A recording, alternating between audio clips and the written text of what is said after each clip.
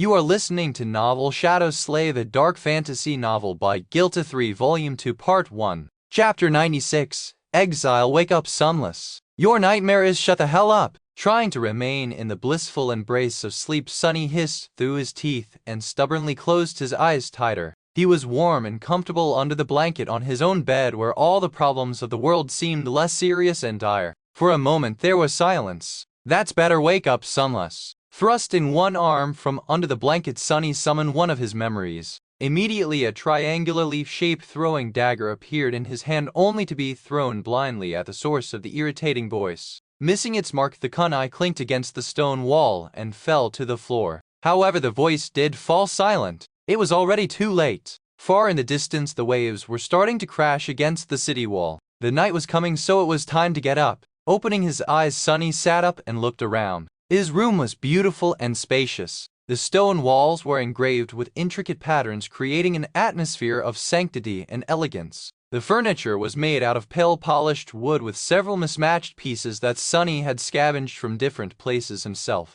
The room had no windows, however there were light wells cunningly hidden here and there. Sadly, the ingenious system of mirrors that was supposed to bathe the hidden chamber in sunlight was long destroyed, leaving only darkness inside. In fact, this was one of the features of his secret lair that he enjoyed the most. Darkness was his best friend. Yawning, he stood up and rubbed his face to chase away the last remnants of sleep. His long dirty hair was getting in the way, so he moved it back. Let's make some breakfast. But first things first, Sunny moved his hand, pulling on the invisible string that connected his wrist to the ring-shaped pommel of the kunai. The throwing dagger jumped into the air and landed on his palm. This was a trick that had taken Sunny quite some time to master. In the beginning, he almost lost a couple of fingers while trying to learn how to control the flying blade. Walking over to a wall empty of engravings, he used the kunai to scratch a small line into the stone. All around it there were dozens and dozens of similar lines grouped neatly into sets of 5. It had already been 4 months since Sunny came to this loathsome, god-forsaken city.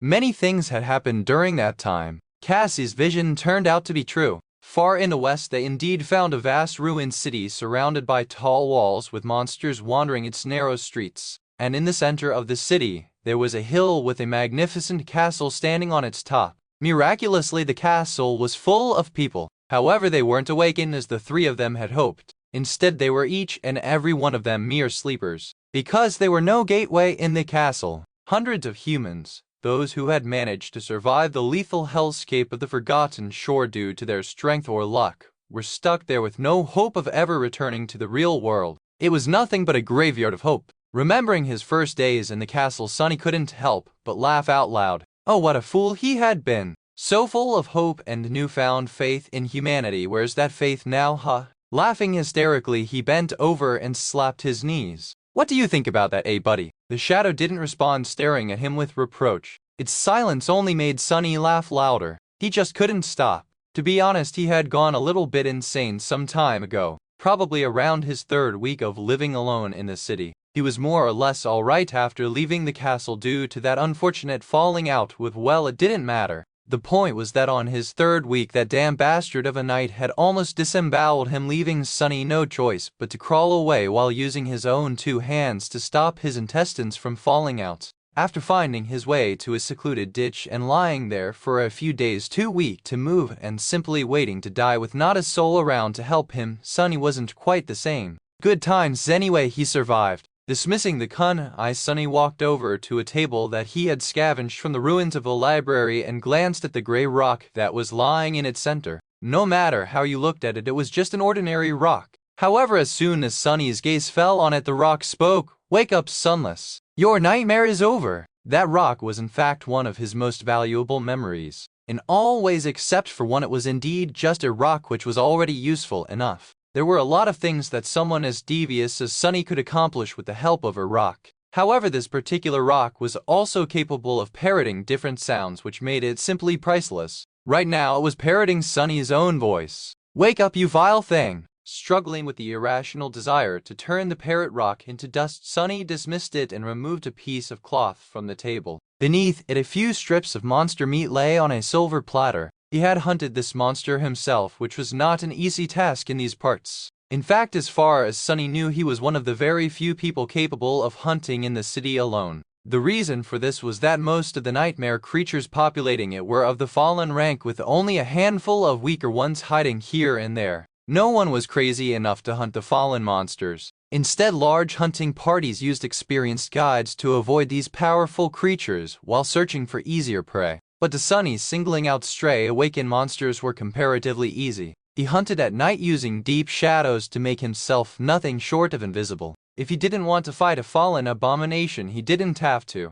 Most of the time, in any case, he never went hungry. Sunny grinned and said in a deeply satisfied tone, "All life is good." Chapter 97. Hunter's dream life indeed was good. In fact, Sunny would even go so far as to say that currently it was wonderful. One would expect that being stuck in a cursed city located in the middle of an actual hell surrounded by nothing but ruins and horrifying monsters was not really the best way to live your life. But to him this was somewhat of a paradise. To his surprise, Sunny had found out that this type of existence suited him pretty well. He had no obligations, no need to worry about the future, and most importantly, was not required to interact with other humans. Humans always made things hard and complicated. Being on your own was much better. He didn't have to pretend to be someone else, force himself to behave differently from how he wanted to, and strain his mind trying to understand people's convoluted feelings. For the first time in his life, Sunny could simply be himself. Turned out his true self was very easy to please. He had no shortage of interesting things to do, explore, and kill. His life was very entertaining and comfortable, all things considered.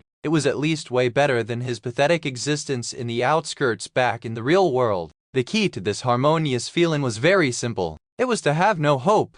Sunny discovered that hope was the true enemy of peace. It was the most vile and poisonous thing in the universe. If there was even a glimmer of hope to return home, he would have been desperate, full of anxiety, and probably in the middle of some insane disaster right now, like he had always been before. But without hope, things were simple and pleasant. He really couldn't wish for more. Keep telling yourself this crap. You might really believe it. What is there to believe? The shadow silently shook its head, long accustomed to his crazy tirades. Lately, Sunny had been talking with himself a lot, having long arguments that sometimes descended into screaming matches. It was a good way to pass the time. A bit later, he emerged from his secret chamber. Sunny's lair was situated in the upper part of a ruined cathedral, the entrance hidden behind a tall statue of some unknown goddess. There was a small balcony that allowed him to observe the grand hall of the temple over the goddess's shoulder, concealed from sight by the strands of her stone hair. The balcony was really high above the floor, making it impossible for any creature to climb on it by accident. Falling down would certainly kill a normal human. Sunny had discovered the hidden room while spying on the bastard that had gutted him.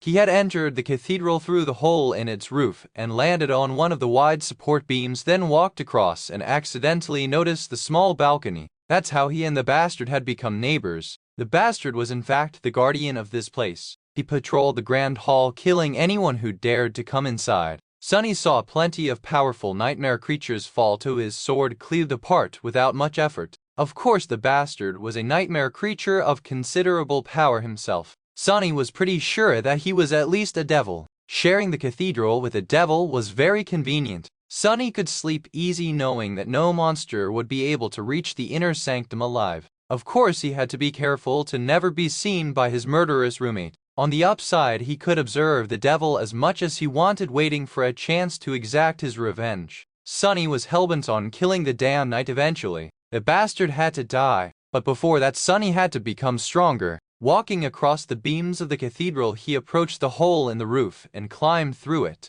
Outside, the night was already reigning over the world. A skeletal, hunched figure was slowly walking along the narrow street of the cursed city. The creature had long arms that ended with vicious claws and a deformed head with a wide mouth full of razor-sharp fangs. Even with its back bent, the monster was at least 2 meters tall. It was dressed in a torn shroud that was once white but had long ago turned brown from the dried blood. This was Sunny's prey. The creature, which was called a blood fiend, was among the weakest dwellers of the cursed city. It was merely an awakened monster, barely intelligent and comparatively easy to kill. Of course, nothing was really easy to kill here. After all, each and every human on the Forgotten Shore was just a dormant beast. Despite the fact that they shared the same rank and class, blood fiends were less formidable than carapace centurions in terms of strength and speed. However, that was only until they smelled blood, which sent them into a murderous frenzy. In that state, these fiends were a true menace. Pathetic Sunny thought stalking the nightmare creature from the shadows.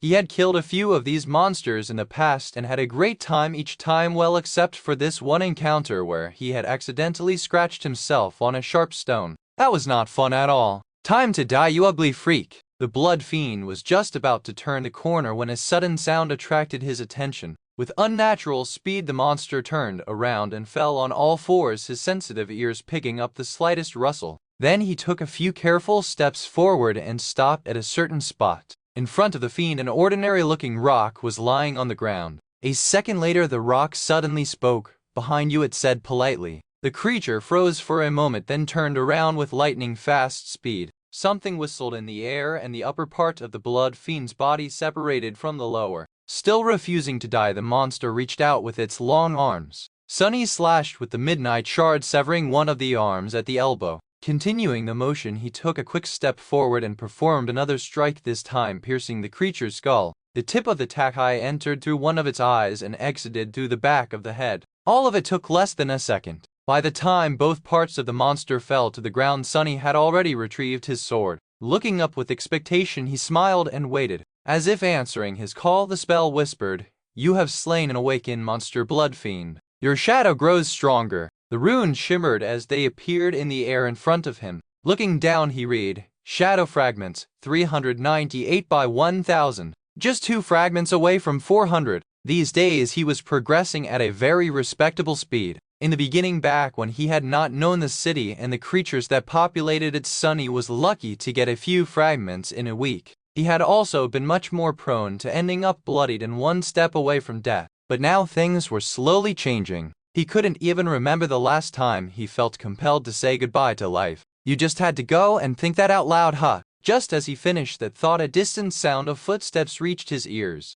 Chapter 98. Uninvited Guests. Sunny looked grimly at the corpse of the blood fiend, then in the direction of the approaching footsteps. Who was crazy enough to remain in this cursed city during the night? Only a complete lunatic would do something that stupid. All the sane people were long gone from the streets, not to mention that very few were willing to enter the ruins to begin with. A dark shadow flowed from the tip of the midnight shard's blade. Coalescing on the ground, it stared at him with sarcasm. The shadow shook its head and didn't answer, forcing him to turn away with a confused shrug. "Ah, it seems we have guests. What to do? Looking around, Sunny sighed, glanced at the corpse of the monster once again, and summoned the kunai. The smart thing to do was to run away. Who knew what exactly was producing those footsteps? Maybe it was a group of people, maybe it was a nightmare creature with a lot of feet. It was better not to find out. But he wasn't done with the hunt yet. He still had to get his trophies. Go take a look. Sending the shadow away, Sunny kneeled and began to cut the tough flesh of the dead creature.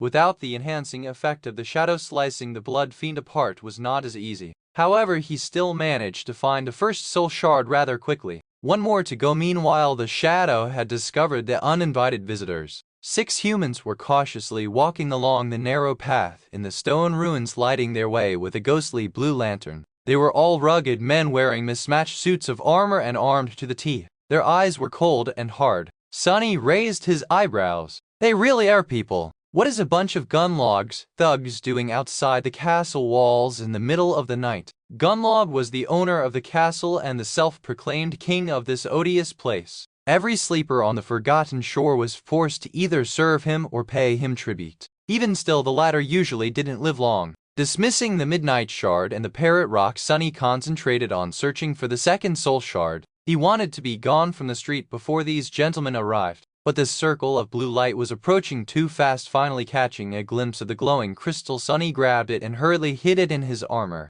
Then he dropped the kunai on the ground and took several steps back. They had already seen him. As Sunny was backing away, several weapons were aimed in his direction. Feeling that things were about to get out of control, he cleared his throat and said in a trembling voice, "Oh, please don't hurt me." Saying this, he mentally looked himself over. With his ghostly pale skin and dirty hair, his ragged armor covered in layers of dried and fresh blood, Sunny was indeed easy to mistake for a nightmare creature. He wasn't really paying much attention to personal hygiene and appearances these days. Hopefully speaking in a human language would prove his identity. Raising his hands to show that he wasn't armed, Sunny took another step back. The 6 sleepers were really surprised to see another human this far away from the walls of the castle, especially at night. Using their momentary confusion, he cautiously moved even further away. Finally able to comprehend the situation, one of the castle inhabitants hissed a threatening command. Sunny obediently froze, careful not to make any sudden movements. The unexpected guests proceeded to come closer, glancing at the corpse of the blood fiend as they walked past it. One of them was taller and better equipped than the rest. Piercing Sunny with a menacing gaze, he approached him and stopped 1 or 2 steps away. The man was older than Sunny by a few years. He was tall and muscular, with a patchy beard covering the lower part of his face and a mean look in his watery blue eyes. From his demeanor and memories, it was easy to tell that the leader of the group had spent no less than 3 years on the Forgotten Shore. He had experience and time to grow stronger than most sleepers here. However, it was also apparent that he wasn't really high up in the ranks of Gunlog's army. Otherwise, his equipment would have been much more impressive. Still, the heavy battle axe that was resting on the man's shoulder looked really sharp. It would take him only a second to bring that thing down on Sunny's head. Who are you? What the hell are you doing here? Sunny blinked a couple of times, then gulped and answered carefully, I'm Sunless. The leader of the hunting party, if that what it was, narrowed his eyes. Do you take me a fool, boy? No one can survive in the city? The other sleepers were of the same opinion, except for one who looked at Sunny with doubt. Frowning, he took a step forward and said in an uncertain tone, Wait, Chief. He might be telling truth. I heard that there's a crazy kid who lives in the ruins alone. The taller man scowled. How is that possible? His subordinate glanced at Sunny and shrugged. From what I heard, his aspect allows the boy to hide in the shadows really well. I guess he crawls around like a rat and picks up the leftovers after the monsters are done eating. I don't really know, but someone was talking about him back in the castle. I thought they were just telling tales. Crazy boy, rat, why did everyone feel compelled to call him names? Meanwhile, the helpful sleeper thought for a bit and added, I think he came into town with that bitch changing star. Sunny's frown turned into a scowl. Looking down, he whispered to his shadow, These guys are really very rude, don't you think? Of course, his whisper was easily heard by everyone around. The sleepers stared at him in confusion. Sunny tilted his head a little and opened his eyes wide as if shocked by something. You think I should kill them all? I mean, isn't it a little bit over the top? I should give them a chance to apologize at least. The leader of the hunting party took a step forward and said in a low, growling voice, What are you mumbling about, rat? Sunny looked at him with scorn and dissatisfaction. Hey, I was talking to my buddy. Can you please not interrupt? A wide, dangerous smile appeared on the tall man's face. With a sigh, Sunny turned to him and said, All right, if you insist. You guys have offended my dearest friend Nephi's of the Immortal Flame Clan. She and I are very, very close. So I'll give you one chance to apologize for calling her a if you don't say goodbye to your lives. The older man stared at him for several seconds, then suddenly raised his head and laughed. Oh, that's a good one. This tiny weasel will give us a chance. Should we be generous too, huh? The boy is sick in the head after all. The other 5 sleepers were not sharing his enthusiasm. One of them smiled darkly and said, No, Chief. I think we should just kill him. Put the poor fool out of his misery, The sleeper that had collaborated Sunny's story before, meanwhile, was frowning again. Wait, guys, he's one of Changing Star's people, remember? The original group, I mean. They had survived 2 entire months in the labyrinth on their own. We shouldn't underestimate th. However, the leader interrupted him with a contemptuous scoff. I heard that Saint Nephi's carried 2 useless sacks of shit on her back all the way to the castle. The bitch is fond of taking care of weaklings, right? That delicious little friend of hers is blind, for God's sake. I'm sure that this one is no better. Then he turned to Sunny and grinned. Give us all your memories and we'll be generous enough to let you live. If an awakened died, their memories disappeared with them. The only way to get the memories was to make the owner transfer them of their own free will. However, whether or not that will was affected by coercion or torture didn't really matter.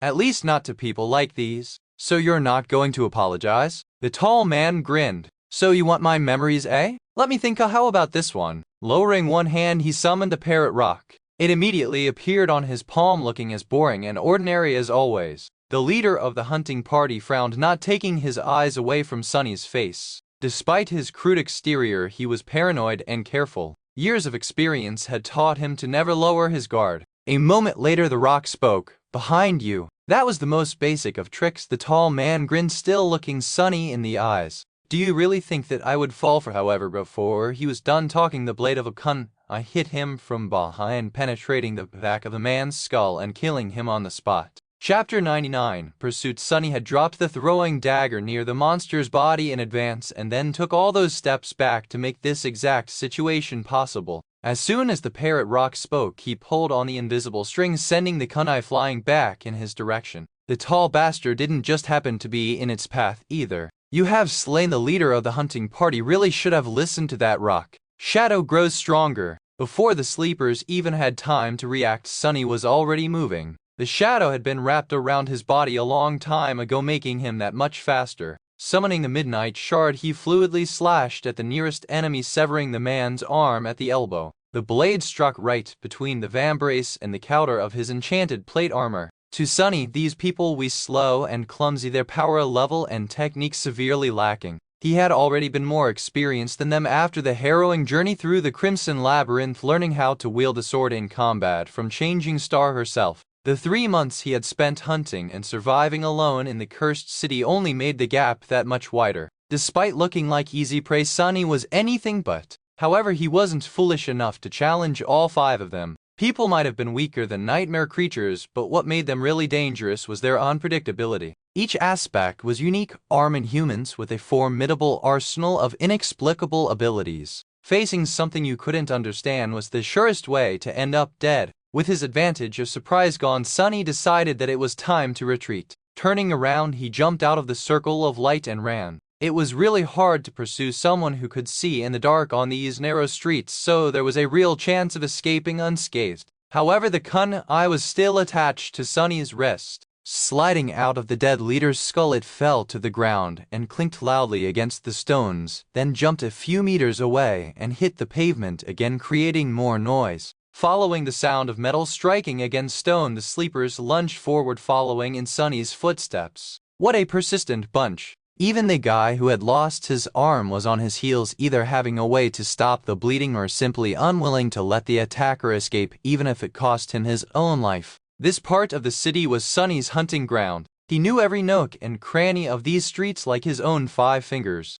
Honestly, he was unsure what these guys were even thinking. If it wasn't for him carefully choosing the path, they would have ended up disturbing some terrifying fallen creature and becoming its dinner a long time ago. Something wasn't quite right here. Gunlog's people might have been thugs, but they were experienced and accomplished hunters. They feared the city and knew how to behave while outside the castle walls. Otherwise, all of them would have been dead a long time ago. Come to think of that, it was extremely rare to see them going anywhere near the city at night. Were these fools even real hunters? If not, what were they up to? Sunny briefly considered leaving one of them alive to interrogate later, but then decided against it. To be honest, he wasn't really curious. Human business had long ago lost its allure in his eyes. He had much more interesting things to do. Finally reaching his goal, Sunny lingered on the steps, pretending to be in a panic. The 5 sleepers were once again able to lay eyes on their victim. The scrawny kid was hesitating in front of the entrance to a large ruined building, fear clearly written on his dirty, pale face. It seemed as though he didn't know where to go, afraid to run into a dead end.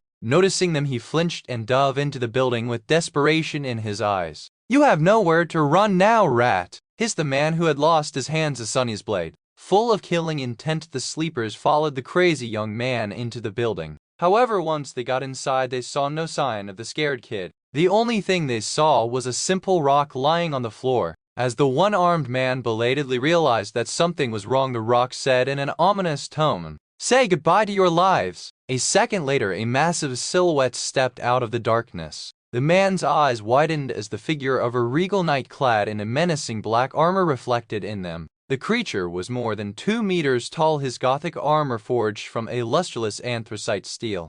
Every part of the armor was decorated with intricate engravings that told a tale so horrifying that anyone would go insane from looking at them for too long. The helmet of the Black Knight was crowned with curved horns that might have been wings once. In the narrow fissure of his visor, 2 ghastly red flames were burning with indescribable menace. Before the sleeper had time to react, a heavy black blade fell from above, effortlessly severing his body from head to groin, cutting through flesh, bone, and armor with similar ease. A torrent of blood surged to the floor. Climbing onto one of the supporting beams of the ruined cathedral, Sunny sat down and looked at the slaughter that was happening below. The bastard is in a really bad mood today. Some time later, as the echoes of screams began to fade away, he sighed and counted the corpses lying on the distant floor. It was hard to count because most of them were in pieces. Making sure that not one of the pursuers got away alive, Sonny frowned and shook his head. 6 people, their disappearance won't go unnoticed, especially if they were really up to no good.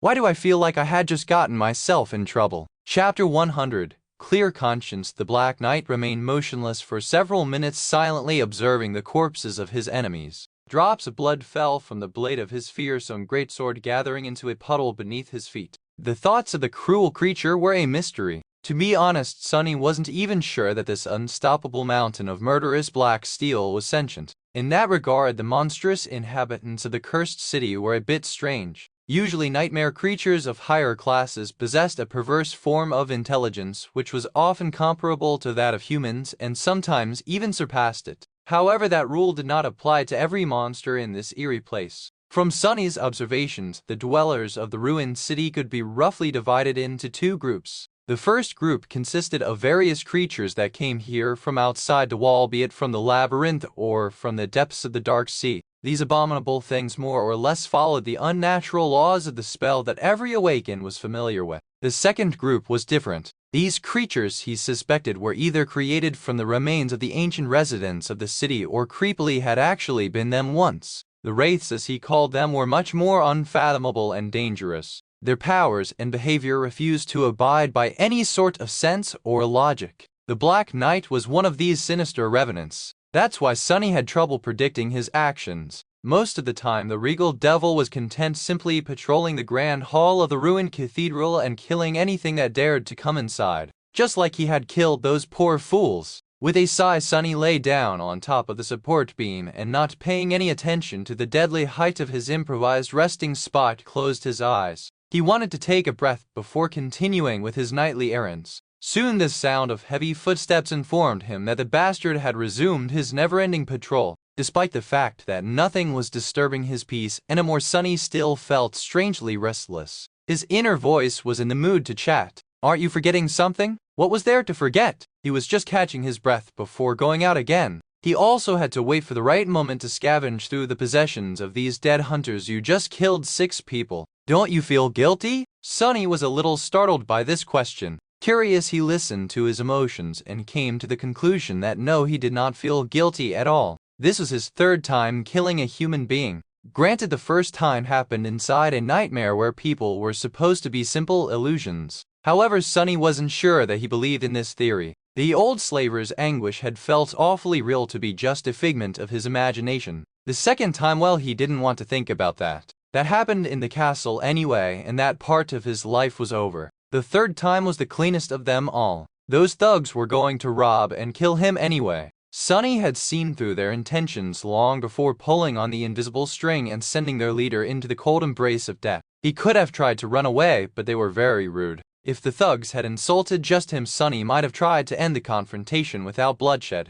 However, they insulted Nephi's. Bastards deserved to die. Despite the fact that his relationship with Changing Star had become strained, he still cared about her a great deal. Leaving the castle did not mean that he had forgotten their friendship. It's just that there were more reasons to leave than to stay. With a sigh, Sonny summoned the beautiful bottle made out of patterned blue glass. This was the farewell gift that Cassie had given him before their parting. He cherished this memory very much. Bringing the bottle to his lips, Sonny took several sips of cold, delicious water and opened his eyes. He didn't want to rest anymore. Better to get moving before venturing out again. Sonny returned to his room and walked over to a large iron chest that was standing in one of its corners. Exerting some strength, he lifted the heavy lid and admired his treasure pile. Inside the chest, more than 100 beautiful soul shards were glowing softly in the dark. The sight of them always lifted Sonny's mood. Despite the fact that he himself had no use for the soul shard, they were still a valuable resource. Here on the Forgotten Shore, shards were a form of currency among the sleepers. 100 of them was an unimaginable amount. After a lifetime of being a pauper, Sonny was finally rich. Money. I have so much money. If a person wanted to live inside the castle walls, they had to pay a tribute of 1 soul shard every week. Those who could not afford it were forced to remain outside, living in a makeshift settlement just beyond the gates, which was often attacked by the monsters. Even so, they had to pay for food or go out and hunt themselves, which more often than not led to their deaths. With how much Sunny had gathered in these 3 months, he would have been able to live in the comfort of the castle for years if he wanted to, which of course he did not. Why would he pay for accommodations when he already had a palace of his own, one with no noisy neighbors and a fearsome guardian protecting the premises no less? Putting 2 new soul shards in the chest, Sunny glanced at his dragon hoard one last time and closed the lid with a satisfied smile. Perhaps it was time to visit the castle again and buy a few things. No. He had already bought everything he needed the last time. Spending too many shards would make people doubt that he was as pathetic as everyone thought he was. Of all the sleepers in the castle, only 3 people knew that he was not just good at hiding in the shadows and avoiding danger. They were Nephi's, Cassie, and Castor. Chapter 101. Turf War. Castor had been lucky enough to enter the dream realm near the city and arrive at the castle much earlier than the 3 of them. By the time Sunny, Nephi's, and Cassie had found their way to the human settlement, he was already in good standing there. Despite the fact that there were a lot of opportunities for a talented legacy to rise through the ranks of Gunlog's army, he had nevertheless decided to remain independent and eventually join the Changing Stars cohort, drastically raising their combat strength and reputation. Looking back, that was when all of Sunny's problems had really started. That's right, it was all his fault, not mine. Grinding his teeth, Sunny kicked the heavy chest and cursed under his breath. Then, acting as if nothing had happened, he smiled brightly and left the hidden chamber once again. Down below, things were getting interesting. Attracted by the smell of blood, several monsters tried to enter the ruined cathedral to feast on the fresh corpses. However, the Black Knight was as full of wrath as ever. Just as Sunny climbed onto the support beams, he was finishing off a large creature that looked like a praying mantis made of human skin. Initially, Sunny planned to take a look at the material possessions left behind by the 5 unfortunate thugs, but the sight of the ferocious battle made him change his mind. He would have to do it later. Besides, his shadow had already looked through the bloody remains and came to the conclusion that there was nothing really valuable among the dismembered corpses. Not wasting any more time, Sunny escaped through the roof of the cathedral and retraced his steps to the place where he had fought the Blood Fiend. The body of the hunting party's leader was still there. Of course, his memories had long disappeared, leaving the bearded man dressed only in rags. The heavy battle axe was gone too. That's why killing people is not worth it. His shadow covered its face with a hand and shook its head dejectedly, trying to express that his wording was nothing short of unfortunate. And for him it was doubly so. When one awakened killed another, they received a considerable portion of the enemy's soul essence without having to shatter their soul shard. Sunny, however, was not an ordinary awakened. His aspect was based on consuming shadow fragments instead. That meant that even if his enemy had absorbed hundreds of soul shards in the past, Sunny would only receive the number of shadow fragments matching their rank and class, just like he would after slaying a nightmare creature. Since all sleepers were mere dormant beasts, in this case the number was 1. Just 1 fragment away from 400, Sunny said, a bit disheartened. All that work for nothing. Some small rational piece of his mind was actually relieved that killing humans was not very lucrative. Otherwise, in his state, no, he wouldn't. Sunny blinked a couple of times, waiting for his inner voice to answer. However, it was strangely silent. Shrugging, he bent down and searched the dead man's body, hoping to find something of value. However, he was left disappointed. There was no pouch full of soul shards as he had imagined. All Sunny found was a strange piece of fabric that had been secretively tucked away into the tall thug's shirt. Looking at the fabric, he noticed crude shapes drawn on it with ink. Some shapes looked strangely familiar. Indeed, it was a primitive map. The shapes he recognized were the various landmarks located in the neighboring parts of the cursed city. Sunny knew many of them by heart and had even explored a few in the past. Suddenly, the strange timing of the hunting party's arrival and their lack of experience made perfect sense. They weren't actually hunters. Instead, they were a bunch of fools who had been swindled by some smart person back at the castle into buying a fake treasure map. At least that was the most likely possibility. However, but what if it's real? Sunny blinked, looking at the map with a mix of distaste and avarice. He couldn't decide whether he should try and follow it or throw it away. Luckily, his thought process was interrupted by a thunderous crash. One of the buildings not far from where he was standing suddenly collapsed, filling the street with a cloud of dust and flying debris. A massive shape flew through the air and heavily crashed against another wall, causing an avalanche of stones to fall down. The creature tried to stand up but then twitched and grew still, spilling rivers of fetid blood all over the pavement. It was unmistakably dead. Sunny quickly hid the map in his armor and dove into the shadows, trying to understand what was happening. Somewhere near, furious roars and the sound of steel clashing against steel could be heard, growing closer with each second. Strangely, there were no human voices. A battle between nightmare creatures? Such things were not rare in the cursed city, but to Sunny's knowledge there were very few things capable of challenging the current masters of this street and the adjacent square. These creatures were not the most powerful among the inhabitants of the city, but due to their unique characteristics, Sunny tried to avoid them like the plague. He saw several monsters much more powerful than anything he would be willing to take on, ending up sliced and diced into tiny pieces on that square. However, none of them was able to give the protectors of the square as much trouble as they were having right now, at least judging by the desperate sounds of the battle. Intrigued, Sunny decided to take a look. Hidden in the shadows, he climbed up the tall wall of an ancient building and soon arrived on its roof.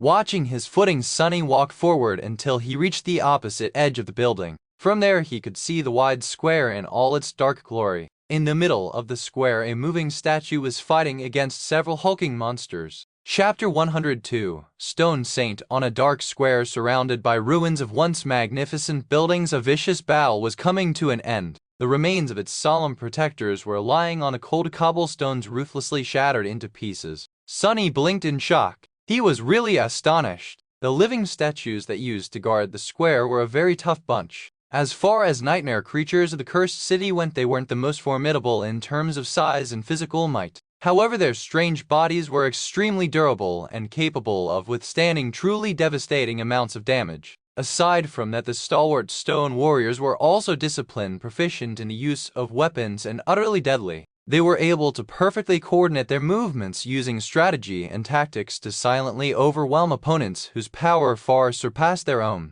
Countless monsters fell to their blades. That's why Sunny had always avoided getting into a confrontation with these weird creatures. Even though they weren't fallen by rank, the stone revenants represented a threat that was enough to make him wary. However, now the ownership of the square was about to change hands. The bodies of the previous masters lay shattered to pieces. In death, they looked just like broken statues. Even their metal armor and weapons had turned to stone after the wielders were destroyed. There were 5 or 6 of these stone piles scattered around the square, while the attackers seemed to have lost only 3 of their numbers, including the massive monster that had been sent crashing through a building earlier. Each body towered above the dark cobblestones like a small hill. The invaders were of a type of the nightmare creature that Sunny had never seen before. These new menacing monsters looked like giant spiders with bodies covered in thick plates of wrought iron. They moved with terrifying speed and force, sending cracks running through the cobblestones with each step. There were currently 2 of them left on the square, circling around the lone surviving stone warrior. The last of the living statues seemed to be a female.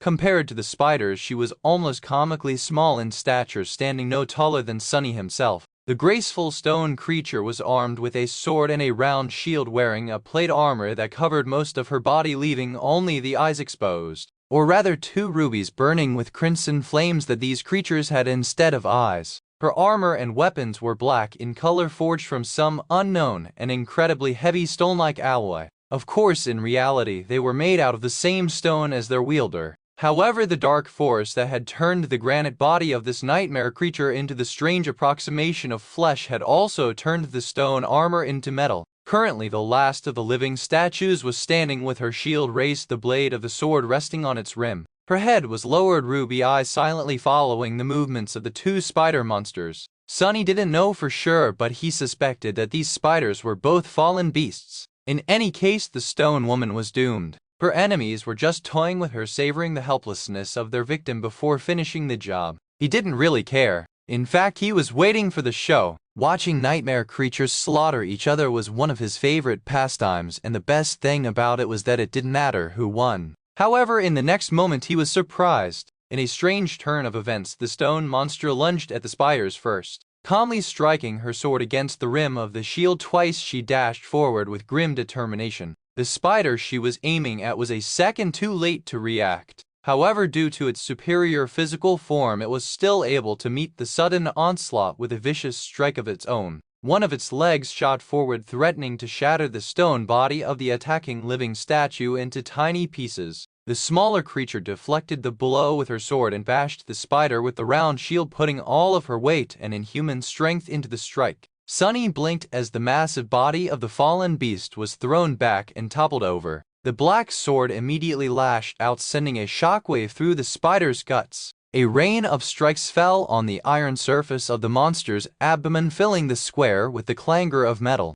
The stone warrior attacked with savage ferocity, using both the sword and the shield to inflict as much damage as possible in a short amount of time. Just as the iron plate protecting the soft innards of the monster cracked, the second beast joined the fray. The following bloodbath was nothing short of horrifying. Despite the fact that the spiders were much faster and stronger, the steadfast stone wraith kept up with them for a while. Her indomitable will and ruthless resolve were enough to give the fearsome creatures pause. Moving with the deadly precision of a bloodthirsty killing machine, the living statue completely disregarded self-preservation in favor of making her enemies suffer. It seemed as though she was determined to take them to the grave with her. Soon the terrible wounds on her body accumulated, making the stone creature look like a vandalized piece of macabre art. However, the spiders were no better. Their fetid blood was spilling everywhere, painting the whole square red. Severed limbs and shards of cracked iron littered the ground, mixing with the shattered remains of the fallen stone warriors.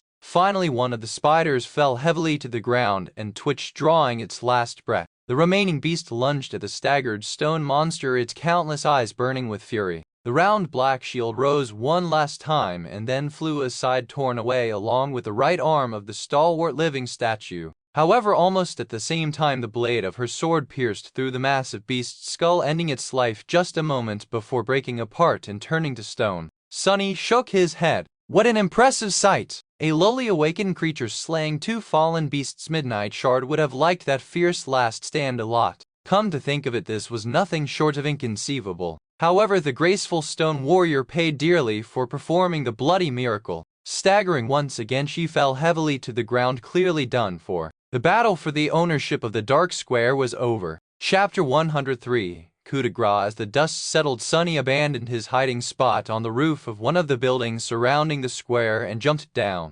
Avoiding the puddles of fetid blood, he walked among the corpses littering the ground and approached the dying stone monster. The nightmare creature was lying on her back, her body battered and broken. From up close, Sunny was able to see it better. The black armor of the strange monster was slowly turning to stone. In its gaps, he could see her slightly lighter skin. It was smooth like polished granite and dark gray in color. Streams of ruby dust was flowing from the terrible wounds, looking almost like blood. Two crimson gems that served her as eyes slowly moved, focusing on Sunny. There was no particular expression in them, just tired stillness. The flames that used to burn inside were slowly dimming. The statuesque creature stared at him without making a sound. In fact, Sunny wasn't sure that these monsters were even capable of producing sounds. Throughout the whole fight, she had remained eerily silent. Life is not fair, huh? With these words, he summoned the Midnight Shard and thrust it through the visor of the dying creature's helm. Even at the death's door, the stone-like flesh of the living statue proved to be extremely tough.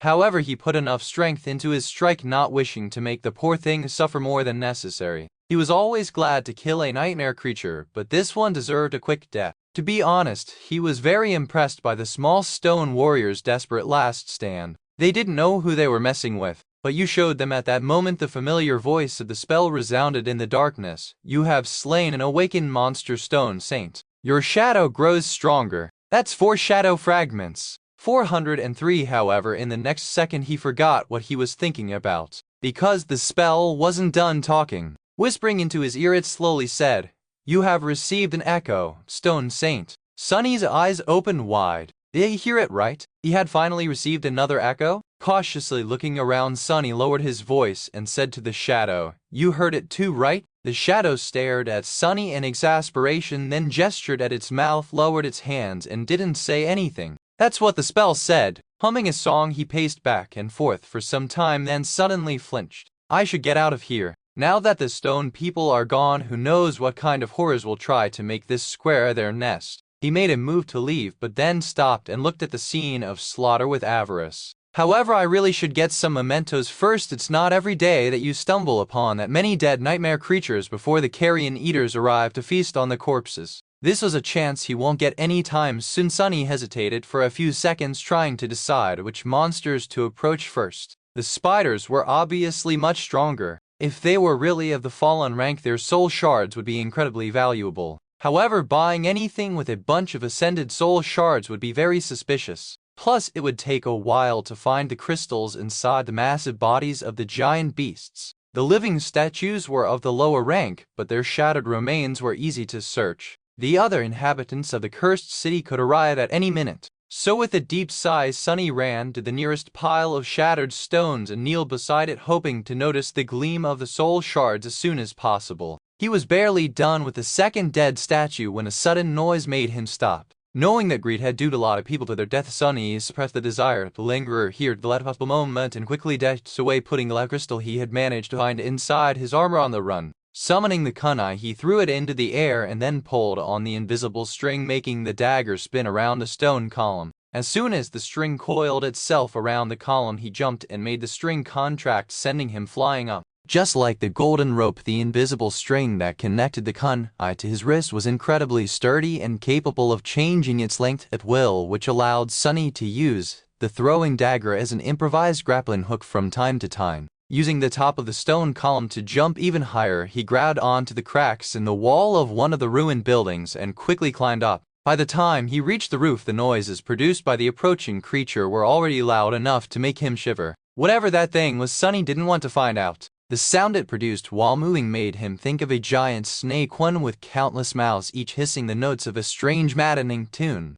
Luckily, he left the wide square just in time to never meet that abomination. By the time Sunny had returned to the ruined cathedral, the night was already coming to the end. The eastern horizon was growing lighter, and the sound of the black waves crushing against the city wall was growing restless. Walking across the support beams stretching above the grand hall, he caught the glimpse of the marching Black Knight inside. One day he was going to kill the bastard on some glorious day. Today he had other things to do. Reaching the safety of his hidden lair, Sunny put the soul shards into his treasured chest and then sat down on a magnificent wooden chair. There was an excited smile on his face. It was finally time to find out what was the difference between a normal echo and one transformed into a shadow. Chapter 104, Soul Arsenal. Not wasting any more time, Sunny dove into his soul sea. Despite his changed mental state, it was as calm as always. The silent expanse of still water stretched into the empty distance, with a shadow core hovering above like a dark star.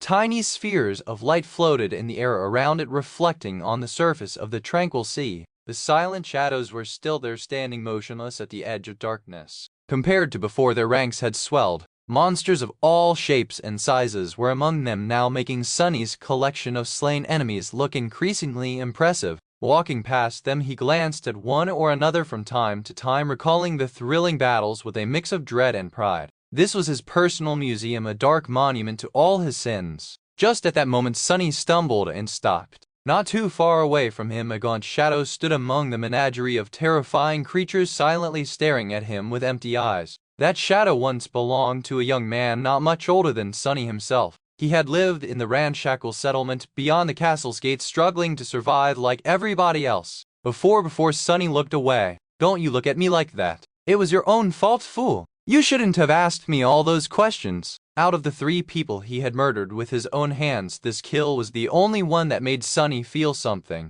Because it wasn't done in the heat of the battle or to settle a personal score. This one was done in cold blood. It was why he had to leave the castle, among other things. "I said stop looking at me. Just stay dead and don't bother me with your nonsense." Huffing angrily, he turned away. Soon he walked past the shadows of the Blood Fiend, the hunting party's leader, and the deadly stone saint. Glancing at the statuesque figure of the stone monster, Sunny forgot all about the gaunt shadow and smiled. He was here to take a look at her echo after all. The prospect of having another echo under his command was already very exciting. The loyal and strangely personable scavenger had been of great help to Sunny in the past, tremendously increasing his combat performance. After all, despite having a divine aspect and uniquely powerful abilities, Sunny was still just a dreamer, one whole rank below the echo. The scavenger, however, was merely a beast, while the stone saint was a monster. Her power was comparable to that of the ferocious carapace centurions, far surpassing anything that Sunny could ever hope to achieve in this cursed place.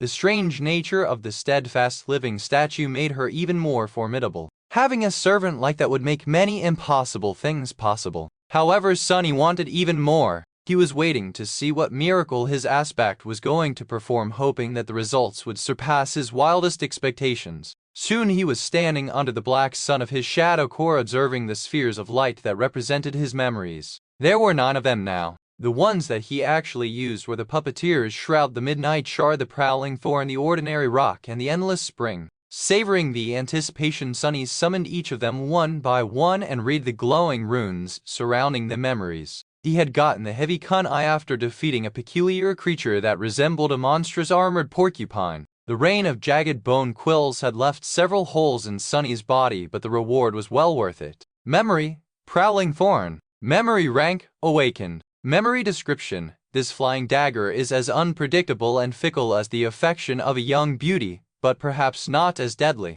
Memory enchantments, rose of betrayal. Enchantment description. The prowling thorn is connected to its wielder by an invisible string. This string is strong but mercurial, just like the treacherous bond of sentimental attachment. After reading this description for the first time, Sunny couldn't help but wonder if the spell had been scorned by a lover once. The runes practically exuded bitterness. Next on the list was his most dangerous memory, the talking rock. Memory, ordinary rock. Memory rank, awakened. Memory description, just an ordinary rock. Memory enchantments, not really. Enchantment description, the word is mightier than the sword. The rock is mightier than the word. The funny thing was that the ordinary rock, which was capable of repeating various sounds, had fallen into the hands of a person who was unable to tell lies. It was now the most honest memory in 2 whole worlds. It had also made Sunny think twice before opening his mouth. The last memory he decided to take a look at was perhaps the most precious to him. It was the beautiful glass bottle that Cassie had given Sunny as a farewell gift. Memory, endless spring. Memory rank, dormant. Memory description. A lovesick devil had once imprisoned a mighty river in this fragile glass bottle. It was his gift to a beautiful desert spirit. Memory enchantments. Gift of water. Enchantment description. This bottle contains enough water to make flowers bloom in the desolate heart of the most lifeless of deserts. This one was sort of romantic. It seemed as though the spell was all over the place when coming up with these descriptions, to the point where Sunny couldn't even tell if it was being serious. With a sigh, he dismissed the sphere of light containing the endless spring and glanced up. The other 4 of his memories were not very useful. They were an incredibly heavy tower shield, a suit of armor that was worse than the puppeteer's shroud in every regard, a glass eye capable of producing bright beams of harmless red light, and the obnoxiously loud silver bell. The first memory he had ever gotten. The remaining 3 had been awarded to him for killing comparatively weak monsters on the streets of the cursed city. He was hoping to trade them for something more suitable during his next visit to the castle, whenever that might be. Forgetting about the memories, Sunny finally focused his attention on the brightest sphere of light that was floating in the dark emptiness above his head, the one containing his new echo. He willed it to descent and watched as the sphere glided down, softly touching the surface of dark water. A few moments later, it slowly dimmed, revealing the stone figure hidden within. Here in the dark silence of the soul sea, the stone saint looked just like a statue. She was approximately as tall as Sunny, looking miniature in comparison to the rest of the nightmare creatures he had to face on the Forgotten Shore. She was also uniquely human-like in appearance. If not for the dark gray hue and the stone-like nature of her granite skin, Sunny might have even mistaken the strange monster for a sleeper, provided he couldn't see much of her body behind the graceful dark armor. The nature of these strange creatures remained a mystery. Chapter 105. Living Stone. Previously, Sunny had considered the living statues to be just that, monuments brought to life by evil spirits. There were a lot of revenants like that walking the streets of the cursed city. Take the Black Knight, for example. Sunny was almost sure that the bastard was actually just a suit of armor with a vengeful wraith imprisoned within it. He had no proof that there was an actual body in that moving steel fortress, at least. However, after watching the stone saint die right before his eyes, he wasn't so sure that she and the Black Knight were the same anymore. There certainly were similarities. Even the design of their armors was somewhat similar, as though one had originated from the other. But the stone warrior's armor seemed much more ancient. And then there was the ruby dust that flowed from the stone creature's wounds instead of blood. Since when did statues have blood? It was almost like these strange creatures were designed to possess their own weird form of life. Come think about it, the stone warriors resembled artificial beings brought to life by some dark magic much more than they resembled undead creatures. Mysteries, mysteries, mysteries all around. Perhaps the runes describing the stone saint would provide him with some answers. The echo meanwhile was coming to life. Two magenta flames ignited in her gemstone eyes. The stone of her armor suddenly gleamed with subtle metal shine. The smooth surface of her granite skin turned slightly less rigid. Silently turning her head, the saint gazed at Sunny through the narrow split of her helmet's visor. Let's see, he concentrated on the runes. Echo attributes, Battle Master, stalwart, mark of divinity. That was the same as his original attribute. What business did a nightmare creature have walking around with the traces of divinity left in its evil, corrupted soul? And what with these other attributes? Battle Master attribute description. Born on the battlefield, the stone saint is proficient in all forms of combat. Stalwart attribute description. The stone saint is highly resistant to all forms of damage, as well as being fully immune to mind and soul attacks. Bewildered, Sunny shook his head. No wonder these silent stone warriors were so deadly. They were literally a bunch of killing machines created to last as long and deal as much damage as possible on the battlefield. But who had created them? Leaving the attributes alone, he lowered his gaze and read the next line of runes. Echo description. Deep in the cavernous halls of his dark domain, the last child of the unknown had created them from stone to quell the fire burning in his resentful heart. However, that fire only grew hotter. Designed to bring peace, they were instead born into an endless war. How the unknown again? Or rather their children. It seemed like his theory was correct. The stone saint was either an artificial being or a descendant of one. In any case, that was before she was corrupted by, well, whatever it was that had corrupted all the nightmare creatures, and especially those in the cursed city. Now even gods wouldn't be able to describe what exactly she was. Not that it mattered. A monster with a monster. Sunny was more interested in the fact that the traces of divinity that the stone warrior bore had to have come from their original creator, who was at least partially one of the unknown, which meant that the unknown indeed were closely related to the gods and to divinity itself. Just like Mysterious Weaver. Looking away from the runes, Sunny studied the motionless echo with his altered eyes. What he saw made him smile darkly. Just like the memories, the true essence of the echo was weaved from the countless diamond strings that formed an infinitely complex pattern.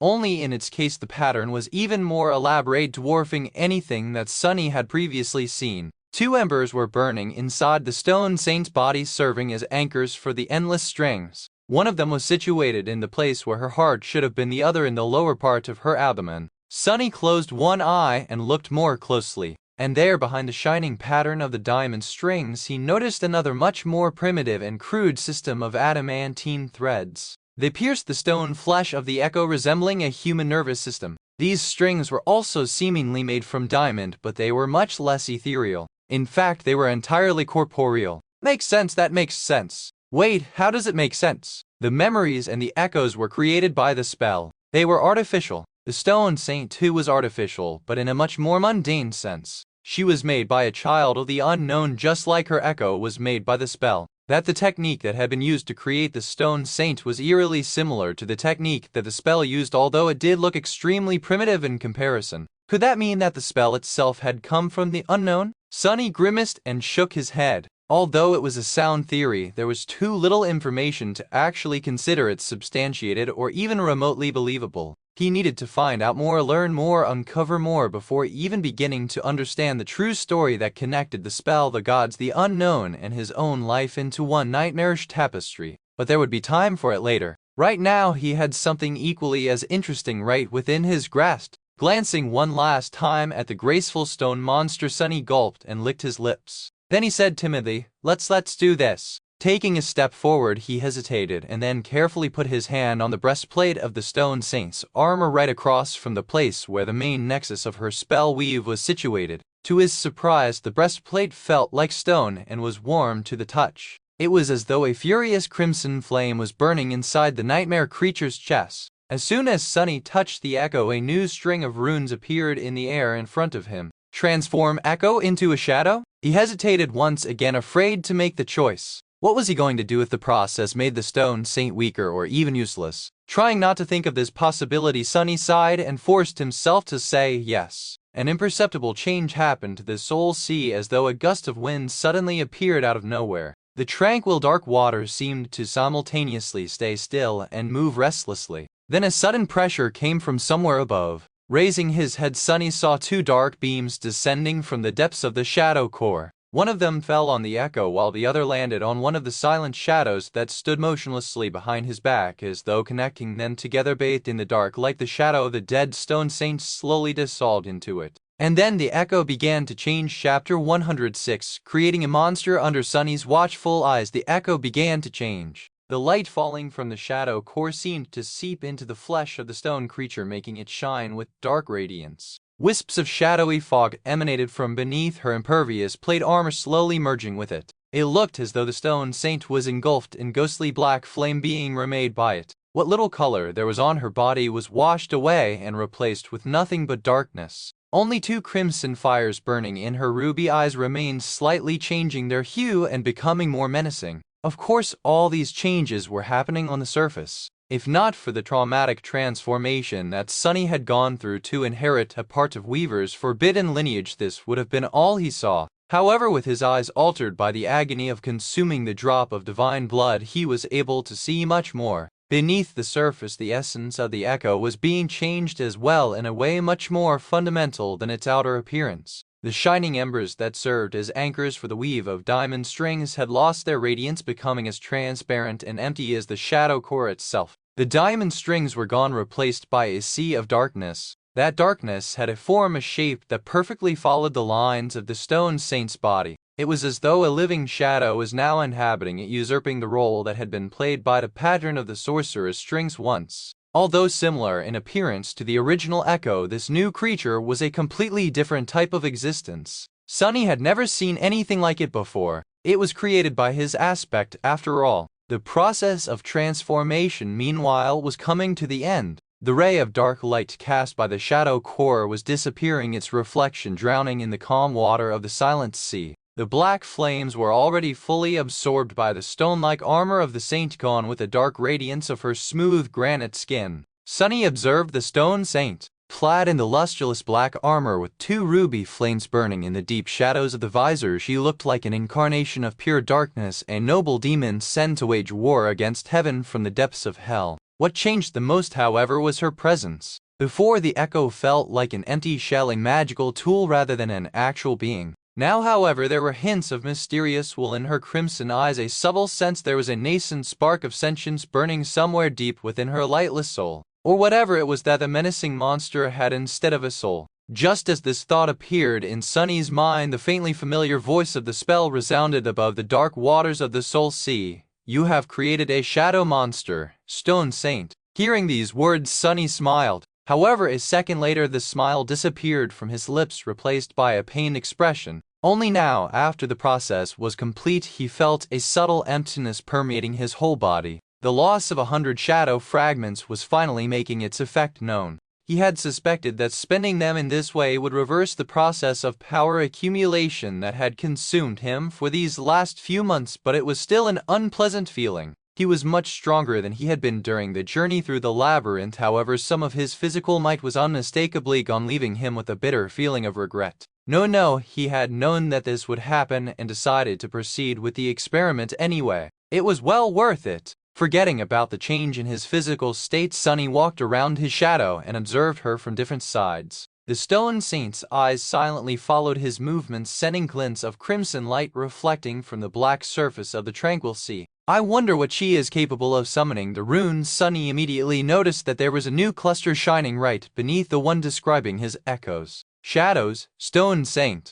Excited to learn more about his new pet monster, Sunny was about to concentrate his attention on the runes, but then stopped and glanced down at his own shadow, a little embarrassed. "How are you feeling, buddy? You aren't, jealous or anything?" The shadow looked away and pretended that it didn't know him. It was seemingly indifferent to the appearance of a new shadow creature in his service, even though this new shadow had a capital letter to its name. "Well, I just wanted to say that you shouldn't be. I still value you very much." Even though the Stone Saint is probably capable of slicing powerful monsters into tiny pieces with her sword, well, you're still just a useless piece of an incredibly capable scout and my most trusted confidant. I still appreciate you. He stared at the shadow for a bit and seeing that it didn't react in any way turned away. This guy, he better step up his game. Focusing on the runes, Sunny summoned the description of the shadow and read: Shadow, Stone Saint. Shadow rank, awaken. Shadow class, monster. Shadow attributes, battle master, stalwart, spark of divinity. It seemed as though Stone Saint's divine attribute had evolved to match his own. Was it because he was her master? This was a nice surprise. However, he still didn't see how she was different from before. Frowning, he continued to look through the shimmering runes. Shadow description: Shadow Saint was created by the treacherous, lost from light in the cursed darkness of the forgotten shore. Again with this whole treachery stuff. Can I get another epithet, huh? But in the next moment he forgot all about this little frustration, because the following line of runes showed him something really unexpected. Just beneath the description, a familiar set of runes shined in the air. Shadow fragments, 0 by 200. Chapter 107. Growing shadows. Sunny stared at the runes, perplexed. Then a sudden light of understanding appeared in his eyes. He finally realized what was the principal difference between an echo and a shadow. It was really very simple. The echoes were mere replicas of the creatures that had left them behind. They were molded in their image and never changed, always remaining the same as the originals at the moment of their deaths. Shadows, however, were different. After all, they were mercurial by nature, always changing their forms and shapes depending on the environment. And so a shadow was capable of change to some extent too. It was capable of growth. By slaying nightmare creatures, he was able to absorb their shadow fragments and become stronger. Eventually, his shadow core was bound to evolve, turning from dormant to awakened and beyond. The jump in power that came with this evolution was nothing short of unmatched. Granted, he wasn't sure about the particular details of this process, not to mention that as a human he could only become an awaken after returning from the dream realm into the real world, which was impossible to do in this god-forsaken place. He also didn't know what would happen if he actually managed to accumulate the 1,000 shadow fragments that the runes demanded. But no matter what happened, if he were to continue walking forward on the path of the awaken, he would eventually outgrow his memories and echoes, rendering them weak and useless against the enemies of the comparable rank. He would then be forced to discard them and try to find suitable replacements with no guarantee whatsoever that he would actually succeed. This problem was not as dire when it came to memories, which were comparatively easy to get. The echoes, however, were exceedingly rare. Once an echo grew too weak to accompany its master, replacing it was an extremely tall task. But shadows were capable of growing, with him becoming more powerful just as he grew more powerful. As long as Sunny was willing to put in the work, his shadow would never fall behind. The possibilities that this simple quality opened up were truly endless. It was enough to completely change his plans for the future. In the past, Sunny always envisioned himself as the main force on the battlefield, only relying on memories and a stray echo or two to support him. That was because echoes of higher ranks and classes were so unimaginably hard to come by. Although much more rare than memories, there were still many dormant echoes around, and a fair number of awakened ones too. They were mainly shared among masters and saints, who were capable of defeating the nightmare creature of these ranks with comparative ease. But battles against fallen and corrupted monsters, not to mention anything even more dreadful, were never easy. As such, there were not enough trophies brought back after killing creatures of their kind to make the idea of acquiring an echo of a higher rank a realistic possibility. For everyone except for Sunny, he could slaughter weaker monsters, get lesser echoes, and then cultivate them into unstoppable beasts of slaughter. Not bound by the laws of probability and diminishing chances, he could slowly build an army of powerful shadows to fight his battles for him, and then watch them destroy his enemies from a safe distance while sipping on a cocktail. Oh, that's what rich people drank, right? Not to mention that monsters were not bound by the need to pass nightmares to raise their rank, at least not to Sunny's knowledge. To be honest, he had no idea how nightmare creatures evolved their cores. Carapace Demon had seemed to do just fine just by eating the fruits of the soul tree and slowly absorbing large amounts of soul essence. In any case, there was a possibility that he would be able to make the Shadow Saint much more powerful than he himself had the chance to become on the Forgotten Shore. Perhaps even powerful enough to make his life here truly tolerable. Looking at the shadow with excited sparks dancing in his eyes, Sunny grinned from ear to ear. You and I are going to accomplish great things together, buddy. If his own shadow wasn't worried about its place in his heart yet, it would be smart to start worrying about it right about now. The question that was consuming Sunny's thoughts now was this: how exactly was he supposed to feed the Shadow Saint with fragments? If he could simply transfer some of his own to her, he would do it without a second thought, even though that would diminish his personal strength even further.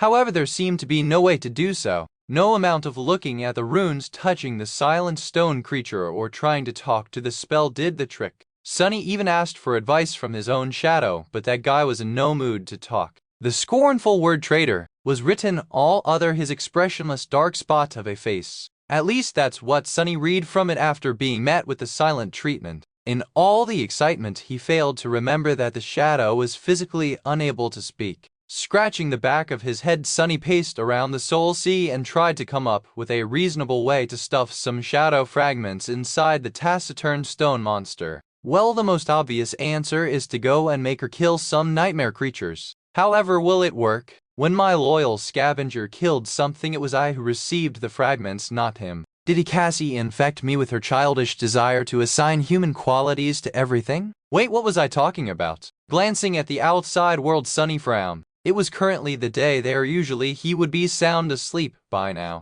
Going out during the day was dangerous. He would have to walk outside the shadows, allowing all kinds of fallen horrors to lay eyes on him. He only survived for so long in this hell by being extremely cautious, cowardly, and only hunting during the night. He paid a harsh price to learn these lessons, almost losing his life in the process. But still should he risk it? Chapter 108. Test dummy. Still undecided, Sunny dismissed the Stone Saint. He was curious to see if the slumbering shadow would become a sphere of light just like an echo would. As soon as he gave the command, the ornate armor of the stone creature was immediately engulfed in black flame, and with a gust of ghostly wind she was gone. It seemed as though the shadow was returned into the embrace of the shadow core that had created her, and was now sleeping in its depths, bathed in the invisible waves of nurturing dark flames. Sunny scratched the back of his head. So the shadows literally dwelled within the deepest part of his soul. He didn't really know how to feel about this, but felt that it was strangely fitting. He was a child of shadows himself after all.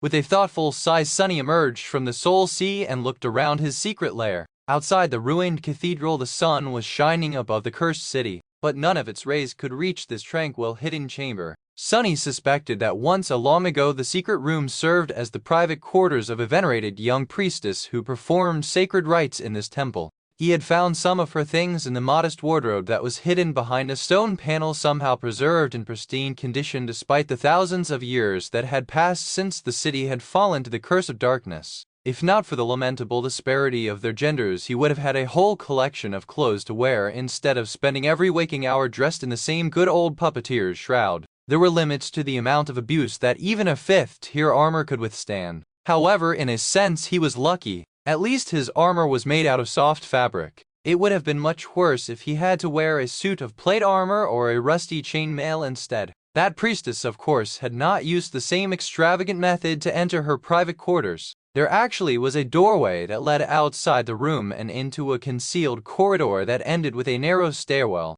However, the stairs had long collapsed, leaving only a deep vertical shaft behind. This was Sunny's route of escape in case someone or something would find his lair. Standing up from the magnificent wooden chair, Sunny paced around for a bit and then lighted the fire under a makeshift stove, planning to make himself some late supper. The orange flames illuminated the hidden chamber, sending shadows dancing on its walls. I never got fresh meat. The night was so eventful that he had completely forgotten the initial purpose of his hunt. Throwing the last few strips of meat on the grill, he seasoned them with salt and sighed once again. The desire to simply venture outside and get into a fight with the nearest nightmare creature seemed more attractive with each minute. That's how you end up dead. To distract himself from these seductive thoughts, Sunny decided to summon the Stone Saint into the material world and perform a few experiments in the safety of his secret lair. Standing up, he willed the shadow to appear. The secretive chamber was submerged in deep shadows. His own was hidden in one of them, standing with its arms crossed on the cold stone wall. In Sunny's vision, it appeared as a silhouette made from a deeper shade of black. Usually, an echo would appear in front of the summoner, weaved from the countless sparks of moving light.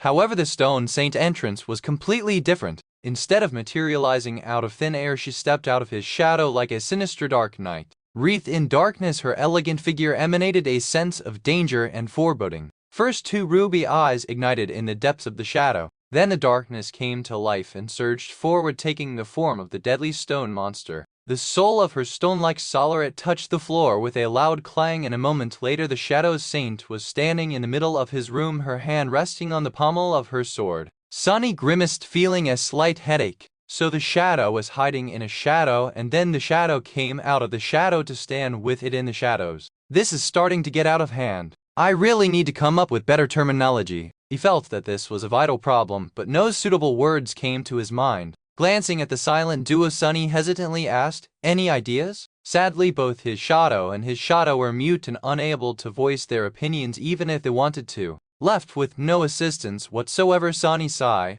"All right, I'll think of something later. For now, let's see what you're capable of." Summoning his shadow, he wrapped himself in its comforting embrace and faced the stone saint, preparing to test her strength. Inhaling deeply, he focused and gave the menacing monster a command, "Strike me." Sunny expected that the shadow would hesitate for a moment, maybe even requiring some persuasion to turn on her master. Instead, the stone saint immediately leaned forward and punched him in the chest without a second thought. With his physical prowess enhanced by the shadow, Sunny was sure of his ability to withstand one blow from the awakened monster, at least to a certain degree. However, he was wrong. Before he could even react, the armor-clad stone fist crashed to his ribs, making Sunny feel as though he was hit by a train. In the next second, he found himself lying on the floor surrounded by numerous pieces of broken wood. The magnificent chair was gone, ruthlessly turned into splinters and firewood by the impact with his back. It was completely unsalvageable. Sunny's back wasn't doing much better. Turning onto his stomach with a moan, Sunny spat a bit of blood on the stone floor and weakly raised one hand, giving the shadow saint thumbs up.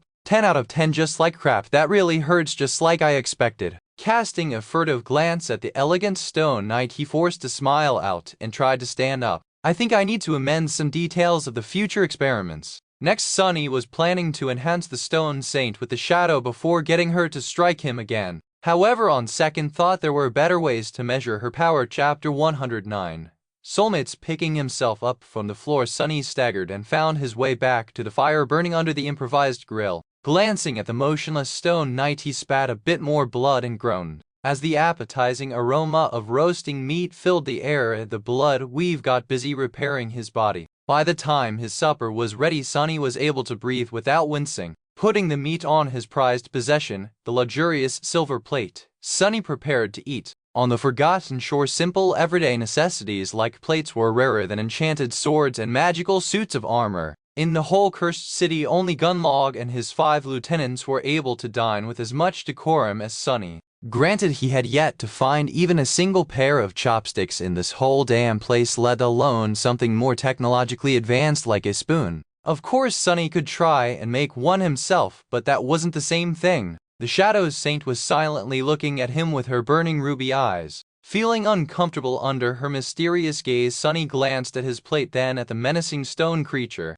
He raised a piece of meat and offered it to the taciturn monster. However, the stone saint showed no reaction at all. Using the prowling thorn as a kitchen utensil, Sunny dug in, devouring the juicy meat like a starving animal. With not a single human soul around, he didn't bother with table manners at all. Oh, that's the life. His perpetually hungry outskirts self would have been really shocked to see this extravagant feast. He had hunted and prepared it himself, no less. More than that, he got to enjoy a similar type of luxury food almost every day. Of course, that real meat had come from a revolting horror of a monster, but these were just small details. Chewing on a last piece with a sense of deep satisfaction, Sunny thoughtfully looked at the stone saint. It was time to continue. Earlier, he wanted to see if there was a possible synergy between the different powers that his aspect possessed. Namely, if the enhancement provided by shadow control could be applied to shadows. Sunny knew that his shadow was able to enhance his body, his memories, and with lesser effect various inanimate objects. However, it was unable to enhance other humans and memories that belonged to them, as well as any living creature except for Sunny himself. He had secretly tested it during his travels with Nephi's and Cassie to come up with this conclusion. More importantly, it couldn't affect echoes. But what about shadows? Giving a mental command, Sunny sent his shadow in the direction of the stone saint and held his breath. Flowing like water, the shadow silently grasped the statuesque monster in its dark embrace. then is seen to disappear as though absorbed by the stone flesh of the tenebrous night. A moment later, Stone Saint's ruby eyes blazed with crimson fire. Her smooth granite skin shined with dark radiance once again, smoky wisps of the ghostly gray fog oozing from beneath her stone-like armor like dancing flames. Suddenly it felt as though the temperature in the hidden chamber dropped by a couple of degrees. Shadows around the menacing creature seemed to swell, becoming deeper and darker like a vast mantle sewn from boundless empty blackness. The elegant Stone Saint had always looked dangerous and deadly, but now she was downright fearsome. Even without having the Shadow Saint strike him again, Sunny could tell that the experiment ended in a resounding success. It was apparent that the two types of his shadows were practically created for each other. Her power was increased twofold at least. A bit peeved, he looked down and sighed. Why does she look so much cooler than I do when using the shadow? Shouldn't it be the other way around? I'm the true divine shadow, hear me. Where's my aura of mysterious coolness? Shaking his head, Sunny lamented his lack of good looks and simultaneously congratulated himself on becoming the master of such a stylish monster. Technically, it didn't matter how his shadows looked just as long as they were powerful. However, he was secretly glad that his fur shadow was not only powerful, but also a darkly beautiful sight to behold. Killing monsters was great, but killing monsters while looking good was even better. Wait, if she can use my shadow, what else can she use? Suddenly excited, Sunny finally swallowed the half-forgotten piece of meat and dismissed the Stone Saint. Then he shifted his perspective to look at the Soul Sea and summoned her again, this time inside it. The shadow appeared in the whirlwind of black flames and stood motionlessly upon the still waters of the silent sea. Her mysterious ruby eyes stared at him through the narrow visor of her stone helmet. Not wasting any time, Sunny looked up at the spheres of light circling around the shadow core. What if I can equip her with actual memories? What to choose? She was extremely strong and very proficient with her round shield, so wasn't it logical to assume that a tower shield would suit her even better? Coincidentally, he happened to have one of those. Sunny summoned the memory that he had gotten in one of the fights on the streets of the cursed city. It was a large square tower shield that was almost as tall as him. The thing was too heavy and unwieldy to actually use in combat, at least not by Sunny. Plus, he wielded a takai which could only perform to its full potential while held in both hands. Grabbing the cumbersome shield, Sunny walked over to the Shadow Saint and handed it to her with a hopeful smile. The shadow stared at him for a few moments, then lowered her head and glanced at the tower shield. His heart skipped a bit when the statuesque creature slowly raised her hands and grasped the memory with her stone gauntlets. The Stone Saint obediently brought the shield to her chest, and then shattered it. Sunny froze, his mouth hanging open. Your memory has been destroyed. The shards of the broken memory turned into a river of tiny sparks of light, just like the echo of the carapace scavenger and the azure blade had done before disappearing forever. Sunny felt a sharp dagger of sorrow stab at his heart. Yes, the shield was of no use to him, but it would sell for so much money in the real world. Why did this evil thing have to break it? Wasn't his beautiful chair enough? He gazed at the tiny sparks, wanting to cry. However, a moment later his eyes widened, because the river of sparks did not disappear. Instead, it circled around the Stone Saint's body and then suddenly flowed through it, separating into two streams. Each stream was then absorbed by one of the dark embers burning in the depths of the living shadow that was hiding inside the monster's body. Stone Saint has grown stronger. Chapter 110. Memento. Sunny stared at the Shadow Saint dumbfounded. The storm of emotions that the destruction of the tower shield had produced was still tugging on his heartstrings, but now an equally powerful feeling was slowly welling up in his chest. Not knowing how to process all of this, he simply blinked a couple of times and said in a flat tone, So let me get this straight. He gave the shield to his pet monster, hoping that she would be able to use it. It's just that instead of wielding the memory, she ate it. Sunny hesitated for a few moments, wondering if he had finally lost it. But no, the echo of the spell's voice was still resounding above the dark waters, whispering the same phrase over and over again. Stone Saint has grown stronger. With a heavy sigh, Sunny summoned the runes and found the description of the shadow. Down at the very bottom of it, the runes were slightly changed. Shadow fragments, 2 by 200. A wild gleam appeared in his eyes. 2 fragments. He had received the memory of the tower shield after slaying a particularly hardy wraith who, despite its frightening appearance, had turned out to be merely an awakened monster.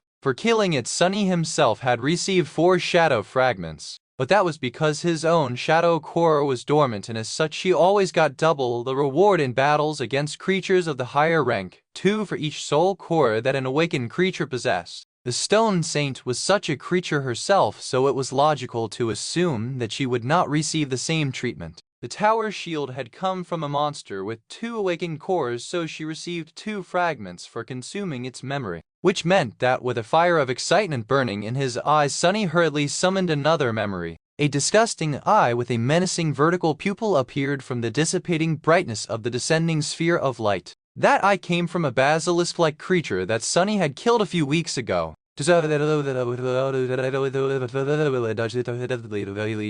the end, he had beheaded the vile thing with a slash of his swift blade seconds before being ripped apart by its claws. It was a fine test for his nascent combat skill. Sadly, the memory came with none of the powers that the actual beast had possessed. It was only capable of producing a harmless beam of red light, which could only be used for creating mood lighting, at least in the case of Sunny, who could see in the dark. Grabbing the eye, he held it out for the Stone Saint to take. The shadow grasped the disgusting thing, brought it to her chest, and then crushed it in her armored fist. Once again, the memory disintegrated into countless tiny sparks of ethereal light, which were then absorbed by the darkness hiding inside the elegant creature's body. Stone Saint has grown stronger. Sunny grinned, then threw his head back and laughed. So that's how it was the shadows fed on memories. They consumed them to receive power, just like he killed nightmare creatures to consume the remnants of their shadows. To make sure, he glanced at the runes again and saw exactly what he had expected to see. Shadow fragments, 3 by 200. Tier 1 awakened memory, 1 fragment. Giddy with anticipation, Sunny summoned the next memory. A bulky suit of rusty plate armor appeared from the sphere of light and hovered in the air in front of him. This one he had received after burning the towering nest of monstrous flesh-devouring termites to the ground. Creating a bonfire in the absolute darkness of the Forgotten Shores night was a dangerous endeavor, but he had hoped to receive hundreds of shadow fragments by eviscerating the whole swarm of these tiny gluttonous creatures. Judging by the amount of bones littering the ground around the nest, they were a real plague. Sadly, the entire colony had turned out to be a single demonic being, landing him only 6 fragments. He even had to retreat without collecting the soul shards from the smoldering remains of the hive, scared away by the approach of several fallen horrors that had been attracted by the bright flames. The memory was of little consolation, since his own puppeteer's shroud was superior to it in all regards. But now finally it could be of use. The Stone Saint devoured the armor just like she had devoured the over 2 memories. Once again, the spell announced that the shadow monster had grown stronger. The runes changed again. Shadow fragments, 6 by 200. Every time the numbers changed, Sunny felt a deep sense of satisfaction. His menacing Stone Knight was becoming more fearsome with each second. He suspected that gambling addicts felt something similar in the throes of a rare winning streak. Caught in the moment, he grasped the next memory, but then stopped and stared at the small silver bell that lay silently in his hand. This one was the first memory he had ever received, barely holding onto life in the bitter cold and terror of the first nightmare. It was the weakest memory he had, but also the most meaningful. Sunny had killed one human to receive it and had used it to kill another. The silver bell was a reminder. With bleak eyes, he read the runes that shimmered in the lightless emptiness of his soul. A small memento of a long-lost home which once brought its owner comfort and joy. Suddenly drained of the excitement that had been consuming him just a few moments ago, Sunny sighed heavily and dismissed the memory. There was a dark expression on his face. Glancing at the motionless Shadow Saint, he turned away. That's enough for today. Oh, what a long day. I think I'll go to sleep now. Leaving the Soul Sea, he stood silently for a few minutes, then slowly walked to his bed and fell on it. Dismissing the puppeteer's shroud, Sunny wrapped himself in the blanket and closed his eyes. Chapter 111. Lesser Creature. Sunny woke up from the oppressive feeling that drowned the whole world. The sunset was drawing near, and with it the abyssal shadow of the Crimson Spire had once again fallen on the cursed city. The distant spire could be seen from anywhere in these somber ruins, looming over the forgotten shore like an eternal dark omen. It was cyclopean and unimaginably high, with its roots growing from the endless sea of crimson coral and its peak lost somewhere beyond the veil of gray clouds. In these past few months, Sunny had gotten accustomed to its presence and learned to not pay it any attention. Thinking about the spire was a sure road to madness. After all, somewhere inside that inconceivable structure lay their only hope of ever returning home. And hope was a poison. Yawning, Sunny stood up and stretched his arms. His good mood, which he had momentarily lost for some strange reason, was already returning. Now that he had some time to put the events of the previous night into perspective, he understood even more clearly how amazing his luck had been recently. The acquisition of the Stone Saint and her following transformation into a shadow were nothing short of miraculous. His life was about to change for the better. However, Sunny had to think things through thoroughly. He was in uncharted waters in regards to how to cultivate his pet monster. The initial excitement he felt after realizing that the Shadow Saint was capable of consuming memories to collect shadow fragments was gone. In its place, there now was a series of uncomfortable questions. Sunny had spent somewhere around 6 months on the Forgotten Shore. In all this time, he had only been able to collect 3 memories that were suitable to be fed to the shadow, giving her mere 6 shadow fragments. With the current speed of progression, he would have to wait for 16 full years to see his labor bear fruit and find out what exactly was going to happen once the Stone Saint had accumulated all 200 shadow fragments that the runes demanded. Even among the elites of Gunlog's army, there was no one who had survived on the Forgotten Shore for more than 10 years. The king of the castle himself had only been here for 8 and only lived that long in large part due to luck. Granted, Sunny's battle ability would grow dramatically once the Deadly Stone Knight was added into the equation, but still it was too long. He had to think of something. While he was doing the math, Sunny's eyes fell on the iron chest that stored his painstakingly accumulated fortune of soul shards. Distracted, he froze for a few moments, then hesitantly approached the chest and stared at its lid. By the standards of the Forgotten Shore, he was an incredibly rich man. His fortune could buy him a lot of things in the castle, from comparatively simple to increasingly rare and hard to come by. Some of the things that could be easily bought in that pit of despair he didn't even want to think about. What interested him the most, however, was the possibility of acquiring a large amount of memories. Powerful memories with useful enchantments were not cheap. In fact, they were extremely expensive, but he didn't really care about the quality. Since Stone Saint could get the same amount of fragments from the most useless of memories, all he needed was quantity. If he were to spend all of his shards, her power would instantly leap by a considerable amount.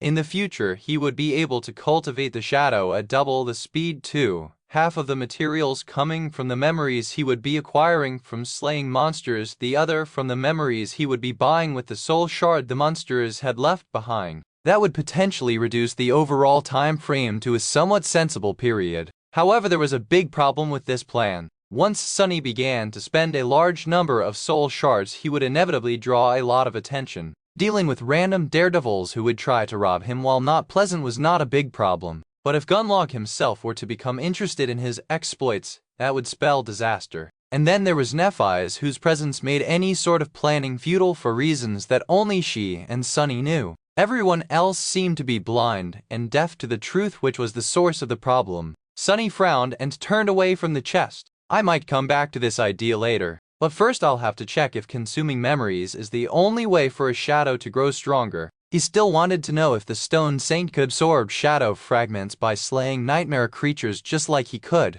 Some time later, Sunny was cautiously moving through the stone maze of the Forsaken City. Able to become one with the shadows, he had a certain advantage over anyone else who would dare to explore these cursed ruins in the absolute darkness of the night. However, even he was always just one step away from death. Attracting the attention of the real masters of the streets, the fallen creatures who dwelled here from the ancient times, would be the end of him. Sunny had no illusions about that. Humans only survived here by learning how to avoid the fallen ones and seek out weaker monsters to hunt. There weren't a lot of lesser creatures who were able to secure a foothold in the cursed city, so hunting them was always dangerous. Nevertheless, that was what Sunny had made into his profession, and that was what he was doing now. Finally, he reached the area where he had observed a particular creature in the past. Surprisingly, Sunny was intimately familiar with that type of monster. After all, one of them had almost cost him his life in the past. Somewhere around this particular street, a lone carapace centurion had made its lair. Climbing atop a tall stone column, Sunny stood motionlessly in the darkness and waited for his prey to appear.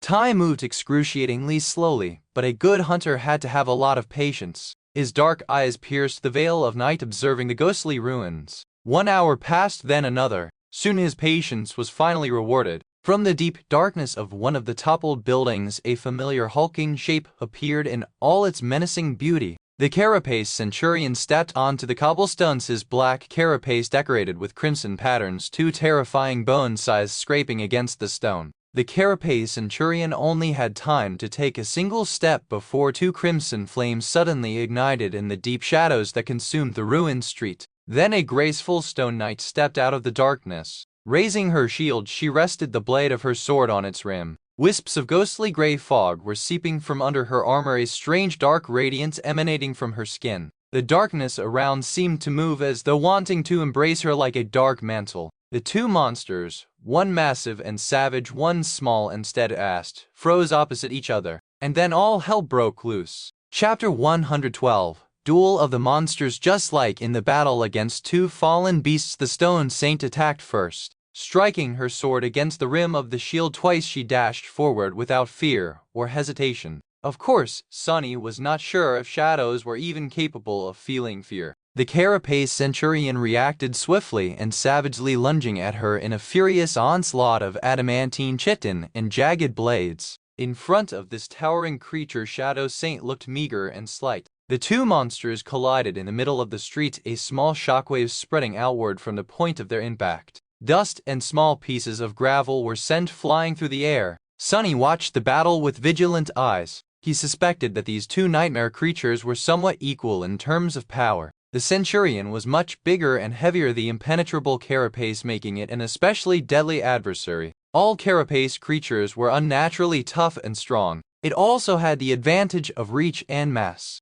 The Shadow Saint was equally as resilient due to her heavy armor and stone-like nature. Despite her small frame, the graceful knight possessed a stunning amount of strength. Sunny also had to keep reminding himself that she was not actually human, and as a being made of stone weighed much more than a human would. The disadvantage of her size was bridged by battle awareness and skill, making the outcome of the fight unpredictable. However, that was only true if he failed to account for the dark embrace of his shadow. With its reinforcement, the Stone Saint was unimaginably more powerful. Sunny was pretty sure that the centurion stood no chance. Meanwhile, the two monsters were entwined in a ferocious battle. The Shadow Saint withstood the onslaught of bone size by bashing one away with her shield and evading the other. Not losing her momentum, she brought the shield down and slammed its edge into the centurion's carapace, causing the hulking creature to stagger. The force of the impact was so grievous that it sent cracks running through the impregnable carapace. Sunny marveled at the sight, congratulating himself on the decision to not test the augmented monster's strength on himself. Using the opening that she had created, the Stone Saint twisted her torso and delivered a backhand blow with the boss of the shield striking the same spot again.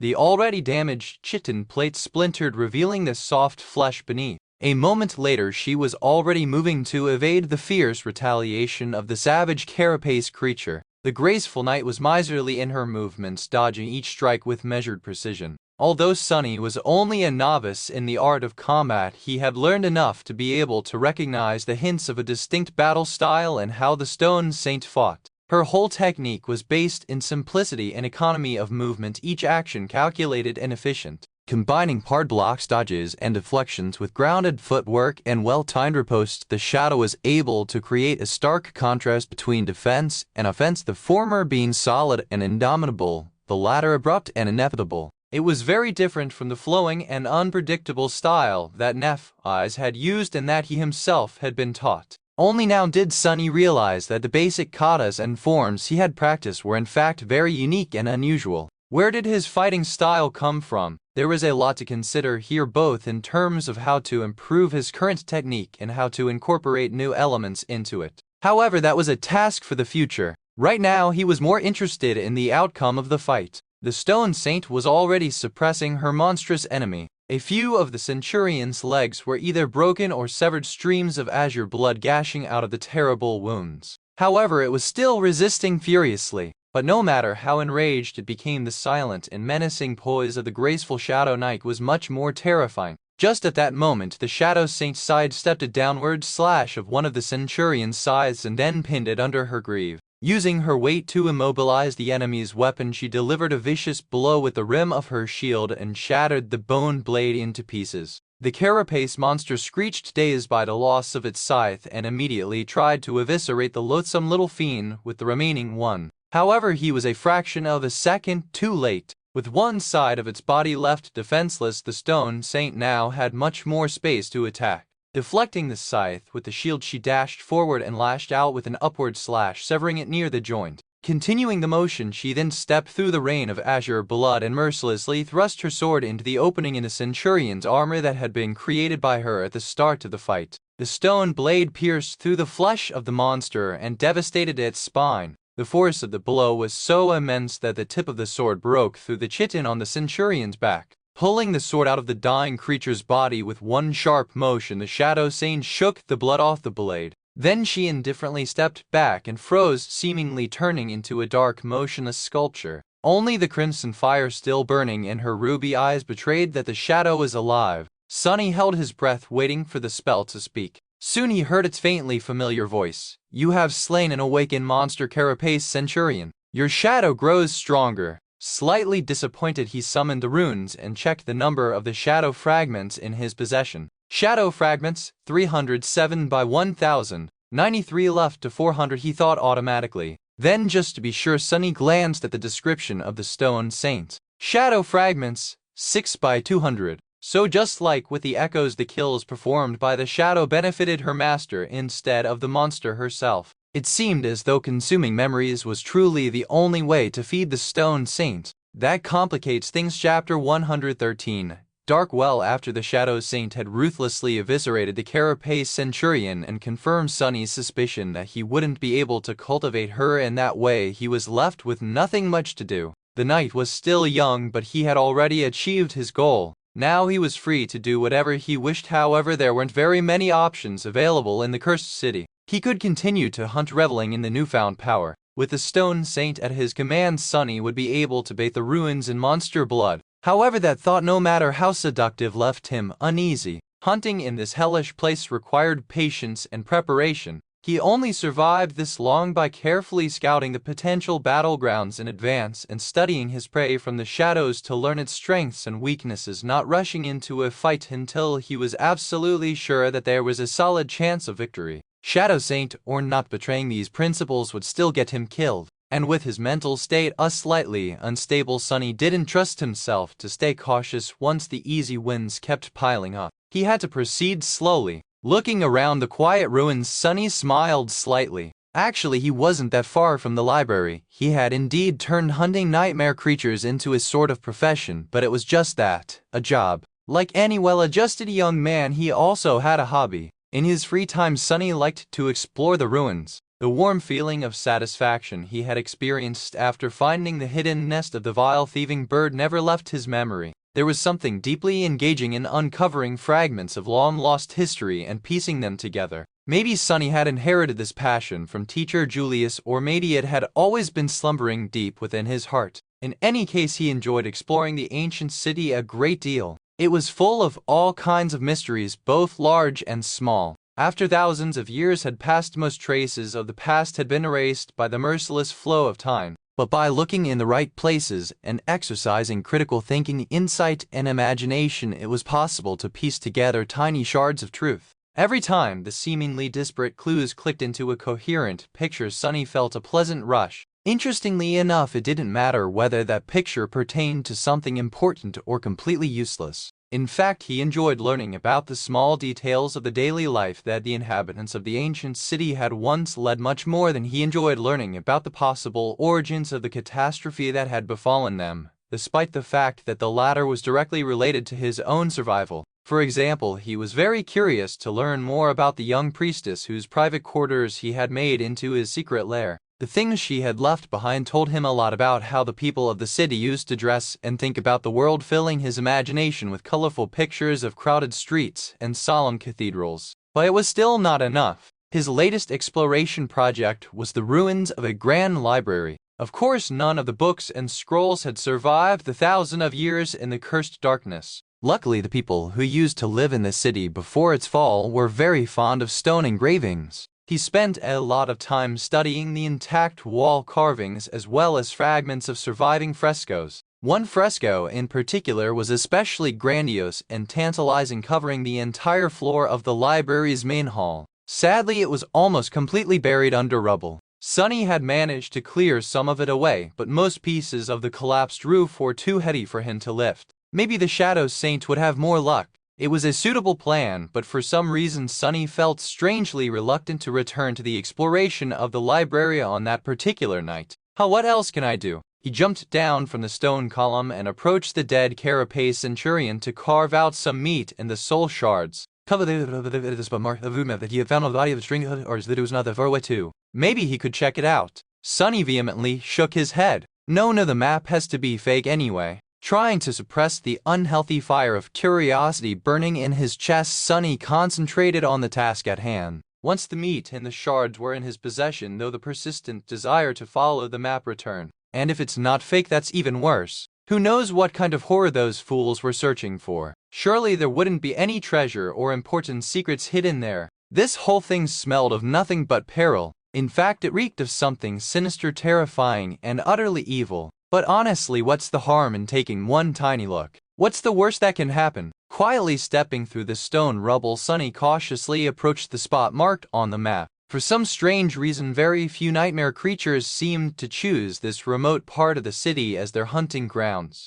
It was as though they were compelled to avoid this place. Come to think about it, that fact alone would be enough to scare Sunny away. In normal circumstances, but with the stone saint hiding in his shadow, he felt a bit braver. He would be able to run away if anything happens, at least. Approaching a large building that had been magnificent once, Sunny climbed over the collapsed wall and found himself in a dark and secluded courtyard. In the center of the courtyard there was a well. Its round mouth loomed like an open wound in the stone, filled with nothing but empty blackness. The well was covered with a strange, ornate iron grate. It must have weighed several tons at least, as though someone desperately wanted to prevent anything from ever lifting it from its place and leaving the well open. Sunny gulped before approaching and looking through the grill of the grate. This silent well was so deep that he couldn't see its bottom. Maybe there wasn't one. Picking up a small stone, Sunny dropped it down. The black mouth of the well swallowed the stone, making it disappear. Many seconds passed, but there was no sound of the rock hitting anything.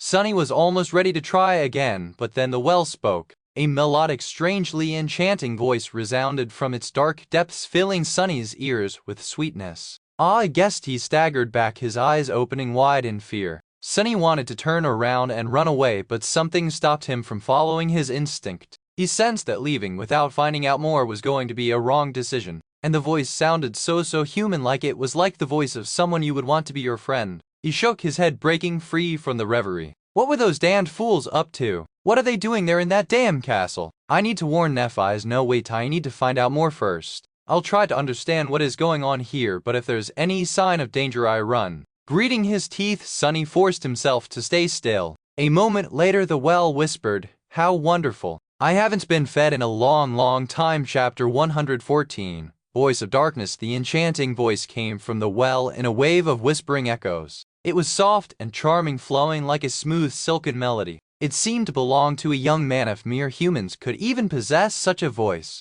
a divine being would suit it more. Sunny wasn't in the mood to appreciate the smooth and rich texture of the voice, though. He was covered in cold sweat. The echoes whispered. In all his time on the forgotten shore, Sunny had only met one other creature capable of mimicking human speech. The memory of that encounter still made him tremble. The thing that had come from the depths of the dark sea in a mantle of fog and stolen Cassie's voice was by far the most terrifying being he had ever met. He didn't even want to remember the utter horror he had felt when the swarm of whispering voices had surrounded him. On that night, Sunny had only been able to keep his sanity intact because of the blind girl's timely warning. He had only survived the meeting with the creature that possessed a human voice by keeping his eyes tightly shut. And now here was another. Why were those hunters searching for this ancient horror? If something sinister was brewing inside the castle, he had to warn Changing Star. But he couldn't do anything before establishing at least some understanding of the entire situation. That's why Sunny forced himself to stay still, despite the fact that every instinct in his body screamed for him to run away. Instinct was not always the best advisor.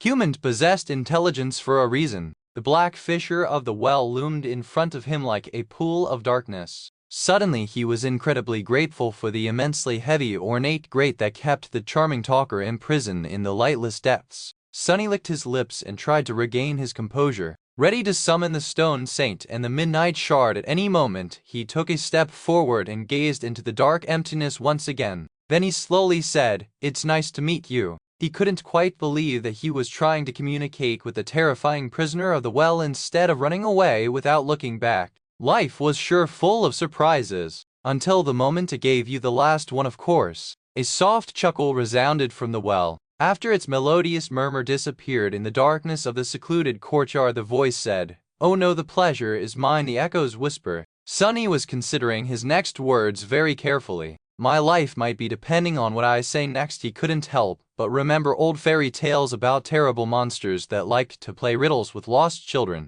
One wrong answer and the children were devoured, never to be seen again. Was he going to end up in similar danger? It was still not too late to turn back. However, before he could ask his question or make the decision to retreat, the thing in the well spoke again. It said, "So are you guys going to feed me or not? Not to offend anyone, but lately you've been very tardy. I have been sitting here by my lonesome for 3 days already. Or have you decided to try something new?" That wasn't exactly what he expected to hear from the mouth of an ancient evil. The thing sounded so human, he was almost tempted to believe that it actually was. "That's how it gets, you fool!" Sunny forced himself to remain vigilant. What did he know about how primordial evils were supposed to talk anyway? If it was able to steal the knowledge of human language from his head, it would surely be able to steal some other things too. While Sunny was trying to comprehend what was happening, a few seconds flew by. The voice waited for a bit, then returned. "Oh, I see. So we are going with starvation now. Well, I have to give you guys some credit. This is your best idea yet.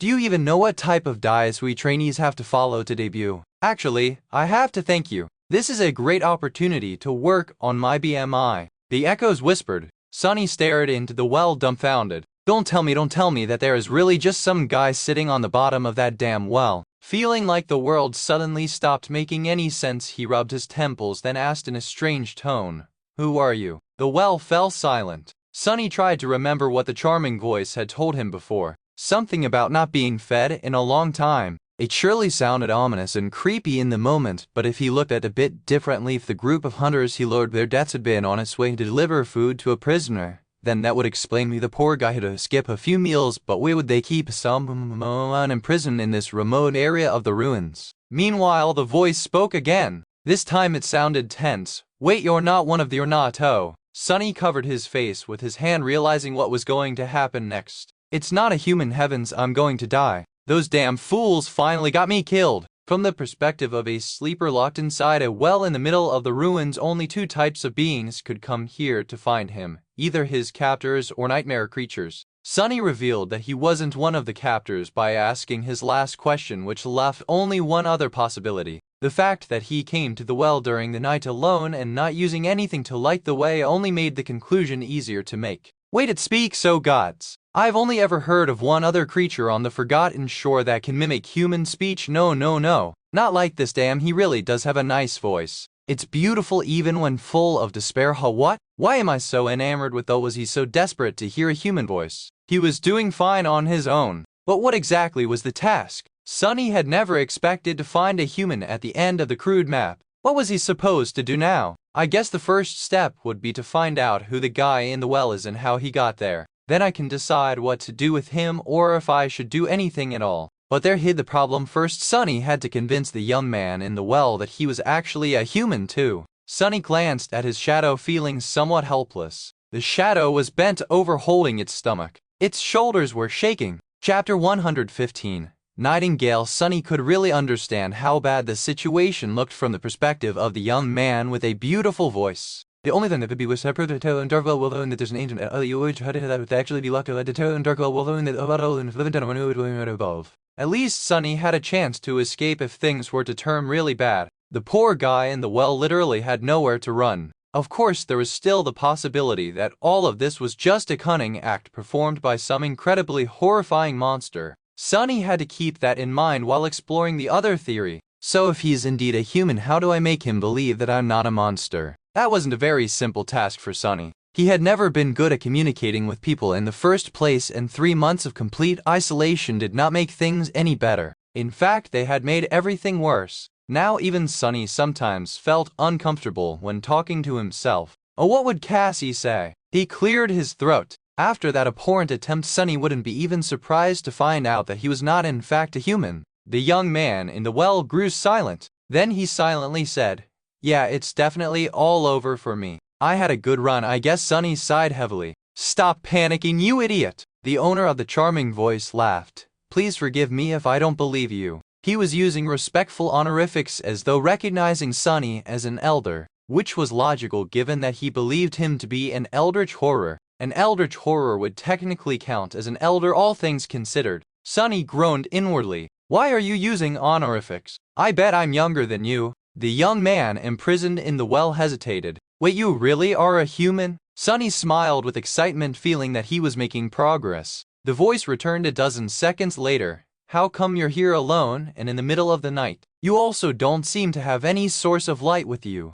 "Please don't get angry, Sir Monster, but that's not exactly something a human would be able to do. Maybe you should work on your story a bit more next time you venture out to devour innocent souls." Just a piece of friendly advice. "I'm able to walk around the city at night because my aspect allows me to hide in the darkness. I can also see through it too." "How did you end up in this well anyway?" The young man lingered before answering. "How does one usually end up in these situations? A bunch of thugs decided to shake me down for my memories. I politely refused and here we are. They've been keeping me here for a couple of weeks, trying all kinds of methods to get me to transfer the memories to them, but I must say their attempts were very clumsy. In terms of knowing how to terrorize people, these fellows are not even anywhere near the laziest of assassins." Sunny didn't know what assassin was, so he just assumed that it was some kind of a horribly malevolent nightmare creature. The rest of the story was somewhat easy to believe. Of course, it would take a very special kind of fool to choose the ruins of all places to keep a prisoner, but thugs were not known for their intelligence. Plus, their plan seemed to have worked pretty well right until the moment they had the misfortune of stumbling onto Sunny.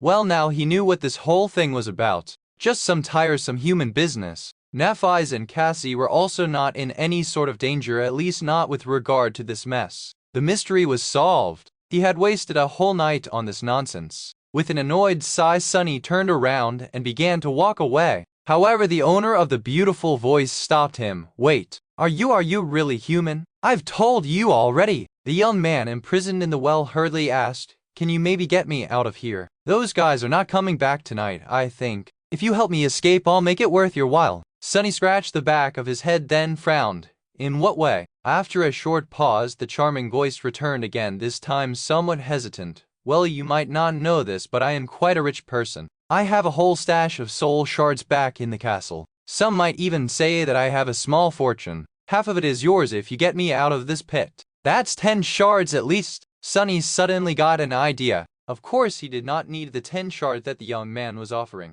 The fact that he had these shards, though, that was potentially very useful. If he wanted to avoid unnecessary attention when buying memories with his hoard of soul shards, he would need a suitable proxy. A sleeper with a lot of shards of his own, one that was indebted to Sunny no less, was a perfect candidate. "Do people know that you have a fortune?" The young man answered, a bit of surprise in his voice. "Yeah, I guess they do. I am known to spend a lot from time to time. On entertainment as well as I'm a patron of arts, one can say." Perfect, so no one would be surprised if he suddenly begins to spend shards on memories. However, there was a small problem. Sunny could remove the grate, but he had no way of helping the poor guy climb out of that unimaginably deep well. Even if he was to use the prowling thorn, he doubted that the invisible string would reach that far. Its maximum length was not that impressive, and he certainly was not going to climb into the creepy well himself. Plus, he still held a bit of suspicion about the charming young man's identity. He was almost certain that he was human, but the remaining tiny bit of doubt was enough to make his paranoia ring the alarm. After hesitating for a bit, Sunny said, "What's your name?" The melodic voice answered, "It's Kai." "Well, Kai, I don't know how to tell you this, but unless you can fly, I won't be able to help you escape." The young man grew quiet. After a long pause permeated with deathly silence, he then said in a strange tone, "No, that was unlikely. Maybe Kai was just willing to say anything in his desperation to escape." The prisoner of the well chuckled. "That's my aspect ability." Chapter 116. Deal with the Devil. Sunny considered Kai's words. An ability that allowed the awakened to fly was not unheard of, but it was rather rare. And here on the forgotten shore, where a cursed flood of darkness devoured the world every night, it was nothing short of priceless. Sunny couldn't even imagine how easier it would have been to traverse the labyrinth with someone like Kai by his side. Suddenly it made a lot more sense why someone like him would possess a small fortune of soul shards. It also explained why his captors were so gentle in their attempts to force the memories out of the young man. He was much more valuable alive. Sunny remained motionless for some time, thinking things over. After a while Kai spoke again, his pleasant voice tinted with a bit of apprehension. "Well," Sunny sighed and walked back to the dark fissure of the well. "All right, I'll remove this grate and you can fly out. However, I don't really need your shards. If you want to come out of there alive, you'll have to do something for me instead." The prisoner of the well hesitated, then cautiously asked, "What?" "I'll tell you when you need to know. Don't worry, it's nothing serious. I just need help completing a few errands inside the castle. So do we have a deal or not? If not, I'll be on my way. I've wasted enough time here already." Kai didn't have to think about it too long. Soon his voice resounded from the darkness once again. "We have a deal." It sounded strangely relaxed, as though the young man had become resigned to fate. Sunny slightly frowned and said, "Great. One more thing. If you break our agreement and simply fly away, I will find and kill you. This is not a threat, just facts." Kai lingered for a bit before answering. Sunny gazed into the black cavern of the well and hesitated. He was more or less sure that Kai was human, but had to be prepared to act immediately in case he was not. Following his silent command, the stone saint came out of the shadows and kneeled near the well, grasping the grate with her hands. The steel of her gauntlets scraped against the ornate iron, and with some visible effort she slowly moved the heavy grate to the side. Sunny shivered as he listened to the wrenching sound of iron grinding against stone. The midnight shard appeared in his hands, and he lowered himself into a combat stance with grim resolve. Whatever came out of the well, he was ready to face it. A few seconds passed, each feeling like an eternity. Sunny was tensely staring into the circle of pure darkness in front of him, waiting to see if he was right to trust the prisoner of the well or not. Then several more seconds passed, and then a few more. Sunny tilted his head, then asked with some irritation, "Aren't you going to come up?" After a bit of a delay, the charming voice resounded from the darkness once more. "You see, I just thought of something." Sunny sighed and lowered his sword a little. Kai was silent for some time, then answered with a bit of wariness, It's just that this grate is so heavy that it wouldn't even budge when I tried to move it. It took all 6 of my captors to put it in place, actually. And they were all big, strong men." "I know that we have already established that we have both human and that you are, but would you mind explaining to me how is it that you were able to move it all by yourself?" The honorifics were back. Sunny cursed under his breath. This guy was even more paranoid than him. He was unwilling to reveal his hidden ace to Kai, but the cautious prisoner left him with no other choice. Glancing at the Shadow's Saint with a dark expression, Sunny said, "That thing is too heavy for me too, but I was lucky enough to get a very strong echo." Kai seemed to suddenly become very curious. "That is indeed lucky. Very few people in the castle have an echo. I think I know every one of them by name." After a short pause, he added, "By the way, what is your name?" Sunny rolled his eyes and said through gritted teeth, "My name is Sunless." This conversation was entering dangerous waters. Depending on what Kai was going to say next, Sunny might be forced to climb into the well after all. Not to save the young man with a beautiful voice, but to silence him forever. Meanwhile, Kai suddenly laughed. That name does not sound like something only a soul-devouring demon would be called at all. Zero chance of that, right? After saying that, he laughed again, this time with a hint of desperation in his voice. However, even then Kai's laugh was very pleasant to the ear, more pleasant than his charming voice even, but Sunny was in no mood to appreciate its melodious sound. Sunny rubbed his temples. Why didn't anyone ever trust him? He was such an honest young man, the most honest young man in the world, really. Annoyed, he said in a flat tone, "Very funny. Now come out of that well before I change my mind." Eventually Kai stopped laughing and said, "There's no one in the castle with that name. At least no one with an echo under their command. Do you maybe live in the outer settlement?" Feeling the pressure of the flaw growing in his mind, Sunny closed his eyes and answered truthfully, "No." Kai cleared his throat. "So you are someone who walks the cursed ruins alone at night, possesses the strength of at least 6 men, dwells in the darkness beyond the castle walls, and calls himself Sunless." For a few moments there was silence. Then the prisoner of the well said with a voice full of dark humor, "Would you climb out of this well to meet a creature like that?" Hidden in the darkness of the cursed night, Sunny smiled with a bit of menace and said, "If I was in your shoes, I would, and I think that you should do it too." After a small pause, Kai asked with sincere interest, "Why?" Sunny stopped smiling and allowed a cold indifference to seep into his voice. Because I can put that grate back anytime. Without waiting for Kai's response, he ordered the stone saint to move the grate a little. A moment later, the horrid sound of iron scraping against stones invaded his ears once again. Almost immediately, the prisoner of the well changed his tune. All right. The shadow saint released the grate, allowing silence to reign over the lonesome courtyard once again. Kai was quiet for some time and then said with dejected reluctance, "You'd better not be a demon, all right? Stand clear, I'm coming out." Chapter 117. Cruel injustice. Sunny felt a soft breeze lightly caress his cheeks, and then something moved in the darkness of the well. Gripping the hilt of the midnight shard tightly, he prepared for the worst. On the other side of the dark fissure, Shadow Saint slowly raised her shield and rested the blade of her sword on its rim. However, they had nothing to fear. A few moments later, a graceful figure appeared in the air, rose above the well, and then gently landed on the stones in front of it. The corner of Sunny's mouth twitched. The owner of the charming voice was indeed human. It was a young man wearing a light lamellar armor with luscious dark auburn hair and mesmerizing green eyes. His well-fitted armor was made out of burnished brown leather with deep blue embroidered garments beneath. However, for a moment he wished that Kai actually turned out to be a demon, because the damn guy not only possessed the most charming voice he had ever heard, but was also drop-dead gorgeous. Honestly, it was simply unfair. Kai was tall, slender, and incredibly handsome. His face was small, perfectly shaped and beautiful, with high cheekbones and flawless ivory skin. His green eyes were nothing short of electric, and his lips were soft and full like a W. What am I thinking? What's more, he seemed to possess that special type of warm charm that made some people almost irresistibly attractive. Sunny wouldn't be surprised to find out that droves of girls simply fell to Kai's feet every time he happened to casually walk by. Perhaps a few guys too. Even worse still, the bastard looked like a genuinely nice person without the smallest trace of arrogance or entitlement on his pretty face. There were playful sparks of humor hiding deep within his eyes, and one could be absolutely sure that when Kai smiled, cute dimples would appear on his cheeks. You couldn't even hate the damn guy. 2 weeks spent in the deep, dark pit did nothing to lessen his glamour too. In short, Kai was the most beautiful person Sunny had ever seen, even compared to other awakened.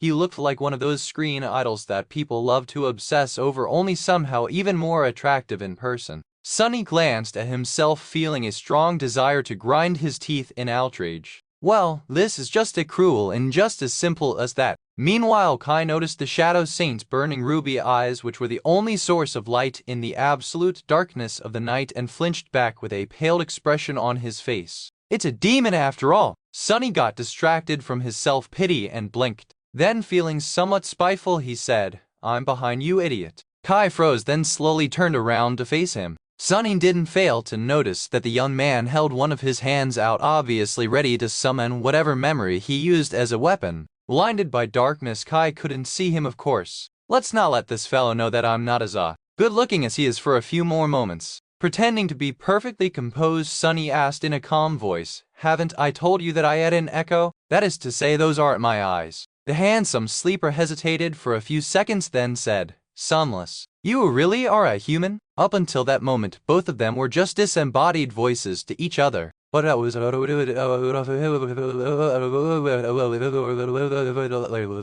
last time I checked, I was still human, yes. If you have a memory to produce light, you can summon it and see for yourself. Won't the nightmare creatures be attracted by the light? Sunny shook his head. Usually they would, by this courtyard is really secluded. Plus there are not a lot of monsters in this area. I guess that's why those thugs chose this particular place to keep you imprisoned. With a sigh of relief, Kai summoned a paper lantern that glowed with soft yellow light. Relying on Shadow's sense to keep track of the young man's movements, he raised a hand and covered his eyes. Accustomed to the darkness, they weren't ready for such a sudden appearance of light. Of course, Sunny knew that this would happen. He allowed himself to be momentarily blinded to give Kai some sense of safety and better convince him of his human nature. The beautiful young man lowered the lantern a little and looked up, trying to finally lay eyes on his mysterious liberator. Then, with a bit of surprise, he slightly lowered his head and looked down. "Great, that is not humiliating at all." Kai stared at Sunny for a few seconds, and after realizing that he was indeed a human, offered him a dazzling smile. His smile was as charming as the rest of him. Even the cute dimples that Sunny had imagined would inevitably appear on his cheeks were indeed there in all their glory. It was nothing short of obnoxious. I was almost certain that you will turn out to be a terrible monster. You really are a human, and such a cutie too. What, did he just call me a cutie? Meanwhile, Kai frowned. The beautiful sleeper blinked a couple of times. If you really don't live in the castle or in the outer settlement, then where do you live? I mean, are there many options left? Kai hesitated for a bit, but then suddenly a light of realization ignited in his mesmerizing green eyes. I think I've heard of you. Aren't you that crazy kid that lives alone in the ruins? Sunny stared at him with murder in his eyes. Why does everyone keeps calling me kid? Why does everyone keep calling me crazy? With a deep sigh he answered, indeed that's me. You can call me Sunny, by the way. Once you get to know me better, you'll realize that I am not in fact that crazy. Kai looked at him with doubt. Noticing that Sunny grinned, he decided to tease the obnoxiously gorgeous young man a little. Of course, with the limitations of his flaw, that was going to require a bit of finesse. Putting too much enthusiasm in his voice, Sunny said, and I don't actually live alone. I have plenty of creatures to keep me company. You might even call them my friends. There's a talking rock that sometimes tells me to do stuff. There's also my shadow. It has a lot of interesting opinions. He stared at Kai with a sincere smile. When the young man's handsome face became a little pale, Sunny laughed. I am just joking around with you. Then he looked down at the shadow and added in a dark, angry tone, they're not really my friends. I actually can't stand that rock and the shadow, and I barely talk these days. Chapter 118. Mirror image. Perhaps joking around with Kai was a bit cruel, but Sunny was really annoyed by how ridiculously good-looking the other sleeper was. Plus, he had not talked to another human in such a long time that his already lacking communication skills had become truly rusty. Since they were going to visit the castle soon, Sunny had to prepare himself for the inevitable moment when he would be forced to talk to strangers. Stretching his flaw to its limits was a good practice. He wouldn't want for something like that accident to happen again. The unpleasant memory soured Sunny's mood. Meanwhile, Kai was staring at him with a very strange expression on his face. Sunny cleared his throat. Oh, that was a part of the joke, by the way. The handsome young man continued to stare, his face full of doubt. Did I go too hard on this poor guy? He must have been scared out of his wits already. He's probably in an utter panic now. Who wouldn't be a bit apprehensive about meeting a madman? Yeah, maybe it wasn't as funny as I thought. Kai cautiously shook his head. I just feel like I have to inform you about something. Sunny raised an eyebrow. Kai hesitated, then said in a very calming tone, it's about my flaw. I can actually tell when someone is lying to me. So, and you said that there's a rock that tells you what to do. I knew that it was true right away. Sunny glared at the beautiful young man with an incredulous expression. Internally, he didn't know whether to laugh or to cry. That's a damn superpower, you despicable bastard. Why was that Kai so lucky? He had the charming voice, the tall stature, the perfect face. Even his flaw was a damn blessing. Coincidentally, it was also a perfect counter to the better half of Sunny's tricks. If Kai had not informed him about this strange flaw of his, Sunny would have gotten himself into really big trouble pretty soon. Luckily, the beautiful young man happened to be a very honest guy. While Sunny was seething in outrage, Kai said in a gentle tone, so Sunny, what exactly does that rock ask you to do? Do you maybe want to tell me? I'll have to be really careful and watch what I say around this guy. Well, you're no fun at all. The talking rock is actually a memory capable of repeating words. I use it as an alarm occasionally, so it mainly tells me to wake up. As for that stuff I told about my shadow being opinionated, that's also true. But you already know, I suppose. My shadow has a bit of personality due to its function within my aspect. Kai thought about it, then smiled. So it was really a joke. Sorry to ruin it with my flaw. Don't you patronize me. Then he stopped, thought about something, and said angrily, wait, if you can tell when someone is lying, then why did I have to spend half an hour convincing you to get out of that well? Kai blinked a couple of times, looking innocent and hurt. Well, how do I know if my flaw works on nightmare creatures? I've never had a conversation with one before. A person can never be too careful when making deals with ancient horrors, you know. Sunny covered his face with a hand. Kai looked at him with concern. This is those cursed strings of fate screwing with me again. What are the odds of meeting a person whose flaw is almost the exact opposite of mine? And why is he so goddamn stunning? Is that supposed to be the opposite of how I look? Let's get down to business. A promise is a promise. I will help you do whatever it is you want to do in the castle. Shall we go together? Sunny shook his head. I'll have to stop by a place first. Do you know the big ruined cathedral to the south of here? The other sleeper thought for a bit, then nodded. I fly over that part of the city often and it's hard to miss. Are you taking me there? Good question. On one hand, Sunny didn't want anyone to know where he lived. On the other hand, he didn't trust Kai enough to simply let him return to the castle and wait there. But moving through the city with his source of light was not something he was prepared to do either. Was there a compromise? I can't take you anywhere with that lantern of yours. I survived by hiding in the darkness, remember? So you can go on and fly to the cathedral on your own. Wait for me on the roof. Kai looked south, remembering the location of the ruined temple, and nodded. Sunny raised a hand, stopping the young man from flying away. Whatever happens, don't go inside the cathedral, okay? There's a fallen devil residing inside, so if you do, he'll butcher you just like he had butchered that bunch of idiots who had kidnapped you. Kai stared at him in shock. How do you think I found you in that well? One of the dead thugs had a map on his body. I thought there will be treasure hidden in the marked location. But the beautiful sleeper smiled. But it was something much better. Aw, thank you for the compliment. I'll be careful not to enter the cathedral, rest assured. Sunny stared at the smiling Kai for some time, then shrugged in exasperation. And remember, if you break our agreement, I will find and kill me. Yeah, I never break a promise. With these words, Kai raised his head and looked up. A soft gust of wind touched Sunny's skin, and in the next moment the charming sleeper suddenly soared above the ground, quickly disappearing into the sky.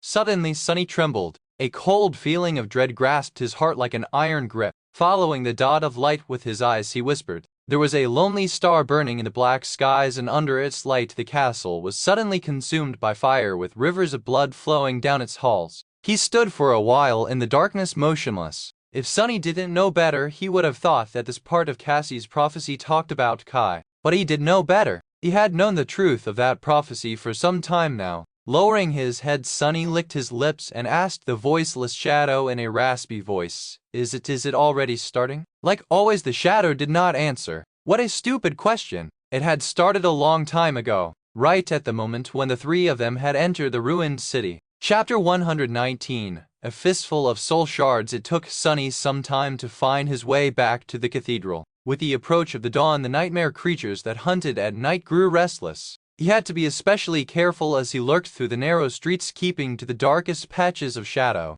Even though there was no moon or stars in the lightless night of the Forgotten Shore, many of the monsters here had their own ways of perceiving shapes moving through the darkness. Their ability to see in the dark was somewhat offset by Sunny's Child of Shadows attribute, which allowed him to become indistinguishable from any shadow that he dove in. However, he still had to be cautious. In this cursed place, nothing was ever certain, except for danger, death, and terror. Some time later, he climbed the familiar pillars of the cathedral and appeared on its vast roof. Walking on a wide ridge separating two slanting expanses of ancient tiles, he approached Kai, who was standing nervously some distance away. The beautiful young man was grasping a longbow made of horn in his hands, staring into the darkness with a tense expression on his pale face. Sunny stopped a few steps away from him and looked at that bow for a long time. There's not much time left. To avoid getting an arrow between his eyes, Sunny decided to announce his arrival with a gentle greeting. Hey Kai. The archer turned around with a startled expression and raised a hand as though trying to summon his lantern. However, he thought better of it, afraid to attract unwanted attention. Instead, Kai gulped and whispered, Lower your voice. What if that fallen devil hears us? He's a very careful person, which was a great personality trait to have as far as he was concerned. The more paranoid, the better. Smiling inwardly, he said, Relax, he won't. Kai stared at him with doubt, then asked, Are you sure? Sunny gave him a nod. He was prepared to explain the reason behind this confidence, but surprisingly Kai immediately believed him and calmed down. Right, he knows when people are lying to him, which means that he also knows when they're telling the truth. And since I can only tell the truth, he can pretty much believe everything I say without the need to ask unnecessary questions. How come to think of it, that flaw of his was actually very convenient. Meanwhile, Kai cautiously looked around and asked, So what are we going to do here? Sunny gestured at the group of shattered tiles not too far away from them and answered in a calm tone, I'm going to climb into that hole and retrieve something from the temple. You just wait here until I return. What about the devil? What about that bastard? Sunny couldn't help but fantasize about slaughtering the damn creature for a few seconds. Returning to the present situation, he said, What about him? I told you I'm good at hiding. As long as I know who I'm dealing with, they won't be able to notice me unless I want them to. He had learned that first part of the sentence the hard way. Actually, it was the bastard who taught him that even concealment of shadows had its limits. That's how Sunny ended up with his insides on his outside and in possession of this vital piece of information. Some lessons you only needed to receive once to remember them forever. Kai was looking at him with a strange expression again. Sunny frowned. What? The beautiful young man shook his head. It's just that it's an awesome ability. I wish I had an ability like that, to be honest. Sunny glared at him and uttered through gritted teeth, says the guy who can fly. Why would you want to hide your perfectly symmetrical face anyway? Tired of being ogled by love-stricken supermodels? Sunny opened his mouth, then closed it again. Anyway, wait for me here. Throwing a glance at the charming sleeper, he shook his head and walked over to the hole hidden behind several broken tiles. Soon he was back in his secret lair. Looking around with a bit of apprehension, Sunny sighed and removed the rucksack fashioned from the skin of a monster from his back. Then he unloaded the strips of carapace centurion's meat on the silver plate and walked over to the iron chest. To be honest, he really didn't want to go anywhere near the castle. The idea alone made him long to stay in this dark, quiet, familiar room forever. If he wanted to make the Shadow Saints stronger, he had to return to the human settlement and risk facing his fears. I'll just go in and out. Kai will be the one doing all the work anyway. With a heavy sigh, he raised the lid of the chest and began loading his rucksack with soul shards. Dozens of beautiful crystals were soon glittering inside. Sunny only took half of them, but the amount was already enough to drive many people to murder. He couldn't really blame them. On the Forgotten Shore, shards represented money and money represented life. Without it, you couldn't buy yourself a place within the safety of the castle or procure food without having to risk death in the cursed maze of the city. Anyone would be willing to commit murder in order to survive. Keep telling yourself this. With an angry grimace, Sunny shut the rucksack tightly, made sure that no light seeped through its seams, and turned around. Glancing at his peaceful hidden lair one last time, he shut his eyes for a moment and then walked away without looking back. It was time to return to the castle and all the terrible memories he had left there before running away. Chapter 120. Approaching the castle, washed in the ghostly light of the nascent dawn, Sunny and Kai were walking through the ruins of the cursed city. The night was slowly crawling away. Its retreat made one of them feel safer while the other one grew uneasy without the familiar veil of darkness hiding him from the world. I have almost forgotten how mournful this place looks when the sun is up. Somewhere in the distance, the waves of the dark sea were halting their eternal assault on the stone walls of the ancient city. These walls had withstood thousands of years of wear and abuse without allowing even a single drop of black water to seep through. Sunny suspected that they would stand unbroken for 1,000 years more. Suddenly uncomfortable, he turned his head west and found the distant silhouette of the Crimson Spire. The menacing structure was looming over the Forgotten Shore like an evil omen, spelling doom to anyone who would dare approach it. Sunny had chosen a complicated and meandering route to reach the castle. Kai, who was less familiar with the cursed city, simply followed behind. The charming young man was alert and collected his bow, ready to send arrows flying at any moment. They had to circle around many areas where especially terrifying creatures were known to dwell and hunt, making slow progress. Still, it was better to be safe than sorry. At some point, Sunny raised his hand, gesturing for his companion to stop. He peered into the distance with a deep frown on his face. Kai glanced at him and whispered, "What is it?" Sunny brought a finger to his lips before answering, "SHH." Soon they heard an eerie sound that resembled stifled, heart-wrenching weeping. It was as though there was a crying woman in the fog ahead of them, slowly drawing closer. Her trembling sobs made both sleepers shiver. Kai looked at him and asked without much confidence, "What are the chances that it's actually a human girl?" Sunny gave him a crooked smile. Without needing to discuss it, they hid behind a large pile of rubble and waited. Pressing himself against the cold stones, Sunny sent his shadow to climb the building and observe the surrounding streets. Kai saw the shadow off with a bewildered look, blinked a couple of times, but didn't say anything. A minute or two later, Sunny glanced at him and asked, "Where are your arrows?" The charming young man hesitated, then said, "I usually carry a quiver with a few dozen arrows that were specially crafted for me by one of the best blacksmiths in the castle. But the gentlemen who put me in that, well, may they rest in peace, weren't kind enough to let me bring it." Sunny gave him an amused look. "So that bow of yours is actually useless?" Kai lingered for a few moments before answering, "I also have arrow-type memories." The elegant archer lowered his gaze in embarrassment. Sunny was silent for a bit and then answered in a flat tone, "No, I don't think that will be enough." Out there in the fog, his shadow was looking at the creature that had been producing the heart-wrenching weeping. It was not a human girl. A massive four-legged beast was walking through the morning mist. Its flesh was rotten and emaciated, hanging from the bones like a tattered coat. Sunny could clearly see the white arcs of its ribs through the holes in the rotting hide, the unnatural darkness hiding behind them, and the powerful jaws of the partially bared dog-like skull that were full of terrifying teeth. One didn't have to be a genius to understand that the horrid creature was one of the fallen masters of the ruined city. As he was looking, the beast opened its maw and produced another long human-like sob, then stopped and listened as though waiting for an answer. When nothing happened, it lowered its head and slowly continued on its way. Luckily, although their hiding spot was somewhat close, it wasn't actually on its path. If nothing changed, the fallen would walk past without even noticing them. They just had to wait. We'll have to stay here for 10 minutes at least. Once again, Kai didn't ask anything, simply taking Sunny's word for it. It seemed as though his strange ability to sense lies made the charming sleeper less prone to having a lot of questions, which was a wonderful quality to have as far as Sunny was concerned. With nothing to do but wait, they had a bit of time to rest and catch their breaths. Sunny summoned the endless spring and took a few sips of cold, sweet water. Noticing that Kai was staring at him, he hesitated, then passed him the beautiful glass bottle. The charming young man drank greedily, as though someone dying from thirst. Come to think of it, feeling a little guilty, Sunny asked, "When was the last time they gave you water?" Kai detached himself from the bottle, wiped his lips, and smiled in pure delight. 2 or 3 days ago, I think. He returned the bottle and looked at Sunny with curiosity. "Can I ask you something?" Sunny tensed up and gave the charming archer a dark look.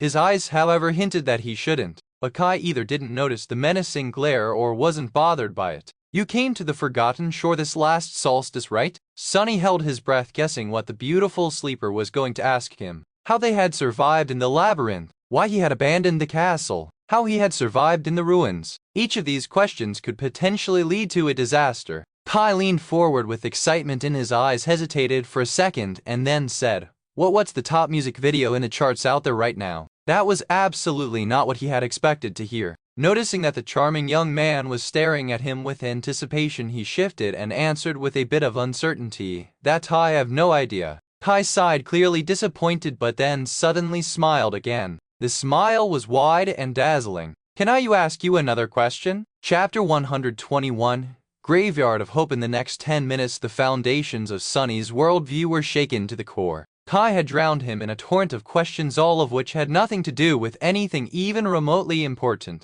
What interested the charming sleeper were very strange things, like what types of shoes were in fashion, which celebrity wore what to some pompous award ceremony, who of them had a scandal, and what was that scandal about, what was the latest dance craze, and so on. He was endlessly curious about that type of stupid crap and absolutely indifferent about all of Sunny's dark secrets. It was almost insulting. What's worse, Sunny felt like a complete fool because he couldn't provide even a single answer. What did he know about fashion and high culture? After a while, Kai's enthusiasm had waned. Looking at Sunny with a comically disheartened face, he sighed and gently asked one last question. "Sunny, tell me honestly, were you a hikikomori in the real world as well?" "What is this fool talking about?" Kai cleared his throat and offered him an apologetic smile. "Are you a recluse? Someone who lives under a rock?" Sunny stared at the gorgeous young man, feeling like the world completely stopped making any sense ever since they had met. "What are you talking about? Why would I live under a rock? You would freeze to death." "I lived in a cargo container once, but it had 4 walls and a roof at least." Kai sighed one more time and turned away.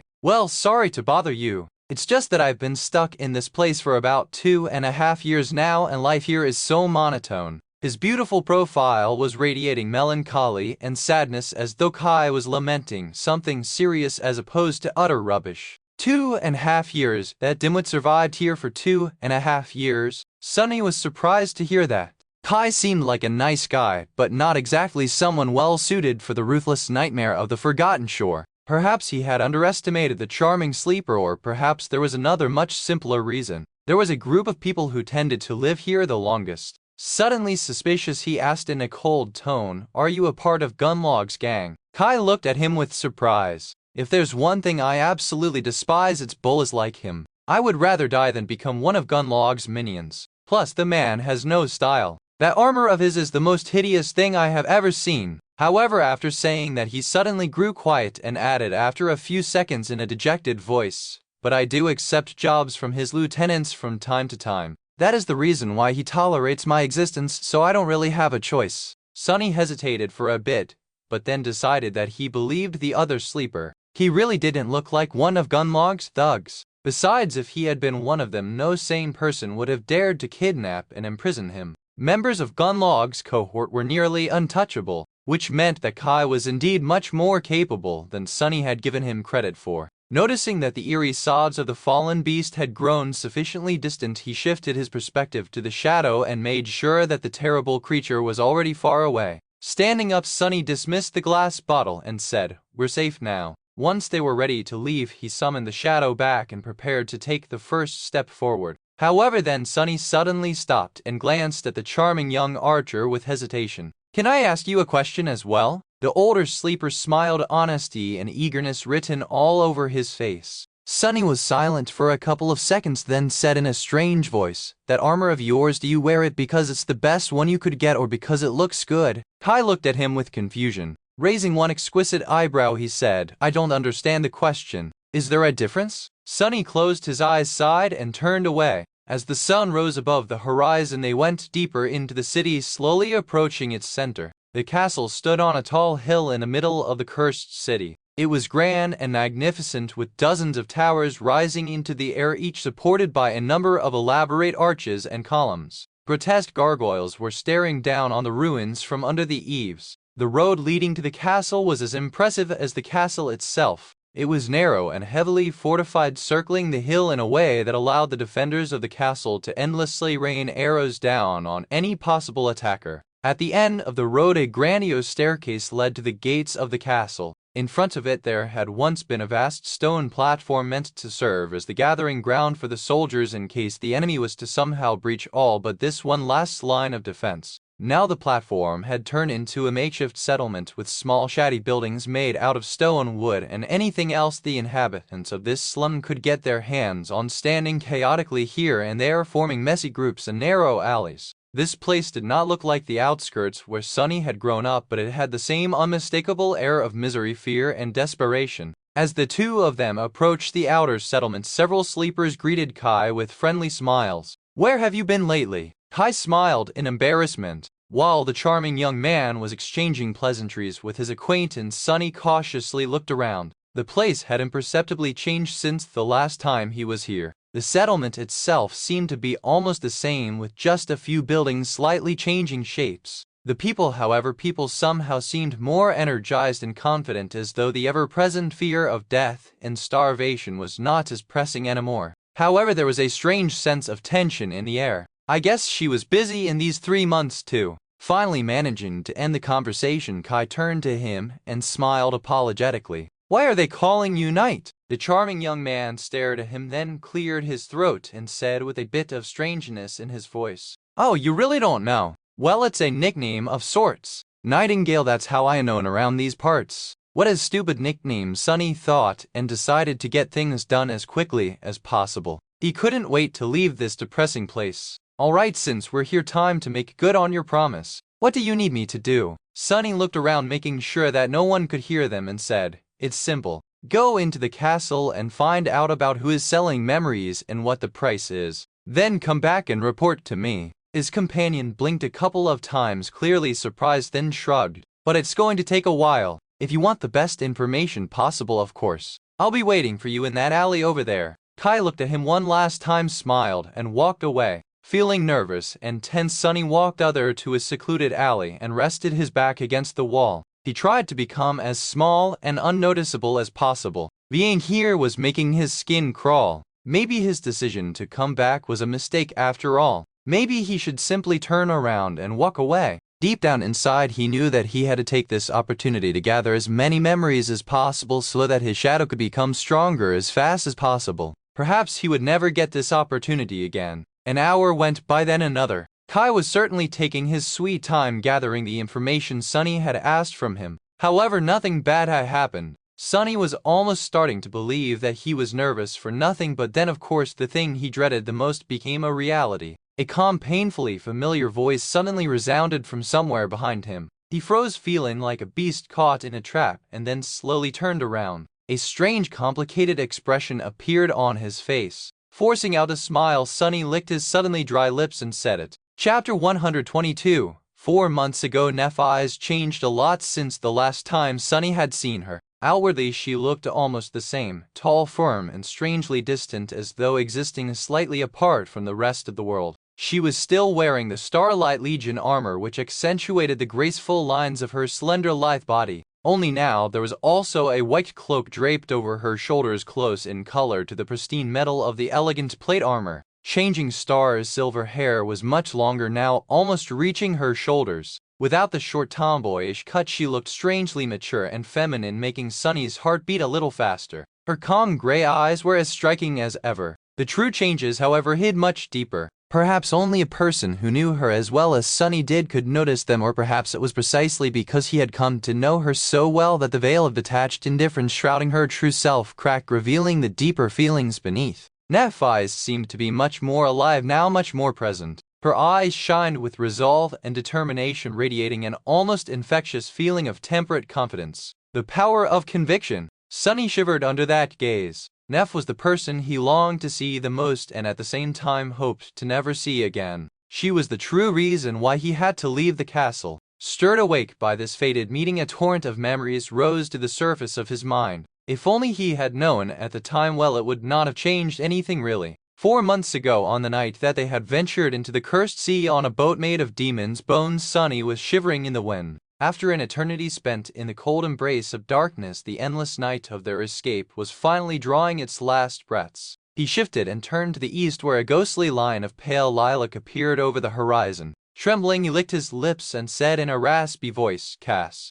After he uttered these words, the last remnant of strength that had kept Sunny going disappeared, and he slumped on the stones, his chest rising heavily and then falling. A new dawn was ready to bathe the desolate hell of the forgotten shore in warm sunlight. The 3 sleepers were perched on a giant stone hand that protruded from the black waves as if held above the lightless abyss by a goddess. Sunny and Cassie were holding each other for warmth, while Neff's was lying in the center of the stone pond, still unconscious. Visible through the gaps in the shattered armor, her ivory skin was pale and listless. They had escaped the clutches of soul devourers, sailed through the cursed darkness, and even lived through a battle with the horrifying dweller of the depths by some miracle. Sunny couldn't quite believe that they had actually managed to pull their daring escape off. From the moment he had learned about the enthrallment hex put onto their minds by the ancient fiend, he felt that the chances of ever saving themselves from the gluttonous evil tree were more than slim. Perhaps because it had taken away his most dangerous and tested weapon. And yet somehow they had succeeded.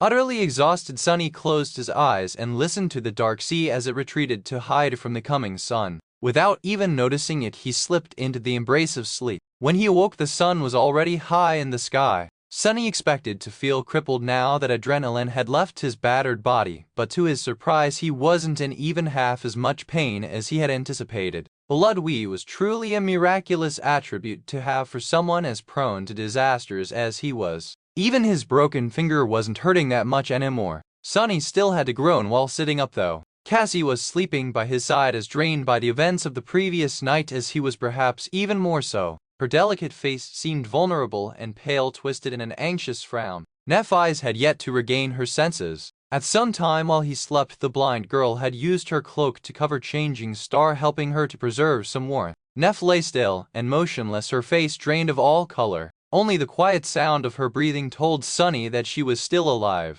He trembled, remembering the harrowing sight of her mangled flesh restoring itself in the crucible of purifying flame. Unleashing that flame always took a heavy toll on Neff's, bringing her unimaginable pain and suffering. Who knew what price she had paid to pull herself away from the doors of oblivion? He had not even realized before that she could use it to heal herself. Perhaps there was a reason why she had never done so in the past. Only time could tell. It's time to assess the situation. Turning away from Changing Star, Sunny looked around, trying to discern their current circumstances. If they had survived the attack of the tentacle monster and the ensuing shipwreck, only to find themselves stranded in the middle of the cursed sea with no way to continue forward, that would be a truly macabre twist of fate. To the east of them there was nothing but the empty expanse of the colossal crater. Same thing for the Sunny froze, noticing a dark line in the distance. That was the western edge of the crater. They had almost crossed it. Feeling a strange excitement grasping his heart, Sunny quickly turned around and looked west. For a few moments his head was silent and empty.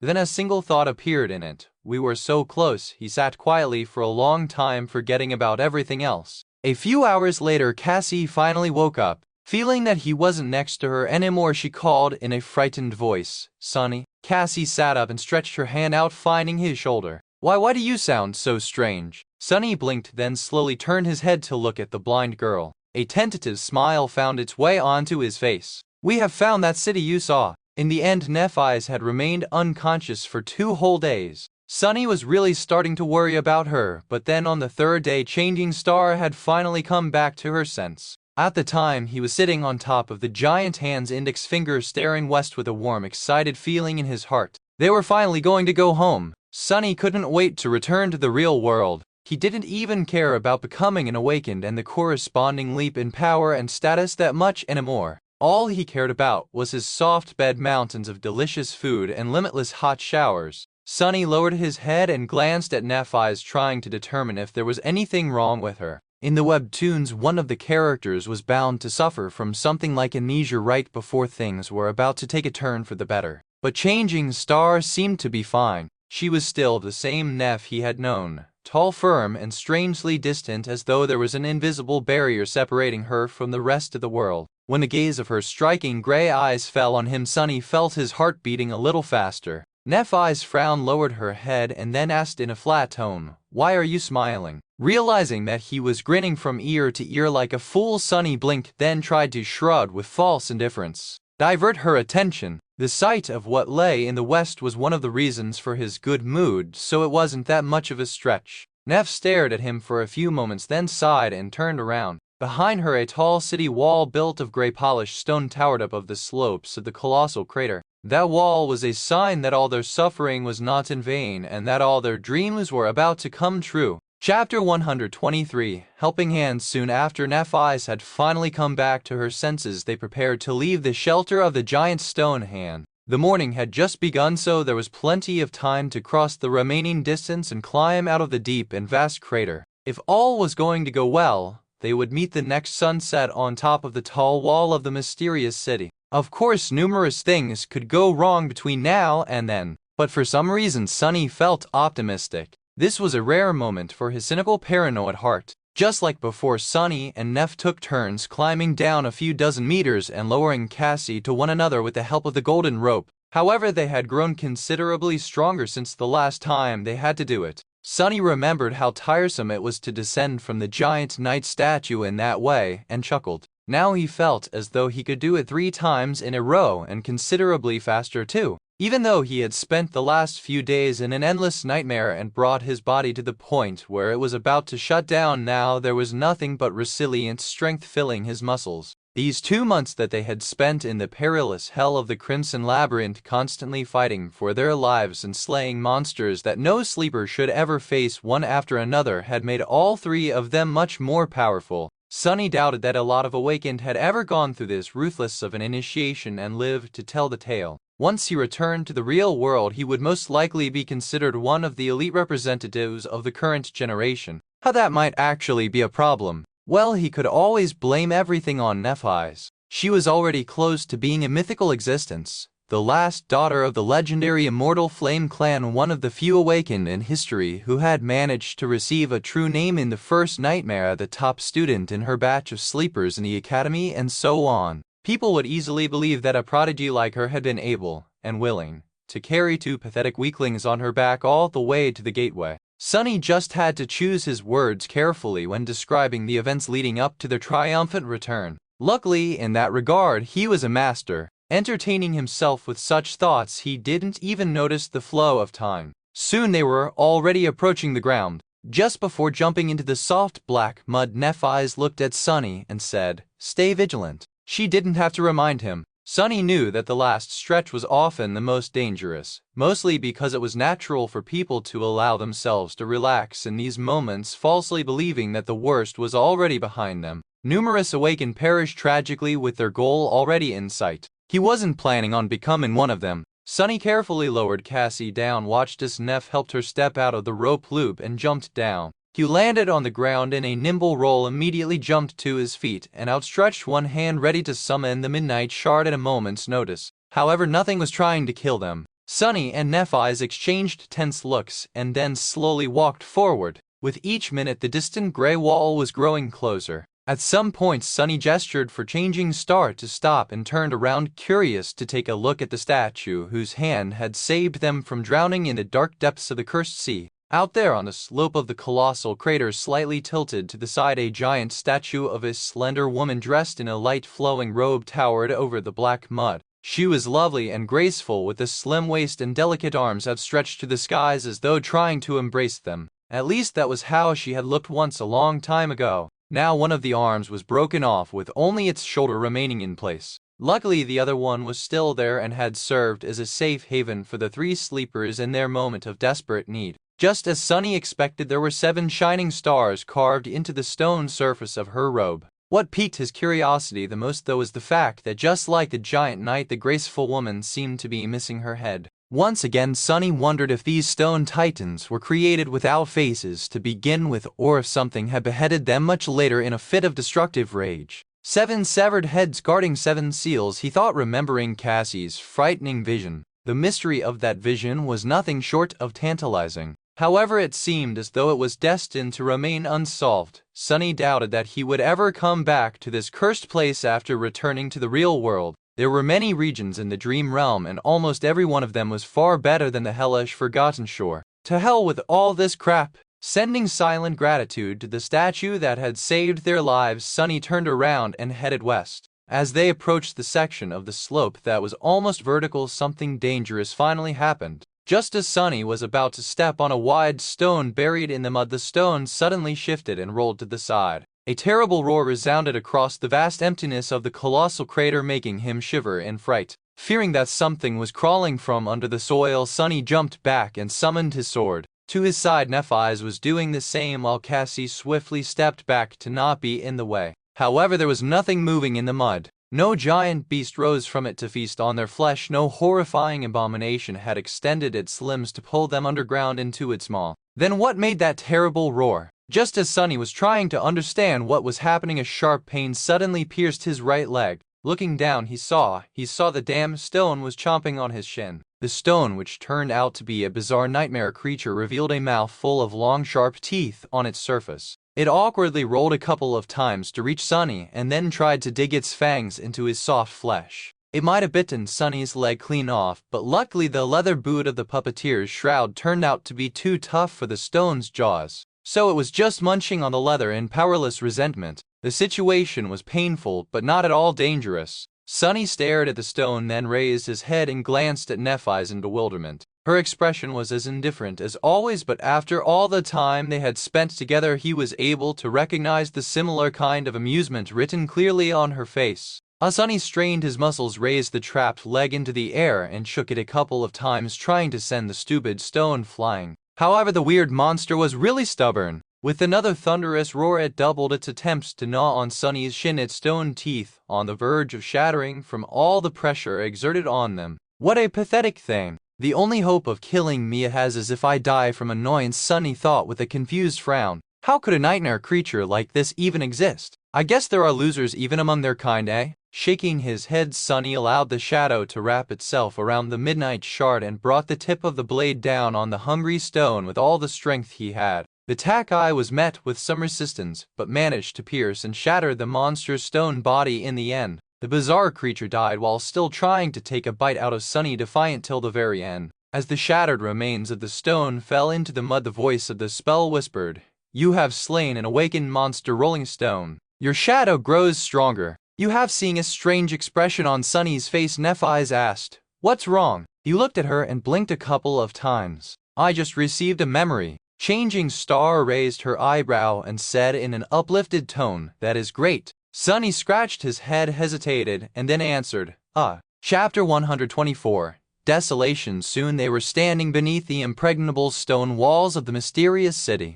Behind them, the great chasm of the vast crater stretched to the horizon. Somewhere ahead, the lone human citadel in this loathsome region of the dream realm awaited. It promised to deliver them from this dark place and bring them home. Sunny really couldn't wait to be finally done with this nightmare. The city wall was built from massive slabs of gray granite. Still wet from the cold touch of the cursed sea, the ancient weathered stones looked almost black. Despite the thousands of years that passed since the mysterious builders of the wall had disappeared into the fog of time, it still looked monumental and unassailable. The joints between the granite slabs were barely wide enough to insert a narrow blade. Looking up, Sunny tried to guess the height of the wall. It had to be 60 meters tall at least, twice as high as the Awaken Academy defense barrier, which was constructed with the help of both modern technology and various aspect abilities. For a few moments he wondered about the people who had erected this wall, the city behind it, and the giant statues that still stood lonesomely on the desolate shores of this cursed land.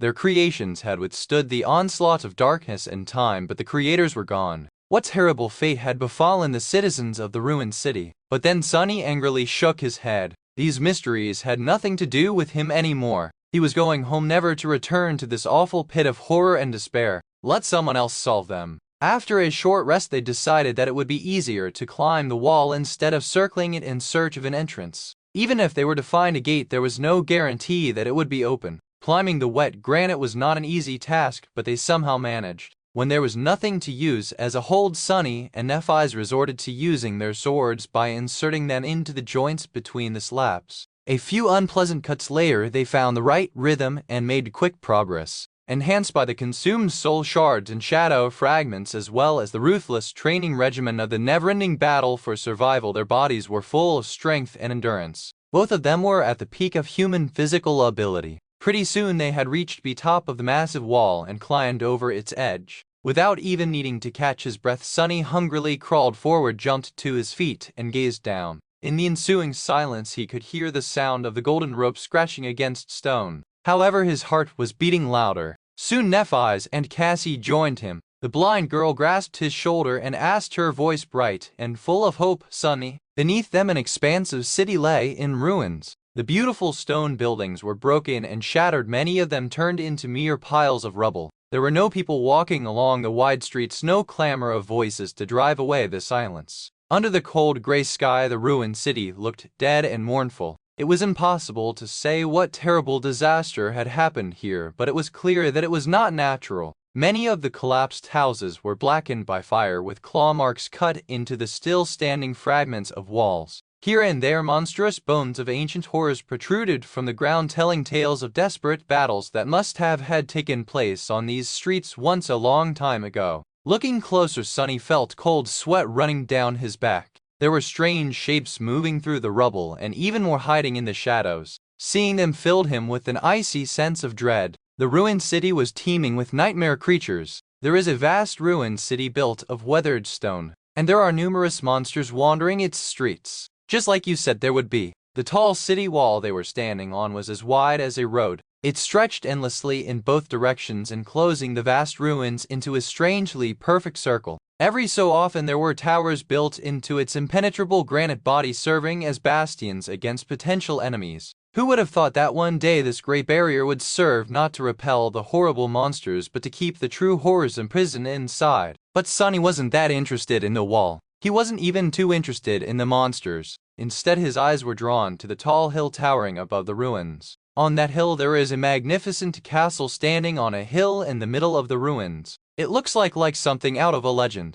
Its walls are built from radiant white stone, with tall towers and majestic spires piercing the sky. It stands above the city like a symbol of hope, the only thing in this hell that seems to be untouched by the darkness, and a wide smile appeared on Cassie's face. "This is the castle I saw." However, Sunny didn't hear her. Just as he was describing the splendor of the bright castle to the blind girl, his gaze accidentally slid behind it. Now all he could see was the dark silhouette of a cyclopean tower that loomed above the world like an unholy spear made out of solidified blood. As soon as Sunny saw it, his heart was gripped by an unexplainable fear. This was the Crimson Spire. The feeling of horror it emanated was enough to make him never wish to gaze at it again. And yet he wasn't able to look away. By his side, Nephi's was staring at it too, her thoughts a mystery. There was a tense, dark expression on her face. After a few seconds had passed, Changing Star was finally able to compose herself and turned away. Looking in the direction of the castle, she frowned and said, "The final stretch of the way to the citadel might be extremely dangerous. Let's find a way down first." Chapter 125. A feast in time of plague. Neither Nephi's nor Sunny wanted to climb down from the wall because that would leave them with no path of retreat should something terrible happen. Without the need to discuss it, they had decided to explore the nearest tower and see if there was a suitable way to descend from the wall inside of it. They followed the slightly bending wall north, keeping an eye on the ruins below.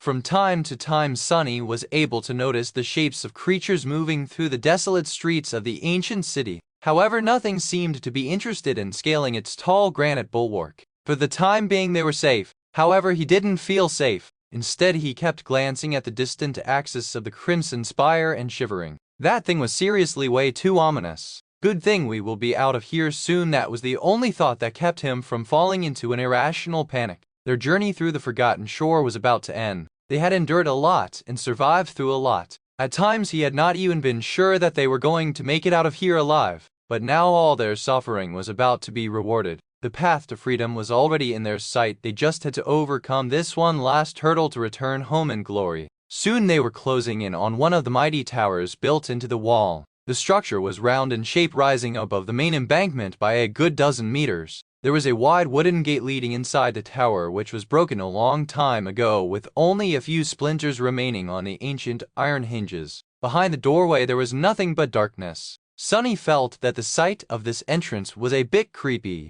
Of course, darkness was nothing to him. And yet suddenly Cassie tugged on his shoulder, forcing Sunny to stop. Both him and Nephi's turned to her, their hands outstretched and ready to summon their swords. In some situations, the blind girl was able to recognize danger before they could. Her keen hearing and sense of smell allowed her to sometimes perceive things that normal humans would not be able to. Now there was a scowl on Cassie's face. Turning her head slightly, she whispered, "Listen." Sunny held his breath and followed her words, straining his hearing to the limit. Soon he was able to discern a strange sound coming from inside the tower. Chomp! It sounded like something was being devoured, their flesh and bones being ground by sharp teeth. The nauseating sound of meat being torn and chewed made him grimace. Sunny and Nephi's looked at each other, then summoned their swords. Like usual, before the two of them moved forward, Sunny sent his shadow to investigate the potential enemy. The shadow glided on the stones, quickly approaching the tower. Then it dove into the darkness and concealed itself in the vast shade that permeated the structure. Sunny was able to see inside. The first thing he saw was several dead monsters lying on the stone in puddles of blood. The bloody trails left on the stone floor suggested that their massive bodies were dragged here by something very powerful. They were cut apart and eviscerated as though dressed down by an enthusiastic butcher. Then he saw a large pile of gnawed bones lying on the stones. Some of them still had pieces of meat stuck to them, while others were split apart and emptied of even the marrow. The next thing he saw was a fire burning in a circle of stone shards with several skewers of monster meat roasting above it. Next to the fire, the source of the chomping and crunching sounds was sitting on the stones, munching on a well-roasted rib. In fact, it was a young woman. She seemed to be only slightly older than the three of them. The young woman was tall and attractive. She had hazel eyes and beautiful brown hair currently tied in a simple braid. Her build was extremely athletic, with perfectly defined lean muscles rolling under the dewy olive skin with each movement. And there was a lot of skin on display, since she only wore a provocatively short white tunic augmented with bronze greaves, vambraces, and a cuirass with leather targes. While Nephi's was slender and light, this stranger radiated a sense of vitality and vigor.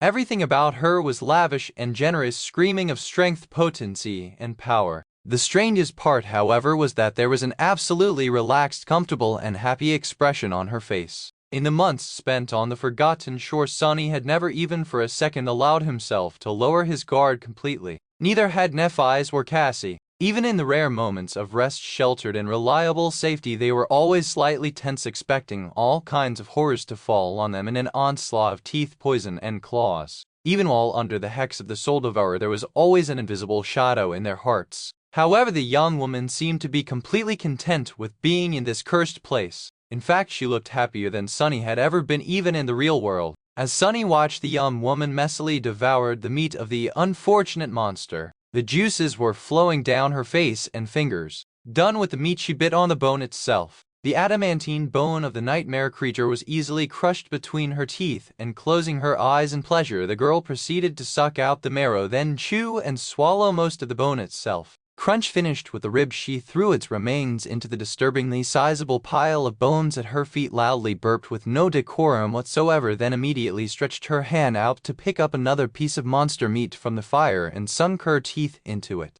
Sunny blinked a couple of times more, then shifted his perspective back and looked at Nephi's. He lingered for a bit and then said in a hesitant tone, "Well, it's either a very hungry human girl or a very gluttonous demon." Chapter 126. Nephi stared at him for a few moments, then turned her head to Cassie and said, "Follow behind us." The three of them cautiously approached the entrance to the tower and lingered there, uncertain of how they should proceed. In their minds there were two outcomes to this unexpected situation. One, the mysterious young woman would turn out to be a local awakened. In that case, all their problems were going to be solved. If an awakened happened to meet a group of sleepers in the wild reaches of the dream realm, it was customary to guide them to the nearest human citadel. Of course, exceptions happened, but in general, awakened strived to take care of sleepers. In this alien land, humans had to band together. It was not only a moral obligation, but also in their own best interest. Two, the stranger would turn out to be a nightmare creature. In that case, they were going to have a tough fight on their hands.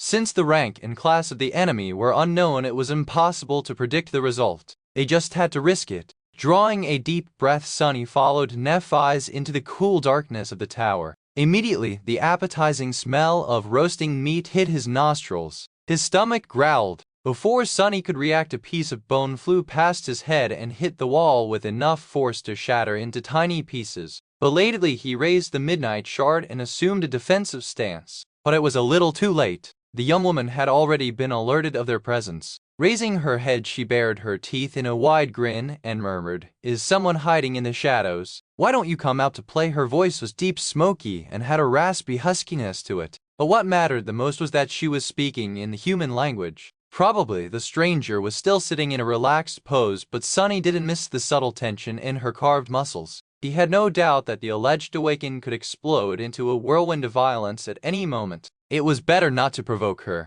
Glancing at Neph, he followed her example and dismissed his sword. Then the three of them hesitantly stepped into the circle of light cast by the bonfire. The young woman looked at them in surprise and raised her eyebrows. "Humans?" Then she smiled and shook her head. "Ah, where are my manners?" With that, she lightly rose to her feet. The white fabric of her tunic shifted slightly, revealing even more of her toned, powerful thighs. He had assumed that the stranger was tall, but only now did he realize how imposing her true height was. The woman stood considerably taller than even Nephi's, not to mention Sunny himself. Complete with her robust physique, olive skin, and archaic armor, she looked like an ancient goddess. Craning his neck to look her in the eyes was sort of irritating though. But Sunny had no choice. If he were to just look straight, his line of sight would land directly on her shapely The young woman meanwhile wiped her dirty face with a forearm and gestured at the fire. "Here, would you like to take a seat?" Despite the polite invitation, they hesitated.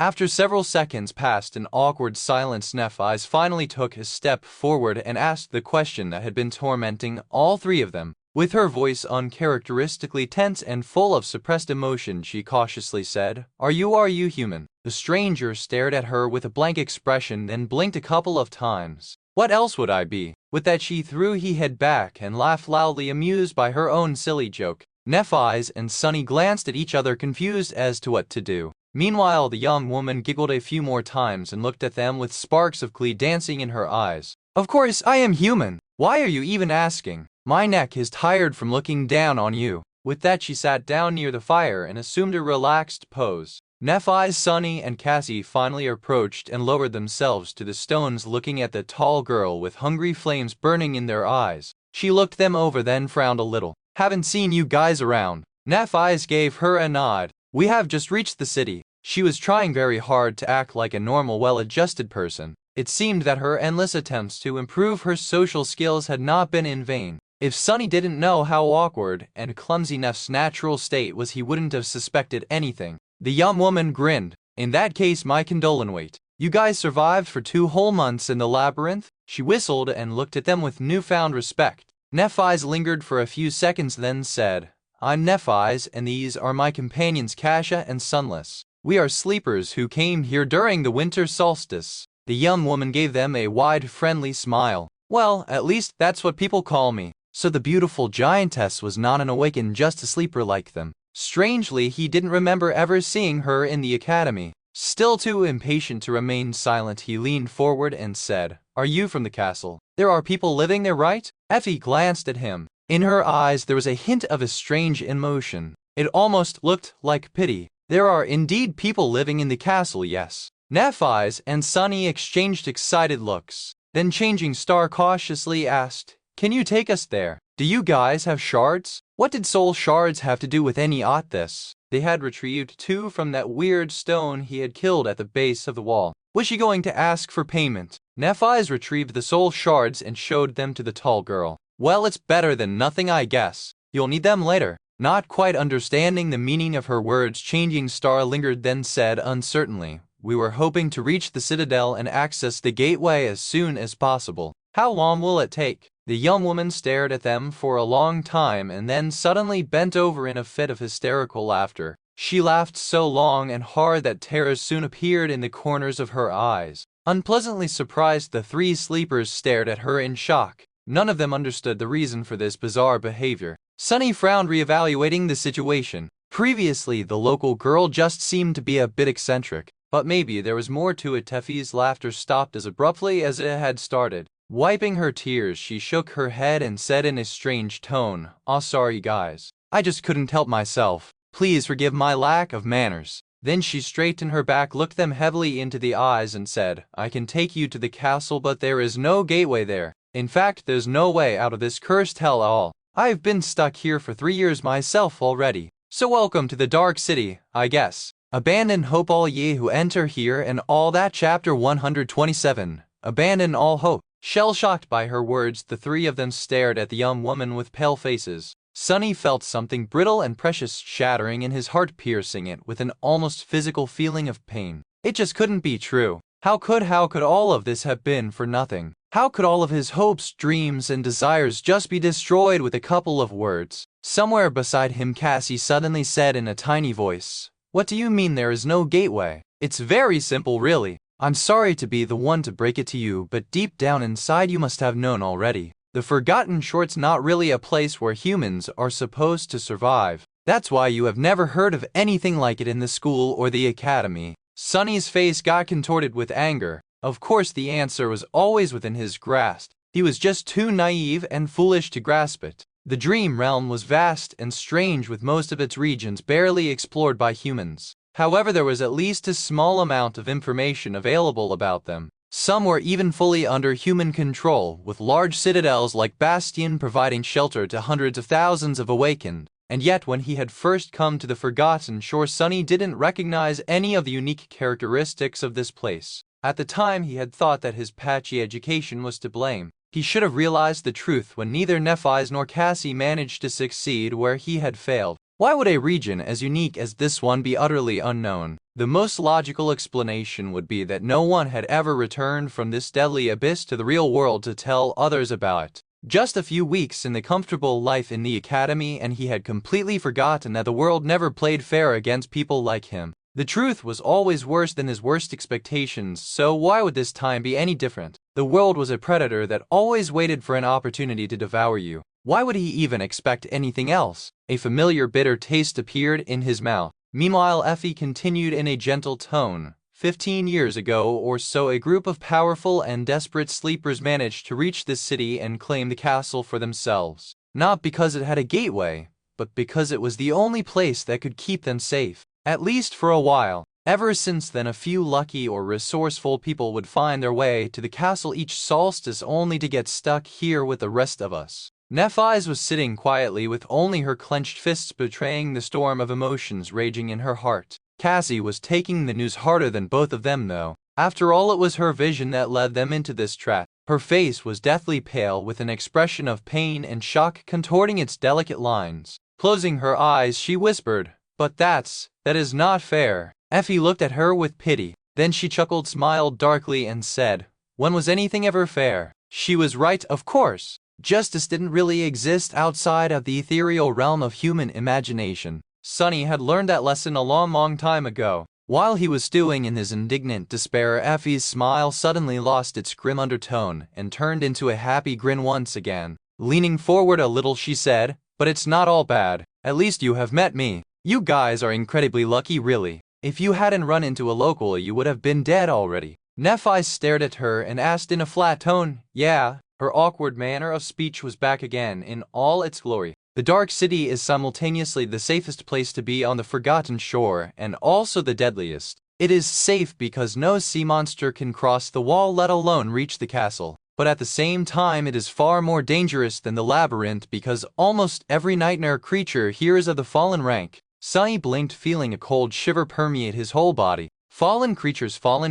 were immeasurably more powerful than awakened ones. Dormant humans like them had no business fighting against the latter, let alone the former. One awakened demon was already more than they could handle without resorting to summoning a true terror from the depths of the cursed sea. Something much more powerful than the carapace demon would simply wipe them out from existence in a matter of seconds. Remembering countless shapes moving through the ruins, he couldn't help but tremble. Was each of those shapes a fallen monster? How would anyone survive even a day in this cursed city? They would have to be insane to even try. Slowly, the magnitude of the perilous trap they had found themselves in began to seep into his mind. "But you guys managed to stumble into me before descending from the wall. Otherwise, the fallen ones would have been feasting on your souls already. There are very few people in the castle who go out hunting in the ruins, let alone venture so far away from it. Meeting an experienced hunter like me was probably your only chance to avoid finding out about the true face of the Dark City a second too late.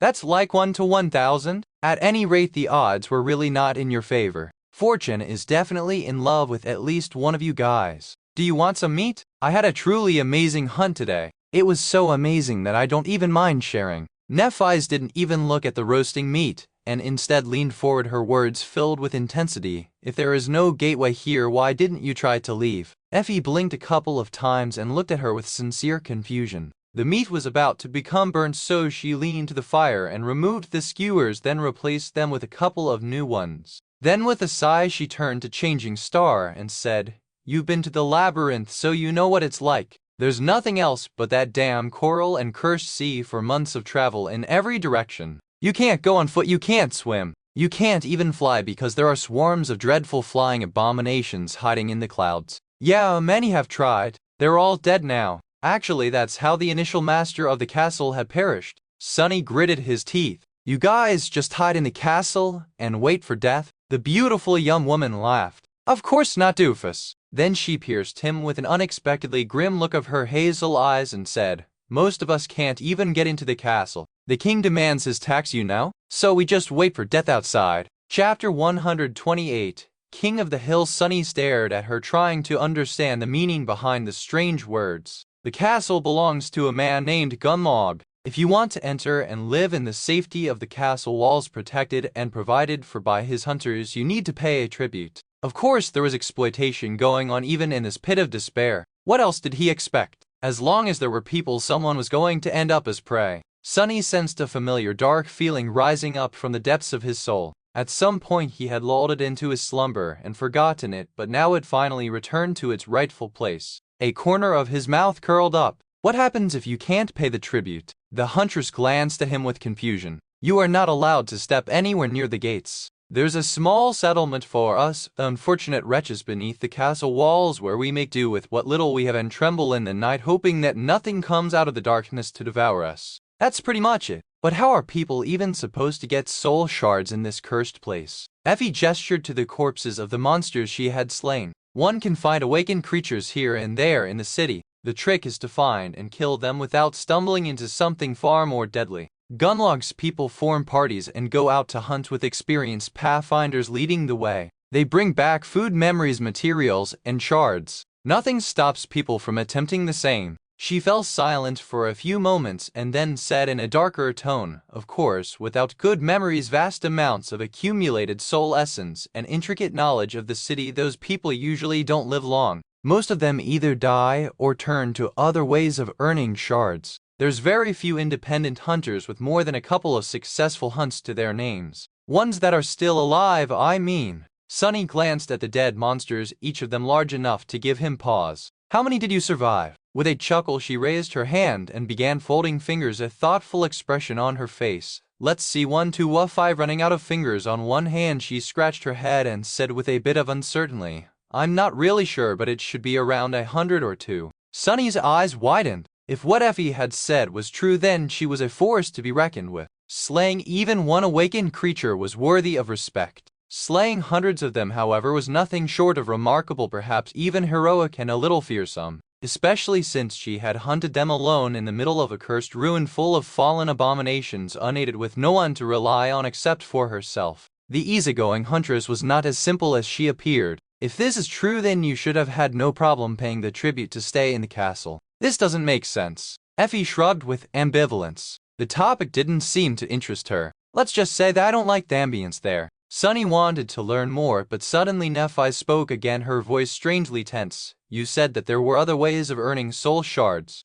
The huntress turned to her and was silent for a while, a hint of some dark emotion in her eyes. However, it was quickly erased by her usual laid-back smile. Well, there's a few ways. If you have a useful utility ability, you can become a craftsman or an artifact in the castle. There's not a lot of such sleepers, so they are well regarded and cared for. If not, there are other opportunities too. Boys can become gunlogs, soldiers, while girls can enter his harem. Pretty ones like the two of you especially. No one will force you, of course. Sunny could see white sparks dancing in her eyes. So you can either become his soldier, his servant, his plaything, or die. But that is her own choice. No one is forcing anyone to do anything. Changing Star looked down her indifferent face, turning hard and cold. Her fists were clenched so hard that they seemed bloodless. So why hasn't anyone killed him yet? The huntress laughed. Great people, terrible people, and everyone in between. You can see their skulls above the castle gate actually. I like your train of thought, princess, but you should forget it.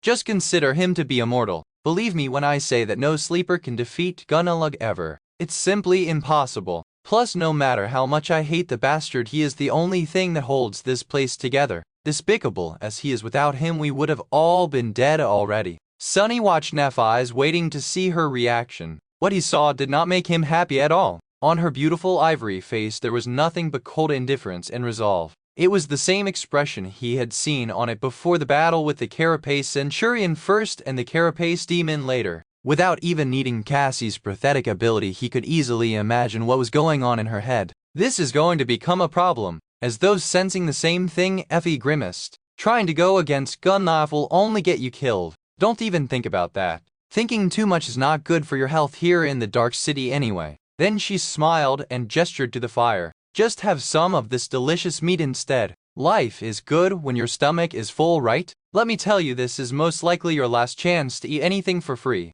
Food is a real rarity in these parts. Sunny sighed, then leaned forward and picked up a sizzling piece of meat. No matter what happened, they had to keep going. This was the only way to survive. Of course, I can believe it. I'm from the outskirts, you know. I didn't even know what real meat smells like before entering the academy. With that, he handed the piece of meat to Cassie, took another one, and began devouring it greedily. Nephi's lingered for a bit, but then followed his example. It seemed as though Changing Star had listened to her advice. At least on the surface she had accepted that defeating the current master of the castle was impossible. But Sunny knew that deep down inside she remained unconvinced. After all, Nephi was in the habit of making impossible things happen. Chapter 129. Solace. After the shocking revelation about the cruel futility of their long and arduous journey to the Dark City, the desire to reach the promised castle that kept the three of them going for so long had diminished significantly. However, they still wanted to get there as soon as possible. There was a tiny remnant of hope still burning in Sunny's heart.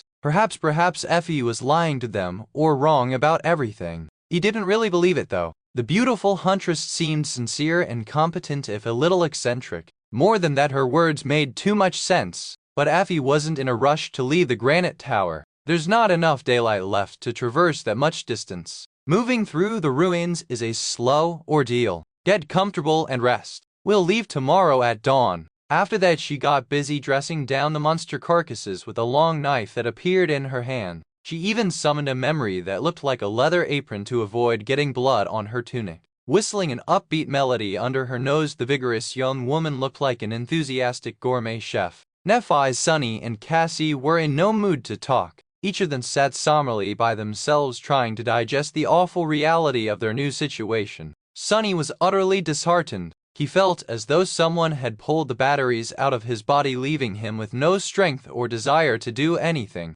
The world had become dim and tiresome. That's hope for you. He didn't even have enough motivation to get angry. It was as though he had run an exhausting marathon and crossed the finish line only to find out that there was another race waiting for him on the other side. In fact, he would have to keep running forever. He would never meet Master Jet and Teacher Julius again to thank them for the advice and teachings that had helped him survive and maybe even repay their kindness. He would never become an awakened and learn more mysteries of his strange aspect. Most importantly, his dreams of becoming rich and spending the rest of his life in comfort were also not meant to be. Crestfallen, he made an effort to find some semblance of solace in this disastrous fiasco. Well, if you think about it, I'm still alive. That has to be worth something, right? His shadow glanced at him, not entirely convinced. Plus, I can easily stay alive for the foreseeable future. Yeah, the big picture changed for the worst, but our immediate situation has actually improved a lot. We are safe from the constant threat of drowning or being devoured by the dwellers of the deep dark sea. We have also found a strong community of humans. No matter how things were run in the castle, there were hundreds of people living there. Numbers and experience meant everything in the dream realm.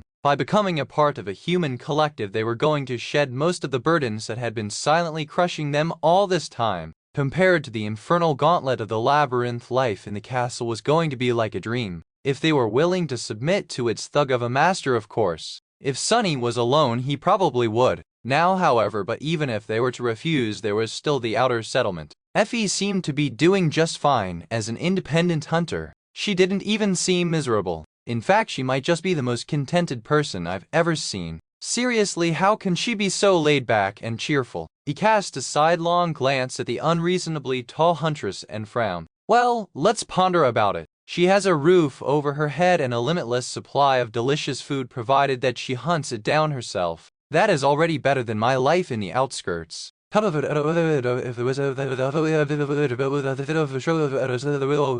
Actually, in a lot of senses it was way better. So maybe the situation seemed to be so bad not because it actually was, but because it simply didn't fit his inflated expectations. Perhaps Effie didn't expect anything from life at all, and that's why she was so damn happy and lively even in the middle of this odious hell. Yeah, that must be it. The shadow shook its head and turned away. Despite his somewhat rational attempt to find the bright side in this calamity, he didn't feel any better at all. In fact, thinking about how inescapable and bleak their future was only made him more tired. Suddenly, his skin crawled. The familiar sensation of dread and unease flooded his mind, only now it was so much more profound and invasive. The shadow of the Crimson Spire had fallen on the dark city. Soon the sound of waves crashing against stone informed them of the coming of night. Not in the mood to even stand up, Sunny silently sent his shadow to take a look outside. As the last rays of the falling sun colored the world in the shades of red, the cursed sea was surging out of the great crater.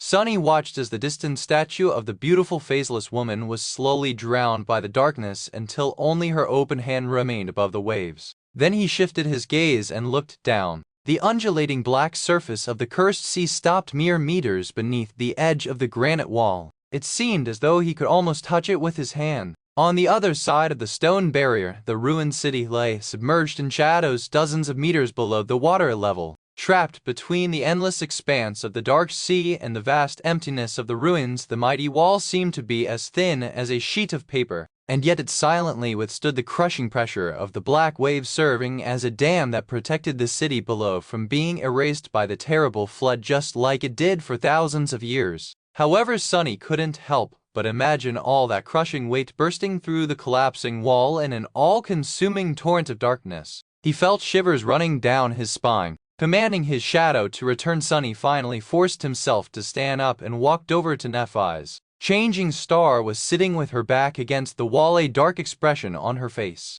Hearing his footsteps, she raised her eyes. Sunny sat down beside her, lingered for a while, and then said, "What do you think?" She was silent for a long time, simply looking at him with an inexorable expression. Just when he was about to think that there would be no answer, Neph finally spoke. As she did, white sparks ignited in the depths of her cold gray eyes. "We will find a way to return. No matter what has to be done, we will. Her words echoed inside the granite tower, making shadows on the walls dance in sinister glee. Chapter 130. Strength of a dozen men. In the morning they set out for the castle. Before leaving this safe haven of the granite tower, Effie gave them a list of instructions. Follow behind me. Listen to everything I say. Don't make any noise. Don't think too much. Some of the creatures out there can hear noisy thoughts, others can sense strong emotions. So, don't feel fear either. Sunny stared at her with a grim expression. How was he supposed to control what he feels? The vigorous huntress grinned. You never tried to solve math equations in your head to impress a lovely lady? As Sunny's SHEEKS began to turn bright red, she giggled and turned to Cassie and Neff. Correction.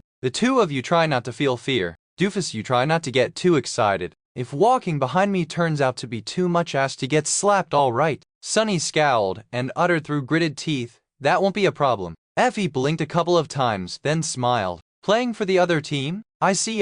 What was that supposed to mean? Trying to get his emotions under control, Sunny took a deep breath and counted to 10. Math equations, my ass, who does she think she is? Wait, why am I counting? Making sure that they understood her instructions, the huntress turned around and rolled the massive slab of granite that blocked the exit from the tower to the side. Lean muscles tensed and moved under her olive skin, making for a picturesque view. Sunny stared at her back and gulped. That slab of granite had to weigh a couple of tons at least. How strong was the beautiful giantess exactly? Catching a glimpse of his stare, Effie raised an eyebrow and winked. He answered on autopilot. Yes, oh wait, no. I mean, that's not why I was looking. How are you that strong? She glanced at the granite slab, then at him. That's my aspect ability. It's a strong, all-around physical enhancement. That was a very rare and powerful ability to have. While not as flashy as many others, it was practically the ultimate warrior ability. With not only her strength, but also her speed, agility, endurance, and resilience boosted, Effie was like one of those ancient heroes Neff sometimes talked about.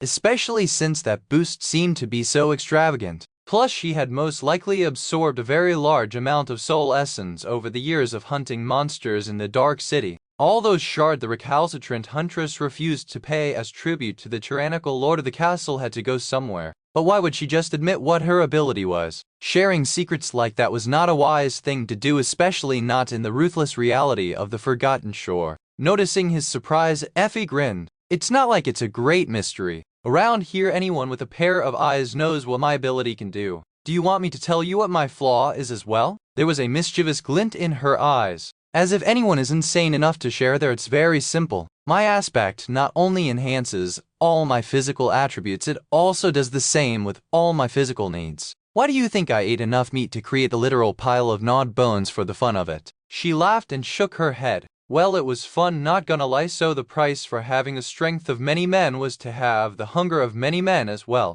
Out here in the Dark City, where food was scarce and hard to come by, it was a dangerous flaw to possess. It was a curse that could force a person to hunt more and therefore risk injury and death more than anyone else would have to. Most people would scoff at its severity, but not Sunny. He knew what hunger, real hunger, felt like, what it could do to a person. Perhaps that was the reason why Effie was out here in the first place. Perhaps she had become a huntress not because she wanted to, but because she simply didn't have a choice. What other physical needs do people have? Sunny thought, a little confused. Air, then water, and food, then I said not to get excited. Sunny flinched and looked up at Effie, who was staring at him and cackling. Embarrassed, he gritted his teeth in anger. Don't flatter yourself, Beanpole. However, when he noticed that Nephi's and Cassie were observing them with amusement clearly written on their faces, his anger somewhat subsided. Belatedly, Sunny realized that perhaps the experienced huntress had been joking around with him, not just out of pure mischief. Perhaps she was trying to lighten the mood to get them into the right mental state, thus making traversing the cursed city less perilous. Meanwhile, Effie grinned. Sunny glared at her and said, "Don't distract me." Then he forcefully changed the flow of his thoughts and reluctantly added, "I'm solving equations." A minute later, they left the granite tower and stepped onto the streets of the Dark City. Effie had summoned the helmet of her archaic armor before venturing forth. It was of the Corinthian design, with a tall crest of blue horsehair and a narrow visor that left only her eyes and lips exposed. On her back there was a leather bag containing the meat, bones, and hides of the monsters she had slain during the hunt. Sunny knew for a fact that this bag was much larger on the inside than it seemed from the outside. Otherwise, in order to accommodate all of F's trophies, it would have had to be comically big. However, it still weighed way too much for an ordinary person to carry. Including the armor, the long knife, and the black leather apron, it was the fourth memory he had seen the huntress summon. He wondered how many more did she have in her arsenal. He had yet to see what weapons Effie used. In the ghostly light of early dawn, they entered the cursed ruins. Chapter 131. Traversing the dark city, the mournful ruins of the once great city sprawled around them like a desolate stone maze, with gray skies above and nothing but dead silence surrounding the cohort of 4 tense sleepers. It seemed as though they were walking through a vast cyclopean graveyard. Sonny had to constantly remind himself that there were countless horrors hiding in the ominous shadows of the dark city. One wrong turn could land them in dire peril. In this ancient ruin, they had no choice but to entrust their lives to the hands of their guide. Luckily, the guide in question was not a morose dead poet, but a tall, extremely attractive young woman clad in a pleasantly revealing archaic armor.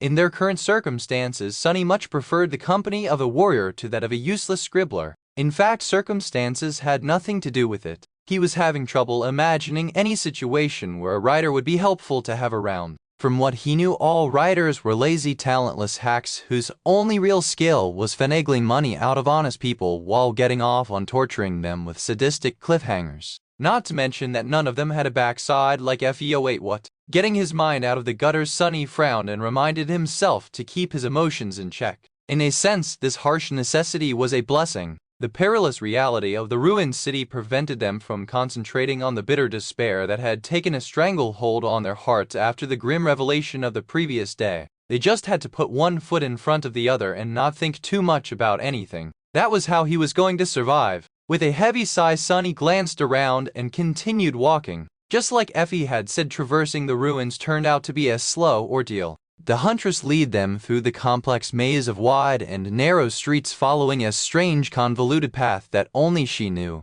Often they would have to stop and hide, waiting for some unseen danger to pass. Sometimes they walked under the empty sky, sometimes they dove into the weathered buildings and spent some time crawling through the piles of rubble inside. Other times, Effie was able to lead them straight through half-collapsed houses to emerge into secluded alleyways on the other side. Once or twice they had even climbed to the rooftops and proceeded forward by walking on precariously rickety tiles or bared support beams, jumping across vast chasms and balancing on half-rotten planks of wood that had been placed there by someone to bridge especially wide gaps. During these moments, either Neff or Sonny would carry Cassie in their arms. Sonny was surprised to discover that the interiors of some buildings were incredibly well preserved. It was as though the inhabitants had just left a few days ago, as opposed to the thousands of years that had passed in reality. Because of that, he was able to catch glimpses of how the citizens of this ancient city had lived all that time ago. It was a strange and eerie sight. He was also able to clearly understand that Effie indeed knew the ruins very well. Everywhere they went, there were signs of her previous visits and preparations. From the planks placed across the gaps between roofs to the heavy slabs of stone used to hide improvised passages, it was apparent that she had spent years of meticulous effort turning large parts of this lethal maze into her own private hunting grounds. He had gained a new respect for the seemingly carefree young woman. She almost made traveling through the cursed ruins look safe and easy. However, he knew that this couldn't be farther from the truth. In fact, he suspected that death was constantly breathing down their necks, only barely held at bay by Effie's knowledge and timely judgment. Several freshly eviscerated carcasses that they had stumbled on served as a clear sign that Dark City was teeming with harrowing life. Even terrifying nightmare creatures were not safe here. More than once they heard the distant sounds of claws scraping against stone, sensed the ground trembling under heavy footsteps, or noticed swift shadows falling through the clouds. In those moments, Effie would change their course on the fly or find a perfectly concealed hiding spot without fail.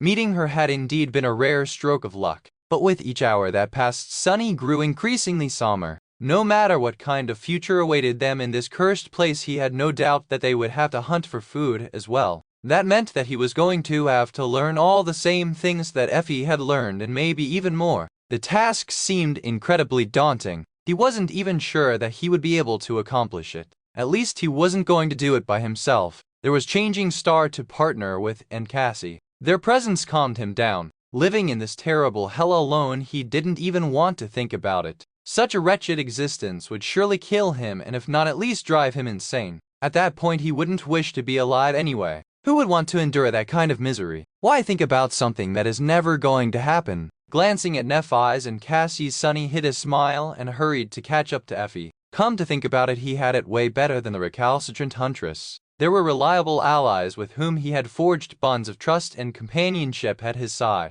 The three of them made each other stronger. More than that, his own aspect was able to provide him with a similar comprehensive physical enhancement ability, albeit a lesser version of it. It was much more versatile, though, allowing him to transfer the enhancement effect onto memories and inanimate objects, not to mention his invaluable ability to move and scout around without being seen. Sunny would offer the services of his shadow to Effie, but he wasn't sure about how safe that would be. If there were creatures in these ruins capable of sensing thoughts and emotions, what were the chances that some of them would be able to sense the gaze of the shadow as well? He would have to learn more and experiment before allowing it to wander around on its own. These thoughts had cheered him up a little. Soon as the sun began to fall toward the horizon, they had finally reached the base of the hill on which stood the magnificent castle. Sunny looked up, sensing his heart beating wildly. A heavy and anxious feeling took hold of his mind. Depending on what happened next, their fates were going to change forever, either for the better or for the worse. Chapter 132.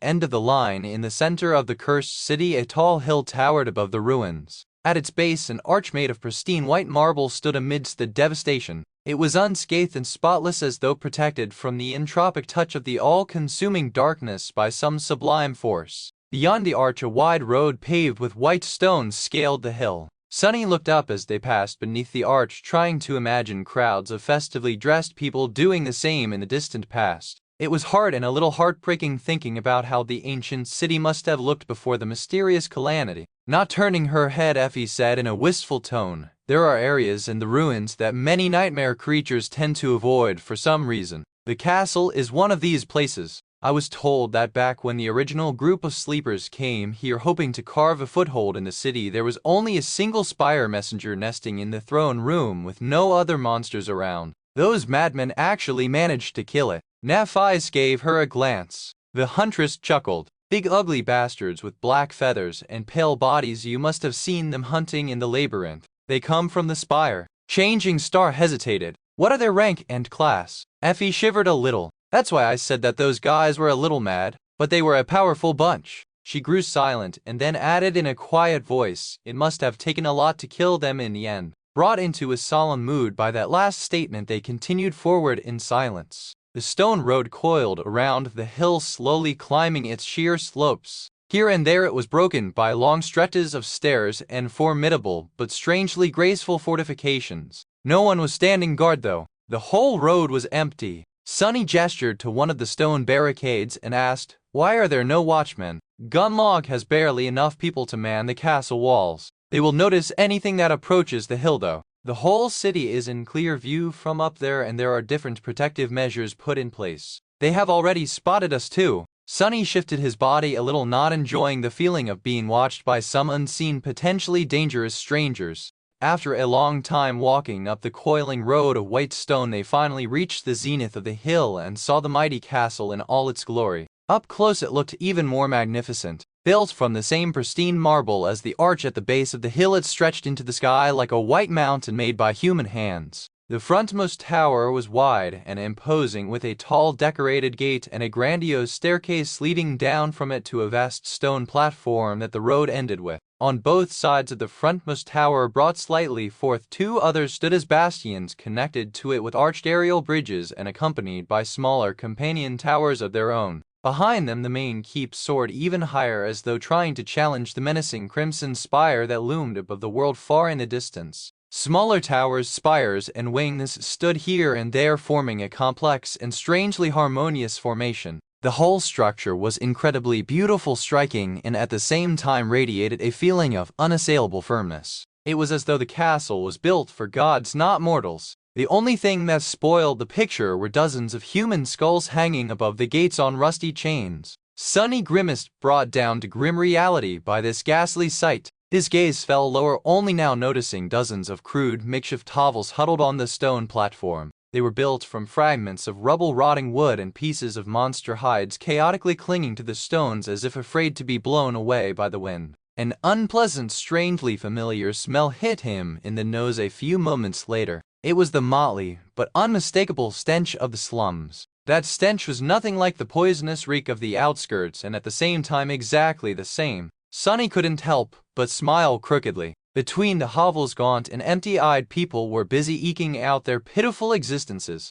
They were dressed in a strange mix of dirty rags and shiny memories, with those wearing armor standing out among the rest like rare oddities. Most of them were extremely young, barely older than Sonny himself. He could smell their exhaustion and desperation even from where he was standing. Sonny really wanted to laugh. After everything he had been through ever since becoming infected by the nightmare spell, the cycle had finally completed. He was right back to where he had started, only much worse off. Wasn't that the funniest thing ever? If this wasn't fate, then he didn't know what was. Oh, the irony! Changing Star's voice tore him away from his reverie. He blinked a couple of times, then slowly turned to face her and said after a brief pause, "Yeah, I was just reminiscing." Something in his voice must have sounded strange, because she gave him a long look before turning away with a short nod. "Don't relax just yet." Then she turned to Effie and asked, "What do we do now?" The huntress looked around and shrugged. "It's going to get dark soon, so I would advise you to find a shelter before that. Look around for an empty hut.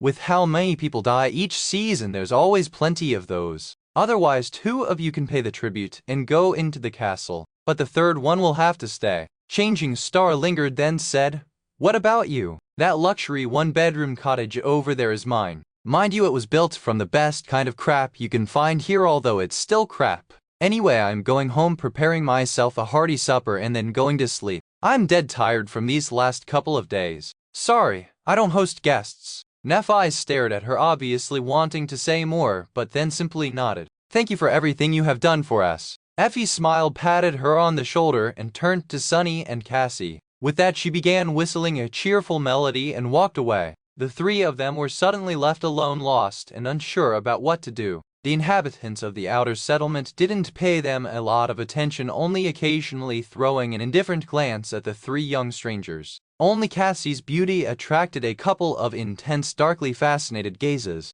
After a minute or so passed in disoriented silence, Changing Star hesitantly took out the 2 soul shards that they had collected from the remains of the rolling stone and looked at the glimmering crystals lying in her hand. They had to make a decision. Chapter 133. Farewell. Nephi held the shimmering crystals, looking at them with a heavy expression. Sonny was also staring at the shards, his head full of dark thoughts. The remnants of shattered souls glowed softly in the dim twilight of dusk. Around them, the inhabitants of the outer settlement were hurrying to get inside their pitiful hovels before the coming of night. The sun was already hidden behind the cyclopean silhouette of the crimson spire, drowning the world in its eerie shadow. The air was full of fear and worry. "What are you thinking about?" Changing Star sighed and looked up. Her ivory face was harsh and thoughtful. She remained silent for a while and then said in her usual calm tone, "We need to split up." Sonny couldn't help but laugh. "You do know what usually happens when people split up in these kinds of situations, right?" She stared at him with no humor in her cold gray eyes. "This is not a drama, Sonny. We have the means to provide 2 of us with food and shelter for a week. There's no reason to pass on this opportunity." Cassie turned to her, a confused expression on her face. But what about the third?" An uncomfortable silence hung between them, broken only by the whistling wind. Sonny looked at the blind girl, then at Nephi's, and finally glanced at himself. Which one of them was going to remain hungry in the bitter cold while the other 2 would be eating their fill in the comfortable safety of the castle? He thought that he had an inkling. What else did I expect? It was less than 10 minutes since they reached the human civilization. Well, whatever passed for one in this loathsome purgatory, and the tentative connection that had been established between them in the crucible of the labyrinth was already coming apart at the seams. Just as he had expected, the nature of their relationship was going to change now that they weren't essentially the last 3 people in the whole wide world with no one else to rely on but each other. Was it strong enough to endure without that desperate need? Throughout his whole life, Sonny had never managed to last long in any group. He didn't know if this time was going to be any different. Just as his insecurity threatened to break out of control, Nephi sighed and handed him the soul shards. He stared at her hand and looked up sharply. A strange storm of emotions erupted in his heart. There was surprise, joy, concern, but at the same time irrationally a dark sense of shame and resentment. Not knowing how to deal with all these feelings, he scowled and asked, "Why me?" Changing Star simply raised an eyebrow. Shaking his head, Sunny offered her a crooked smile and added, "Don't get me wrong, I'm not refusing. I'm just curious, why are you so kind all of a sudden? Is it out of some misguided sense of nobility?" Nephis looked at him for a while and then said with indifference, "I have never been noble. I have never been kind." He blinked, struggling with the desire to pinch Neph and make sure that she was awake. If she wasn't noble, then who was? Meanwhile, Changing Star shrugged and looked away. "It is simply the best choice. Right now, we need information the most. With the help of the shadow, you will be able to learn much more about what is going on in the castle than I ever would. While you are gathering information inside, I will do the same here. We will meet in a week, share our findings, and decide what to do next." Sunny just stared at her. Did Neph just reveal herself to be as cynically pragmatical as he was? Once again, he felt a weird mix of emotions. He was simultaneously elated and hurt by her lack of sentiment. However, the fact that she simply assumed that they were going to continue working together as though it was a given had not avoided his attention. For some reason, this small detail gave Sunny a warm feeling. Nephis looked at him and added, "Besides, the terms of our trade have come to an end. Your promise was to give up on your share of spoils on the way to the castle. That stone creature was your kill, so these shards are yours by right." Oh yeah, the trade he had made with Changing Star to get her to teach him swordsmanship and hide the fact that he had no way to absorb soul shards. He has almost forgotten about it. Now that Sunny had been reminded of its existence and realized that it was over, he felt a sudden pang of regret. It was as though one of the few strings that connected them together had been suddenly severed. With a sigh, he took the soul shards from her hand and gripped them tightly. "Then I'll meet you in a week, I guess." Sunny opened his mouth, wishing to say something else, but then just turned away. Stepping aside, he gave the girls some privacy to say their goodbyes. Soon Cassie's delicate hand found his shoulder. Sunny glanced at the blind girl, remained silent for a bit, and then asked, "Are you ready?" She hesitated before answering. When she did, there was a hint of sadness in her voice. "Yes." With that, they walked away and left Nephis behind, standing alone in the surging darkness of the descending night. Guiding the blind girl, Sunny approached the grand stairs that led to the ornate gates of the magnificent marble castle. Out here, there was nothing but the howling of the wind and the encroaching veil of darkness. It seemed as though the dwellers of the slum were not allowed to build their hovels on the wide stretch of stone that separated the marble steps from the outer settlement. "Be careful, there are steps ahead." After warning Cassie, he sensed a cold feeling grasp his heart. For some reason, it felt as though once he stepped on these stairs, there would be no way back. Gritting his teeth, Sunny took a step forward and began his ascent to the castle. Soon they approached the apex and stopped in front of a couple of unfriendly guards. Both of the young men barring their way wore armor-tight memories and wielded their weapons in the open as though trying to warn anyone approaching to not test their patience. They looked at Sunny without even trying to hide their disdain. "What do you want, rat?" Sunny hesitated, then held out the soul shards. One of the guards glanced at them and grinned. "Well, would you look at that? The rat has brought us a present." Chuckling, he took the glimmering crystals and waved a hand. "Someone will meet you inside." Struggling to not glare at the armed sleepers with murder in his eyes, Sunny forced out a pale smile and cautiously walked past them. Then, looking up at the dozens of human skulls swinging above them on rusty chains, he sighed darkly and led Cassie through the gates of the castle. Chapter 134, Bright Castle. As they passed through the ornate gates, a large hall opened up before them. Hearing a strange rustle from above, Sunny raised his head and saw tall windows with stained glass panes soaring to the distant ceiling.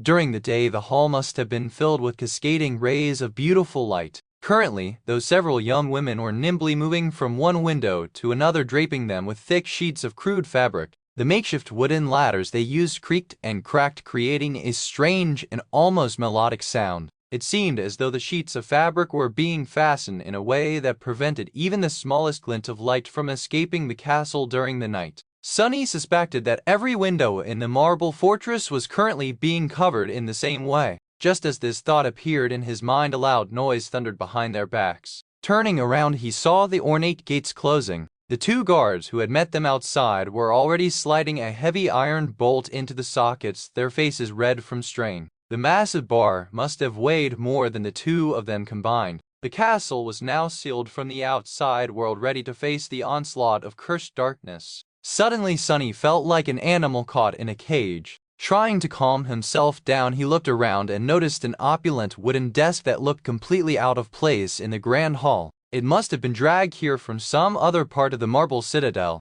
Behind the desk, a gaunt young man with nervous eyes was writing something down on a piece of parchment. The whole thing looked strangely similar to a reception desk in a luxurious hotel, or rather to what Sunny imagined such a thing would look like. He had never actually been to a hotel, of course. Hesitating for a few moments, he walked over to the desk and addressed the young man. "Hey. Oh, we've been told that someone will meet us inside." The castle receptionist flinched and looked up from his paper, a fearful expression appearing on his face. When he realized who was speaking to him, though, the fear disappeared, replaced by a tentative smile. The young man had a thin face and a pale, unhealthy complexion. He looked hungry and weak, much more like those poor souls in the outer settlement than someone who lived in the castle. His clothes, however, were clean and tidy, without any signs of wear and tear like that of the people outside. "Sorry, you gave me a fright there. Welcome to the bright castle. Well, you were just in time." A couple of minutes later and the gates would have been closed. Saying that, he threw a tense glance at the two guards and then quickly looked away.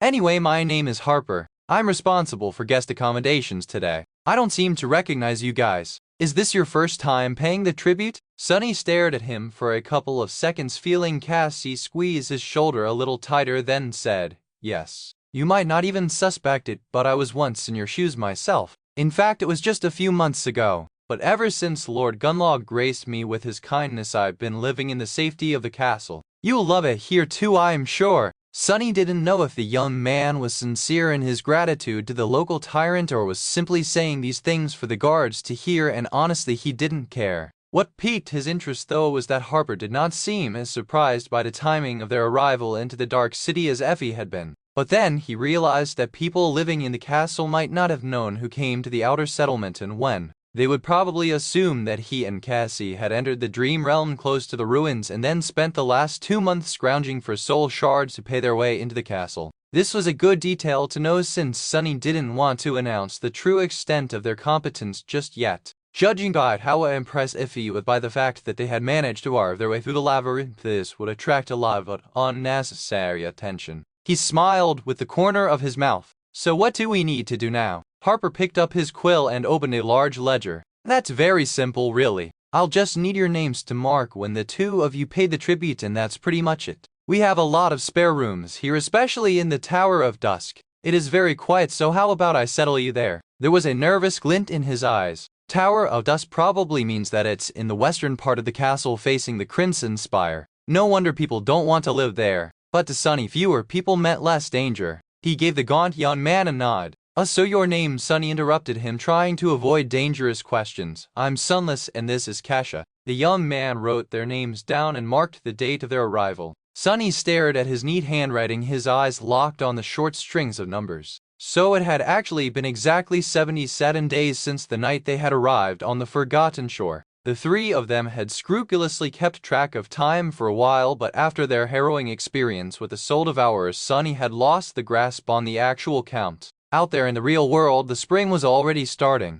A whole season had passed. It felt like a lifetime. Not paying any attention to the storm raging inside Sunny's heart, Harper closed the ledger and offered them a polite smile. "Now leave your worries behind and follow me. Between these walls you are completely safe. Nothing is going to hurt you." His tone was jovial, but Sunny didn't miss the quick glance Harper threw at the menacing guard standing silently by the sealed gate. Chapter 135. Cohabitation. Harper led them through the castle, explaining small details about the rules and customs one had to follow once inside. He was a talkative and friendly guy, so Sunny quickly got the gist of it. In general, it was very simple. They were free to do whatever they wanted unless it broke the basic rules of cohabitation, with a few small caveats. There were areas in the Marble Fortress open to everyone and areas that only members of Gunlog's host could enter. Those were marked by the symbol of a serpent coiled around a tall tower. As they walked, Sunny noticed several crude tapestries with that symbol woven on them.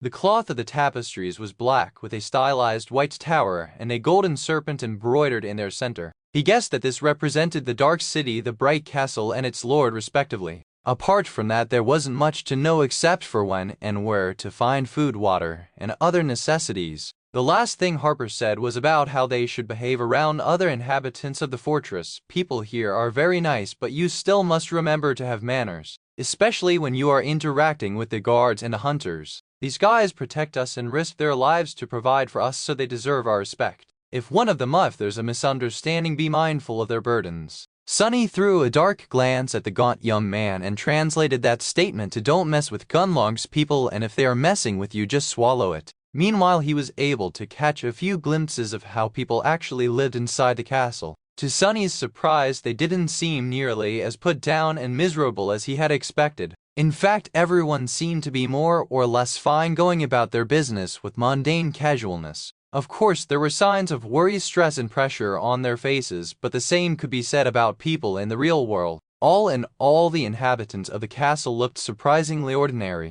I guess humans can adapt to anything, and as Changing Star had taught him, adaptability was the greatest strength. As long as there was some semblance of stability, humans would find a way. And it seemed as though the tyrannical master of the ancient fortress, hateful as he was providing the sleepers trapped on the forgotten shore with that stability. Effie's words about how the bastard was the only thing holding this place together echoed in Sunny's mind. Finally, they reached the westernmost tower of the castle. Indeed, it was mostly empty and quiet. Few people seemed to want to stay here, driven away by the unnerving vision of the crimson spire looming in the distance. However, for the two of them it was perfect. Cassie couldn't see at all, while Sunny was long accustomed to the presence of the spire because of his sensitivity to shadows. Plus, right now, all the windows in the tower were closed, hiding it from sight. Harper suddenly stopped and said in a somewhat embarrassed tone, "I forgot to ask. Would you guys be needing one room or two?" Without thinking too much, Sunny and Cassie answered at the same time, "One."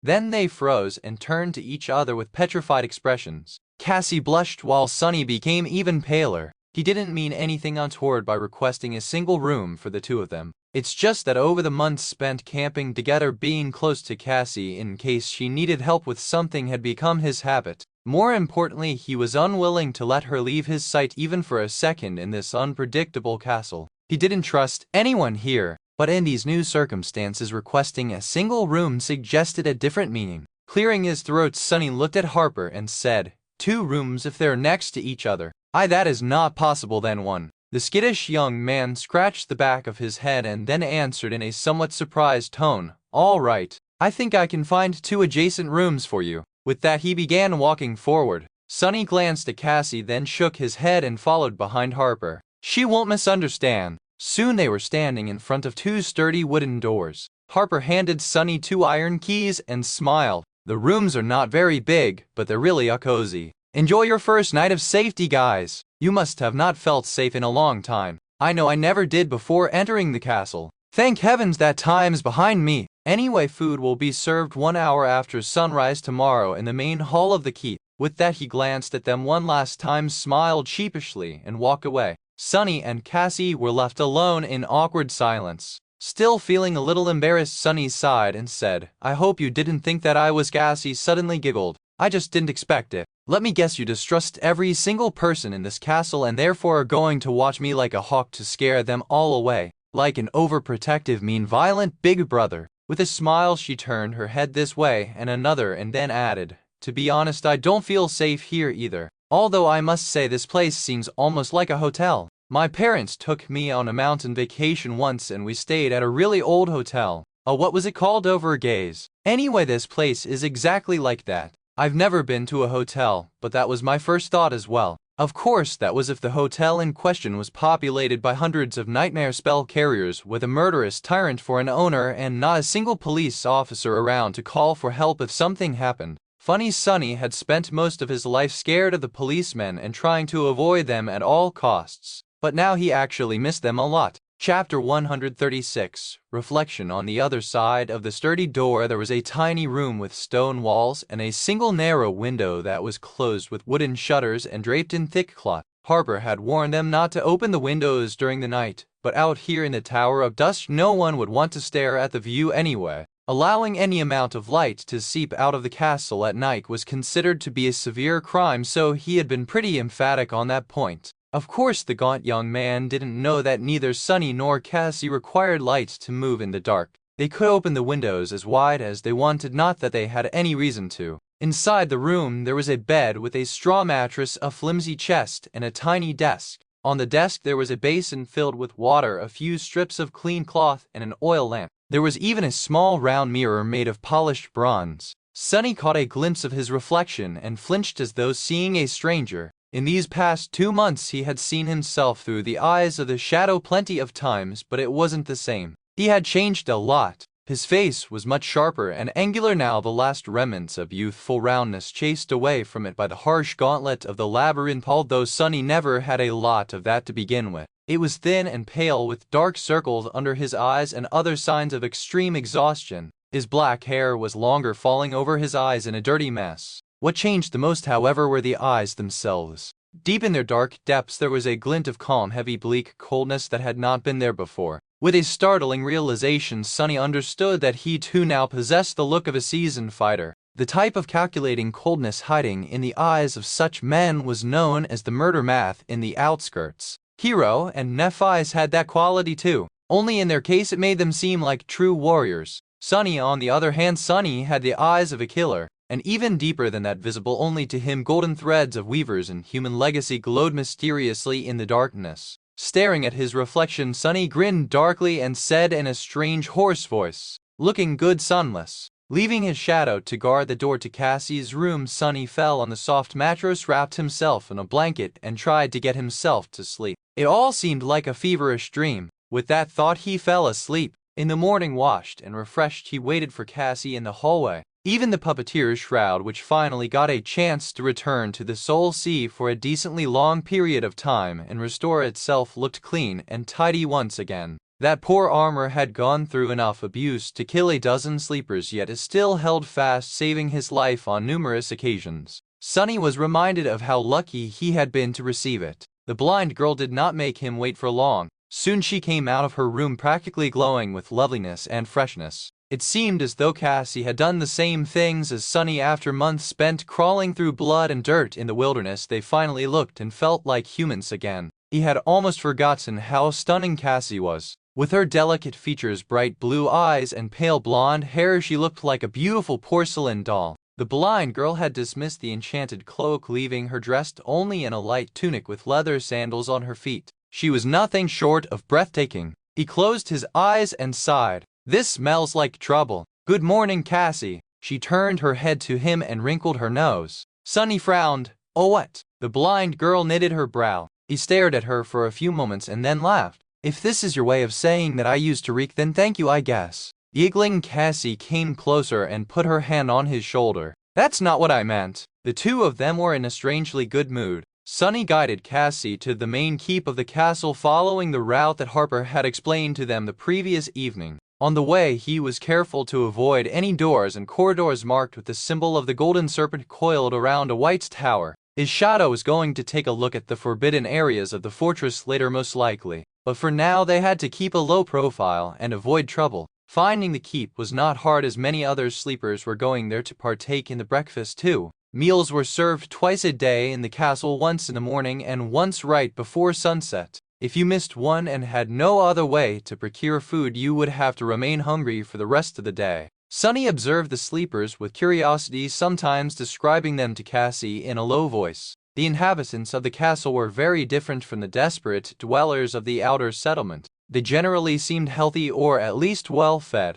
The amount of armor-type memories here was also much higher, although many still wore clothes made of mundane fabrics. Almost all of them were young and beautiful, with only a couple of the people he had seen looking like they were past their early 20s. Despite that, few could compare to Cassie in terms of looks. Finally, they entered the main hall of the keep, where long wooden tables were placed to accommodate the morning crowd of hungry sleepers. Suddenly, hundreds of eyes turned to stare at Cassie and Sunny. Feeling cold shivers running down his spine, he gulped. Chapter 137.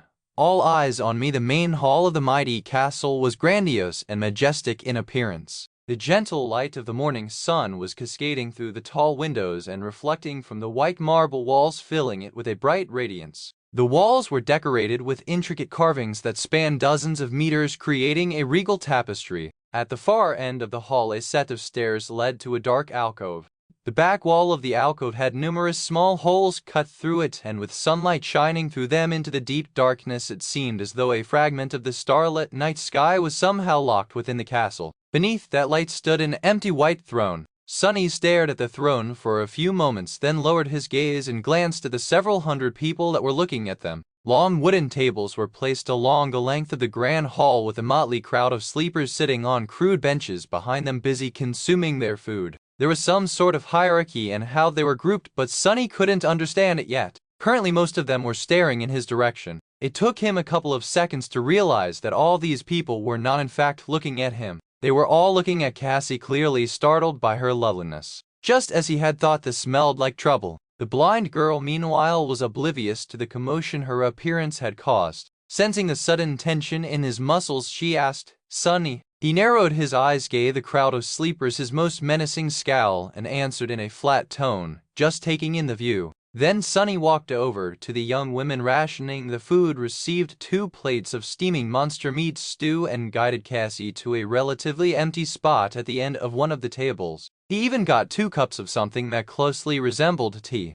Sitting down, he put the crudely made utensils into Cassie's hand and stared at his plate. He didn't like all this attention one bit. They even got vegetables. "I swear there's at least 2 pieces of a tomato in my stew. What's that thing that looks like a red potato?" Sunny had only seen vegetables in the academy's cafeteria, so he was not well versed in differentiating them. Teacher Julius had also only mentioned them in passing, since the chances of encountering a vegetable from the real world in the dream realm were not very high. To be precise, he had briefly showed Sunny pictures of the most common earth vegetables and said that if he ever was to find something that makes him think, that thing looks familiar, he should turn around and run. Cassie smelled her stew and said with a smile, "I think it's a beetroot." While they were innocently chatting, he was observing the sleepers through his shadow, waiting tensely for things to go wrong. And pretty soon they did. Sunny gritted his teeth when 2 rough-looking young men suddenly rose from their benches and headed across the hall toward them with unpleasant excitement burning in their eyes. Who would have thought that the thing that landed him in trouble would be Cassie's beauty of all things? Usually it was either his sharp tongue or his general obnoxiousness.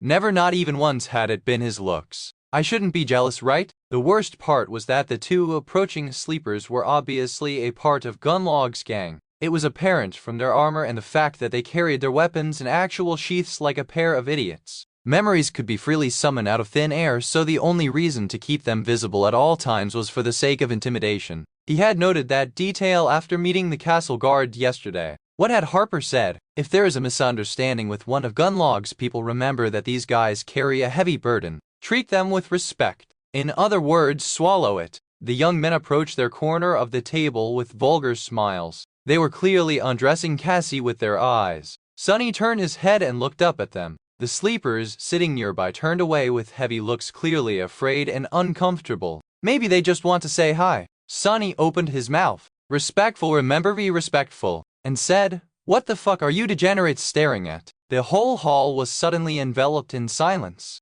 Once again, Sunny had found himself in the center of attention. But this time, everyone was actually staring at him instead of Cassie. "I guess that's better." The few nearby sleepers who had pretended to not notice anything a few seconds earlier lowered their heads as though trying to become smaller and disappear completely. Sunny glanced at them with disdain and turned back to the pair of young men who were currently towering above him, a dark and dangerous light dancing in their eyes. To be honest, his incendiary reaction had caught Sunny by surprise. The anger had taken the better of him for a moment, forcing the words out of his mouth. But the damage had already been done. It seemed as though his brotherly instincts were not only still alive but also somewhat overwhelming. "They want to see dark and dangerous?" He glared at the 2 idiots, knowing that at this point there was no way back. Beside him, Cassie turned her head, an alarmed expression on her face. One of the idiots grinned. "We were just hoping to politely introduce ourselves to this lovely little doll, but hey, we can get acquainted with the ugly little clown first." He glanced at the other sleeper, who was looking at Sunny with no humor in his eyes whatsoever.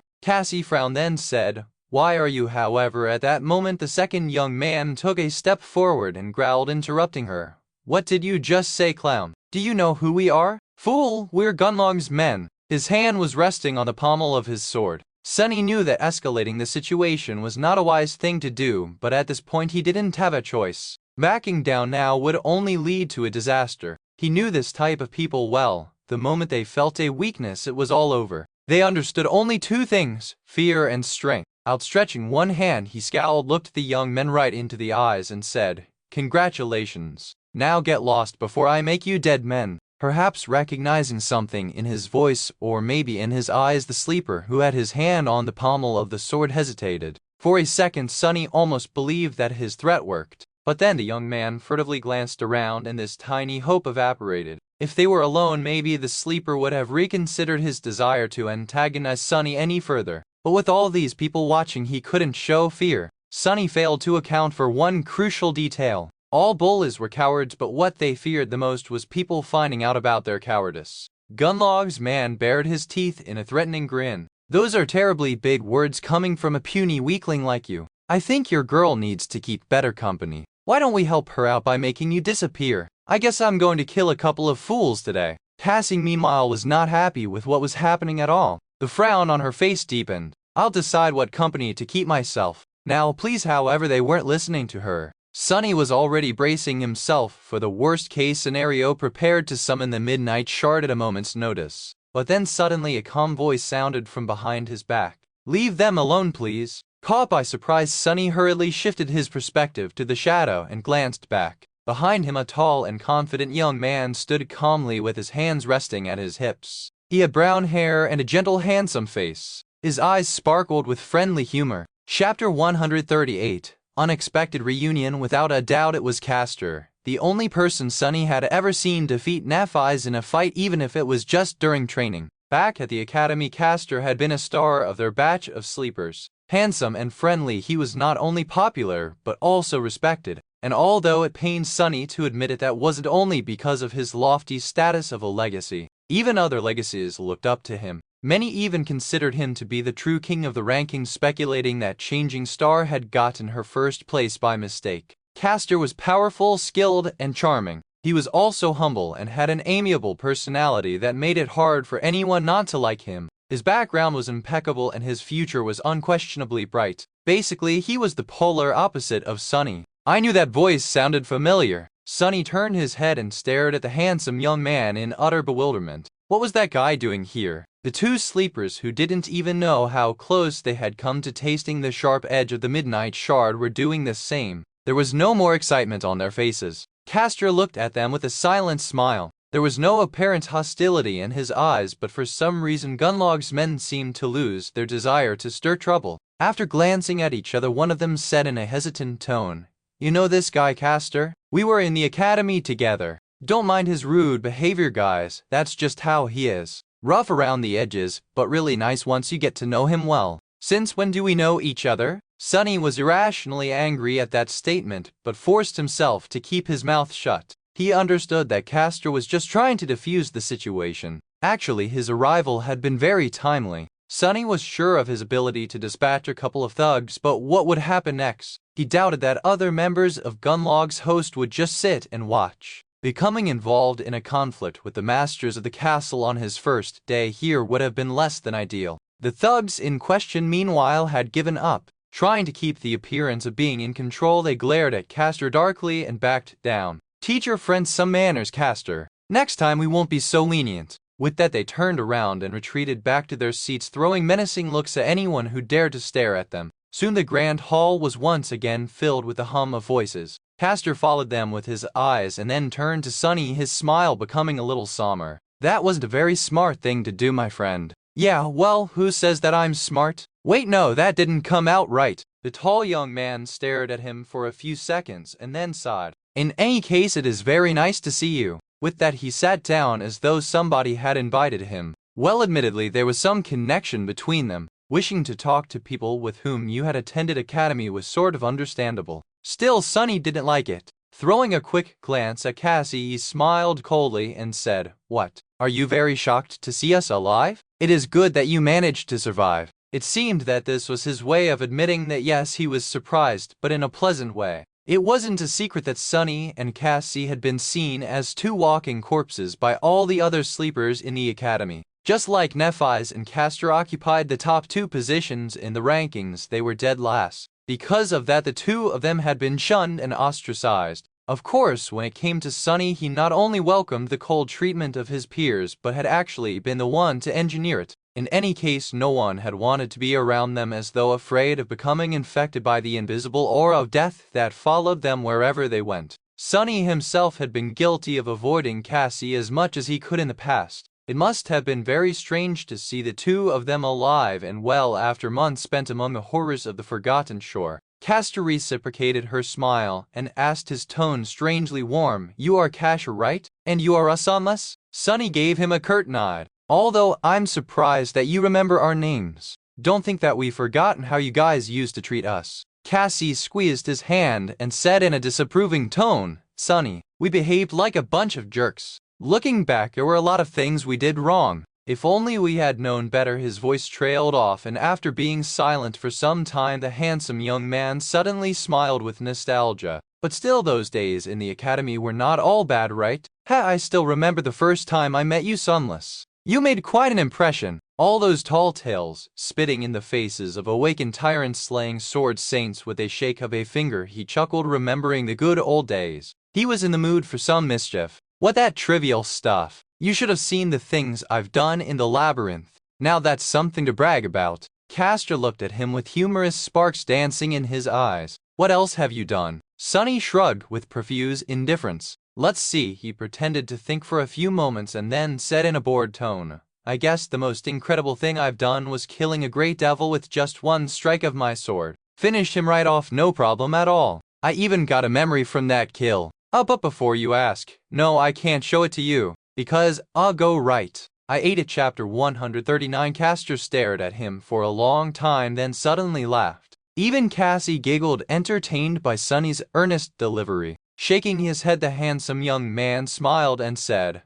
"I see your sense of humor did not change. Few people manage to preserve it here." Sunny blinked a couple of times and said, pretending to be offended, "What do you mean, sense of humor? It's the honest truth." He received another bout of laughter instead of an answer. There was food safety and laughter, he thought, suddenly remembering how Cassie had described the bright castle after dreaming of it for the first time. She had also seen Sunny leading her through its gates. Her prophetic visions were turning out to be frighteningly accurate. Makes you wonder about that other vision she saw not allowing himself to become distracted. Sunny chased away the ominous feeling and hid a smile. Then with a shrug he scoffed, "Well, don't believe me if you don't want to. That was just one of my many adventures anyway. Mundane crap like that." As he was talking, Cassie gradually stopped laughing and turned to him with a somewhat startled expression on her face. It seemed as though it was only now, with the harrowing journey already behind them, that she had finally realized how outlandish it all actually was.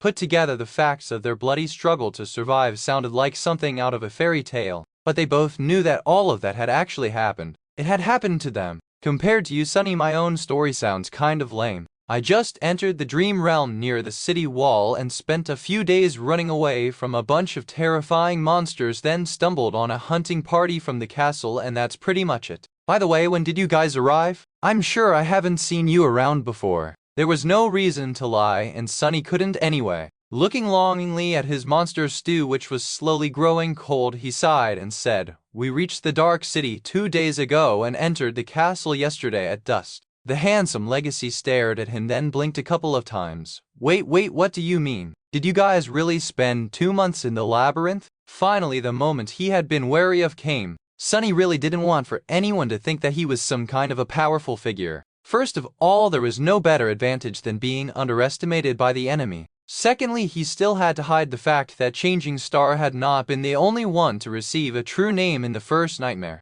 Luckily, he had long thought of an exceptionally convincing excuse. When in trouble, blame everything on Nephi's. Laughing inwardly, Sunny pretended to shiver and sighed. "I don't even want to think about it. That place, it's pure hell. Honestly, if it wasn't for Changing Star, both of us would have been long dead. She wouldn't have survived without his help too, but Castor didn't need to know that." Sunny was pretty sure that mentioning Neff's name anywhere near the names of two losers like Cassie and him were believed to be would make anyone think that she had single-handedly carried the both of them to safety on her back. As it turns out, he was right. As soon as he mentioned Nephi's, something changed on Castor's face. With a strange look in his eyes, the handsome man leaned forward a little and asked in a deceptively calm tone, changing, Lady Nephi's is alive. He had already forgotten all about how unlikely it was for someone like Sunny to survive a long journey through the deadly nightmare of the labyrinth. Sunny narrowed his eyes slightly. Castor's reaction was a little bit more intense than he had anticipated. It was on the border of being weird, but then again the tall and handsome Legacy had seemed to be strangely enamored with Nephi's even back at the academy. Enraged for some unknown reason, Sunny gritted his teeth and said, "Yeah." Turning her head slightly in his direction, Cassie hesitated for a moment and then added, We only had 2 soul shards when we came to the castle. So she is staying in the outer settlement. Castor leaned back, a hint of disappointment appearing on his face for a fraction of a second. Then he inhaled deeply and said, I see. Sunny took a sip of his tea and asked, Why are you so interested in Nephi's all of a sudden? The handsome young man looked at him with surprise. I'm just glad to know that more of us survived. Then he sighed and shook his head. From what I was able to learn, there were no more than 7 sleepers sent to the Forgotten Shore by the spell this year. Up until today, I thought that I was the only one to survive. It's good to know that I was wrong. Castor's face grew solemn. If Lady Nephi's was with you, that explains how you have managed to reach the bright castle alive. But the other 3, I'm afraid that they are long dead. May their souls rest in peace. Sunny and Cassie lowered their heads, coming to terms with this new information. It was true that they had not been treated well by the rest of the sleepers in the academy. Still, it was also somewhat heartbreaking to know that several of the kids they had known, even if it was just for a short amount of time, were now gone, killed by the vicious crucible of the dream realm. The cruel and ruthless nightmare spell had taken its first victims. Without having to look at each other, they quietly repeated Castor's words. May their souls rest in peace. Chapter 140. True Legacy. Some time passed in silence, with each of them thinking about what their own fates would be in this cursed place. Finally, Sunny extricated himself from this dark reverie and asked, So you've been here all this time. How are you able to afford to live in the castle? Don't tell me that you have joined this Golden Serpent's army. Although I'm going to lie if I say that I haven't been tempted to. One way or the other, all roads here lead to Gunlog and his men.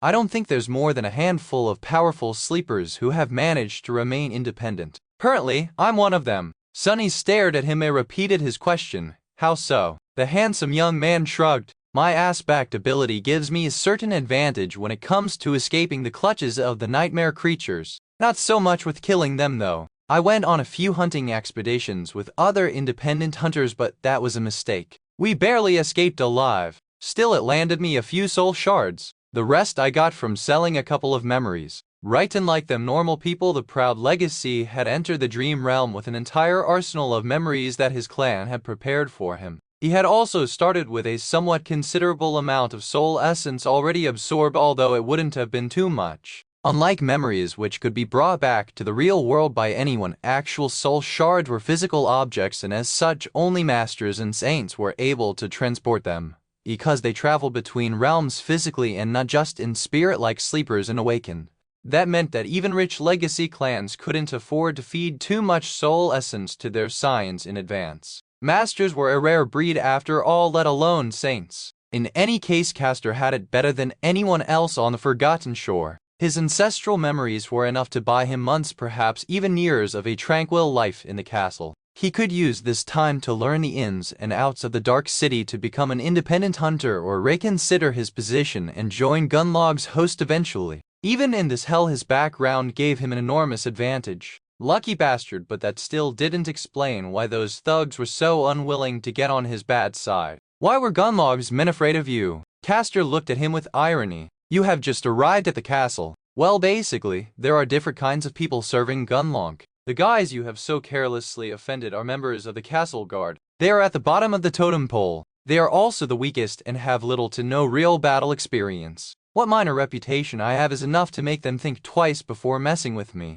For a second there was a dangerous gleam in his eyes. Because of Castor's amiable personality, when talking to him it was easy to forget what the word legacy really meant. Legacies were trained to fight and kill since they could barely walk. Every one of them was a true powerhouse. Sunny had no doubt that Castor's actual reputation in the castle was not as negligible as he would have them believe. After all, he was the only human, no, actually the only being Sunny knew of that had managed to defeat Nephi's in combat. and in terms of personal power Nephi's was as high as one could get in Sunny's heart. No one else could even compare. He was also sure that Castor's reputation was earned by spilling blood. I really hope that I won't have to face this guy in battle one day, Sunny thought, feeling a cold sensation that he desperately hoped was not a premonition. With a sigh, he tried to hide this unease and asked, "So I shouldn't be worried about their retaliation?" The amiable young man gave him a nod. "The two guards you have humiliated might try to do something on their own, but there won't be any reaction from the host itself.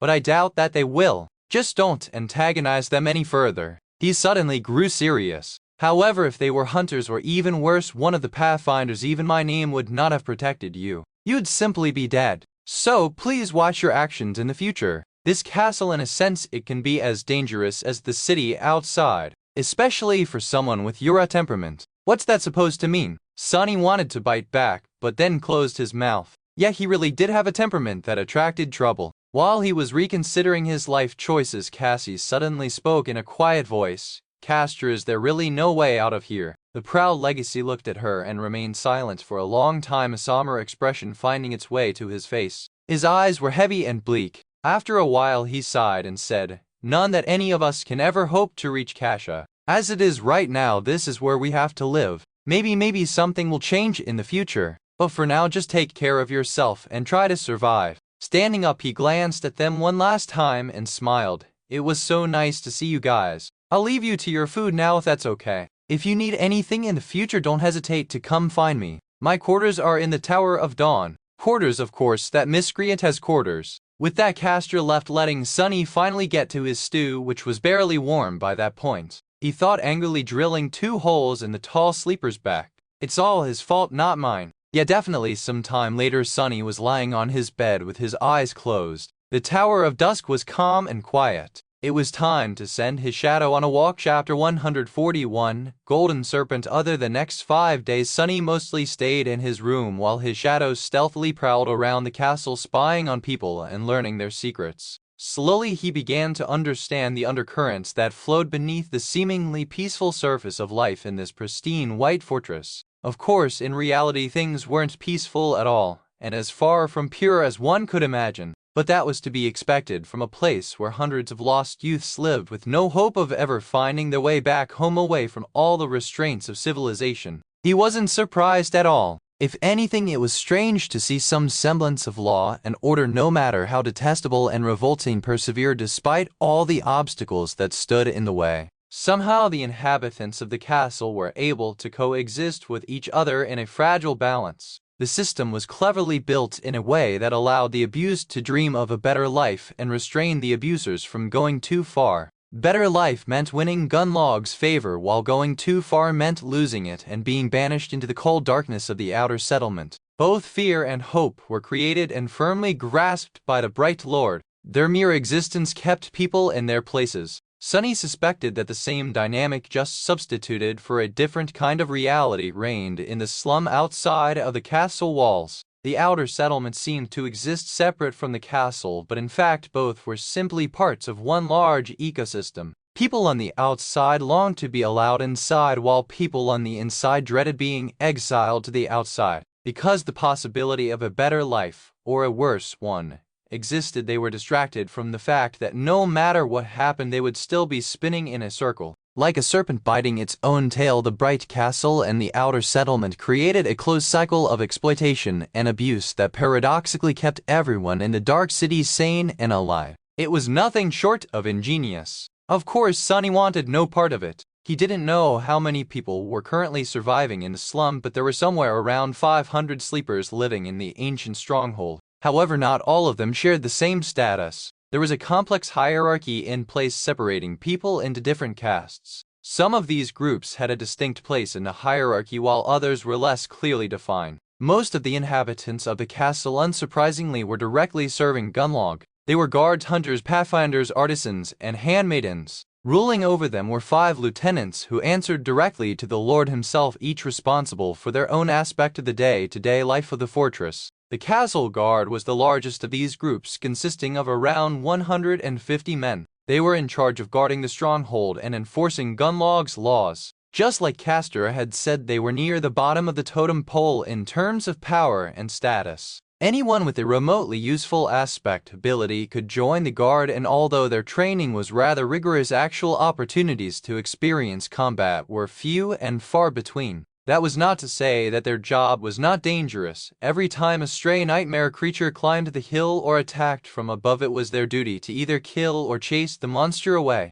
And out here in the Dark City, no monster was anything less than terrifying and absolutely deadly. The castle guard was led by a morose giant of a man named Tessai, who was one of Gunlog's most trusted lieutenants and perhaps the oldest sleeper on the Forgotten Shore. He was just 2 years short of 30. Tessai was a ferocious fighter and ruthless commander, holding his subordinates in an iron grip. Above the castle guard there were hunters. These were the elites of Gunlog's forces, each possessing a powerful combat aspect, rich battle experience, and sharp wit to make use of both. There were around 50 of them, divided into 7 hunting parties. Each morning, as soon as the gates of the castle opened, one of the parties left the safety of the impregnable marble walls and ventured into the harrowing maze of the Dark City to hunt and kill awakened creatures. It was thanks to their efforts that people in the ancient stronghold had food on their plates. Without them, none of this would have been possible. Hunters were recruited from the ranks of guards, and becoming a hunter was a dream come true. That was because these professionals enjoyed plentiful rewards from the lords, such as living in a room of their own as opposed to cramped barracks, better food, and access to various luxury items, best memories and tools the bright castle could provide, as well as many other things.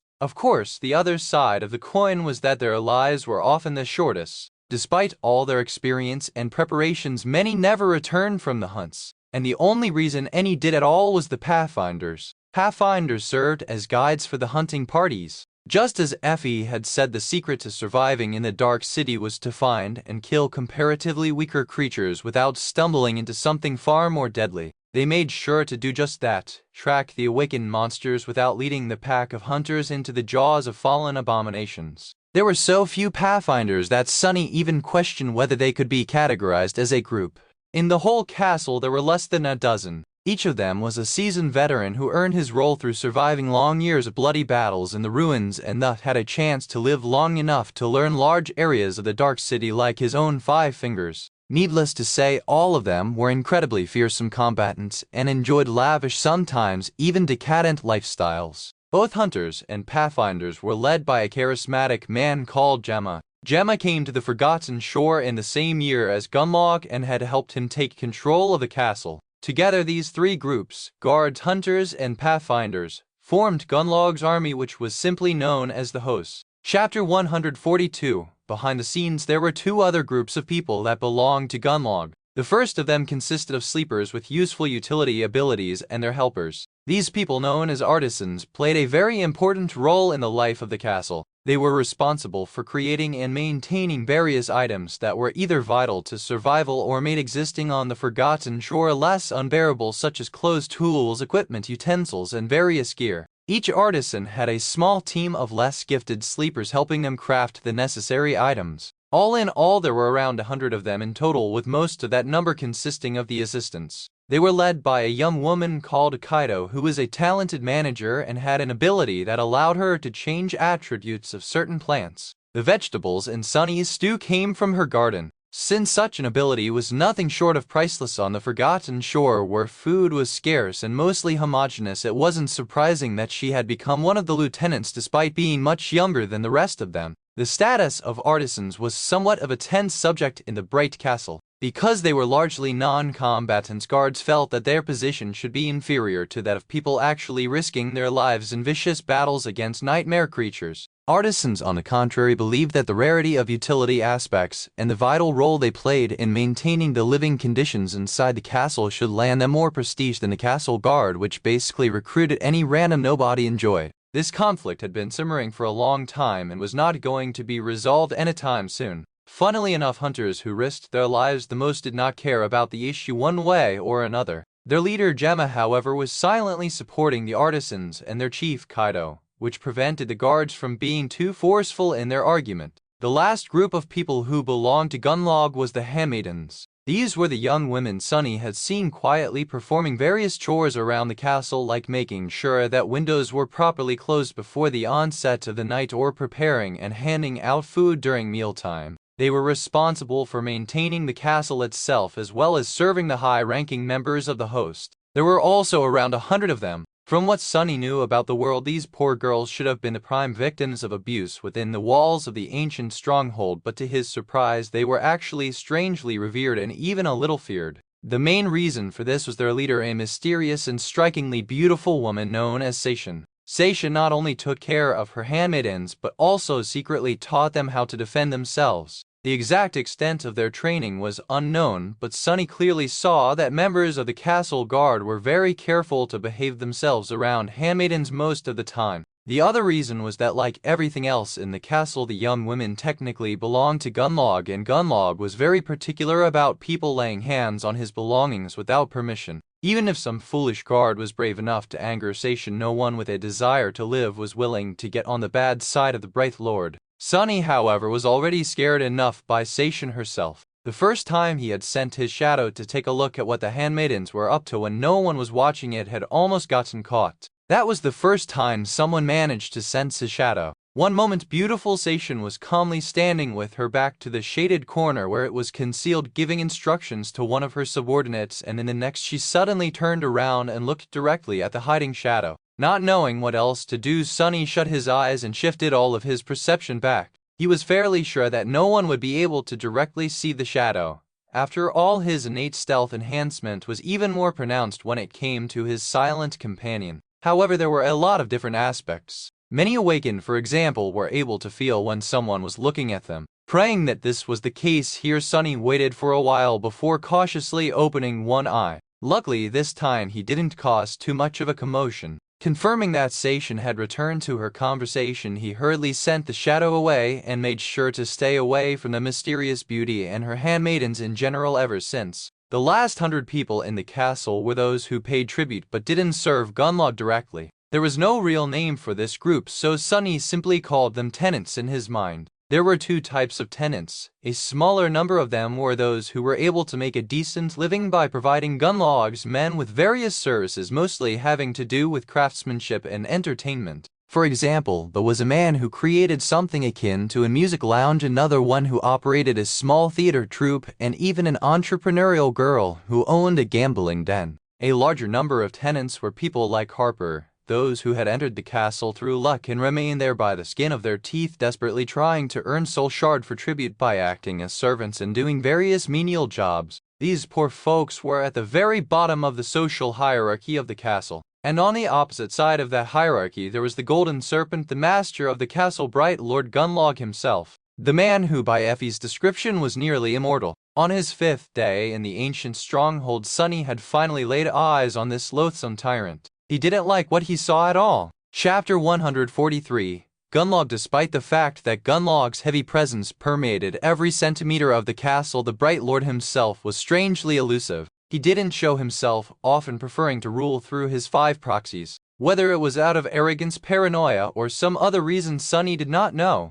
After the incident with Seishin, he was afraid to let his shadow walk too freely and tried to avoid going anywhere near the fearsome master of the ancient stronghold. Because of these precautions, he had not seen Gunlog until their 5th day in the castle. As it turned out, when Golden Serpent did show up, he liked to leave an impression. Sunny and Cassie were about to receive their usual breakfast when the whole grand hall suddenly grew deathly silent. Feeling that something was wrong, they turned to the entrance, just in time to see a torrent of guards pouring inside. Sunny's heart skipped a beat. Fearing for the worst, he tried to think of the best way to escape, but luckily the menacing soldiers of the host paid them no attention. Instead, they quickly dispersed around the hall and moved the long tables to the walls, creating a large open space in the middle. Cassie grasped Sunny's shoulder and whispered, "What is going on?" He hesitated, then answered uncertainly, "I'm not sure." Suddenly he caught sight of Castor standing among the crowd. The handsome young man had a solemn look on his face. His gaze was turned to the dark alcove at the far end of the hall. One by one all the sleepers turned to face the same direction. Sunny followed their example. Slowly 5 figures stepped out of the darkness of the alcove and stood at the steps leading up to the throne. They were Gemma Tessai, Seishin Kaido, and the last of the 5 lieutenants. When Sunny noticed him, an involuntary shudder run through his body. The fifth lieutenant had no official duties in the bright castle, but everyone here feared him the most. It was a strange pale man with a bony face and glassy emotionless eyes. His spine was twisted, making him appear deceptively short. The hunchback was wearing simple black clothes with no adornments and holding himself with a bit of awkwardness as though uncomfortable with all the attention. His name was Horace and he was Bright Lord's hidden blade and executioner. When someone needed to be disposed of, he was sent to carry out the punishment. If Gunlog wanted everyone to know about his displeasure, there would be rivers of blood left in his wake. If not, there wouldn't be even a single drop. People would just disappear as though they had never existed. Horace was Gunlog's murderous shadow. Many of the inhabitants of the castle had seen nightmares in which they woke only to see his glassy, cold eyes staring at them from the darkness. For some, those nightmares became a reality. Horace was willing and eager to follow any command of his master, no matter how vile. What disturbed Sunny the most, however, was that looking at Horace was like looking at a dark mirror. Despite the fact that they were almost nothing alike, for some reason he couldn't help but recognize traces of himself in the sadistic butcher, or to be precise, of a possible future version of himself. And no way, I am much more pleasant on the eye. Forcing himself to look away before the hunchback felt his stare, Sunny turned his head and looked at the tall man who had finally appeared from the darkness. At least he assumed that it was a man and not some golden demon. Right Lord Gunalud was clad in a strange gilded armor that covered his tall figure from head to toe, not leaving even his eyes exposed. It seemed simultaneously solid and liquid, almost flowing over his mighty muscles and broad, powerful shoulders. In the place where his face should have been, a smooth and empty expanse of polished gold reflected the frightened faces of hundreds of sleepers back at them. Sunny saw his own reflection staring at him and suddenly realized how small and weak he was in front of this brilliant giant. The pressure Gunlog exerted on the space around him was almost palpable. All the people near Sunny were going through a similar kind of experience as him. Their faces were pale, their eyes wide, drops of sweat appearing on their temples. Even the lieutenants seemed slightly uncomfortable, affected by this oppressive aura just like the rest of them. God damn it, that's not an aura, that's a mind attack. Protected by the doubtless trait of the puppeteer's shroud, Sunny was more resistant to such attacks than most. Gritting his teeth, he shook off the effects of Gunlog's psychic pressure and drew in a deep breath. Then he glanced at Cassie, concerned about her well-being. To his surprise, the blind girl was doing absolutely fine. Unlike the rest of them, she wasn't showing any signs of distress. Sunny stared at her and blinked a couple of times. The reflection: this all started when I saw my reflection in the visor of that bastard's weird armor, but Cassie is blind, so it seemed as though Gunlog wasn't actually attacking them. It was just an enchantment of that strange golden armor of his. Whoever looked at its mirror-like face was immediately assaulted by a crippling feeling of awe, dread, and the crushing desire to submit. What kind of a memory can practically paralyze several hundred people just from its passive effect? Sunny thought, astonished. How was this possible? Meanwhile, Gunlog approached the empty white throne and gracefully sat down.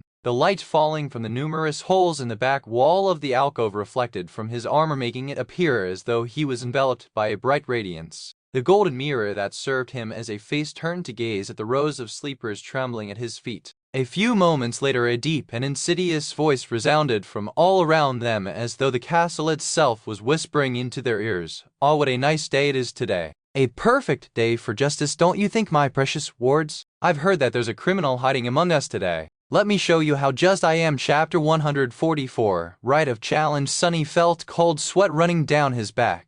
Shaken by Gunlog's serpentine voice, he was tempted to fall to his knees and beg for forgiveness. However, he also understood that every person in the Grand Hall currently felt the same urge. Everyone here had done something that might be considered a crime by the tyrant. He almost expected to hear people begin confessing their sins, but at that moment a strange commotion at the doors attracted his attention. Moving with menacing determination, two guards dragged a man to the center of the hall and threw him on the floor. The man was dressed in rags and painfully lean, which betrayed his nature as a dweller of the outer settlement. However, there were ropes of powerful muscles rolling under his thin skin and an angry, fearless look in his eyes that made the man appear proud and defiant. Throwing a contemptuous stare at the guards, he picked himself up from the floor and stood up, his back straight and his head held high. There was no ounce of fear on his face. Instead, there was dark, furious resentment. Gunlog looked down on the brave man from his throne and slightly tilted his head.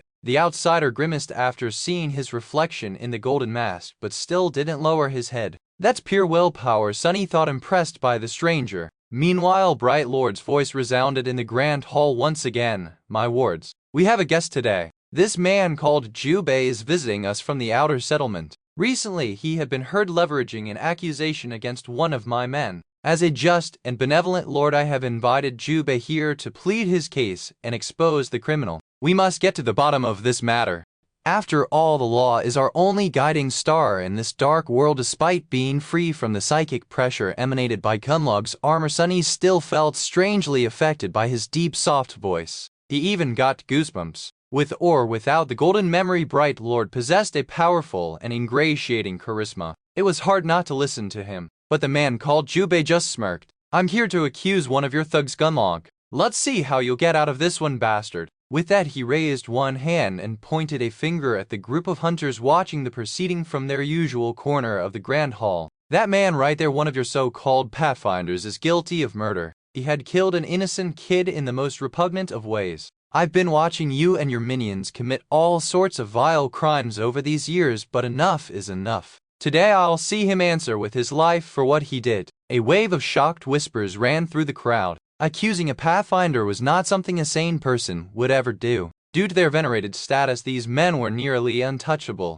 And yet Jubei seemed unrelenting. That is a heavy accusation, Jubei. The man from the outer settlement gritted his teeth. That scum and his people lured a naive kid into their party by promising him all kinds of rewards and riches. They told him that he is going to become one of them and come to live in your damn castle. But in reality, they just fed him to the monsters as bait. He spat on the floor. You dare to call yourself hunters, you damn cowards? Don't you have any shame? A heavy silence settled in the grand hall. People were now staring at the group of hunters with dark expressions on their faces. The inhabitants of the castle were used to pretending to be blind to all kinds of wicked deeds, but all those deeds were committed by humans against other humans. What they couldn't forgive was a human being betraying another of their kind to the nightmare creatures. In the dark city, this was tantamount to sacrilege. Gunlog turned his head to face the hunters who shivered under his gaze. The oldest of the group, the pathfinder, glanced darkly at Jubei and scowled. There must be some kind of a misunderstanding, my lord.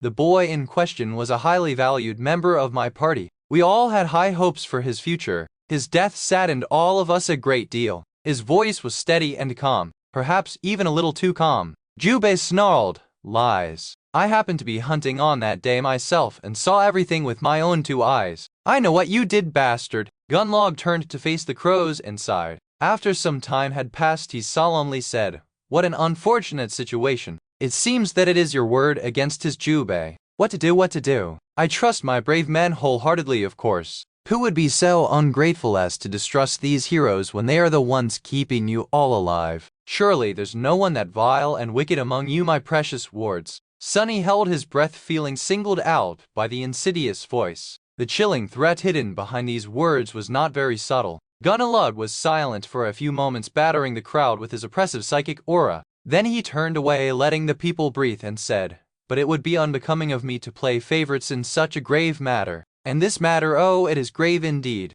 How do we uphold justice, my wards? In the ensuing silence, Gemma, the leader of both hunters and pathfinders, suddenly spoke. My lord, if I may speak. Isn't there a law that suits this situation perfectly? It has existed for as long as humans lived in this ancient castle. I'm talking, of course, about the right of challenge. He glanced at Jubei and smiled. If this brave hunter has any shadow of doubt about his accusation, he should step down. If not, he can challenge the criminal and prove it with blood. Of course, the real culprit here is me. As the person responsible for these men, any crime they commit in their roles as hunters is my fault. Gemma's charismatic smile was wide and friendly. Or do you want to challenge me? The hunter from the outer settlement glared at him for a while, his eyes burning with fury and contempt. Finally he spat. Do you think I'm afraid of you, lapdog? Chapter 145. Justice. The whole spectacle was so smoothly orchestrated that Sunny was almost tempted to believe in it. Of course he knew better. The only thing he didn't know was whether the bits performed by the Pathfinder and Gemma were rehearsed in advance or improvised on the fly to fulfill their lord's desire to maintain appearances while having the man who had dared to speak openly against him publicly executed. And that was what this was, an execution. Sunny didn't believe for a second that Gunlog was going to give the brave hunter a chance to leave the Grand Hall alive. No, he wanted him dead, and he wanted everyone to see him die, lest they get the idea that it was possible to run their mouths against him and escape unscathed. And yet a tiny ember of hope still burned in Sunny's heart. From the looks of it, Jubei was an experienced hunter, a capable seasoned warrior who faced numerous monsters and ended up on top every time. He was very strong with enough willpower and resolve to crush rocks into dust. Perhaps a miracle would happen, no matter how small. There was a possibility. That's why Sunny couldn't understand why Gunlog would be willing to risk his right-hand man's life in this farce. As though reading his thoughts, the Bright Lord spoke. A challenge. This is a sacred tradition indeed. As long as good men are willing to put their lives on the line for the sake of righteousness, depravity can't win. The crowd of sleepers exploded into whispers. Some of them were tense and somber, others filled with dark anticipation. The corner of Sunny's mouth turned downwards. From what he could see, depravity had already won, or at least gotten the upper hand. But Gunlog wasn't done speaking. However, it would not be suitable for you to represent the accused personally, Gemma. The Bright Castle can't afford to lose you, my friend. Jubei, would you mind if the accused chose another champion? The hunter from the outer settlement simply shrugged and said, "Bring your worst cowards." Bright Lord turned to the Pathfinder and tilted his head. With his suddenly pale face reflected in the eerie mask of the strange golden armor, the murderer remained silent for a few moments and then said in a quiet voice, "I choose Horus, my lord." Everyone suddenly grew silent. Sunny himself felt cold shivers running down his spine. Why did it have to be that creepy wicked cripple in the deathly silence? Jubei smirked and spat with grim satisfaction. Even better, it seemed that he had a score to settle with the silent hunchback too. Horus, who had looked a little bored and uncomfortable through the whole procedure, stared at the Pathfinder, who had named him with no particular expression on his bony face, and then slowly walked down the steps.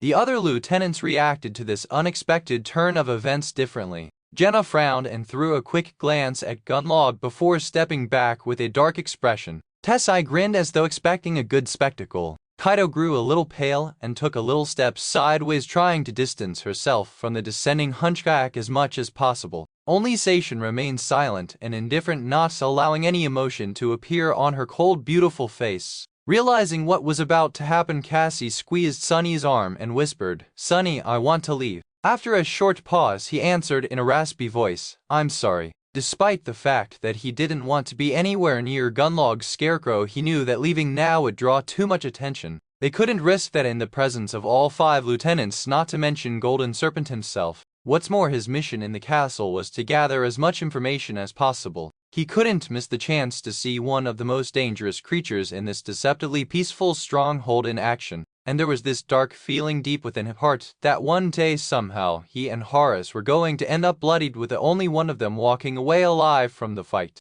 It was as though an invisible thread connected them together. Perhaps it was a string of fate. Meanwhile, the hunchback descended from the steps and stopped opposite Jubei in the empty space that had been cleared in the center of the Grand Hall. His face was still motionless and a little bored. Sunny held his breath. As Gunlog sat silently on the white throne, Jubei summoned his memories. A flexible armor made out of red scales appeared on his body, complete with a winged helmet and a kite shield. In his hand, a curved scimitar weaved itself from the sparks of light. Its blade was as sharp as a razor. The hunter glanced at Horus and said in a steady voice, "Let's see what you're capable of, butcher." The hunchback just looked at him with his glassy eyes and silently allowed his thick cloak to fall on the floor. Then he grimaced and straightened his spine as much as he could, suddenly losing the appearance of a small and fragile cripple. At his full height, Horus towered above most of the sleepers in the Grand Hall, losing only to the giant Tessai. His monstrous twisted shape radiated a sense of deep, bestial power.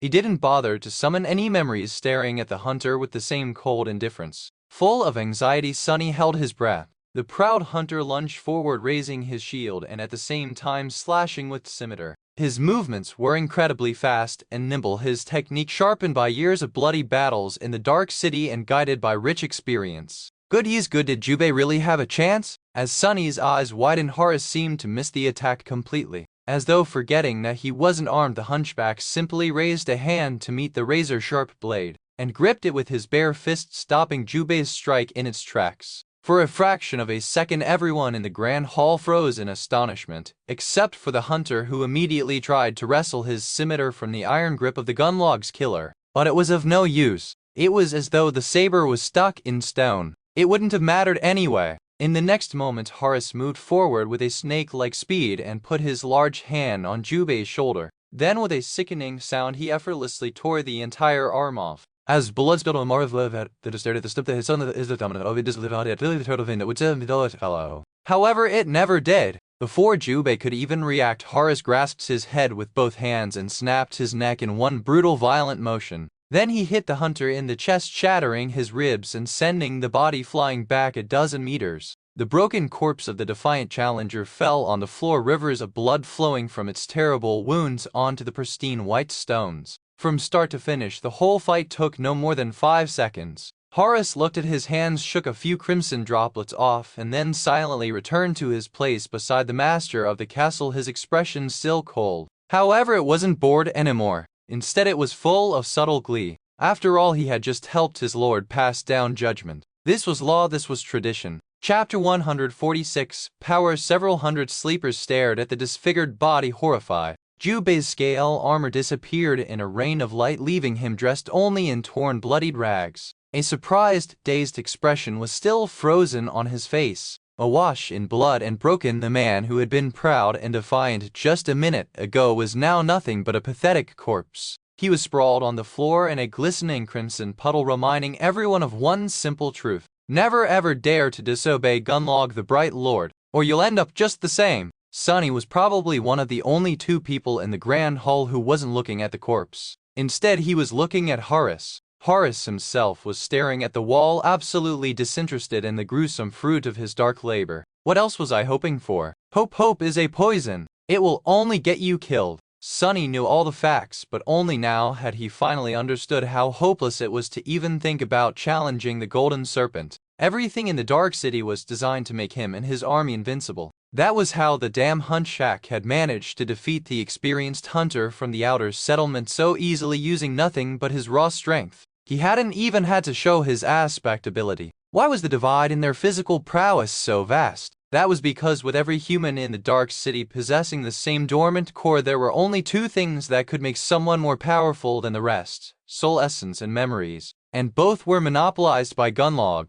Only he possessed the manpower and knowledge to freely hunt in the Dark City. This way, he had become the only person with a reliable source of both soul shards and memories in his possession. Whatever crumbs the independent hunters were able to acquire would inevitably end up in his hands too, because Gunlog also controlled the primitive economy in this cursed place. By providing food and safety in exchange for the so-called tribute, he made sure that all the resources would flow in only one direction. With soul shards and a vast arsenal of memories, he could make his army stronger, which in turn would bring him more soul shards and memories, which in turn would make his army stronger, and so forth. It was a simple, perfect, and harrowing cycle that made his power more and more absolute with each revolution. By the time Sunny, Nephi's, and Cassie had arrived in the Dark City, the divide between Gunlog's forces and everyone else here was too wide to ever be bridged. Sunny had no doubt that most of the elite warriors of the host had their cores saturated with soul essence to the brim. There was a limit to how many soul shards a nightmare spell carrier could absorb before reaching the bottleneck of their rank, although few ever did.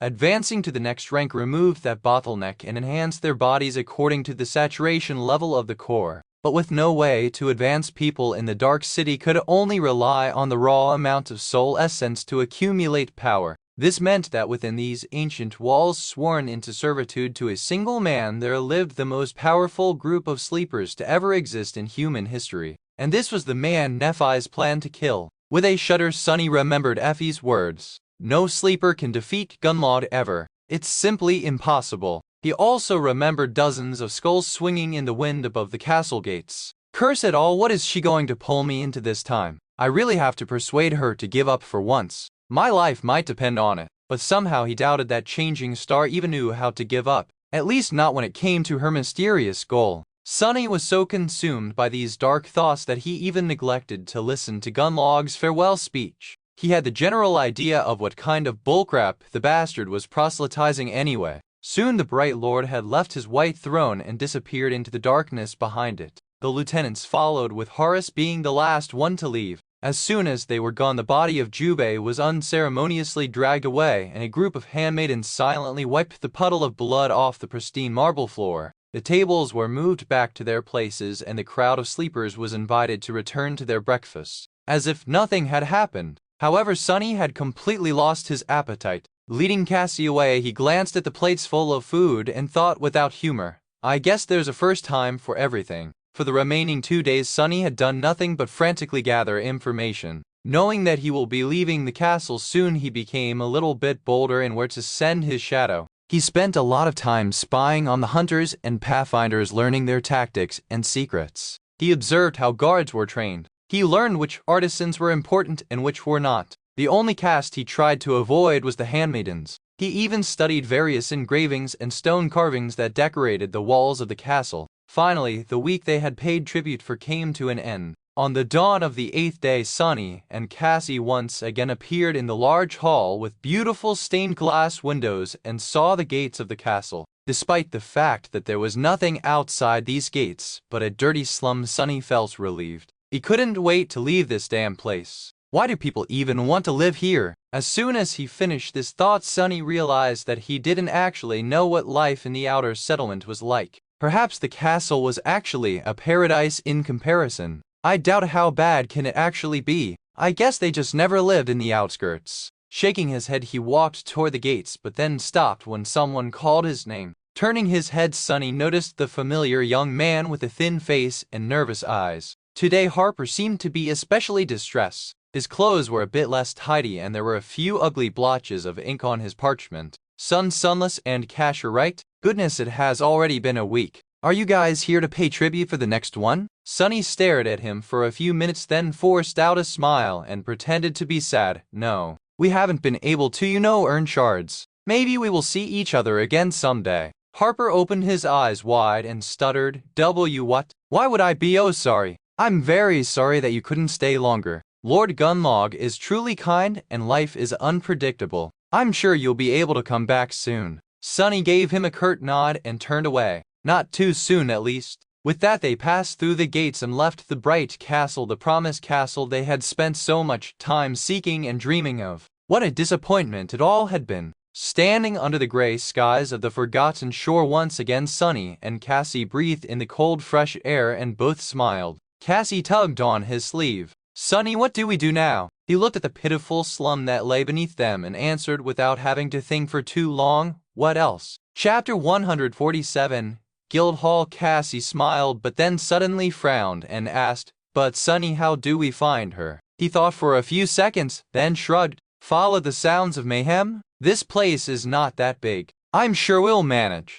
They descended the stairs and entered the slum, with Sonny looking around in search of the distinct tall figure. There weren't that many sleepers in the outer settlement who possessed an armor-type memory, so he was sure of his ability to notice changing star in the crowd. Soon they were surrounded by makeshift hovels and people that had empty, bleak eyes. Some of them stared at them with pity, realizing that the two had just been sent away from the castle. Others openly gloated. Sonny paid them no attention. Once again, he was surprised by the sharp contrast between the castle and the outer settlement. No matter how vile the underside of the ancient stronghold was, people were actually living there, walking around with mostly mundane human worries written on their faces. Here in the slum, people were merely existing, and barely at that. In their eyes there was a more dire need and a more consummate fear. The need to find food for the day, the fear of being devoured by some unseen monster in the night. They were all gaunt, cold, and listless. The only time hope appeared on their faces was when their gazes accidentally fell on the bright castle.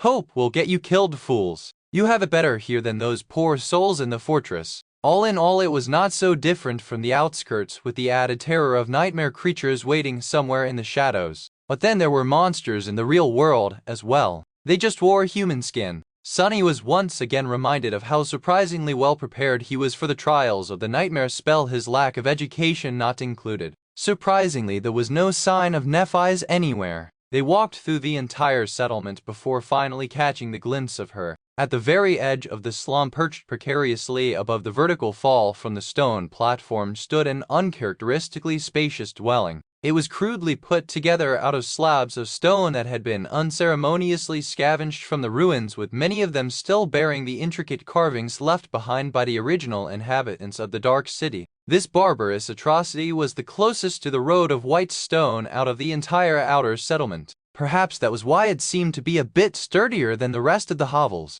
The lodge even had a small addition built on top of it, somewhat resembling a second story. Changing Star was sitting on its roof with her legs crossed, gazing at the rising sun and the cursed city below. In the pale light of dawn, her ivory skin and silver hair looked beautiful and eerie. She had dismissed her armor and was wearing a crude tunic with a piece of rope tied around her waist. Sensing their approach, Nephi's turned her head and glanced in their direction. Then she stood up and jumped down, landing lightly on the stone surface of the vast platform. Nephi's led them inside the stone lodge, which had turned out to be her new residence. The interior was Spartan and austere, with pieces of broken furniture lying here and there and cold winds sweeping freely through the spacious hall of the first floor. Despite its larger size and superior craftsmanship, the lodge had been empty when she found it. No one wanted to live this close to both the edge of the platform at the threshold of the road, where the risk of being attacked by nightmare creatures was the highest. But Changing Star didn't mind.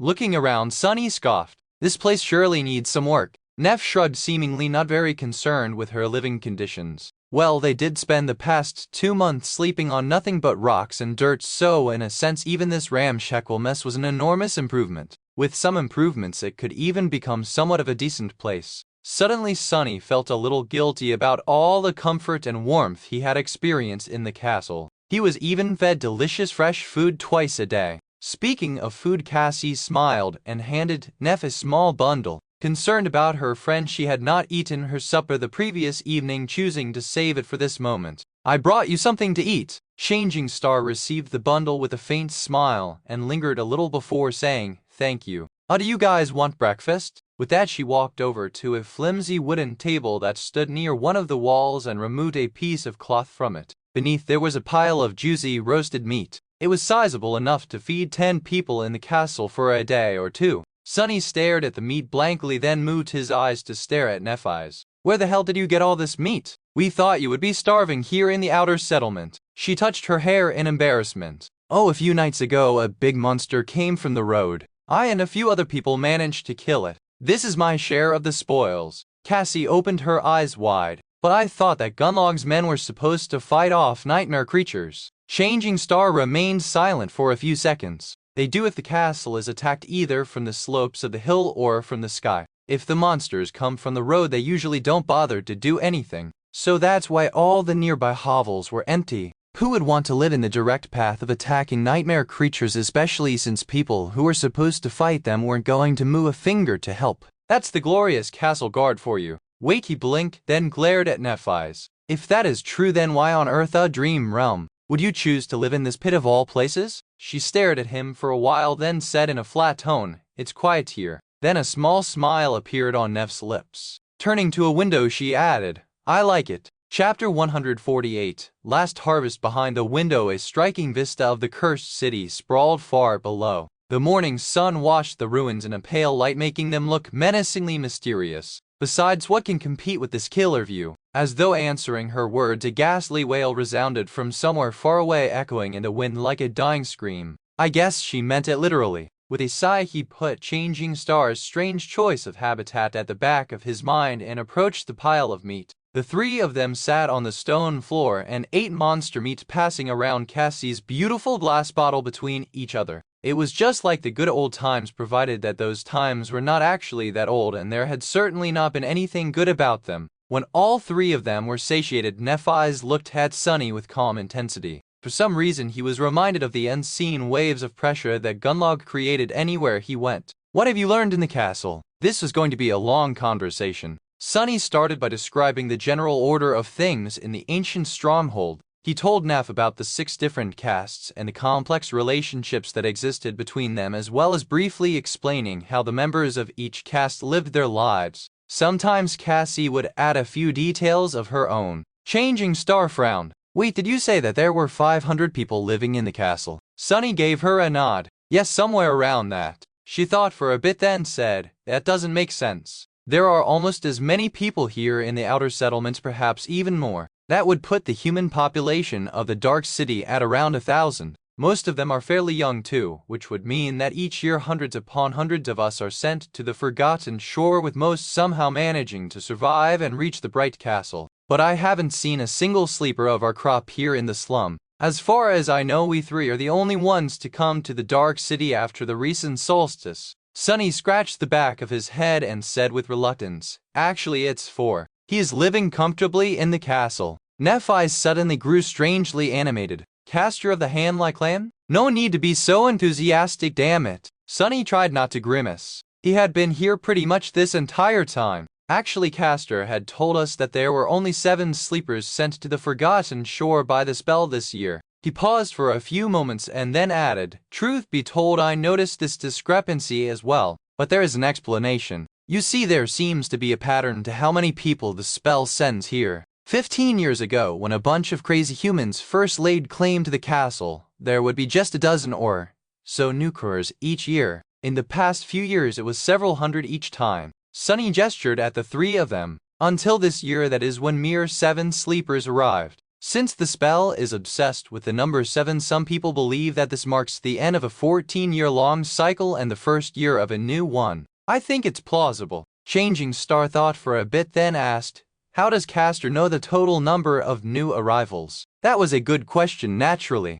One that Sonny had asked himself many times before finally convincing himself to go find the handsome Legacy and ask him directly. "There's an artisan in the castle with a weird type of revelation ability. She can trace the general location of everyone a person had ever met." Caster paid her a bunch of soul shards to check if any of his acquaintances made it to the Forgotten Shore. She told him there were 6. Neff's eyes was silent for a few moments, then simply said, "Continue." He briefly mentioned the main points of everything he had been able to learn, including all the vile crap he had to witness and his own thoughts on how things worked under the pristine white surface of the magnificent fortress. Inevitably, he had to describe how ingenious and unassailable Bright Lord's hold over the Dark City was. Cassie grew pale and quiet during his somber account. Changing Star's face grew darker and darker with each word. When he told her about the travesty of a trial that ended with Jubei's harrowing death, and shared his own thoughts on how powerful the host truly was, the corners of her mouth turned downward.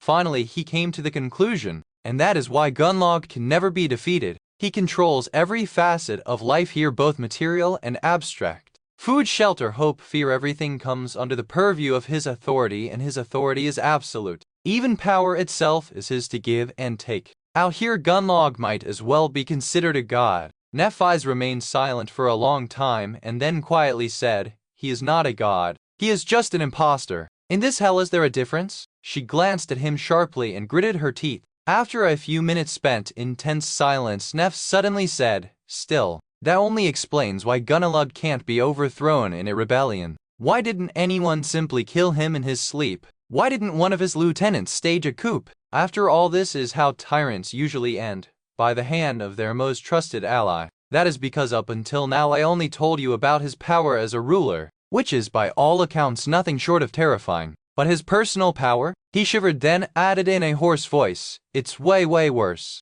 Chapter 149. Dark Diver. Sonny was silent for a while, then sighed. "Do you remember how Effie told us that he might as well be considered immortal? Well, she wasn't wrong. Apart from the fact that Gunlog has probably absorbed more soul essence and has more experience fighting both Nightmare Creature and Awaken than anyone else on the Forgotten Shore, there's more to him than that. Is his aspect ability uniquely powerful?" Sonny shook his head. "His aspect ability is that he is able to breathe and move with incredible speed underwater. But it is connected to what I am about to tell you. You see, Gunlog came to the Dark City around 8 years ago. Since his ability was of no use in the ruins, he quickly became an outcast. From what I was able to learn, things were even darker in the castle back then. Strength decided everything, and anyone without strength wasn't even considered to be human." He could imagine it vividly. This was by far the most cruel and bloody time in the history of the Bright Castle. Right after the last member of the original cohort to conquer the ancient stronghold had perished, and before Gunlog took control, things balanced at the edge of madness for a while. Say what you want about the bastard, but at least he kept the humans here from turning into animals completely. Sonny continued, but Gunlog he turned out to be mad even by those standards, because he actually began to hunt in the dark sea. Changing Star blinked. At dusk he would dive from the city wall into the black water to scavenge the soul shards from the monsters of the labyrinth that were crushed by the flood racing against the approaching horrors of the depths. And at dawn he would dive into the retreating sea to scavenge meat from the remains of creatures that the dwellers of the depths had killed and left behind. Nephi silently stared at him. They had met the abominable existences that hid beneath the black surface of the cursed sea twice, and each of these harrowing meetings had left scars on their souls and minds. To do so twice a day, every day, Gunlog was indeed a madman, but he was also somewhat of a mad genius. Sunny took a deep breath, and this is how he turned from a desperate outcast into the bright Lord. One day Gunlog was pulled away by a current, and once the sea disappeared, stumbled onto a mortally wounded dying Leviathan. The creature was still alive, but just barely. Knowing that the carrion eaters of the labyrinth will soon come to feast on it, Gunlog began cutting the meat of the creature's bones with his knife. He paused, then said in a strangely dark voice, "By chance the Leviathan happened to die from its terrible wounds at that exact moment. And since Gunlog's blade was the last thing to cut it, the spell happened to attribute the kill to him. And that kill, a kill happened to give him a memory. A wondrous golden armor that no human weapon can even scratch." No one really knew a lot about the dwellers of the depths, but Sunny and Nephi's had once witnessed two carapace centurions retrieve two transcendent soul shards from the carcass of one of them, which meant that Gunlog's armor-type memory was at least 3 ranks above the soul cores of every human on the Forgotten Shore. Almost every weapon-type memory they possessed was either of dormant or awakened rank. Even if someone managed to kill a fallen creature and acquire an ascended weapon from it, the weapon would most likely still be ineffective against the transcendent armor. And since that damn armor didn't have any openings, basically Gunlog was invincible. With that armor he returned to the Dark City, gathered a few supporters, killed everyone who stood in his way, and took control of the castle. No one was able to threaten his reign ever since. And all those who tried, well, their skulls are out there for everyone to see swinging on chains above the gates of the castle. Nephi's remained silent for a long time, staring at the floor. She seemed to be a bit disheartened. Finally she asked, "What traits does the armor possess?" It's not like anyone who had the opportunity to learn that lived to tell the tale. The only thing widely known about the golden armor is that it is made out of some strange liquid metal and that it emanates a field of crushing psychic pressure. But even that is not entirely true. Actually, it only affects those who look at their reflection in the visor. Cassie wasn't affected at all. The blind girl raised an eyebrow, only now learning that everyone except for her always felt incredibly oppressed in Gunlog's presence. For once her terrible flaw gave her an advantage. It had also allowed Sunny to learn a valuable secret, but he had no time to be happy about it. The most important part of this conversation was drawing close. He had to convince Changing Star to abandon any idea of going against Gunlog, otherwise all 3 of them were going to end up dead. Sunny looked at her and asked in a carefully neutral tone, "So what do you think?" Changing Star was quiet for a while, then suddenly said, "I have also learned something while you were gone." Sunny frowned slightly. Was she trying to avoid this conversation? Feeling heavy and uncertain, he asked, "Really?" However, in the next second he had forgotten all about his previous worries, because Nephi's looked him right in the eyes and said, "There is a gateway here after all." Something exploded in Sunny's mind. What there is a gateway. Stunned, he stared at Neph with wide eyes. Why hadn't anyone ever mentioned it? No, it didn't make any sense. If there was a gateway, why would people just stay in the Dark City? Why were both Effie and Castor so adamant that there was no way out? A familiar dark feeling of unease settled in his heart.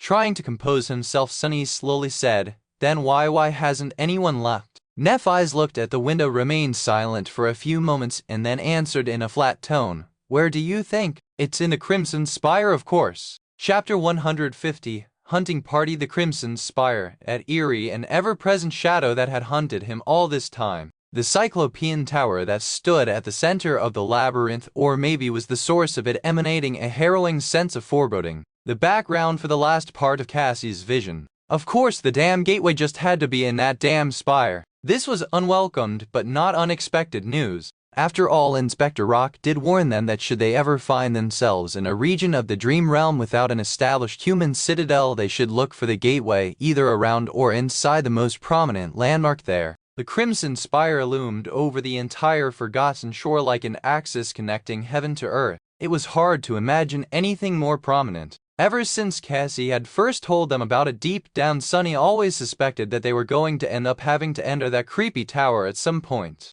After the revelation that there was no gateway in the human castle, that suspicion only grew stronger. There was something else that Instructor Rock had told them: work together to defeat the Gateway Guardians. Wasn't these his words? So who is guarding the Crimson Spire? Glancing at Nephi's, he asked darkly, so what is inside the spire? I gather that it's not something pleasant. Otherwise there wouldn't be 1,000 sleepers choosing to live in a city full of vicious monsters instead of going there. Changing Star nodded. Without changing her expression, she looked away and answered, a fallen terror. Sunny's heart skipped a bit. A fallen terror, the nightmare creature one whole class above the dreaded tyrants with 6 mighty soul cores providing it with profane power, would certainly do the trick. So going there is suicide. No amount of sleepers could ever hope to defeat a fallen terror. The possibility of surviving such an encounter, let alone emerging victorious, was zero. It was even less probable than breaking through Gunlog's indestructible armor. To not only be tread in this hull but also be forced to stare at the path to freedom every day knowing that you'll never be able to reach it.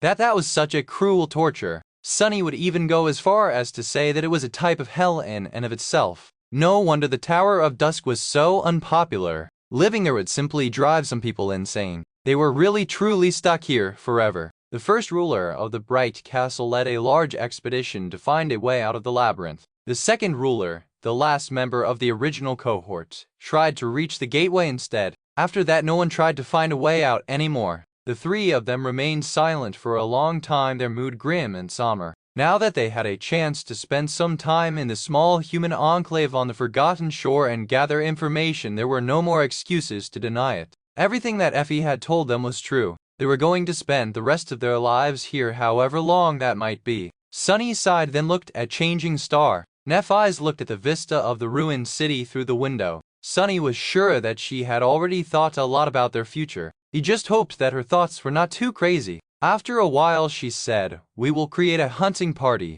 Despite the fact that becoming independent hunters was going to be a long and perilous journey, it was at least achievable. They just had to be smart and careful about it. He scratched the back of his head. Going into the dark city blind will be very dangerous. Nephi shrugged, then turned to face him. You are right. We will need to recruit a pathfinder. Someone who is already experienced and could teach them the ropes. That would certainly speed things along and make the whole process safer. Do you have someone in mind? As a matter of fact, I do. We will go see her later. But first, her eyes gleamed with intensity. Tell me every detail of what you have learned in the castle. Every name, every aspect, every ability and flaw you've been able to glean. Every grievance people have and every agenda they're hiding. I need to know it all. But be warned, this is going to take a while. I've been very busy snooping around, you know. For the first time since receiving his aspect, Sunny had been able to do what he had planned to do from the start. Gather information without risking his hide as a real spy should. After months of bloody battles and open confrontations, it was strangely rewarding. Changing Star gave him a nod. Several hours later, Sunny was finishing his winding report, his voice hoarse from all the talking. Is actually the same pathfinder who the hunter from the outer settlement Jubei accused of using another human as monster bait. He is an incredibly formidable fighter and is good at his job, but his personal habits, well. The man is a degenerate gambler. He spends all his shards in Aiko's gambling den, then refuses to pay and hurts anyone who dares to object. He took a breath, then added angrily, some people even say that this whole challenge happened because he wanted to hunt a powerful monster and pay off a part of his gambling debt. Then Sunny thought for a while, scratched his head and said, I think that covers pretty much everything. Of course, there are a lot of things I wasn't able to learn at all. Nephi's was in deep thought, digesting the mountain of information that Sunny had thrown at her. Her face was cold and distant. Feeling that her friend wasn't going to react, Cassie patted him on the shoulder, smiled and said, You've done a very good job, Sunny. He blinked and looked aside, slightly embarrassed. Well, of course it is. That is what my aspect is actually for. Remember, the whole monster slaying thing is nothing but an unfortunate misuse of my talents, honestly. Yeah, I would much prefer to stay hidden somewhere safe and let my shadow do all the work. The shadow slightly turned its head and threw a menacing look his way. Sunny smiled, then looked at Nephi's. So who is the pathfinder you want to recruit? There can't be a lot of experienced hunters in the outer settlement, right? And each of them must have their hunting party already. How are we going to persuade one to join us? Changing Star lingered, then said in a strangely tense voice, yes. Everyone who is worth something has their own party, except for one person. But persuading her won't be easy. She sighed, then added, actually you already know her. Chapter 151, Headhunting. Some time later they were standing in front of a makeshift cabin. Just like Changing Star's patchwork dwelling, the cabin was constructed out of mismatched stone blocks that had been scavenged from the ruins. It was reinforced with monster hides here and there and seemed to be built slightly better than the rest of the hovels in the outer settlement. There was a large bestial skull hung above the door, his thick forehead split apart by a devastating strike of some sharp weapon. Glancing at the skull, Nephi's took a step forward and knocked on the door. However, no response followed. Maybe she's not home. Instead of an answer, Changing Star frowned and banged on the door with her fist. The first strike was somewhat gentle, but by the last, the bestial skull was on the verge of flying off the wall. A sleepy and irritated voice sounded from the inside. I swear to gods, whoever you are, you'd better be a nightmare creature. A few moments later, Sunny heard the sound of footsteps approaching the door. Before it opened, though, Nephi suddenly spoke. Sunny turned away. Hearing a strange urgency in her voice, he scowled and did as she had asked. Are we expecting trouble? As he was staring away from the cabin, the creaking of wood informed him that the door was flung open. He swore he could hear Neph's teeth grinding against each other. A few seconds later, Changing Star spoke, her tone especially flat. Put on a memory, Effie. Why would she? Oh. When he was finally allowed to turn back, the last glimmers of ethereal light were yet to disappear from the fabric of Effie's provocatively short chiton. She wasn't wearing anything underneath either. The huntress was exactly the same as the last time he had seen her, tall, strong, and brimming with vitality. Without the bronze cuirass with leather terrages as well as other elements of the archaic armor, even more of Hugh dewy olive skin could be seen. So you guys are back together, huh? Judging by how clean and shiny the other two look, I'm guessing that their stay in the castle was pleasant. Sunny glanced at Cassie, then said in a reserved tone, not particularly. Just like you said, the ambience there is, well, an acquired taste, I guess. Anyway, how can I help you? Changing Star motioned at the door. The unruly huntress glanced back, then shrugged. Inside, the cabin was small and cozy. One of its corners was occupied by a large pile of furs that served Effie as a bed. At first glance, it didn't seem that lavish, but once it hit Sunny that each of the furs had come from the corpse of a nightmare creature, he quickly changed his mind. That was probably the most extravagant thing he had ever seen. Also, one could only imagine what went on between those furs, pure thought Sunny. There was also a fireplace, a table with a single wooden chair, and a pair of sturdy chests. The rest of the space was occupied by various curios that the huntress had scavenged from the ruins over the years. There was no particular logic to this opulent collection except for the fact that each object had once caught her fancy for this reason or that. After the three of them were seated, Effie returned to her pile of furs, wrapped herself in one of them, and asked, So what's so important that you had to come and wake me up this early in the morning? Early in the morning? Nephi's lingered for a few moments, then said, You haven't hunted since the day we met. Effie yawned, then said in a languid tone, Nope, I'll go back into the ruins once my food runs out. Which will be in a day or two, I think. The amount of meat she had butchered off those monsters was enough to feed a person for a couple of months.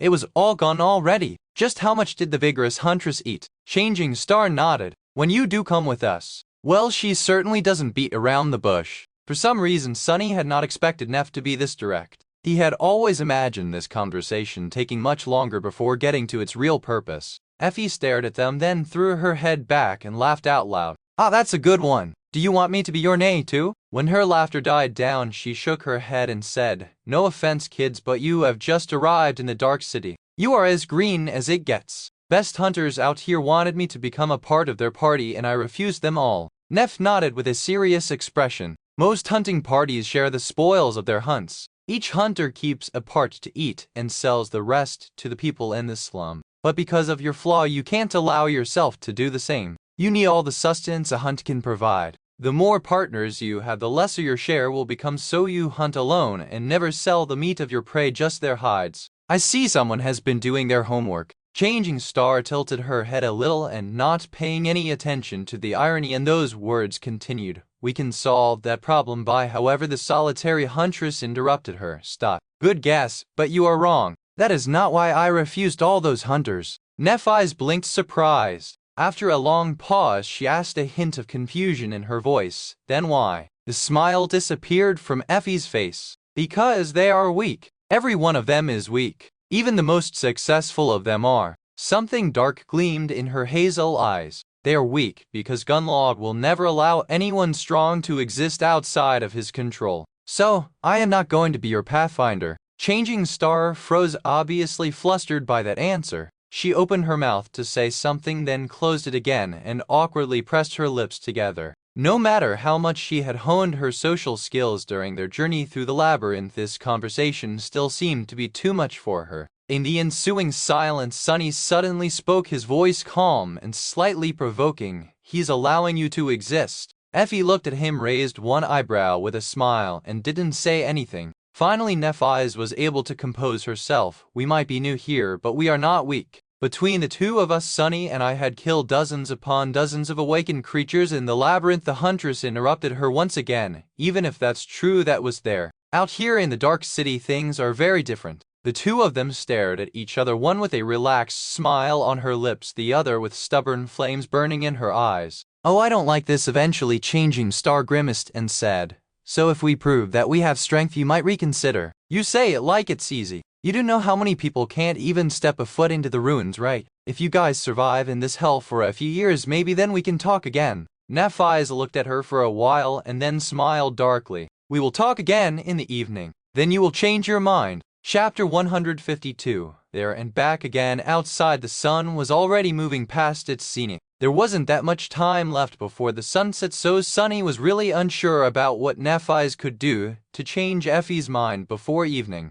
However, judging by the determined expression on her face, Changing Star wasn't just throwing words to the wind. She had something specific in mind. "So what exactly are we going to do now?" Neff glanced at him, white flames dancing in the depths of her cold gray eyes. Then she turned away and said, "Follow me." With that, she walked forward in the direction of the castle. "Why are we going to the castle?" Somewhat uneasy, Sunny gently took Cassie by the arm and hurried to catch up to Nephi's. When he did, she suddenly threw over her shoulder, "Tell me about that pathfinder again. The one who was accused of murder 3 days ago." Sunny frowned, then repeated what he knew about the guy. When he was almost finished, she asked, "What's his aspect ability?" He hesitated, then said, "He can make any weapon become incredibly sharp when it's in his hands. Sharp enough to cut stone, maybe even steel. It's a very powerful combat ability." Changing Star was quiet for some time, then said, "What about his flaw?" Sunny shook his head. "That I have no idea about. People are very protective of their flaws, you know.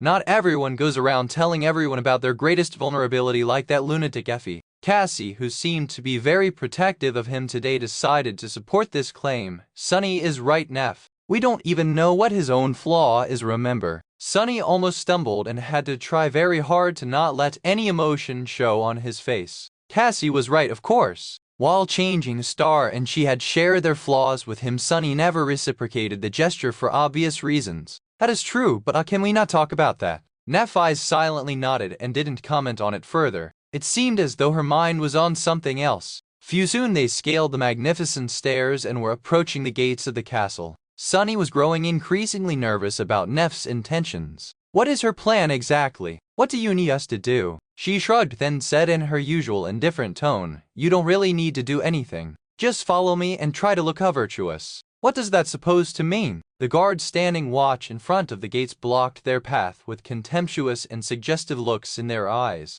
Contempt was directed toward Sunny, while the rest was directed toward the girls, of course. "What business do you have in the Bright Castle? Want to pay the tribute? Or maybe want to get paid instead?" "If you know what I mean." Both of them laughed, making Sunny's blood boil. Nephi looked at them with a calm expression, then said, "I want to go inside, but I'm not going to pay tribute." The laughter suddenly stopped. The guards looked at them with a bit of amusement, a harsh and dangerous light finding its way into their eyes. "Have you lost your mind, wench? Why are you here if you're not going to pay tribute? Stop wasting our time." Changing Star stared at them with no emotion whatsoever showing on her beautiful ivory face. Then she said evenly, "I'm here to invoke the right of challenge." For a few seconds everyone stayed silent. Sunny's heart was beating like a wild beast in his chest. But no, changing star was not mad. Although Sunny liked to joke inwardly about how crazy Nefaz was, she was anything but. In fact, her ability to remain cool-headed and rational in any situation was one of the main reasons that made her so dangerous, which meant that there was some opportunity she saw here that he didn't. At least he hoped that this was the case. Meanwhile, one of the guards frowned. "Stop joking around, little girl. Shut your mouth and get lost if you want to live." Instead, she said, "I'm not joking." The other guard stared at her, then shook his head. "Those slum rats have really all gone crazy, huh? I thought that this recent show would teach them a lesson, but it seems as though it did not. The right of challenge is not a laughing matter. It's a fight to the death. No one is going to go easy on you just because you have a pretty face." Changing Star simply nodded. The guard waited for a while, looking at her tall figure and the crude tunic that she wore. "I guess we'll have some entertainment today. With your looks, you could have lived in the castle without ever even needing to pay the tribute." Shaking his head, he turned around and gestured for the three of them to follow. The other guard stayed behind, a bewildered and darkly excited expression on his face. With the sound of the rusty chains swinging in the wind invading their ears, Sunny, Nefaz, and Cassie passed beneath the hanging skulls and entered the castle. Inside, everything was exactly the same. Even Harper was still sitting behind his opulent desk writing something on a piece of parchment. Hearing the sound of footsteps, he raised his head and threw a furtive glance in their direction. An expression of confused surprise appeared in his eyes. "Sunless and Kasha? What are you guys doing back here?" Sunny felt the desire to palm his face. When he had said to the gaunt young man that they might see each other in the future, he certainly did not mean that that future would be on the same damn day. Not knowing about the thoughts raging in his head, Harper smiled. "Oh, did you guys get lucky and come into some shards? Back already to pay the tribute?" Sunny gritted his teeth and forced out a weak smile. Not exactly. Chapter 153. Guiding Star. By the time the three of them were led to the grand hall of the castle, the news that there was going to be another challenge had yet to spread through the entire fortress. Because of that, there was no crowd there, just a few dozen people who had happened to walk past and heard the commotion. However, their number was growing with each minute. Standing before the entrance to the hall, Nefaz was calmly looking forward, her thoughts a mystery. She seemed to be steady and collected. Sunny, on the other hand, was very nervous. Just what was Changing Star planning? Glancing around to make sure that no one could eavesdrop on their conversation, he leaned to her and whispered, "You're not really going to fight one of Gunlog's lieutenants, are you? Because that would be suicide." No matter how talented and strong Nef was, she couldn't hope to win against someone like that, at least not before absorbing enough soul shards to even the odds at least a little. Those people had not gotten to where they were by pure accident too. They had talents of their own. Nefaz didn't turn her head and simply said it. Sunny gritted his teeth and was about to retort, but at that moment the guard that had led them inside appeared from the grand hall, threw a dark look at them and spat, "Come on in, fools." Changing Stars simply walked forward, leaving Sunny and Cassie no choice but to follow. Inside the hall, a small crowd of people was staring at the entrance. When they saw Nefaz, a wave of confused whispers ran through their ranks. "Never seen her before. There's something strange about that girl." The whole situation was much less ostentatious and theatrical than that on the day of Jubei's death. Most of the lieutenants weren't even here, not to mention the Bright Lord himself. Only the leader of Hunters, Gemma, was sitting on the steps leading up to the empty white throne. On his face there was a slightly sullen expression. To Sunny's relief, Horace was nowhere to be seen. When the guard led the three of them inside, Gemma raised his head and glanced in their direction with a frown. "Did I hear it correctly? One of you three wants to invoke the right of challenge?" Nefaz took a step forward, looked him right in the eyes, and answered in her usual indifferent voice, "I do." Her calmness was in direct contradiction with the heavy meaning behind those words. It was the polar opposite of the impassioned, scornful, furious speech of condemnation that Jubei had given in this hall 3 days ago. The confused frown on Gemma's face deepened. "You do know what that means, right, little girl?" She continued to stare at him without showing any sign of fear, then repeated, "I do." The tall hunter sighed. "Listen, it is indeed true that anyone has the right to invoke the right of challenge. But throwing your life away is a really stupid thing to do. I'm sure that you had to suffer a lot to make it this far. Everyone here did pretty much. So how about you think about it some more and reconsider?" His voice wasn't unfriendly. In fact, it seemed sincere, as though Gunlog's lieutenant really did not want to see her die for no reason. However, his words fell on deaf ears. Neff just tilted her head a little and said, "No need." Gemma sighed again, then shook his head. "Fine, have it your way then. Who are you here to accuse?" Sonny already had the idea. That's why he wasn't surprised to hear her next words. "I am here to accuse the Pathfinder known as Andal." Andal was the person whose crime had led to Jubei's challenge and then death. As another wave of whispers rose from the crowd, Gemma blinked. With an unhappy scowl on his face, he said, "As I've told the last time, I am the leader of both hunters and pathfinders. Any crime they commit while performing their duties is my crime, so I will be the one to answer for it. Are you sure you want to challenge me, kid?" Sonny held his breath, knowing that Neff's next words would decide their fates. Despite the older man's heavy tone, she did not even flinch. However, she did pierce him with a cold gaze, then slowly shook her head. "I'm not here to accuse him of murdering the young man from the outer settlement.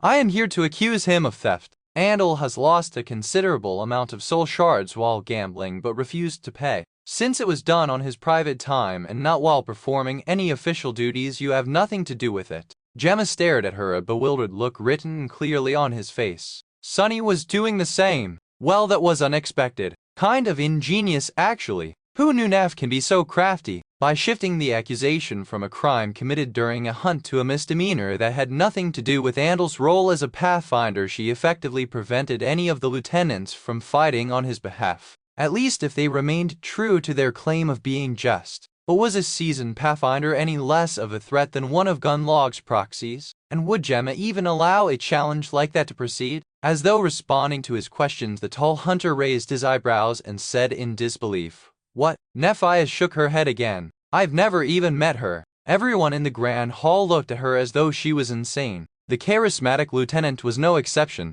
With some exasperation finding its way into his voice, he asked, "If you don't even know the person Andal owes the shards, why are you here challenging him on her behalf?" Neff simply shrugged. "Do I need to personally know the victim of the crime to punish the criminal?" Gemma stared clearly, finding the whole situation ridiculous. "It's just a gambling debt. I can pay the shards myself, and we all can." However, Changing Star interrupted him. Her voice was still inexplicably calm and even. "It's not about shards. It's about justice and law. After all, the law is our only guiding star in this dark world. Without its light, there is only darkness." Her words echoed in the Grand Hall and put a grim expression on Gemma's face. By repeating what Gunlog had said here a few days prior, she left him with little choice but to satisfy the request for a challenge. After all, going against it would be tantamount to going against the Bright Lord's will. "Did she learn that from me?" The hunter looked away with regret, remained silent for some time, and then said to one of the guards in a dark tone, "Go and bring Andal here.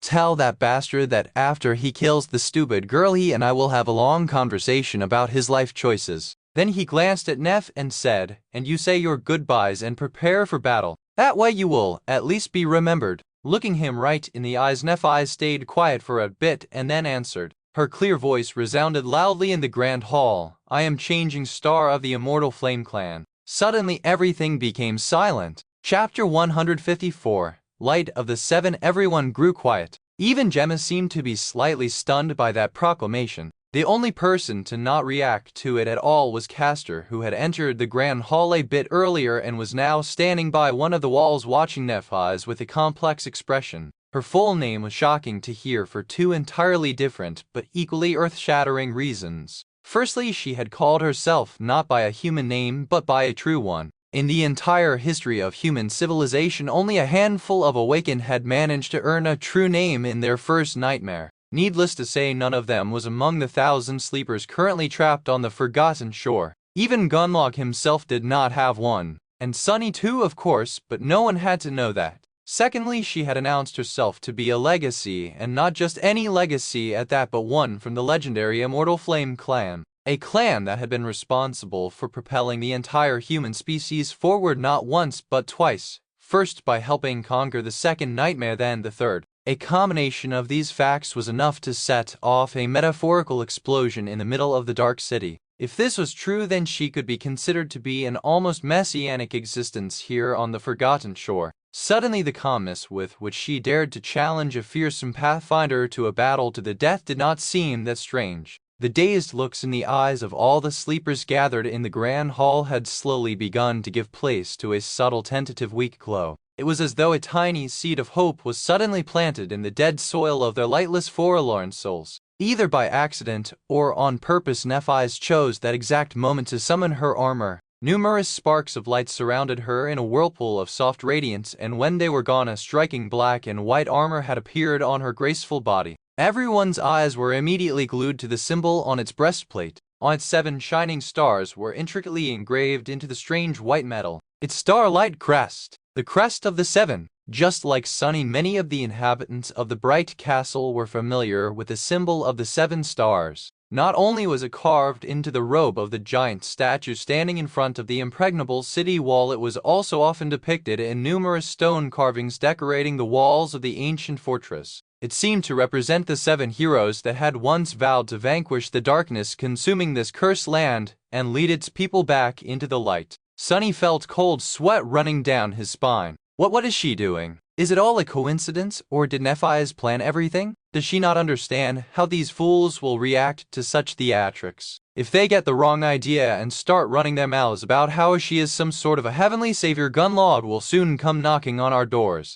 Just follow her lead and try to look virtuous. Sunny stared at her back, stumped. How would he even do that? There had never been a single drop of virtue in his entire body. Meanwhile, Gemma had finally managed to compose himself and threw an evaluating look at Changing Star. If there had been nothing but neglect and disregard in his eyes before now, there was a hint of dark wariness in them. Slowly, the leader of hunters smiled. In that case, nice to meet you. I must say it's a very impressive name you have there. Makes one wonder where it came from. The implication behind these words was easy to understand. Gemma was insinuating that Nephi's was lying. It seemed as though this insinuation had removed a veil from everyone's eyes. Most people quickly lost their wistful expressions, once again looking at her either solemnly or with dark anticipation. Only now there were also hints of mocking disdain on some of their faces, and yet several of them were still staring at her with expressions full of hesitant, timid faith. Changing Star did not react to any of that in any way.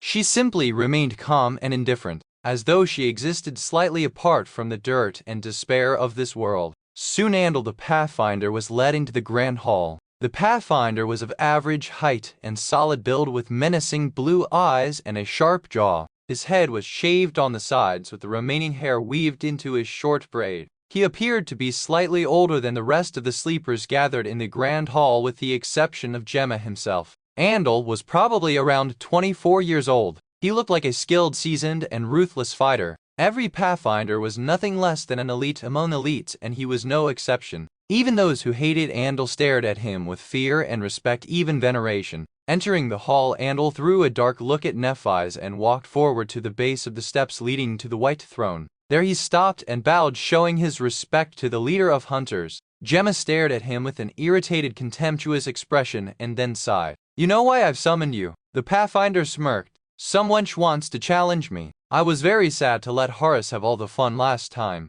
Several angry whispers sounded from the crowd, but no one dared to reveal their hatred toward the arrogant murderer openly. The corner of Gemma's mouth turned downward. He remained silent for some time and then said in a dangerous tone, "Fun? Well, Andal, if you lacked excitement in your life, you should have just told me. After you kill that girl, I will show you what real fun is." With that, he gestured to the guards that the fight could begin. Andal frowned a little, but then turned around with a dark smile on his lips. Sunny and Cassie were led to the side, where they joined the crowd of spectating sleepers. By that point, there was a considerable amount of them gathered in the grand hall. Everyone looked at the fearsome Pathfinder and Nephi's with a mix of tension and anticipation. Some were here just to see a macabre show, waiting with excitement for blood to flow. To them it didn't matter who lived and who died, although none believed that the girl from the outer settlement had any chance of surviving in a duel against the experienced Pathfinder. Others wanted to see Andal punished for his crimes. But even these people seemed to believe that Neph was doomed to die.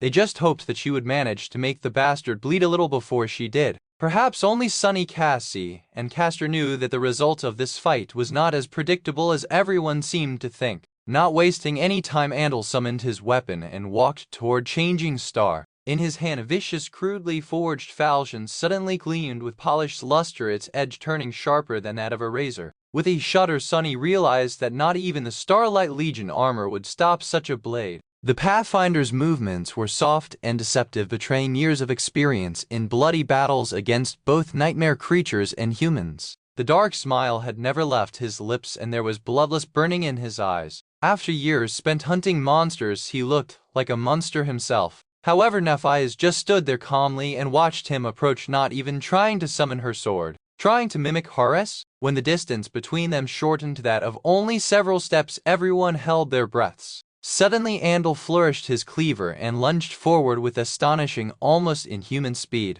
His push was so powerful that dust flew into the air from under the soles of his boots. Sunny clenched his fists. Just a fraction of a second before the magically enhanced blade cleaved her apart, Nephi suddenly sidestepped the strike and threw her arms into the air, simultaneously summoning her longsword. The ethereal sparks of light passed through the blade of Andal's falchion, forming into silvery steel only on the other side of it. The Pathfinder's eyes widened. Without anything separating it from the enemy's flesh, the longsword that had just formed from the thin air behind the falchion bit into his neck, cleanly severing Andal's head from his shoulders. As blood shot into the air from the Pathfinder's neck, his head rolled on the floor like a macabre ball and stopped near the steps that led to Gunlog's white throne. It seemed as though all oxygen was suddenly sucked out of the great hall. In the deathly silence, Andal's body heavily fell on the white marble. Everyone was staring at Nephi's in utter disbelief. The sleepers, the guards, even Gemma. Honestly, Sunny himself was a bit stunned. Of course, he had suspected that Changing Star might win the duel, but even he did not expect that she would kill an actual Pathfinder, one of the most fearsome warriors in the Bright Castle, with just one strike. Dismissing her sword with a cold expression on her face, Nephi walked over to the marble steps, picked up the severed head by the hair, and looked up at the leader of the hunters. Then, with a well-practiced polite smile, she said, "It was nice to meet you too." Chapter 155. First Recruits. The blood was still dripping from Andal's severed head when they left the castle. Nephi was holding it by the hair, her face as indifferent as always. It seemed as though carrying human heads was not even something worthy of changing facial expressions. Suddenly Sunny saw Changing Star in a new light. It was a long time since he had last been wary of her, but now he was starting to wonder, just how many people had she killed in the past? The facial expressions of everyone else, though, ranged from astonishment to horror. People who had witnessed the duel stared at Nephi as though she was some sort of an avenging angel. The others treated her like a terrifying demon. How much soul's essence had she absorbed with this one kill? Has to be a lot, right? But those were just the inhabitants of the castle. The reactions of the people of the outer settlement were strangely reserved, but even more intense. They had never seen one of them stroll into the ancient fortress and walk away freely with a severed head of a Pathfinder in their hands. Now all of them were watching silently, an inexorable dark sweltering emotion burning in their eyes. All of it made Sunny very uncomfortable. He wasn't sure if Nephi knew what kind of a storm her stunt had evoked in the hearts of these people. That sort of emotion was dangerous and almost impossible to control. If she didn't know, things could turn really bad really quickly. But it was even worse if she did and had done it on purpose. Was Neph really capable of such ingenious and effective manipulation? Was this her plan all along? Sunny wasn't sure that he knew this side of Changing Star. Come to think of it, he didn't really know that much about her at all. Consumed by these doubts, Sunny didn't even notice that they were already in front of Effie's cabin. He glanced at the sky only to see the sun hiding behind the ominous silhouette of the Crimson Spire. It was evening, just like Nephi's had promised. The unruly huntress opened the door before they even knocked, a hint of irritation in her eyes. What's with all the commotion? Can't a girl spend a day in? Noticing the three of them, she froze. Without so much as batting an eye, Nephi simply threw Andal's head to Effie's feet and asked, "Can we talk now?" Looking down at the macabre present, the huntress narrowed her eyes. A few moments later she glanced up and said in a grim voice, "Come inside." As soon as the door closed behind them, Effie asked in a furious whisper, "What the hell have you done, princess?" Nephi tilted her head and slightly frowned. Then she said with a hint of sincere confusion in her voice, "You wanted me to prove my strength." The huntress stared at her in disbelief. Misunderstanding her silence, Neph blinked, then added, "Oh, that head belonged to I know whose head it is. Where did you get it?" Sunny sighed and slumped heavily on one of the sturdy chests. Then he wrote out a dark smile as it, "Oh, by the way, it might be the less human in the dark city alone is but standing rather than who is none other than Vindi's Star, the emotively when the epic of justice." She just walked into the castle, challenged the bastard, and killed him with one strike of her sword right under everyone's eyes. By now this must be the only thing people are talking about. His tone lacked any kind of amusement. If anything, it seemed as though Sunny was just barely stopping himself from cursing out loud. Why did Trouble have to follow him everywhere he went? While Neff and Cassie were anxiously waiting for Effie's response, Sunny just stared at his shadow, hoping to find some sympathy. Sadly, there wasn't any to be found. The shadow was just staring back at him, full of jubilant gloating. Effie, meanwhile, blinked a couple of times and looked at them with a strange expression. "Run while you can." Then she threw her head back and laughed out loud. "I wish I'd seen their faces." Sunny watched her with his mouth wide open. That was not the reaction he had been expecting. "Crazy, they're all crazy. I'm surrounded by crazy people." When Effie finished laughing, she glanced at Changing Star with a dark but gleeful expression. "All right, you have proven your point. But there's something you should know. Back when I refused to join the host, Gunlog made it clear that if he can't have me, no one else will. Ever since, any group that dared to invite me to join them ended up regretting their decision. By hiring me as a guide, you will be putting yourself in his crosshairs. Are you sure you want to do this?" So there was more to her story. No wonder she was so solitary. In the ensuing silence, Sunny was the first one to speak. His voice sounded bitter and dejected. "I mean, it's a bit late to worry about that." The next morning they were preparing to go on a hunt. A small crowd of slum dwellers gathered around to see them off, their dark eyes burning with a strange mix of hope and anguish. By now the story of Changing Star's clever ruse and heroic battle against villainous Pathfinder Andal had already flown all other, the place growing more and more unbelievable with each retelling. Now these people came to witness her with their own eyes. They were especially interested in the Starlight Legion armor and the symbol engraved on its breastplate. Who knew that the memory of a simple carapace centurion would have such an effect on the inhabitants of the Dark City? Sunny was not happy about it at all. The previous evening he had a chance to ask Nephi's a few questions after they had returned to their lodge. However, he kept most of them to himself, not knowing how to properly express his feelings. In the end, he only asked about how she had managed to defeat her human opponent, who was much more powerful in terms of physical prowess, so easily. Changing Star's answer was very simple. She just shrugged and said, "An old legacy trick," which pretty much explained everything and nothing at all. And now they were going into the Dark City to hunt monsters. When the four of them were ready to set off, a sudden hum of voices made them turn around. The slum dwellers stepped aside, letting a tall young man walk through. "What is he doing here?" Walking closer, Castor stopped a few meters away from them and gave a polite bow. "Lady Nephi's huntress, Athena Kasha Sunny. Good morning to all of you. A caster of the Hanlai clan would like to join your hunting party." Everyone grew quiet for a few moments. Despite Sunny's dislike of the handsome legacy, having him on their side would be an incredible boon. Genius fighters like Castor were hard to come by anywhere, let alone on the Forgotten Shore. A buzz of whispers rose from the crowd. People were shocked to see a warrior from the castle volunteering to join an outer settlement cohort, and one of such fearsome reputation too. After some time had passed, Changing Star simply shrugged. Just like that, the proud scion of the Hanlai clan had become the fifth member of their hunting party. It was strange to see their numbers grow after months spent alone in the labyrinth, but that was probably inevitable. What else did Sunny expect? That it would be just the three of them forever? Together the five sleepers left the slum of the outer settlement behind and stepped on the road of white stone that lead into the cursed ruins. And just like that, the fates of every human in the Dark City were sealed. Chapter 156. Free lunch. Their first hunt was surprisingly uneventful. Guided by an experienced Pathfinder and augmented by Sunny's stealthy shadow, they managed to avoid any fallen creatures and arrive at the destination in one piece. There the group hid in the ruins and waited for their prey to show up. The plan of battle was discussed beforehand.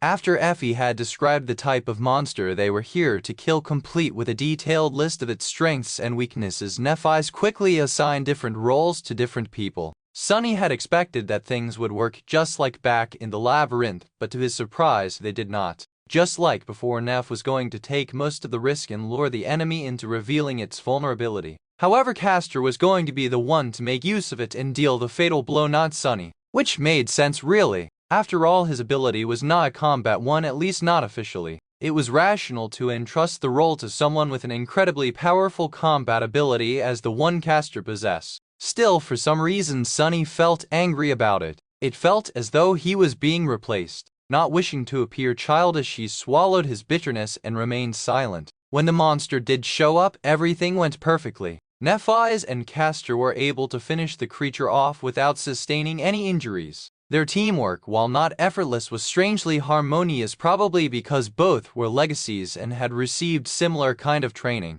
Sunny, whose task was to join the fray if things went wrong, ended up not having to lift a finger. Neither did Effie, who simply stayed with Cassie in case the blind girl needed protection. After everything was over, she laughed. "Ha, this is the easiest meal I've ever earned." Effie's status in the party was a bit strange. Unlike the rest of them, she had not shown any desire to join the cohort officially. Instead, she was somewhat of a hired worker. Her responsibilities included guiding the party through the ruins and providing them with information and nothing else. She wasn't even required to fight side by side with them. After the nightmare creature was dead, they quickly butchered it and left the scene of the battle loaded with a heavy weight of meat. Before the shadow of the Crimson Spire fell on the dark city, the cohort was already approaching the marble arch at the base of the hill. This was when something unexpected finally happened. And it happened because of Nephi's. After giving a fair share of the spoils to the vigorous huntress, she glanced at Sunny, Cassie, and Castor. Then Changing Star said, "I would like for you three to entrust me with your part of the meat." Before Sunny had an opportunity to ask a question, Cassie already smiled and said, "Of course, Neph."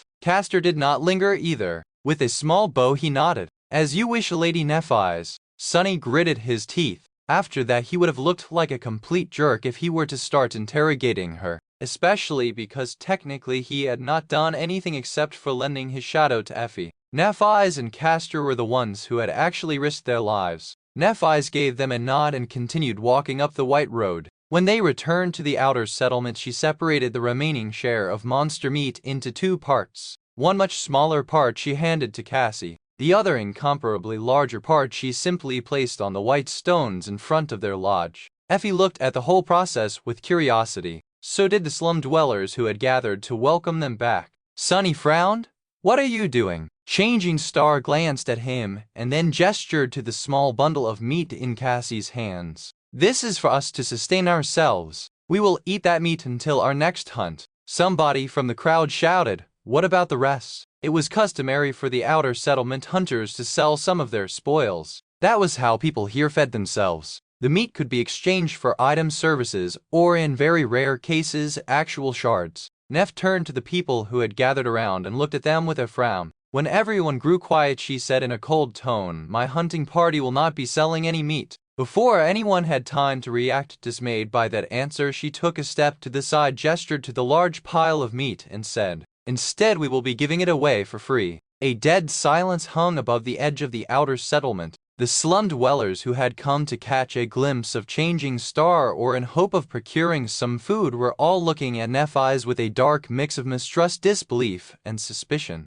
After a while, someone shouted, "What trick are you trying to play? People here are hungry." Changing Star. Nephi's crossed her arm, furrowed her brow, and answered, "There is no trick. Everyone is free to take a small share of the meat to fill their stomach." The young man who had accused her before laughed. "Why would you just hand it out for free? Do you think that we're fools?" Sunny was being tormented by the same question. He often joked about Neff's foolish nobility, but he also knew that she wasn't really stupid. She always had a reason for everything she did, even if those reasons sometimes seemed insane to him. Lately, he even started to suspect that Neff was much more cynical and pragmatic than he had ever given her credit for. It's just that her version of cynicism was very different from his own. Meanwhile, Neff's eyes pierced the shouter with a cold look, scowled, and said, a hint of anger in her voice, "Does a human need a reason to help others of her kind in this cursed place?" She took a step forward and looked at the gathered people, making them shiver under her heavy gaze. "Shame on you all for forgetting who you are. We are people, not beasts. In the real world, or in the dream realm, this is who we are." Her words echoed above the white stones, mixing with the howling wind. "Now come forward and take some food if you're hungry." The slum dwellers were still not convinced. However, their hunger was stronger than their wariness. Soon the first of them stepped forward, tentatively took a small strip of meat, threw a furtive glance at Nephi's, and then hurriedly walked away. When the others saw that nothing happened to him, they became braver. Young men and women dressed in rags formed a messy line. One by one they came forward, received their tiny piece of meat, and then disappeared with haste, afraid that it will be taken back. Slowly a new kind of light appeared on their faces. It was the same timid, weak emotion that Sunny had noticed in the eyes of the castle inhabitants after Neff had announced her name. It was something that precipitated hope, or maybe faith. With a dark expression on his face, Sunny looked up at the tiny silhouettes of guards observing them from the walls of the magnificent fortress.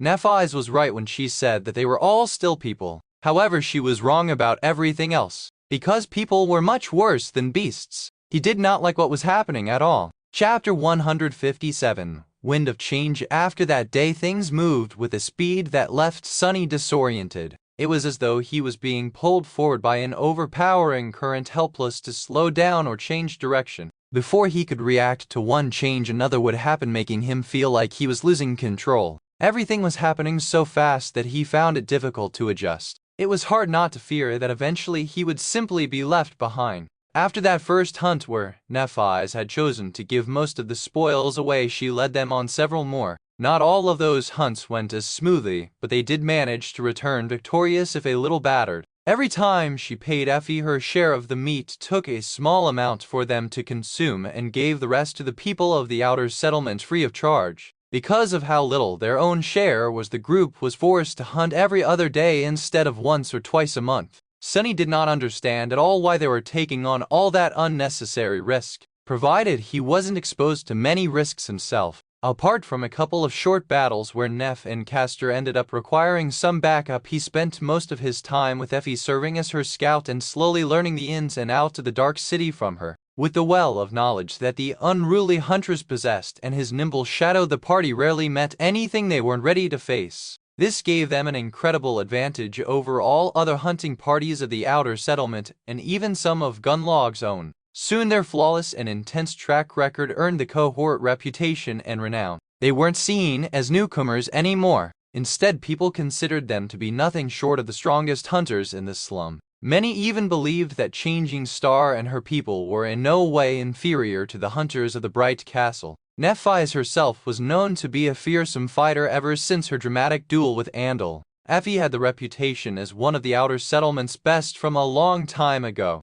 Handsome and capable, Castor quickly won respect and adoration thanks to his amiable personality, noble bearing, and skill. The three of them were considered to be the core of the party, with Cassie and Sunny existing somewhere on the periphery. People loved Cassie because Neff had entrusted her with the responsibility of handing out the free meat, and also because it was nearly impossible not to love this sweet, exquisitely beautiful and tragic girl. For most of the slum dwellers, she was the welcoming face of the cohort. Sunny, on the other hand, no one really paid him any attention. With no valiant feats of vanquishing monsters of the Dark City under his belt, most considered him to be a mere support member of the party, inconsequential at best, a charity case at worst, if they even remembered his existence. Sunny was simultaneously happy to live in obscurity and secretly infuriated by this lack of recognition. It was good that no one suspected how powerful he really was. And yet watching everyone fall over themselves in Castor's presence while completely ignoring his own made Sunny want to kill something. Especially because, due to the tactical composition of the cohort, Nephi spent most of her time with the handsome Legacy.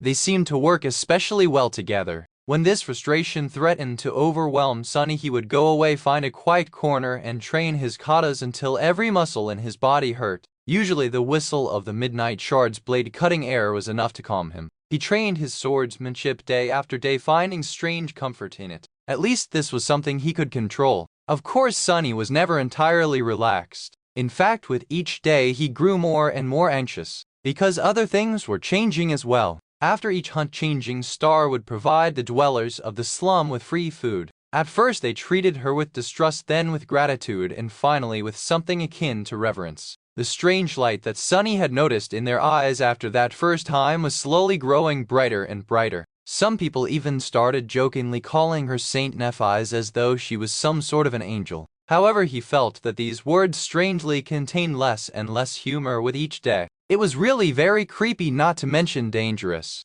The more people looked at Neff like she was their personal savior, the more he feared how drastic Gunlog's reaction would be. If history had shown anything, it was that kings never went easy on meddling messiahs. And throughout all of that, the same question continued to torment Sunny. Was all of this an accident, or had Nephi's done it on purpose? As time went by, more and more random people joined their group. They weren't hunters, just forlorn young men and women from the outer settlement who wanted to help. They tended to monster hides that the cohort brought back from the hunts, maintained various tools and gear that needed to be used, assisted Cassie with handing out food, and did other kinds of small but useful things. Soon the ramshackle lodge was full of them. Sunny didn't even know all of their names. It seemed as though every day someone new would appear, acting as if they had always been a part of the group. What's worse, not all of them seemed to know who he was either. No once and not twice someone would smile at him and ask in a friendly tone, "Are you new?" Of course bastards never said the same thing to Castor.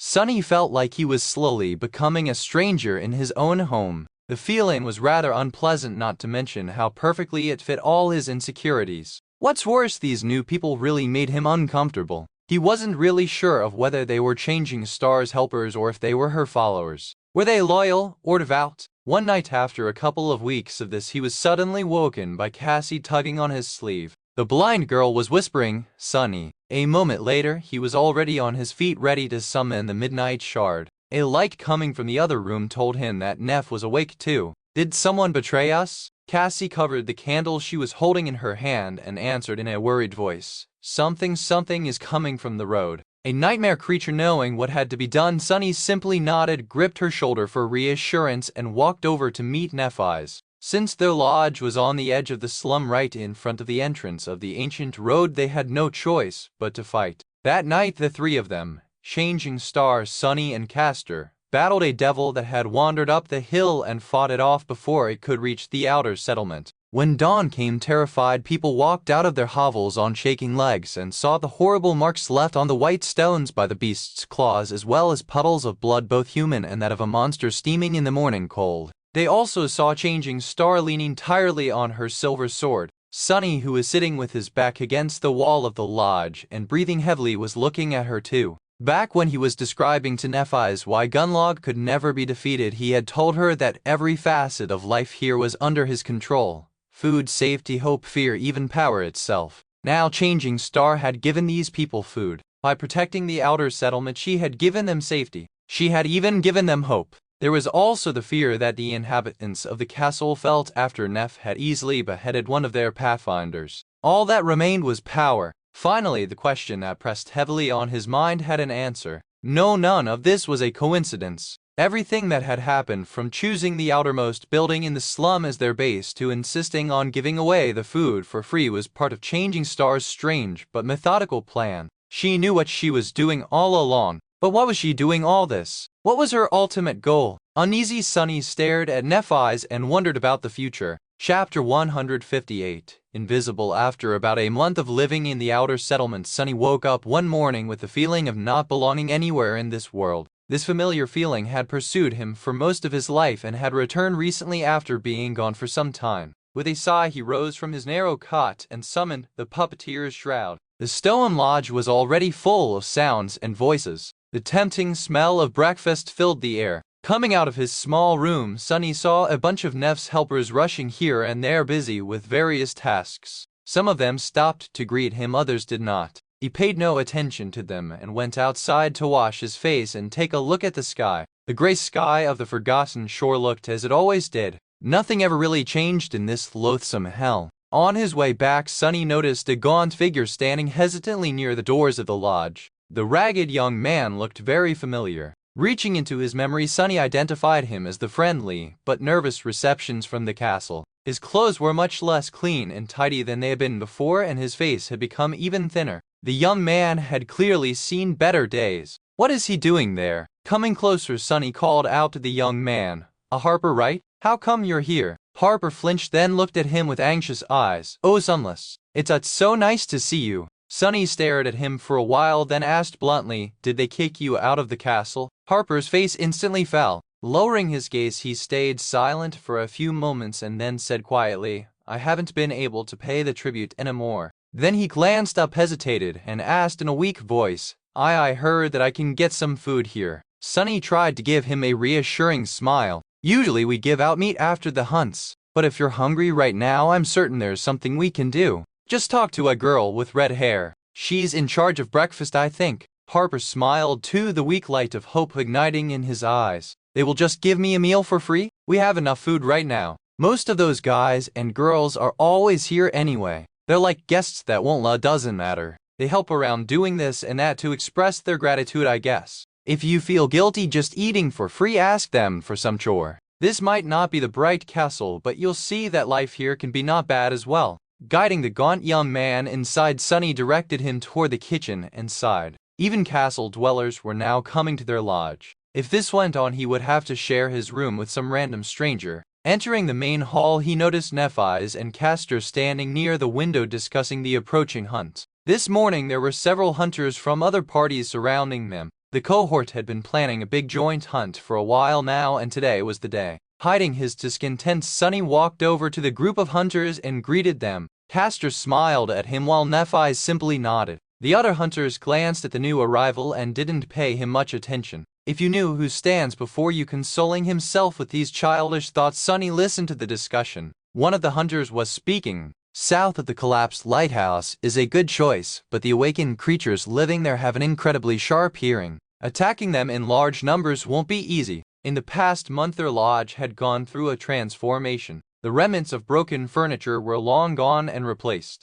Some of the new pieces of furniture came from the ruins, some were made right here by the craftsmen of the outer settlement. There were monster hides and decorations hung on the walls, making the space look neat and presentable. These days the lodge appeared as the headquarters of a small but prosperous awakened cohort. There was even a large map of the Dark City on one of the walls with various symbols marking all kinds of useful information. Currently, the hunter was pointing at a particular spot on the map. This spot right here is much more promising. Blood fiends are known to dwell in these parts. They hibernate during the day, so if we manage to find a lair or two. Castor shook his head. The area you're suggesting is too close to the territory of those strange living statues. We all know how formidable those bizarre creatures are. I still think that south of the lighthouse is better. We just need to think of a way to deceive the hearing of the monsters. Suddenly finding something that he could be helpful with, Sunny said, I have a bell that can. However, his voice drowned in the buzz of the conversation.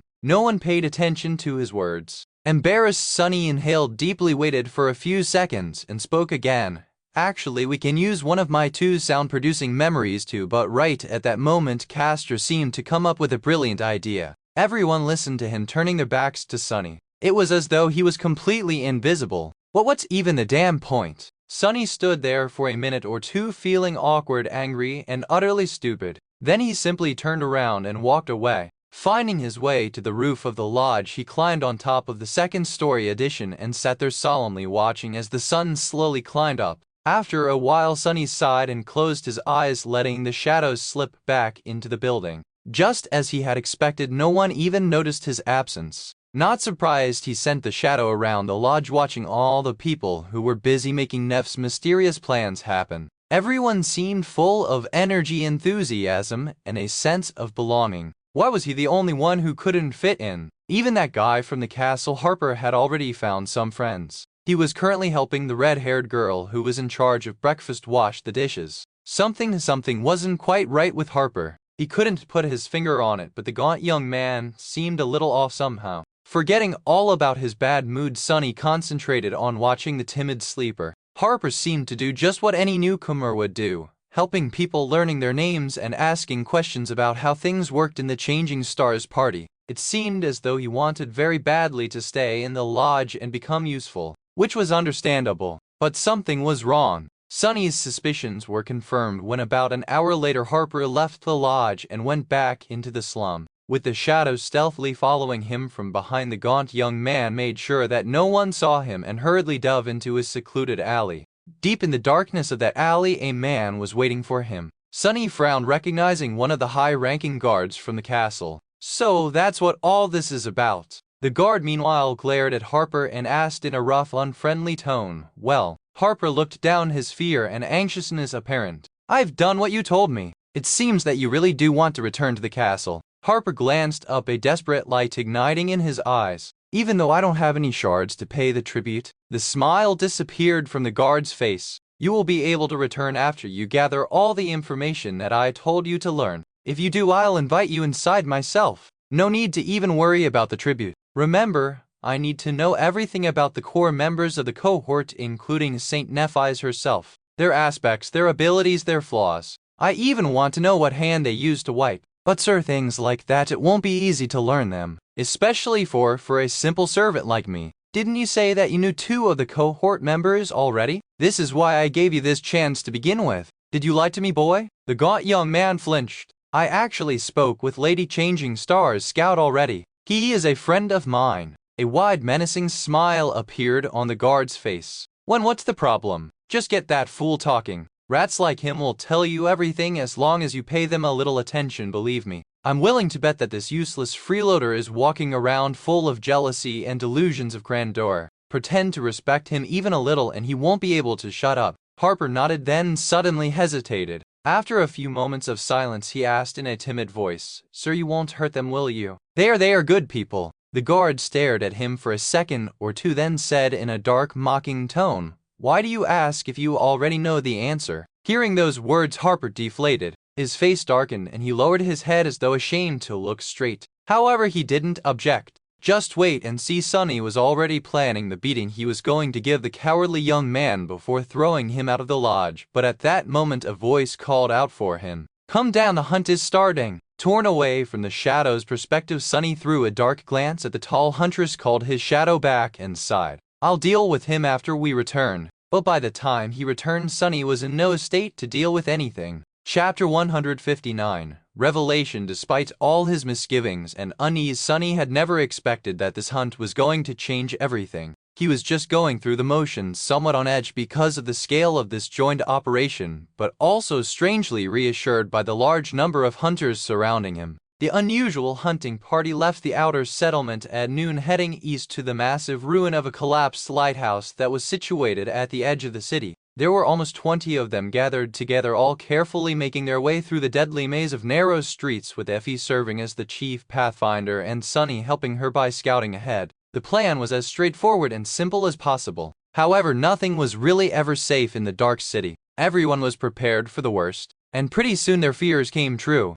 Halfway to their destination, a sudden sound made Effie freeze in place. Raising a fist to signal everyone to stop, she peered into the fog, a dark and foreboding expression on her face. Feeling that something bad was about to happen, Sonny commanded his shadow to return and moved closer to Cassie. His hand was ready to grasp the hilt of the midnight shard out of the air. For a few moments, everything was quiet. Then Effie's pupils suddenly widened. As soon as the word left her mouth, the experienced hunters dashed in different directions. Sonny himself grabbed Cassie and lunged to the side, dragging her along with him. Then something large and heavy crashed from above into the cobblestones where the sleepers had been standing just a second ago. Luckily, most of them were already somewhere else due to Effie's timely warning. However, a couple of people were a little late to react. Their screams drowned in the sickening sound of tearing flesh. His shadow was nowhere near yet, leaving him with no choice but to fight without its aid. He spun around, summoning the midnight shard, and froze for a fraction of a second, all blood draining from his face. Out there in the middle of the street, a massive winged creature was standing on the cracked cobblestones, its pale body and black feathers stained by the blood of the unfortunate hunters. Its terrifying beak was open, revealing rows of sharp, needle-like fangs. As Sonny watched, momentarily paralyzed by fear, a long red tongue snaked out of the creature's maw to lick the blood off its face. Shaking off the paralysis, Sonny gripped his sword and prepared to fight for his life. After that, everything happened incredibly fast, but also felt like an eternity. The hunters had a simple choice to make: either separate into smaller groups and retreat into the ruins, risking encountering something equally as or even more terrifying, or stand their ground and try to drive the fallen beast away. Without having to discuss it, everyone chose the second option. No matter how dangerous, a familiar enemy was always better than the unknown. The surviving hunters attacked the abomination with all they had. Even though their memories had no chance of breaking through the skin of the terrible creature, each strike still hurt it. Those who had aspect abilities capable of dealing direct damage immediately used them, hoping to at least disorient the beast. Of course, no ability of a sleeper could ever hope to wound a fallen beast. However, if their assault was ferocious enough, the messenger could retreat to search for easier prey. If it only made the abomination angrier. However, most of them were going to die. More than anything, trying to resist creatures of this rank was nothing but a gamble. For several seconds it wasn't clear which way the situation would turn. The messenger easily shrugged off the rain of attacks and lashed out with its beak, piercing one of the hunters clean through despite the man's mighty build and heavy armor. Another was almost torn apart by terrifying talons, but at the last second Castor managed to pull the young man away thanks to his incredible speed. Sunny waited at the back covering Cassie and praying that his shadow would come back in time to give him a chance of dealing damage to the damned creature. But in the end it was Effie who dealt the decisive blow. Summoning her weapon, she leaped forward. Sunny could see her lean, powerful muscles moving like wire ropes under the olive skin. As though turning into a spring, her whole body tensed and then exploded with momentum. There was enough force behind her attack to split a mountain apart. Miraculously, the tip of her weapon managed to break the pale hide on the messenger's chest and stab deep, causing a stream of blood to shoot out. The creature screamed and then lashed out with its powerful paws at the huntress. A large round shield appeared on Effie's left hand. Digging the soles of her sandals into the ground, she leaned forward and received the terrifying blow. The cobblestones under her feet cracked, but the huntress remained standing. Spitting a mouthful of blood, she grinned crazily and twisted her weapon, causing more damage and pain to the messenger. It seemed as if the fallen beast did not expect to meet such fierce resistance from a bunch of ants, not to mention actually being hurt by them. Letting out another scream, it waved its wings to send the sleepers flying back, picked up the dead hunters, and jumped into the air. Soon the abomination turned into a dark spot in the skies. All that remained behind were puddles of blood, broken stones, and the moans of battered humans. Somehow they had survived well, most of them. Effie straightened, dismissed her shield, and glanced down. "I think my arm is broken." With blood running down her chin, the huntress laughed and leaned on her weapon, visibly exhausted. Sunny wanted to congratulate her on that awesome strike, but then something registered in his mind. Suddenly cold, he stared at Effie's weapon. He had never seen her fight before, so this was the first time Sunny saw what memory the huntress used in battle. An ancient, beautiful spear forged from bronze. Something clicked in his mind, disparate pieces of information connecting together. And then, everything exploded. Or at least it felt that way. Because Sunny finally understood the future. Chapter 160, The Future. Hey doofus. Sunny reacted after a second or two, raising his head and staring at Effie with empty eyes. "Just thinking about stuff." Effie gave him a strange look, then shrugged and turned away. Everyone was too busy to pay him any attention. Not that anyone ever did. Left alone, Sunny staggered and slowly lowered himself to the ground. In his mind, one phrase was repeating itself over and over, growing louder and louder with each second. A woman with a bronze spear drowning in a tide of monster woman with a bronze spear. This was a part of the vision that Cassie had seen back at the beginning of their journey on the night they had spent atop the giant statue of a headless knight.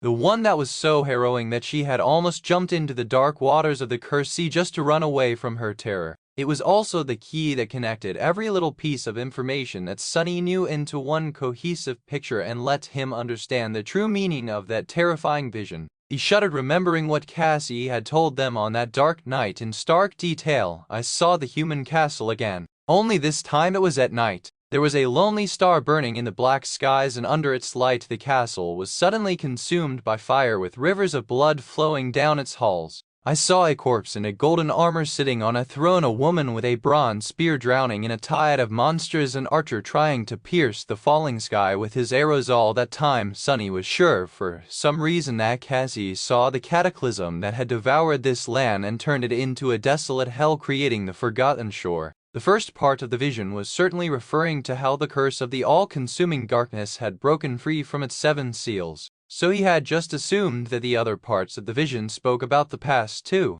But Effie's spear gave him an epiphany, a terrible revelation that he had been wrong all this time. That the apocalyptic images Cassie had described were not of the past, but of the future. Trembling, Sunny raised his head and glanced at Nephi's, who was using her powers to heal the wounded hunters, her ivory face contorted in a painful grimace. His eyes were wide and full of disbelief. She was the lonely star that burned in the dark skies above the bright castle, bringing with it fire and rivers of blood. After all, her name was Changing Star, or depending on the runes used to write it, Star of Misfortune. Sunny spent so much time fearing what Gunlog was going to do with Nephi's, but he should have been scared of what she was going to do to him instead. A corpse in a golden armor sitting on a throne. Why hadn't he realized the truth after seeing the Bright Lord for the first time? Gunlog was the corpse in Cassie's vision. Effie was the woman drowning in the sea of monsters. The archer Sunny didn't know yet, but he was sure that they would meet soon. Maybe only to die together. He had always known that Nephi's was guided by some mysterious, overwhelming goal. He didn't know what that goal was, but it was certainly not here on the Forgotten Shore. To achieve it, Changing Star had to find a way to return to the real world. That's why she had always been so unwavering and relentless in her ambition to move forward, overcome any obstacle, endure any pain. At times it even seemed as though her conviction was more akin to an obsession. Nephi's was willing to do anything to fulfill her dream. The comforting words she had told him on their first day in the dark city suddenly resounded in his mind. Only now there was another colder and much darker meaning hiding beneath their surface. We will find a way to return. No matter what has to be done, we will. No matter what has to be done, there was only one way to leave the Forgotten Shore, and it lay in the Crimson Spire. No sleeper could ever hope to reach that gateway in one piece. They would need an army to even try. Maybe then, walking on corpses, 1 or 2 survivors would be able to escape from this cursed place. But Nephi's didn't have an army. To gather one, she would need to kill Gunlog, usurp his power, and eliminate all opposition, drowning the bright castle in blood. Only then would she be able to rally every single sleeper left in the dark city and lure them into following her on a suicidal crusade, knowing all too well that most of them would die because of it. No sane person would follow her. Sunny remembered the faces of the young men and women that had become part of their group in the last few weeks. The strange light of hope, or maybe faith, burning in their eyes. The almost religious reverence they felt toward Nephi's, no, not Nephi's, toward Changing Star of the Immortal Flame Clan. Their personal angel. Were they sane still? Finally he understood every part of Neph's plan. Looking at the beautiful young woman with silver hair, Sunny shivered. And then there was the last part of the prophecy. On their way back, Sunny felt as though he was in a feverish dream. The magnitude of the revelation was too much for him. His mind felt weak, unsteady, and on the verge of breaking apart. He had never experienced such a deep feeling of shock. It was as though the very core of his being was violently shaken. He wasn't equipped with the right tools to cope with it. It felt as if he was on the verge of losing it. Sunny was truly horrified. Don't waste time trying to deal with your emotions. This is not the right time for feelings. You need to figure out how all of this affects you personally and what you need to do to turn things to your advantage. After all, what was there to be scared of? That many people would die? What did their lives and deaths have to do with him? As long as he was the one left standing, in the end this whole thing might actually turn out to be beneficial. Hadn't he spent the last weeks being afraid of what Gunlog was going to do to them? Well, now he knew that Gunlog was going to end up as a corpse. Wasn't he crushed by the news that he would spend the rest of his life in this odious hell? Well, now that wasn't a certainty anymore. That last part of the prophecy, everything was well. And yet, no matter how much Sunny was trying to be rational, he just couldn't help but be filled with terror. In the crimson light of sunset, he found a reason to leave the lodge and walked to the edge of the stone platform.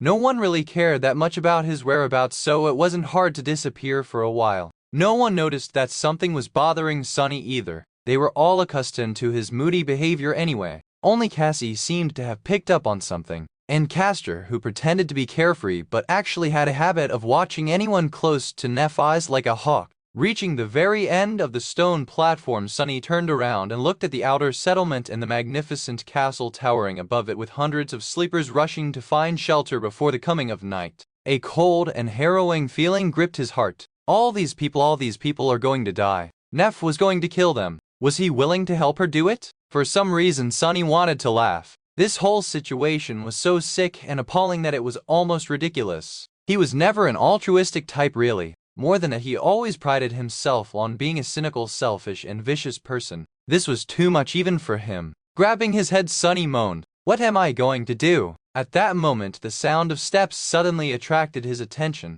A gaunt figure appeared from the slum and walked toward him. "That guy, I have completely forgotten about him." Harper stopped a few paces away and smiled timidly. Chapter 161. Rubicon. Harper stared at him with that pathetic, timid smile frozen on his lips. In his eyes there was fake friendliness, worry, and desperation. For some reason, Sunny felt a violent urge to erase the smile of his face. You scum! In his rattled state, he was having trouble controlling his emotions. Something must have shown on his face, because Harper suddenly blinked and took a step back. But in the end, the desire to be allowed back into the bright castle won over his caution. He forced himself to stay still, hesitated for a few moments, and said, I wanted to thank you for inviting me into your home this morning." Sunny looked at the gaunt young man. In the twilight of dusk his pale face was hidden in deep shadows. Finally he answered, "Yeah." Think, Sunny, think, but his mind was refusing to obey. Most of it was drowning in the sea of cold terror that had been summoned by the revelation of the future. What little remained was utterly disoriented.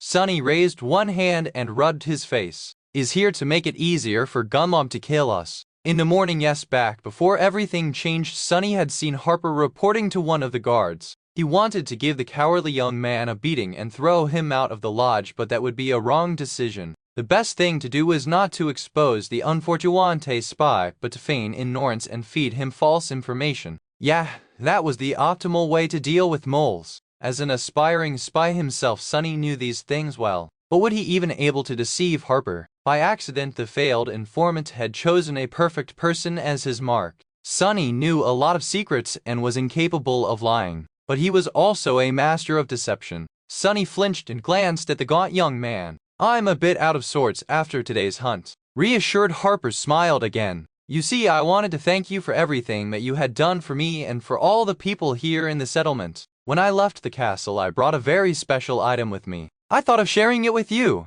I should see what his plan is exactly, feed him a couple of little truths along with the lies, and then report to Neff in the morning." Harper, meanwhile, was nodding energetically. "It's a bottle of liquor. Every month a few are sold by the artisans working in the garden. Getting one is very hard, but I was lucky. Would you like to come and try?" Sunny got distracted for a few moments, but then forced his smell to concentrate. What was Harper talking about? Artisans, liquor, luck. Giving Harper a nod, he gestured for the young man to lead the way, and followed. As they passed other slum dwellers on their way to Harper's hovel, Sunny couldn't help but feel like they were surrounded by walking corpses. Most of these people were already dead. They just didn't know it yet. The weight of this knowledge was slowly crushing him. Harper's small hut was even more pathetic than the other hovels in the slum. It was crudely constructed out of rotting pieces of wood with plenty of cracks to let the cold wind in. Inside there was nothing except for a pile of seaweed thatch that served as a flimsy mattress and a low wooden table.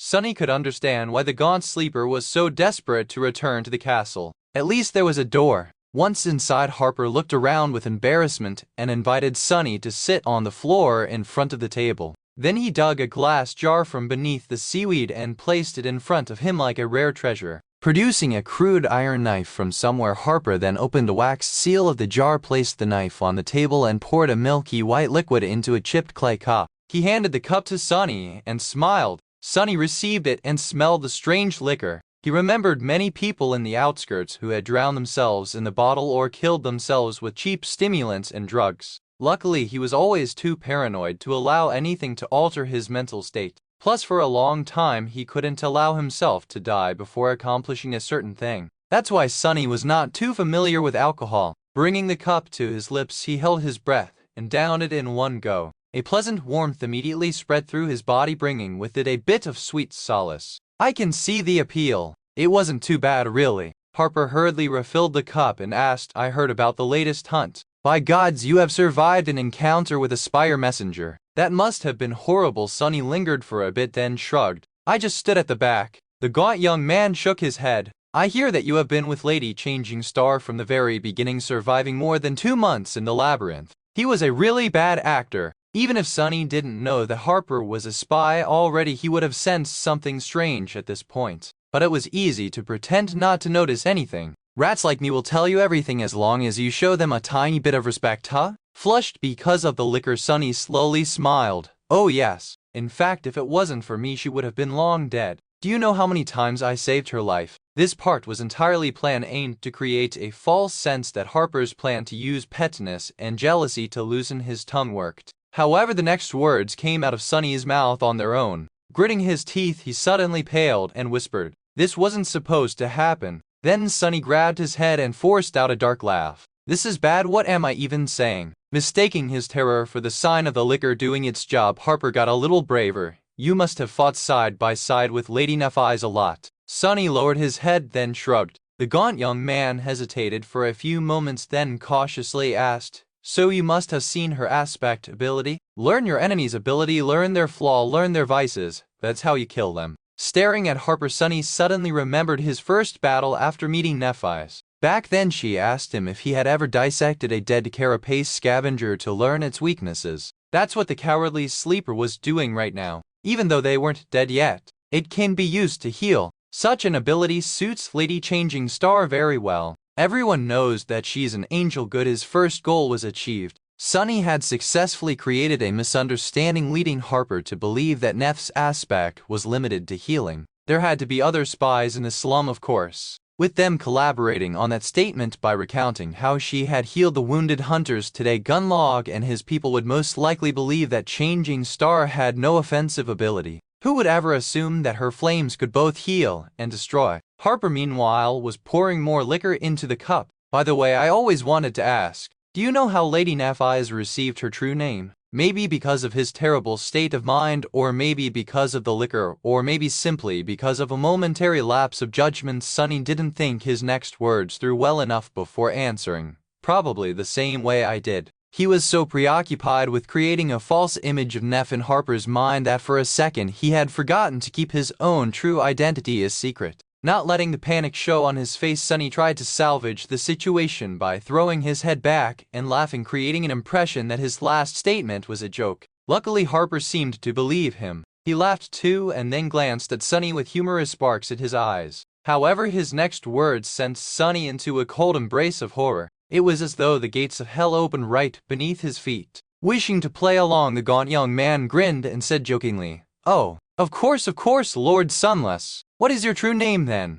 Sunny stared at him, the smile frozen on his face. "How do you get out of this?" But there was no way out, at least none that he could see. The familiar pressure appeared in his mind. Slowly Sunny became deathly pale. Harper was still grinning, waiting for the answer. His face was gaunt, tired, and full of both fear and desperate hope. He was just a weak, pitiful kid after all. The pressure was replaced by blinding pain, sending a tremble running through Sunny's body. Why did he have to ask that question? What happened couldn't be changed. Like a cornered beast, Sunny could think of only one thing. Harper finally sensed that something was wrong. Just a second before the pain overwhelmed his limits and forced out an answer, Sunny suddenly leaned forward, picked up the crude iron knife, and stabbed it through the poor young man's heart. Chapter 162. Lost from light. Pushing the knife into Harper's weak body, Sunny lunged forward. The flimsy wooden table flew aside and shattered into splinters once it hit the wall. With his other hand, he violently grabbed the young man's face and pressed him onto the floor, making sure that no sound would escape from his lips.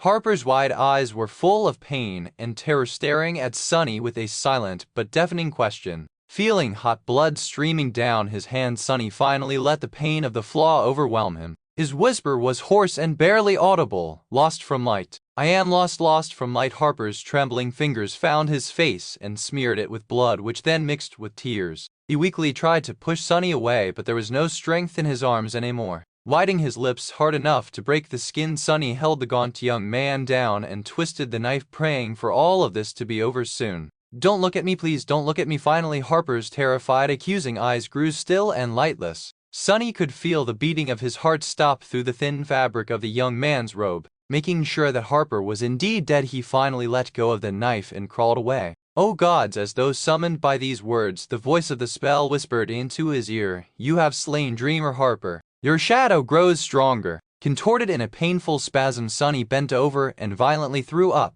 Then he weakly fell on the floor and tried to wipe his face, only to realize that he was spreading blood all over it. "I just killed a real human." A strange stillness took hold of Sunny. Sitting on the cold stones, he stared at the corpse of the young man that he had just killed and struggled to form a cohesive thought. After a while, he finally succeeded. Too much. Oh, this is too much. All of this was too much for him. Why did he have to go through all of this? The slave caravan, the forgotten short-changing star, and now Harper. What sin had he committed to have to go through this nightmare? Was he actually already dead and imprisoned in the depths of hell? Sunny gritted his teeth and forced himself to concentrate on that thought. Why do you even feel guilty? The bastard was going to sell you out to Gunlaw. He knew that he was helping to kill you. And not just you alone. But no matter how hard he tried to convince himself that he had the right to kill Harper, deep down he could not accept it. There were a million ways to deal with the timid, pitiful spy. No, there was another reason. Come on now, there's no one else here.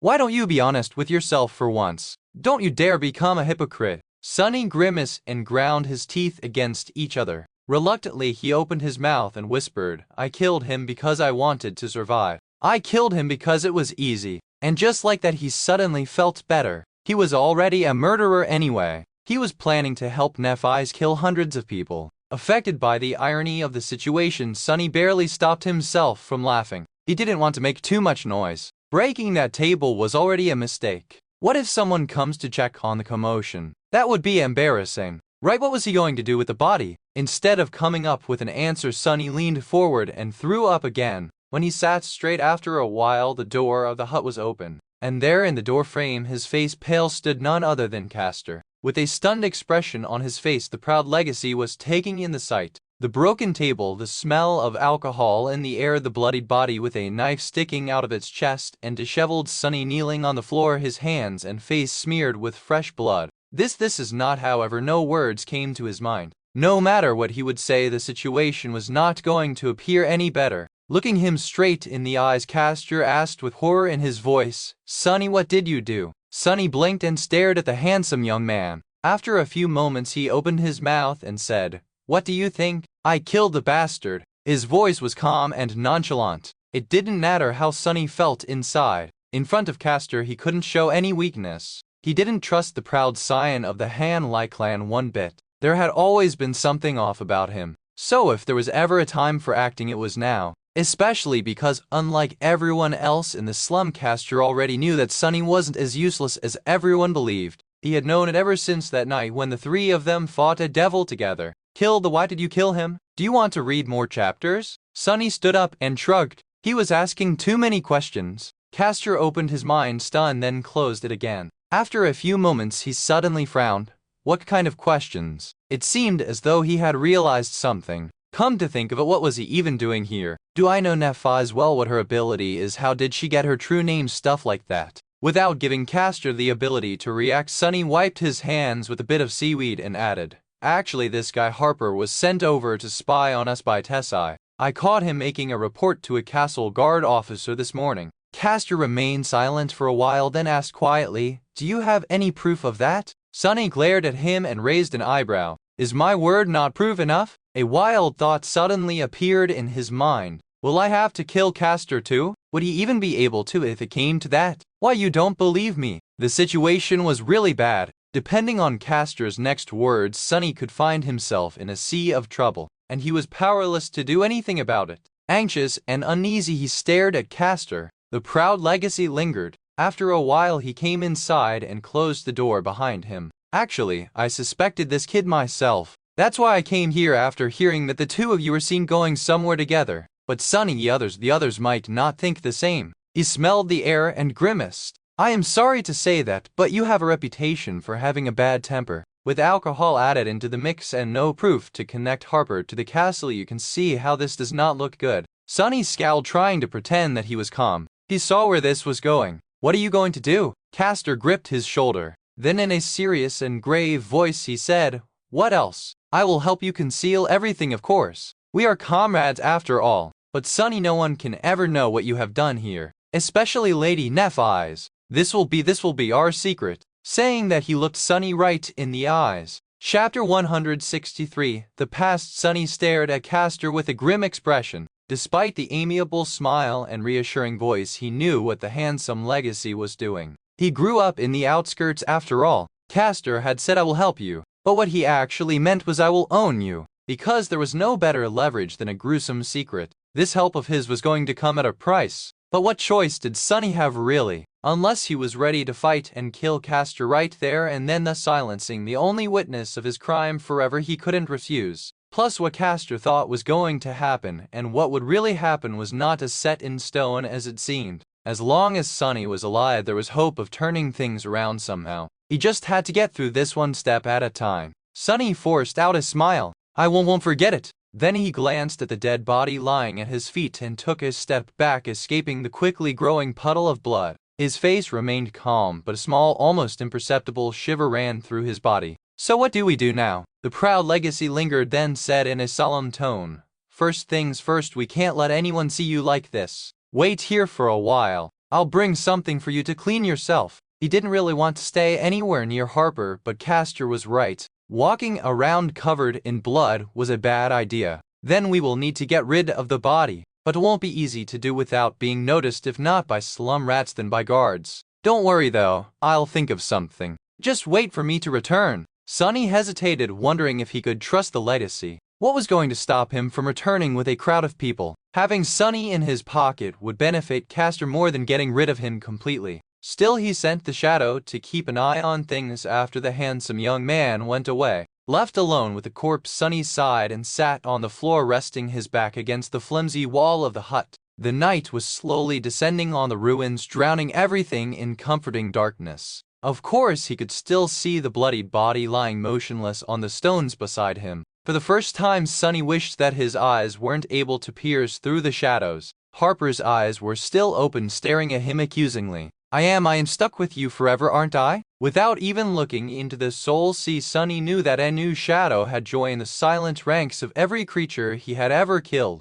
All he could do was wait. It was taking Castor a long time to gather everything needed without raising any suspicion. He had to avoid prying eyes and waste a lot of time conversing with people who constantly wanted to win his attention. At some point, even Cassie talked to him. Hey Castor, do you want to read more chapters? Away from their lodge, sitting on the floor near the corpse of a young man he had killed, Sunny smiled darkly and listened to what kind of excuse the legacy would come up with to account for his absence. After a while, his thoughts began to wander. He listened to the sound of rain falling on the stones outside and scowled. Rain always put him in a bad mood. Because of it, Sunny was always reminded of the past. Unlike Nephi's, whose past was clouded in misery and screamed of tragedy, he came from a simple background. His story was more mundane than tragic, a trivial story of unfortunate people living hard and bitterly in a dying world. Sunny's parents were both menial workers. They were poor, but not destitute. His dad was employed by one of the numerous maintenance crews that took care of the city's outer barriers.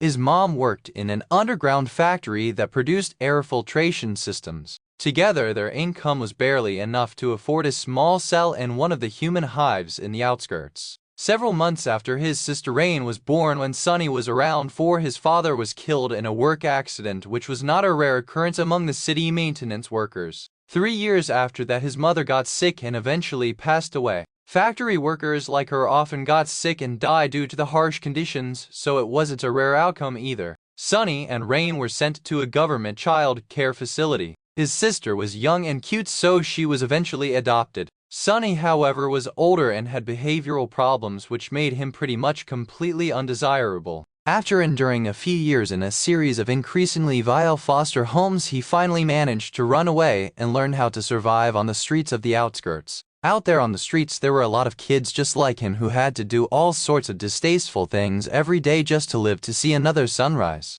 However, even then, most of them didn't last long. It took a very special kind of creature to survive there. Sunny was one such creature. A part of this was pure luck, a part of it was that he was smart. But mostly it was because he had a goal. Sunny refused to die before finding his sister. Somehow he had convinced himself that she was waiting for him to find and save her. One day they were going live happily again like a family together. This misguided goal kept him alive more than anything else. Of course, it didn't end well. Nothing ever did in this damn world. Sitting just a few centimeters away from a puddle of human blood, Sunny chuckled and rubbed his face. Was there even such a thing as a happy ending? What is taking that bastard so long? Granted, he knew exactly where Castor was and what he was doing. Currently, he was raising his hand to open the door of Harper's hut. Sunny tiredly picked himself up from the floor and shook off the weight of reminiscence. What was the point of remembering the past? He had to survive the future. Chapter 164. Farewell. Castor brought him water, strips of cloth, and a crude tunic.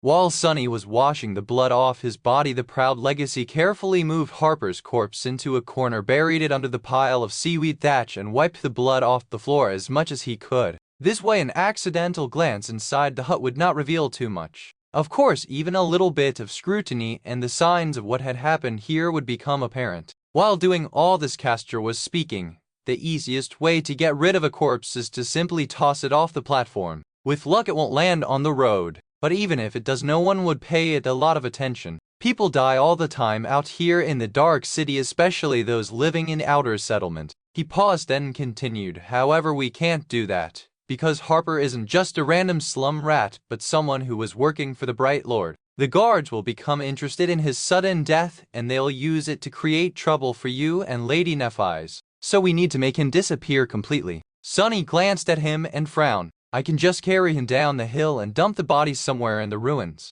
No one will see anything. Castor shook his head. Castle Guard has various types of observers watching the road day and night. Unless someone persuades them to look the other way, of course. It won't be cheap, but I can make it happen. Tomorrow after sunset you will have about an hour to carry the body to the ruins and return. Sorry, but I can't buy you more time. This will wipe what little shards I have left already. His voice sounded as though the handsome young man was genuinely concerned for his comrade, but in reality he was just reiterating how much Sunny owed him now. And if that message was not enough, he could always threaten to reveal the secret of how Harper died in the future. Castor had him in the palm of his hand. And what do I do until then? The legacy shrugged. Just act natural and try not to speak to anyone. You're kind of a loner as it is. No one will suspect anything. After that he thought for a few moments and added, oh, no one should enter this hut for a long while. Harper lived in the castle for these past few months, so people in the slum won't notice his absence yet.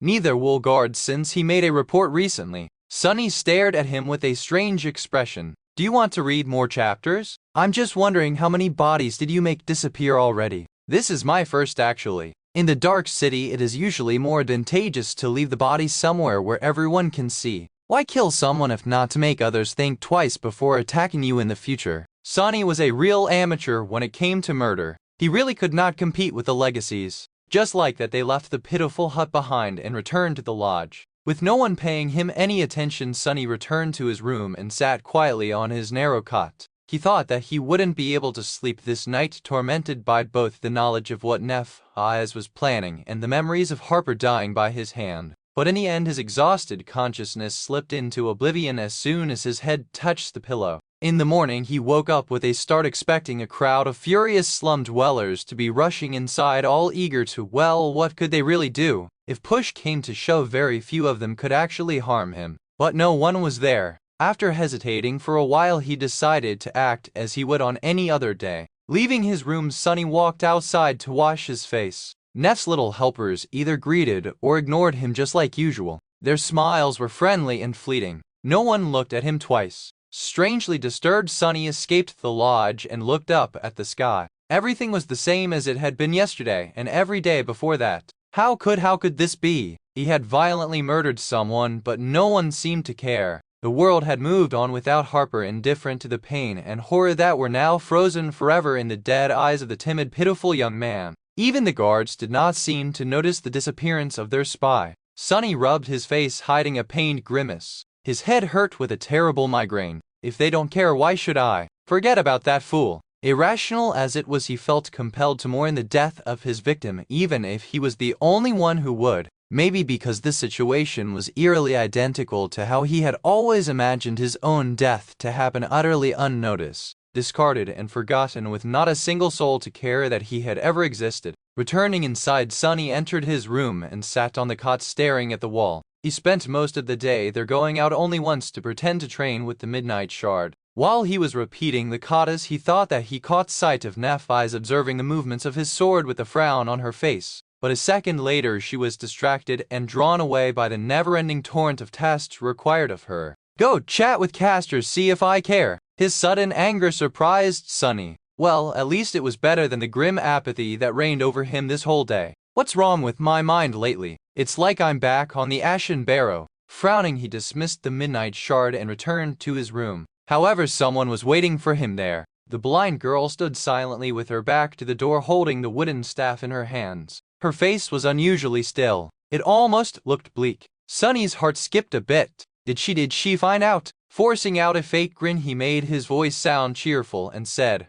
"Oh hey Cass, do you want something?" She turned to him and after a moment of hesitation smiled. However, something about her smile was off. It was almost as though it was as forced as his own. The blind girl lingered, then said, "No, nothing in particular." Sunny blinked a couple of times. What's up with her today? Meanwhile, Cassie raised her hand and found his shoulder. No, actually, I have a present for you. He raised his eyebrow. In the next moment, a spark of energy suddenly traveled from her body into his. You have received a memory, endless spring. Wasn't it a pretty glass bottle of hers, one that contained an almost endless amount of water? Why was she giving it to him? Why are you gifting me this all of a sudden? She was silent for a few moments, then gently shook her head. Can't I give you something after everything that you have done for us? I just didn't expect it. Cassie gripped his shoulder and remained motionless for a weirdly long amount of time. Then she looked away and said, her voice light and even, "We'll meet again soon, Sonny." He patted her hand and said, a little embarrassed, "This lodge is too small for us not to bump into each other all the time anyway." She slowly removed her hand and chuckled. "You're right, of course." With that, she turned away and headed for the door. Sonny stared at her back and shrugged. What has gotten into her? Reaching the doorway, Cassie froze for a second. Without turning her head and letting him see her face, she lingered for a while, then quietly said, Chapter 165. Power. For the rest of the day, Sonny had nothing to do but count the hours until sunset. When the night descended, he would have to return to the scene of the crime he had committed, retrieve the body of his victim, and carry it into the ruins under the cover of darkness. How did it come to this? Alone in his tiny room, he stared at the wall and waited. Soon the fear of going into the dark city at night overpowered the bleak and hollow feeling that reigned over his soul. People rarely risked leaving the hill after the dark. In the starless void of the forgotten shore, any source of light was bound to attract the attention of creatures that no human would even want to meet. Countless horrors stalked the streets of the city at night. Only a madman would risk entering the ruins after the sun was gone.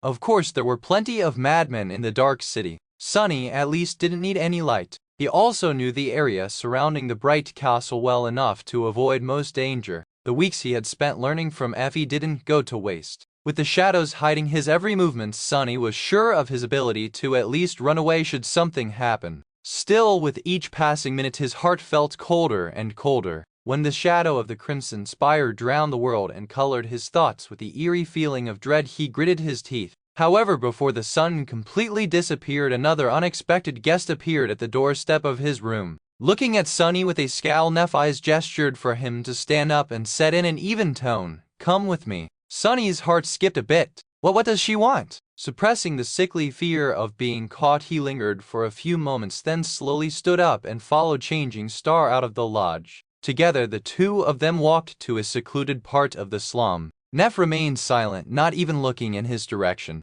She seemed calm like always. Sonny, however, struggled to keep himself from panicking. Various thoughts, one darker than the other, found their way into his head. Did that bastard Castor tell her everything? Do you want to read more chapters? Finally, they reached the remote alley where no one would have been able to overhear their conversation. It was filled with nothing but the crimson light of sunset and deep shadows. Turning around, Changing Star looked at him with a frown. Sonny met her gaze, his face grim. He felt as though he was staring at his judge and executioner. "I've seen you practicing with the sword today. Your moves were weak and aimless. It was as if you had lost all clarity. What were you thinking about?" Sonny slowly exhaled. So that's what this was about. She didn't know anything. She just picked up on the turmoil raging in his mind. He should have felt relieved, but for some reason Sonny felt anger rising in his chest instead. With a crooked smile, he looked away and answered, "Murder. I was thinking about murder." Nephis tilted her head, waiting for an explanation. Sonny remained silent for a few moments, then said, his voice strangely cold, "You once told me that the essence of combat is murder, didn't you?" He stared at her, then said, "Well, how come you know so much about murder, Neph? I wanted to ask you that since the day you cut off Andel's head without so much as batting an eye. You are out here preaching about how we are all fellow humans, not some beasts. Is this what it's all about?" Sonny gritted his teeth. Nephis was silent for a long time. At some point she absent-mindedly raised one arm and rubbed her neck. Finally she said, "It's not that I have murdered a lot of people. It's that a lot of people have tried to murder me. Why would anyone want to kill you? All kinds of reasons, really. My family was really powerful once, don't you remember? But power, it's a dangerous thing, Sonny. You can't reach its peak without creating a lot of enemies. And when your power disappears one day, all those enemies remain." Turning her face away, she said with her usual indifferent voice, "I think I was 5-6 years old when someone tried to kill me for the first time. She led me to an empty room, put her hands around my neck and tried to strangle me. I thought that it was a game. For the first few seconds at least." Neph looked at him with white sparks dancing in her eyes. "That was how I learned what weakness is. And when my teacher, who happened to walk by, rushed inside and used his aspect ability to kill her, that was how I learned what strength is. I'm not a stranger to severed heads, Sonny. Is that what you wanted to know? He stared at her, then slowly shook his head. How frightened she must have felt, how powerless. Powerlessness, he knew how it felt all too well. Somehow Sonny had never imagined that proud and indomitable changing star had tasted it too. Meanwhile, Nephi's smiled, but there was no humor in her eyes. So then what did you want to know? What is this all about? Do you think I haven't noticed the way you were staring at me ever since we fought the Spire Messenger? You owe me at least this much. He glared at her for a long time, a storm of emotions written on his pale, grim face. Finally making a decision, Sonny gritted his teeth and said, I want to know what your real goal is. I want to know if it's all worth it. Chapter 166. Light and Shadow's Changing Star frowned. There was a hint of surprise visible in her cold gray eyes. She gestured to the slum that surrounded them and the magnificent castle towering above it. I'm trying to help these people. Then turning his face away, he asked, Hey, have I ever told you about my sister? Why bring this up all of the sudden? I just was reminded of her recently, so I thought I'd share. You see, our parents died when we were little. She got adopted, but I ended up on the streets. Life wasn't really sweet for me. In fact, it was nothing but unsavory and bitter. So young as I was, I simply imagined that it was the same for her. That's why I got obsessed with the idea of finding her. I had this fantasy in my head, of saving and protecting her. Becoming a family again. But how could a penniless undesirable like me find anyone? You know how the city databases are. Even if they're functional, unsealing anything requires you to be a citizen, and one of a considerable rank too. However, I was ready to do anything to accomplish my goal. A street kid can't earn much, but even then I saved up as much as I could. A dark expression appeared on his face. Even if I had almost nothing to eat, I would keep putting away the pathetic amount of credits I had earned through doing all kinds of hoard crap. And after 4 or 5 years of this, by the time I was nearly 17, I finally had enough to hire a private investigator. You see, there was this detective who sometimes hired us nobodies to gather information for him. His services weren't cheap, but I trusted him. So I gave all my money to that guy and told him to find my sister. One day, about a month after we made the deal, he gave me a piece of paper with an address written on it. Nephi's hesitated for a few moments, then asked in a quiet voice, So what happened? Did you meet your sister? Sonny rubbed his face, glanced at the sky, and said, Sort of. I actually met her near the tram terminal. Only at that time I didn't recognize her. You see, despite my lofty ideas of being her savior, I couldn't even really remember what she looked like. There was this girl around 12 years old wearing a tidy school uniform. She was walking in the same direction as me. I only realized that it was her after she entered the house from the address. He was silent for a while, then continued, his voice strangely emotionless. It was already dark. I think it was raining. The house was situated in a really nice district. They actually had the whole house to themselves. Just one family living in it. Can you imagine? Well, I guess you can. Anyway, there was even a lawn, and a big window that shined light outside. Watching them through that window was almost like watching a television show. Sonny remembered the splendor of it, his own embarrassing astonishment, and tried to smile. Standing in the shadows just outside the edge of that light, I observed her family for a while. She had parents who loved her and treated her well. She had real food and enough of it to never go hungry. She had pretty clothes and expensive textbooks. She even had cute younger siblings. They were all smiling, laughing, and having a great time together. Neff looked at him and asked, So what did you do? Sonny didn't answer immediately. Instead, he remembered how he just stood there watching those happy people.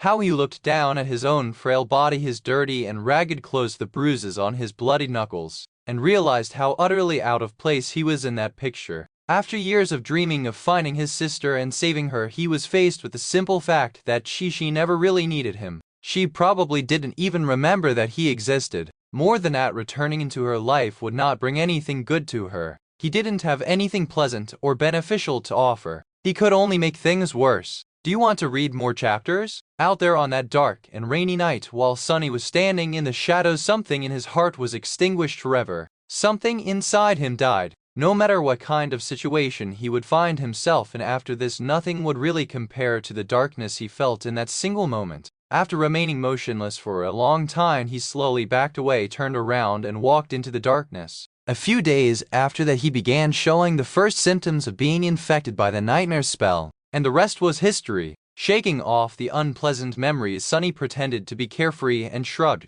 I did the only selfless thing that I had ever done. I turned around and went away. Nephi slowly shook her head. Sunny grinned, the anger finally finding its way into his eyes. Because even a cretin like me was able to realize that the person he wanted to save didn't need his saving. So please tell me, Neff, why is it that you with all your intelligence and clarity can't seem to do the same? She stared at him, a deep frown appearing on her face. Are you implying that I lied about my intention to help these people? Sunny clenched his fists. Before he could stop himself, words flew out of his mouth. To be completely honest with himself, he had to admit that he simply did not want to stop them. He was too exhausted, hurting, and shaken to keep playing this game with Neff. It was time to bring everything to light. Maybe then he would be able to regain clarity. Glaring at Changing Stars, Sunny spat. I said go fuck yourself with that bullshit, Saint Nephi's. You might have fooled everyone else, but I know you. I know you better than anyone else. So, I don't buy your whole savior act even for a second. Sunny repeated her gesture, pointing at the surrounding hovels. What are you going to help them with? Help them turn into corpses? You and I both know how this ends. Cassie already told us. Fire and rivers of blood, right? Is this what you're planning? Nephi stared at him, a dark expression written on her ivory face. Her cold gray eyes weren't calm anymore. Finally, there was a burning emotion in them. She opened her mouth, then closed it again. Then Changing Star slowly shook her head. Finally, she seemed to find the right words. Looking Sunny right in the eyes, she slightly raised her chin and said, Chapter 167, Unforgivable. Sunny stared at Nephi, stunned by her answer. He didn't expect her to admit it so easily. Meanwhile, she just shrugged. Was I supposed to deny it? You are the one who is obsessed with lies, Sunny, not me. The corner of Changing Star's mouth twitched. Actually, I have to thank you. If it wasn't for you, I would have never learned how to deceive people so easily. I had a very sheltered upbringing for obvious reasons. Communicating with others had always been something I knew very little about. How fortunate it was to meet you of all people on this forsaken shore. What was she talking about? He remembered how during their journey to the Dark City, Nephi's had tried to mimic Cassie in how she spoke to people. Had she been studying him too? Neph took a step forward and pierced him with an intense, burning gaze. No one survives in the dream realm alone. I knew that I won't be an exception to this rule, so I watched Izzy and you and tried my hardest to learn with you both. That's when I noticed that nothing you ever said or did was true. Sunny felt a cold shiver running down his spine. No matter what happened, you somehow always managed to keep your real thoughts, desires, and reasons hidden. I've never seen anyone so adept at deception. Congratulations, Sunny. The mind games you played with us were almost as devious as the mental hex of the Soul Devourer. It was nothing short of inspiring. Changing Star paused and shook her head. You can even easily turn truths into lies. I never even knew that such a thing was possible. I didn't know a lot of things before I met you. So you see, while you were learning how to use a sword from me, I was learning how to use people from you. So please, Sunny, accept my sincere gratitude. I could not have wished for a better teacher. Without you, none of this would have been possible. Nephi's raised her hand and stabbed a finger at him. Then with anger in her voice she spat. So where do you get the audacity to blame me for doing the same thing you do to everyone you ever meet? Was she telling the truth? Did Neph actually learn how to be this manipulative and vile from him? Oh no, someone that inexperienced couldn't have found a worse role model even if they tried. What a cruel twist of fate to be sent into the dream realm together with a damaged, vicious man like him. Sunny gritted his teeth. That's not the same. Changing Star scowled. How is what I am doing different? I haven't told a single lie to these people. I gave them just enough truth to make them deceive themselves, just like you taught me. But what now that it was turned around on you is suddenly not fair? Now you won't settle for anything less than the whole truth. There's going to be fire and rivers of blood. How is it worse than this pathetic, hopeless existence? I'm going to kill Gunlog. After he is dead, the Bright Castle will become engulfed in a civil war with each of the 5 lieutenants vying for the throne. I am going to kill them too. And when I am the last one standing, her eyes glistened. I will gather those of us who remain alive and make a road of bones for the lucky few to reach the gateway. That is the salvation I offer to the people of Dark City. A chance to return to the real world or die like a human should, standing tall and with a sword in their hand instead of living in fear like a rat. I thought that you of all people would understand. Do you want to read more chapters? Sunny stared at her in disbelief. How could she be so nonchalant about the idea of causing the deaths of so many people? Had their lives no value in her eyes? But then he realized that he was looking at it all wrong. He was looking at it from his own perspective, the perspective of someone who is used to surviving at all costs, to putting survival above all else. However, that was how his old self had viewed the world.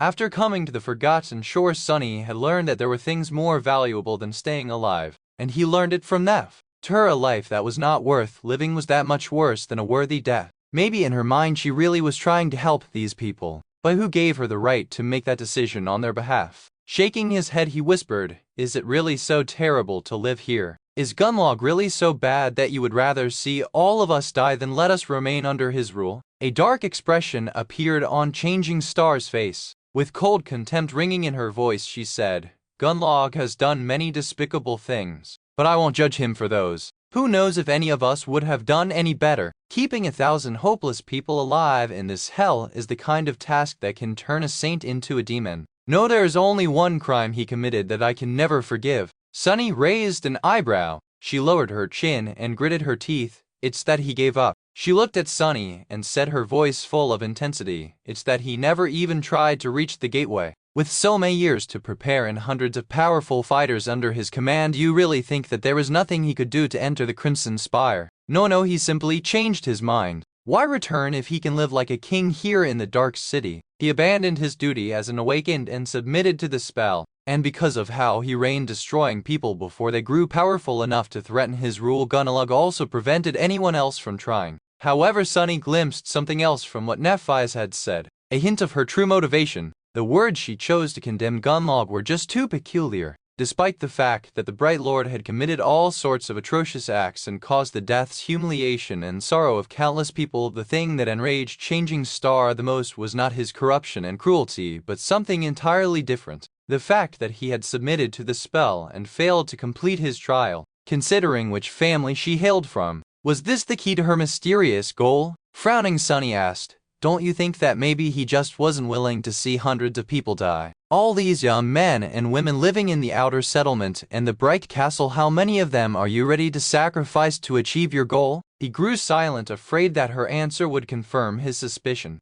Ness straightened her back and glanced at him. Once again her eyes were firm and calm. Without pausing to think, she said, not a shadow of a doubt in her voice, "All of them." Chapter 168. Outside, Sunny grimaced and turned away, feeling a terrible headache. The sun was almost gone and the night was following in its footsteps. He didn't have much time left. With a desperate smile, Sunny looked at Changing Star and asked, "What can be so damn important? What can be so valuable that you're ready to condemn everyone here to death?" He shook his head, guessing that he already knew. "Don't tell me that it's some stupid crap like bringing the glory of the immortal Flame Clan back. Duty of the Awakened? What, you gave a terrible oath to become the first human to conquer the fourth nightmare like your father conquered the third and your grandfather the second? Or even worse, is it something even more foolish? Are you planning to save the damn world?" Nephi stared at him for a few moments and then grinned. Something dangerous and unfamiliar awakened in her eyes. No, not completely unfamiliar.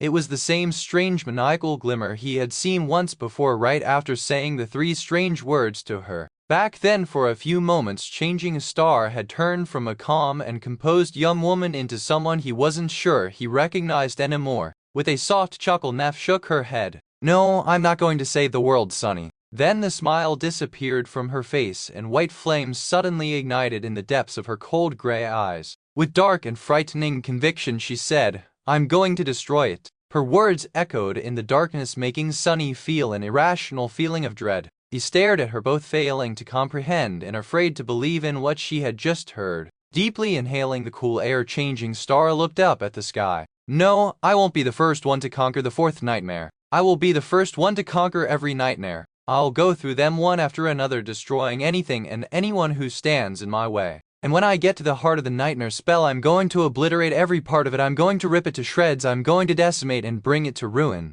She looked him in the eyes and said, "You think Gunlog can stop me? You think a fallen terror can stop me? Those three ghouls can stop me? Nothing will stop me. Anyone who dares will die." Taking a step back, Sunny stared at her with wide eyes. He shivered, feeling something cold touch the back of his neck. Then he grimaced and asked, a hint of anguish in his voice, "Why? Why do you want to destroy the spell so much?" A corner of Changing Star's mouth curled up slightly. After a few moments, she simply said, "Because I hate it." Sunny blinked, stunned by the simplicity of that answer. If it was someone else, he would have thought that they were lying. But Nephi's lived in a strange, stark world. She did things simply because she wanted to, and apparently wanted to destroy an eternal, omnipotent existence simply because she hated it. He closed his eyes and whispered, "You are actually insane. What does it mean to be insane in a world that has gone mad? I would be wary of anyone who remained perfectly sane in this hell. Or do you have more questions? The sun is almost gone, so you'd better hurry up and ask them."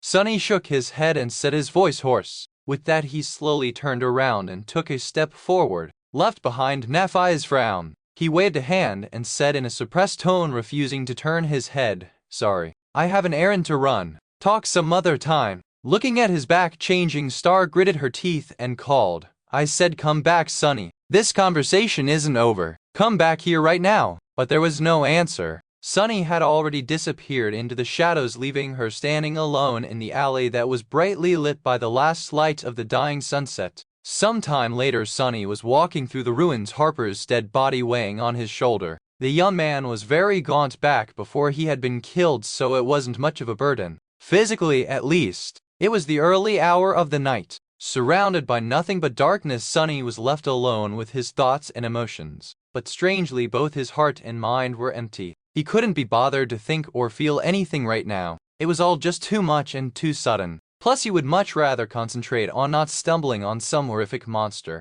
Ending up eaten by a nightmare creature right now would be very ironic, but still unpleasant. He felt guilty about murdering Harper, but not enough to die while trying to dispose of the body. He would much prefer not to die for his sins. Luckily, the area he was traversing was familiar to Sonny. He knew which streets were comparatively safe and which he needed to avoid, where the really horrible monsters lives and where he could pass without being sensed by anything. Finally, judging that he was far away into the ruins, he found a partially collapsed house, climbed over the rubble, then hesitated for a few moments and threw the corpse inside. Harper's gaunt body rolled down the rocks and disappeared into the interior of the house where no one would ever see it. That part at least was finished. It was time to go back. Sonny turned around and stared at the distant silhouette of the tall hill with the magnificent castle standing on its top. Right now, hundreds of people were sleeping there, either in the pitiful hovels of the outer settlement or in the safe and warm rooms of the ancient stronghold. Nef Cassie and Effie were there. Horace, Gemma, and Gunlog the Bright Lord were there too. And many others. And most of them were going to die. Looking at the white marble walls of the castle, Sonny could see his future vividly. Watching helplessly as Changing Star builds her sect, helping her defend herself from Gunlog, going on hunts, being invisible once he comes back, afraid to get close to anyone lest the same thing that happened to Harper repeats itself. Up until the moment everything ends in bloodshed and terror. Castor was there too, waiting to use his leverage over Sonny to make him his obedient minion. Sonny wasn't deceived by the amiable personality of the handsome Legacy. He knew that nothing good was going to come of accepting his help. In the end, he just stood in the shadows and looked into the distance at the tiny human enclave that persevered against all odds in the cursed nightmare of the forgotten shore like a lone glimmer of light. After remaining motionless for a long time, Sonny quietly sighed, turned his back to it, and slowly walked into the darkness. Chapter 169. Back to the Future. 3 months later, Sonny was back at the castle. Well, to be precise, he had returned here once before to buy a few items that were hard to come by in the ruins. However, back then, Nephi's and her cohort had been away on a hunt. The moment he had been dreading for so long was finally here. Hearing Changing Stat's voice, Sonny slowly turned around, glanced at her, and forced out a smile. "Hey, Neph." He tried to sound casual, but a slight tremble betrayed the storm of emotions raging in his heart. Why did she have to be here? The turmoil of their sudden meeting was exacerbated by the fact of how different they looked. The past months only made Nephi's appear more radiant and splendid. Her white armor was pristine and graceful, her silver hair clean and combed. Sonny, on the other hand, looked like a pile of dirt that had somehow come to life. Both he and the puppeteer Shroud had seen better days. He didn't want to see her, but even more than that, he didn't want her to see him in this sorry state. What if Neph gets the ridiculous idea that he was somehow miserable after falling out with her? He was doing better than ever.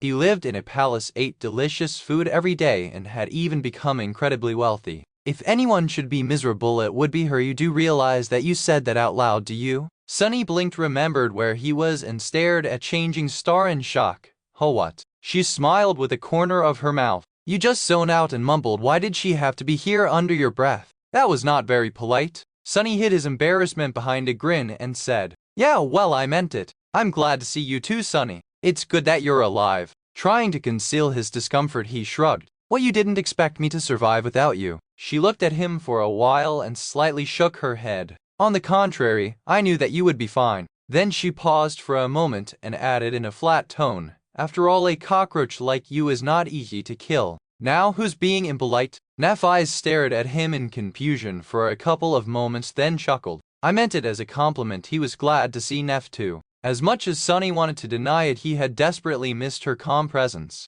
Somewhere along the way, without even noticing, he had grown reliant on having her by his side. But meeting her was also a nightmare. After all, nothing had really changed after their bitter quarrel. Even though the intensity of it all diminished, the future that Cassie had foretold was still inevitable. Now that the initial shock of running into Changing Star disappeared, Sunny took a closer look at her. Neff's eyes looked stronger. He didn't know how much soul essence she had been able to absorb while he was gone, but it seemed like it was a lot. Neff was always confident and arresting, but now her presence grew to a completely new level. But then again, he was not the same weak fool either. The Dark City had made him into a fearsome creature as well. The months he had spent hunting monsters in the absolute darkness of the cursed ruins turned him stronger, smarter, and much more deadly. If a little bit insane, Sunny doubted that any human on the Forgotten Shore had killed as many powerful nightmare creatures as he had in the same amount of time. At least not in single combat. Don't go on a tangent and forget where you are again. With a flinch, Sunny realized that he had been silent for a long time.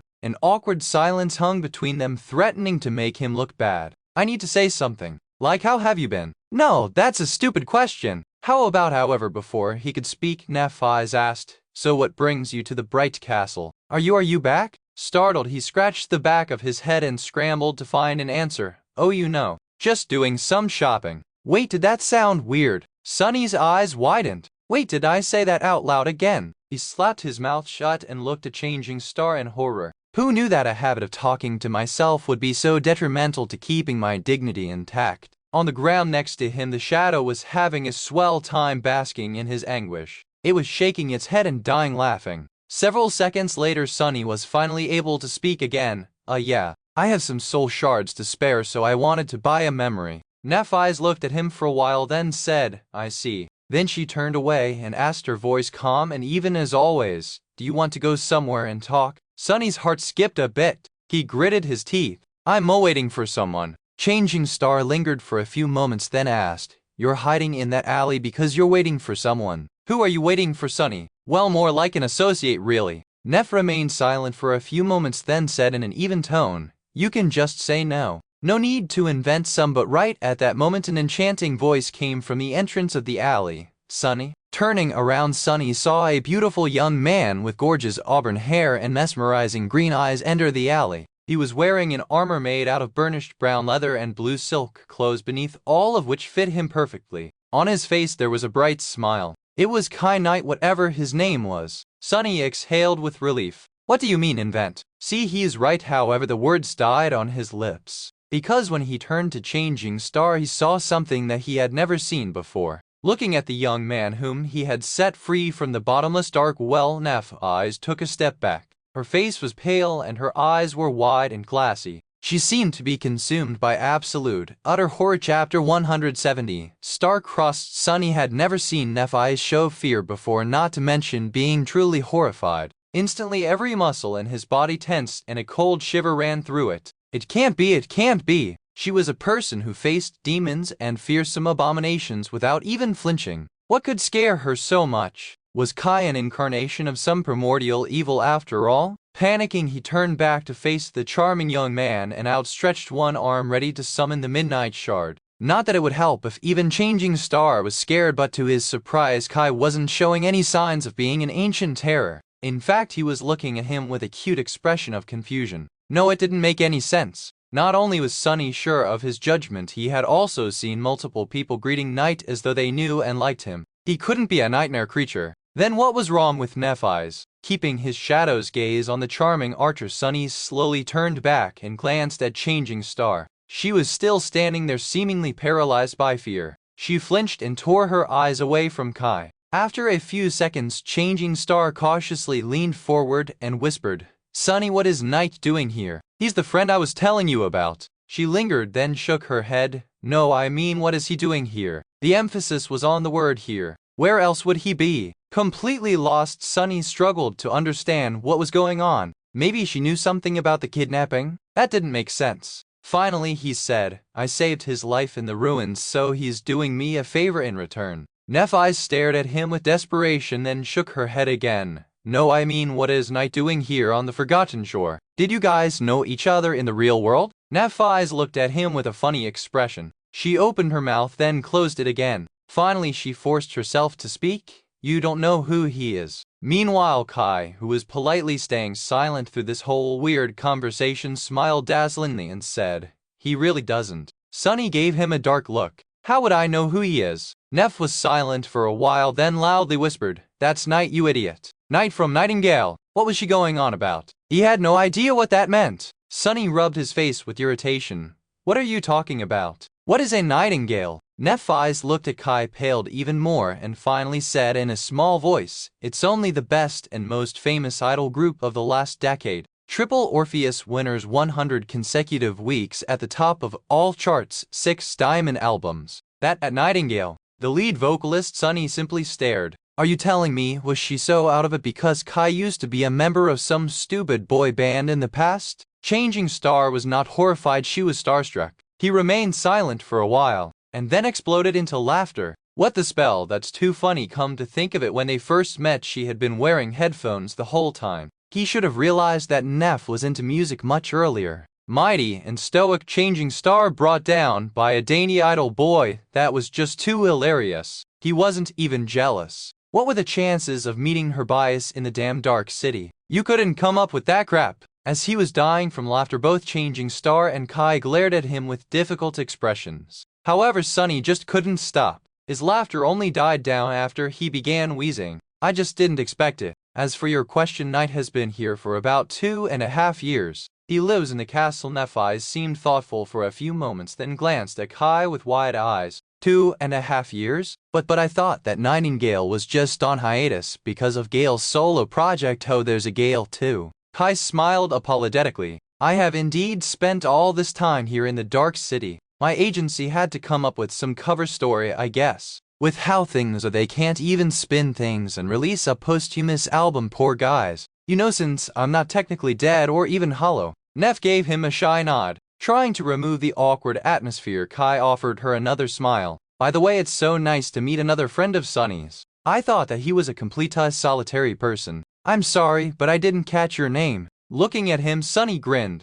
Then he cleared his throat and said in a relaxed tone, "Oh right, I forgot to introduce you. Knight, this is Neph's. Although these days she goes by another name. You might have heard it. Meet Changing Star of the Immortal Flame Clan." Now it was Kai's turn to stare at Neph with horror. The corner of his eye twitched. However, perhaps due to his idol training, he managed to hide his emotions much faster. Blinking a few times, he lingered for a moment and then said in his smooth and chanting voice, "Oh, it's a pleasure to meet you, my lady. Have heard so much about you." Neph's eyes turned away, trying to hide a hint of blush on her cheeks. Staring at the wall of the alley, she hesitated, then awkwardly said, "So your friend is already here, Sunny. Can we go have a talk now?" She glanced at him and added after a bit of hesitation, "I have something important to discuss with you. It's a matter of life and death." Chapter 171, Tether. Sunny blinked a couple of times, digesting her words. A matter of life and death. If Neph's used these words, the situation was indeed dire.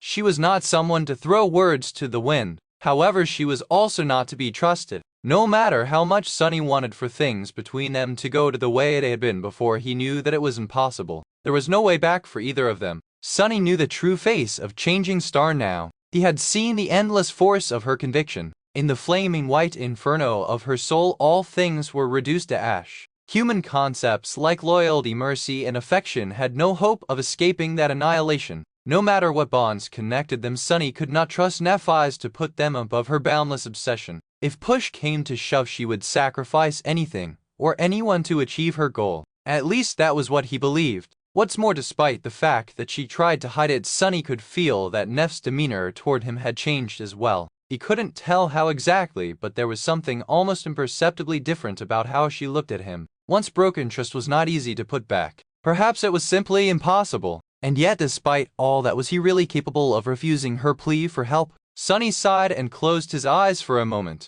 No, he didn't think he was. Even if things between them became strange, he was still one of the only two people he cared about in this world. The way he felt toward Neff was almost like a second flaw. No matter how much he wanted to, he just couldn't get rid of it. Somewhere along the way it had taken root in his soul. He had hoped that it will wither and die if they were apart, but instead it just grew stronger. And now, there was no escape from it. Sunny could feel himself being pulled back into the mess of humanity once again. This was exactly why he had been reluctant to return here. After suffering so much to leave it all behind, why would he ever want to abandon his peaceful, pleasant, delightful life of solitude? But he just couldn't refuse Neff. However, that didn't mean that he was going to become her compliant sidekick again. Even if they were going to work together, they were going to do it on his terms. You came here to purchase memories to feed for the Stone Saint. Changing Star was looking at him expectantly. Sunny tried to appear confident and casual as he said, "We can have a talk, but not right now. Come find you when I'm done with my business." Whatever it was that she wanted to discuss, it could not be extremely urgent. After all, Nephis had no idea that he was going to return from the ruins today. If there was no time to waste, she would not be wasting it on him logically. Changing Star was silent for a few moments, her face indifferent. Then finally she answered in a flat tone, "That is fine. You know where to go. Oh, and if you don't mind, I'll bring Night with me." Both of them stared at him with the same doubtful expression. Turning to the charming young man, Sunny pretended to be surprised by his question. "Don't you want to meet my other friends? They'll be able to answer all your stupid questions for sure." Sunny gave him a nod and glanced at Nephis, who was clearly wondering if her idol could really be trusted. Now, if you'll excuse us, truth be told, he didn't trust the pretty archer that much either. But his ability to detect lies would come in incredibly handy during the conversation with Changing Star. She was the one and only graduate of Sunny's School of Deception and Lies after all. Pushing Kai away, he waited until they were at an appropriate distance and asked, "So what did you find out about the memories?" Soon enough they were entering the bright castle. Sunny felt strange returning to this splendid, suffocating place. This time he came as a guest of a well-regarded resident, not as a slum dweller seeking to exchange a soul shard for a moment of respite from the cold darkness and terror. The guards did glance at him with disdain, but remained passive. Walking under the swinging skulls, they entered the familiar hall of beautiful colored glass windows. The opulent desk that Harper used to sit behind was still there, only now a similarly downtrodden young woman was scribbling on a piece of parchment instead. The world didn't care about the death of one little human. It just moved on, instantly replacing that which was lost. "So you did find me some memories to buy?" Kai smiled, gestured him to follow, and said, "I did you one better. I actually managed to get us an invitation to the memory market." Sunny frowned. "A what?" The charming young man gave him a nod. "That's not surprising. It's a place where you can peruse various memories and purchase them for an acceptable price." "I say acceptable, but you know who has all the shards in this place. So usually they only let the members of the host in. Gunlug would never allow memories to freely circulate among people who did not belong to him. The guards and hunters, though, needed a place to exchange memories that didn't fit their aspects for either shards or something that did." "Then how did you get the invitation?" "It's not that hard if you have the shards. Problem is, very few of us free folk do." To Sunny's surprise, they actually entered one of the forbidden areas of the castle.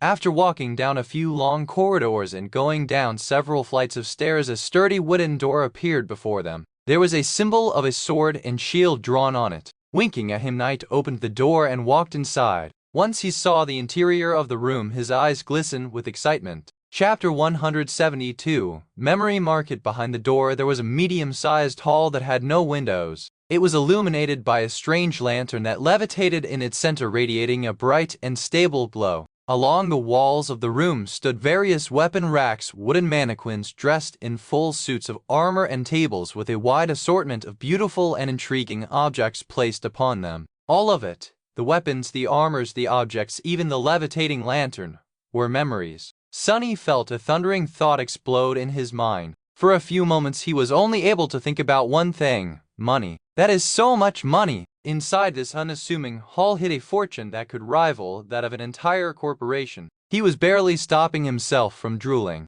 Brought back from his covetous stupor, Sunny blinked a couple of times and glanced at Kai. The beautiful archer hesitated for a moment, then said, "I was saying, this is Stev. He is in charge of this place." Only now did Sunny notice that there was someone else in the room. It was a man that was old by the standards of the Dark City, nearing 25 or so. He had a round face and cheerful eyes which were currently full of doubt and hints of disgust. His gaze, of course, was aimed at Sunny. "Have you looked in the mirror, bastard?" Apart from his extremely tall stature, there was one other special thing about Stev's appearance, and it was that he was fat. He was the first obese person that Sunny had met in the Dark City. Having a belly like that in a place like this must have required a lot of work, talent, and dedication. He didn't know whether to be impressed or appalled. In any case, Sunny decided to not get on Stev's bad side. He wouldn't want to get eaten by this ogre after all. "Nice to meet you, Stev." The ample giant looked down at him, then glanced at Kai and said in a strange voice, "Night, my dear friend.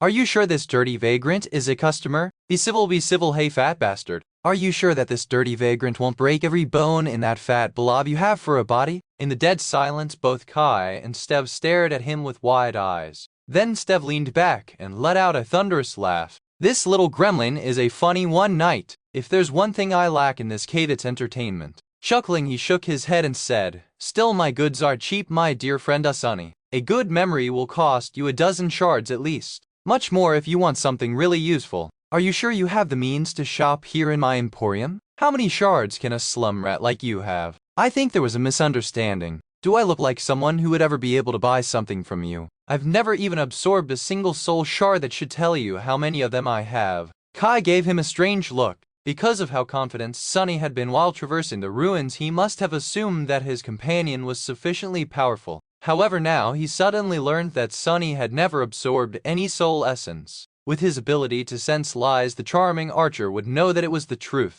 Well, of course, it was. He absorbed plenty of shadow fragments instead. Sunny gave away that misleading secret on purpose. He didn't want Knight to start questioning the amount of soul shards he was about to spend, letting the archer think that he was too obsessed with wealth to expend any on increasing his power would hopefully lessen the impact a bit. Meanwhile, Sunny shook his head. "Kai here is the one who will be handing you the shards. I'm just here to point him at the right ones. I have an eye for good memories, you see." By which he meant that his eyes were literally capable of peering into the very essence of memories and discerning their true traits. But neither of them needed to know that. Stev scratched the back of his head. "In that case, take a look around. Ask me any questions if something catches your eye." Then he glanced at Knight and scoffed. "You could have just asked me for advice, you know? It's not like I can lie to you." Kai smiled with embarrassment. When Stev walked away, he leaned to Sunny and whispered, "So the favor you wanted from me is to pretend to buy a memory and then give it to you so that no one knew that you have a hidden ace." Actually, it was a good theory.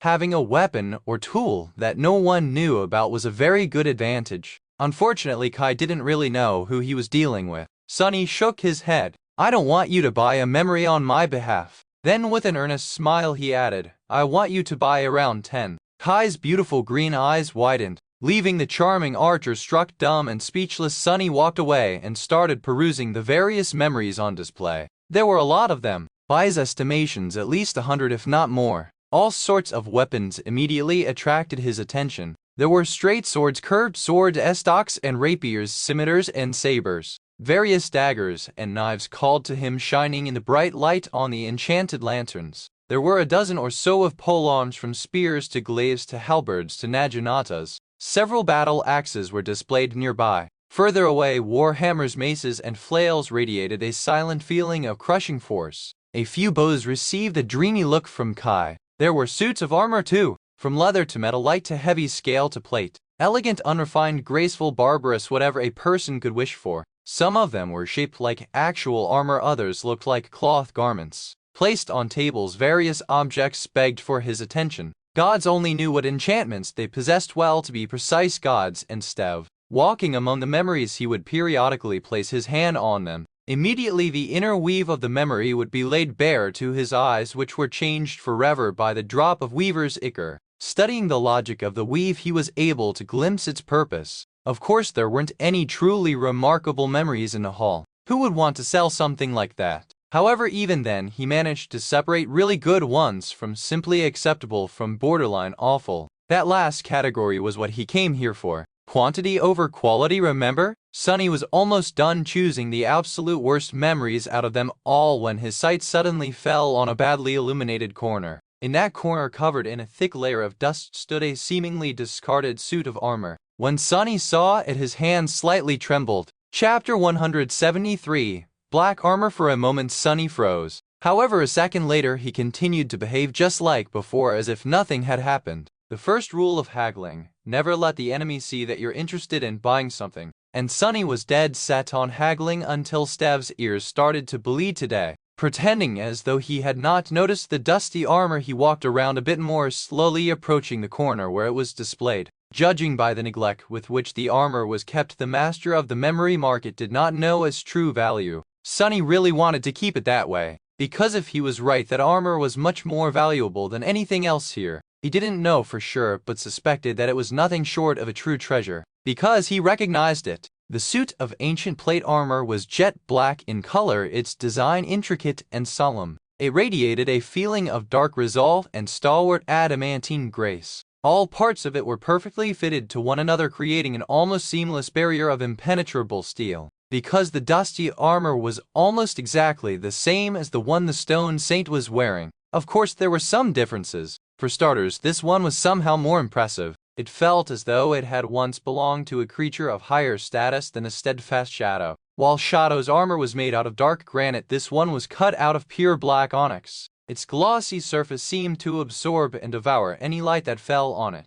And that was just in its dormant state. Once it was animated like that of the Stone Saint, who knew how fearsome it would become. Why was this treasure gathering dust in a badly lit corner of the memory market? Yes, he was most likely the only person in the Dark City who had seen the formidable living statues up close. But still, everything about the onyx armor screamed of how incredible of a memory it was. What was it doing here, neglected and seemingly forgotten? He had a lot of questions. Finally, he managed to reach the armor without showing how interested in it he was. With a false expression of boredom on his face, Sunny raised a hand and absent-mindedly put it on the jet-black breastplate. A moment later, his mask of boredom almost cracked. What he saw beneath the surface of the armor shocked him to the core. The weave of ethereal diamond strings inside it was on a completely another level from anything he had ever seen. It was much more complex and vast than even that of the puppeteer's shroud, which was not surprising considering that there were no less than 6 glowing embers connecting it all together,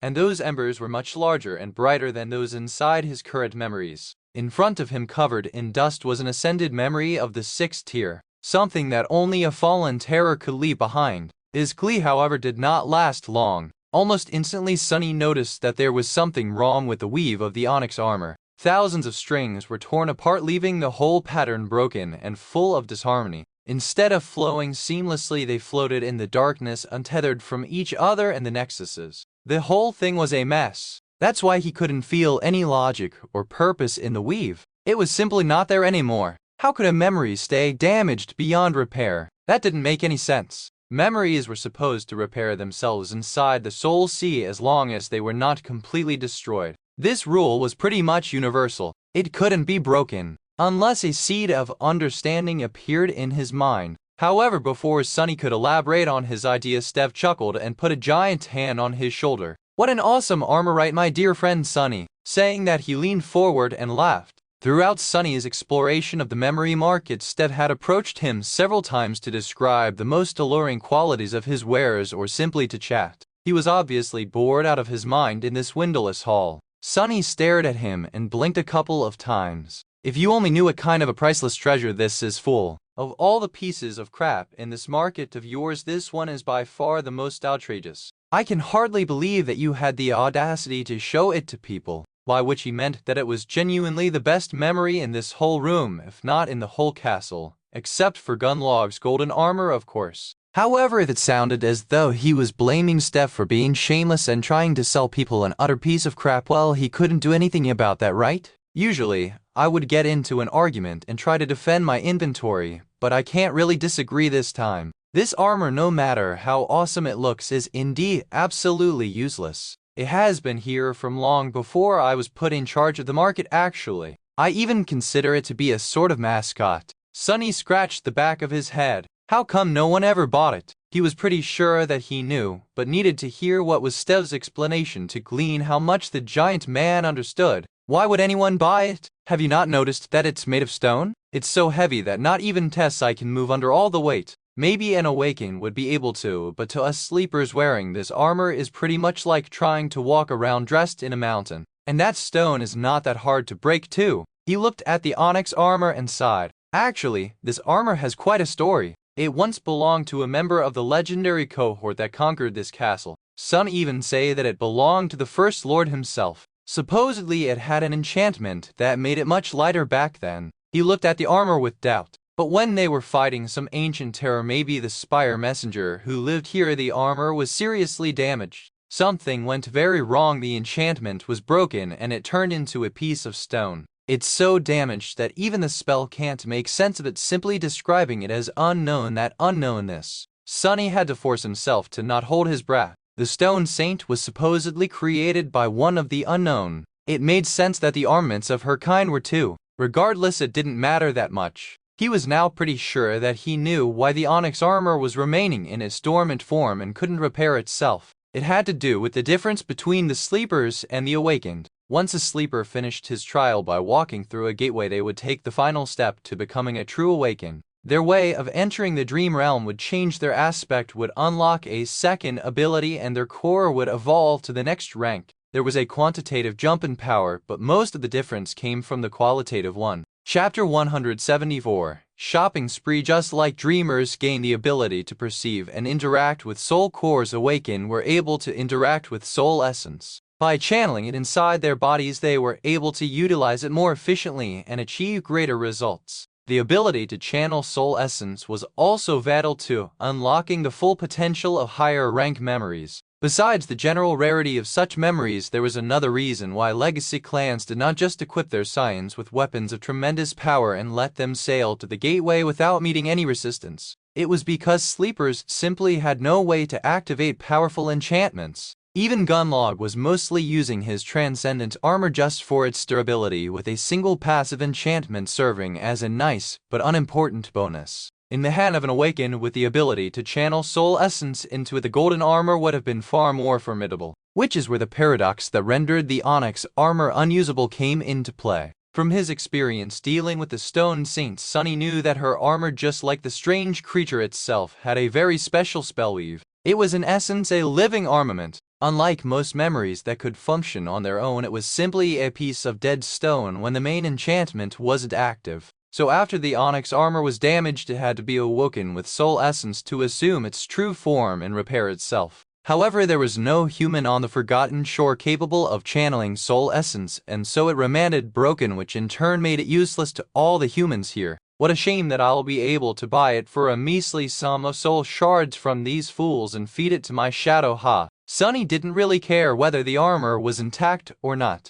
All he cared about was that it had 6 ascended embers that his stone saint could devour. Maybe she'll even gain something extra because of her close affinity with the armor. After all, they came from the same source. For a moment, Sunny considered the idea that his shadow might refuse to destroy the memory for the same reason, but then discarded it. She was just a shadow after all. His wool was her wool, right? Now all that remained was to make the purchase. Sunny scoffed. So it's just a decoration? Shaking his head, he threw one last glance at the onyx armor, forced himself to turn away, and continued to walk around the memory market. 10 minutes later, he walked over to Kai and silently handed him the rucksack. Then he named the memories he wanted him to buy. The charming young man blinked a couple of times, then said, "Wait, you weren't joking. You really want to buy T10 memories?" Sunny frowned at him and hissed, "Keep your voice down. We need people to think that you are the one buying them, remember?" Kai hesitated, then massaged his temples. "Sunny, my friend, don't take it the wrong way, but you do know how much memories cost, right?" Instead of answering, Sunny gestured to the rucksack. The archer sighed and opened the clasp of the rucksack. Then he almost dropped it. Inside the crude backpack, dozens of soul shards were softly glowing in the dark. There were around 70 of them in there at least. Kai's hands trembled. Raising his head, he stared at Sunny with wide eyes and whispered with horror, Sunny, where did you get all these shards?" 70 shards was more than most of the people in the Dark City would see in their lifetime. The contents of the unassuming rucksack were enough to start a chain of bloody conflicts that could culminate in a small war. Sunny stared at him and shrugged. They were just gathering dust in my bedroom. I would bring more, but the rest wouldn't fit in the rucksack. Kai looked as though he was on the verge of fainting. Then he blushed in embarrassment. I bet he's remembering how he was bragging about being rich and tried to bribe me with a promise of 10 whole shards, which in his words was a small fortune. While Sunny was silently gloating, a sudden shadow ran over the beautiful archer's face. In a small voice he said, "Wait, Sunny, did you say bedroom?" Sunny raised an eyebrow. "So you actually live in that cathedral?" There was no point in denying it anymore, really. Looking at Sunny with a pleading expression, the charming young man asked, "Then what about the fallen devil? Is there really a fallen devil in that cathedral?" Sunny looked at him with confusion. A shaky breath escaped from Kai's mouth. Looking weak and defeated, he shook his head, opened his mouth, then closed it again, and simply stared at a wall for some time. He had the look of a man who suddenly realized that nothing in the world made sense anymore. When Kai finally regained his ability to speak, his enchanting voice sounded strangely listless. "I'll go by the memories, I guess." Sunny offered him a bright smile. Shaking his head, the archer called Stev over and slowly listed the memories that Sunny told him to buy, including the damaged onyx armor. With each next one he named, Stev's expression grew weirder and weirder. By the end, he was almost green. "I really don't want to offend our friend Sunny and your choice of advisors, but you literally chose the 10 worst memories I have in the inventory by far.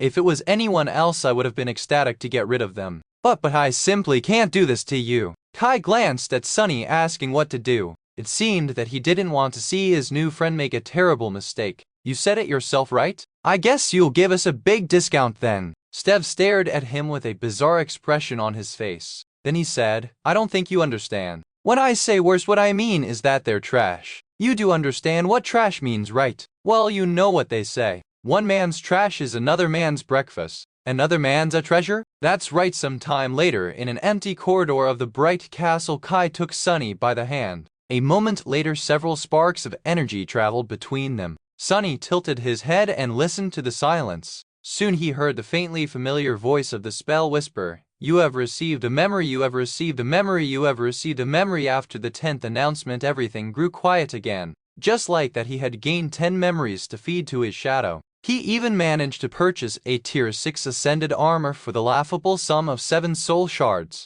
It's good to be rich. However, soon the grin disappeared from his face. Instead, something dark glistened in his eyes. It was time to have a talk with Nephi's. Chapter 175. Reunion. On the way out of the castle, Kai was strangely silent. Sunny didn't mind because he had a lot to think about. Going back to that lodge, there were a lot of things there that he had hoped to never see, feel, or experience again. For a moment, he even thought about rushing straight back to his cathedral without making good on his promise. It's not like he asked to be invited back. Nephi's was the one who wanted his help with something. Just pretend like you don't care. Also demand to be compensated for whatever it is they want you to do. You're an outsider now, and your services won't be cheap. Yeah, that was the best option. He wasn't going to agree to anything that didn't serve his own selfish interests. And there were a lot of things that Changing Star, with her thriving hunting party and following, could provide him with. There was this one thing in particular, something he really wanted to do but couldn't on his own. Maybe they would be able to help him with that. As they were approaching the lodge, Kai suddenly asked in a serious tone, "Sunny, why did you want me to come with you, really?" Glancing at the charming archer, he hesitated, then said, "I want you to tell me if I'm being lied to. I thought that Lady Nephi's was your friend. Why are you so wary of her?" Even he didn't know what exactly the two of them were to each other. Worse yet, he wasn't sure what they would become. "She's the kind of friend you don't really want to lower your guard around." He lingered for a moment, then added, "There's also a guy called Castor. He's the one I especially don't trust." The archer raised his eyebrows. "I've heard only good things about Castor. Why him specifically?" Sunny cast a sideways glance at him and scowled. To be honest, Castor hadn't really done anything to deserve his hostility, but there just was something about the proud legacy that gave Sunny a familiar feeling. In Sunny's experience, only people with bad intentions were capable of appearing so flawless. Perhaps he was wrong, but the policy of always assuming the worst had too clean of a track record to be abandoned now. "He just gives me the creeps." Seemingly satisfied with this answer, Kai shrugged and followed Sunny into the lodge. The headquarters of Changing Star's hunting party had changed a lot since his last visit. It had already looked pretty presentable back when he was a member, but now the lodge was much more impressive. The first thing that caught the eye was that it had grown much bigger. During the months of his absence, additional structures were built to expand it both horizontally and vertically. Now it was by far the largest building in the outer settlement, almost starting to resemble a small town hall. It was heavily fortified too, especially from the side that faced the White Road. A couple of lookouts were visible on the roof observing the ruins below. They were wearing armor-type memories and holding bows in their hands. It was a far cry from how things were before. Inside, a lot of people were busy with various tasks. Sunny froze for a moment, disoriented by all the activity. He almost felt as though he had somehow mistakenly returned to the castle. The reason for it was not the neat and tastefully decorated interior with warm carpets covering the stone floor and various tapestries hanging on the sturdy stone walls. No, the main difference was in how the people here comported themselves. The rot of hopelessness was almost gone from their eyes, replaced with energy and vigor. Why hasn't Gunlog put an end to all this yet? From everything that he saw, Nephi's was almost asking to be destroyed. How was all of this possible? His grim thoughts were disrupted by a young woman who greeted them with a smile. "Can I help you with something?" Sunny stared at the smiling girl, trying to remember if he knew her. Trying to remove the scowl from his face, he answered in a flat tone, "Neph is expecting me." The young woman blinked. Sunny rolled his eyes. "Lady Nephi's is expecting me. You know, Changing Star of the Immortal Flame Clan." The young woman's eyes widened. "Let me show you the way." Sunny wanted to retort and that he knew the way, but truth be told, he wasn't sure that he did. With all the changes that happened to the lodge, he had no idea where things were. On their way, they passed the tiny room that used to belong to him. Just as they were walking by, Sunny glanced inside and saw that it was now home to someone else. In fact, he recognized a couple of things that the new owner left on the narrow cot. A corner of his mouth curled upward. It seemed as though he was thoroughly replaced by the scion of the Han-like clan. The cot was not very comfortable anyway, unlike his luxurious wide bed in the hidden chamber of the cathedral. Finally, the young woman led them to the area that used to be the central hall of the old lodge. Now it was separated from the rest of it by a thick wall with a sturdy wooden door barring the way inside. Sunny took a deep breath, then walked in. He had imagined that moment a lot of times in the past. Granted, he never thought that his reunion with the cohort would happen in the presence of an unreasonably attractive, washed-out pop star. Inside the room, a wide window opened onto an eerily breathtaking view of the dark city. On the wall beside it, a map of the ruins was littered with various markings that contained valuable information. They seemed to be much denser than before. There was a large wooden table beside the window, around which stood 7 makeshift chairs. Currently, only 2 were occupied. Effie was sitting on one, her feet unceremoniously resting on the table. As always, she looked extremely comfortable and relaxed. On the chair next to her, a beautiful blind girl was cradling a cup in her delicate hands. Nephi's and Castor stood near the map discussing something with each other. The 4 of them were the core of the Immortal Flame hunting party. Once Sunny and Kai entered, everyone turned to them. Sunny put on a brave face and forced out a grin. "Oh, so many familiar faces. No need to say how much you missed me." Kai say hi to everyone. "These are Cassie, Castor, and Effie. You already know Nephi's." Giving him a strange look, the charming archer smiled dazzlingly and said in his stupidly beautiful voice, "Hello. Lady Nephi's, Cassie, Castor, Huntress Athena, it's very nice to meet you." "How, you won't believe it, guys. I thought I just heard Knight from Nightingale say my name. I am Knight from Nightingale, actually." Effie leaned forward and extended one arm. Cassie's face, meanwhile, grew deathly pale. An expression of utter terror appeared on it. Her hands trembled and the cup she was holding fell from them. Catching the cup just a moment before it hit the floor, Effie sighed and shook her head.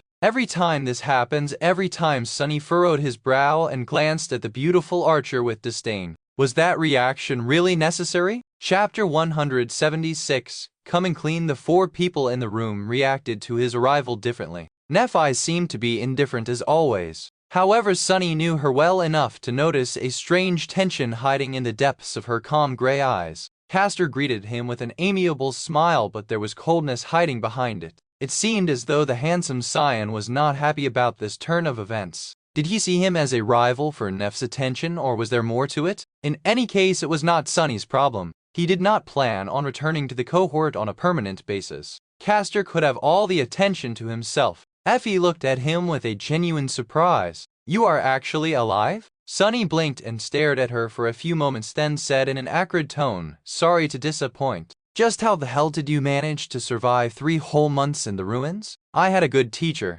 Since Effie was the one who taught him how to navigate the dark city, that compliment was directed at her. However, the huntress simply shook her head. No student of mine would be stupid enough to actually live in the ruins. Not to mention returning looking so feral. Sunny took a mental picture of himself. Ragged clothes, dirty hair, a crooked grin, a hint of madness burning in his eyes. No, he couldn't see anything wrong with how he looked. In fact, the thought he looked great. With an offended frown, he glanced at Effie and said, "Yeah, well, you look like you've gained a little weight. In all the right places." The huntress glared at him for a few moments, then laughed. And finally, there was Cassie. Cassie seemed to have changed the most out of all of them. The changes were not instantly apparent, but to Sunny, who knew her so well, they were unmistakable. The blind girl seemed more mature. She looked older somehow. It was as if there was an invisible weight pressing down on her, the kind that people usually accumulated with the flow of years. Her demeanor was calmer, more restrained. "I'm so happy that you are all right."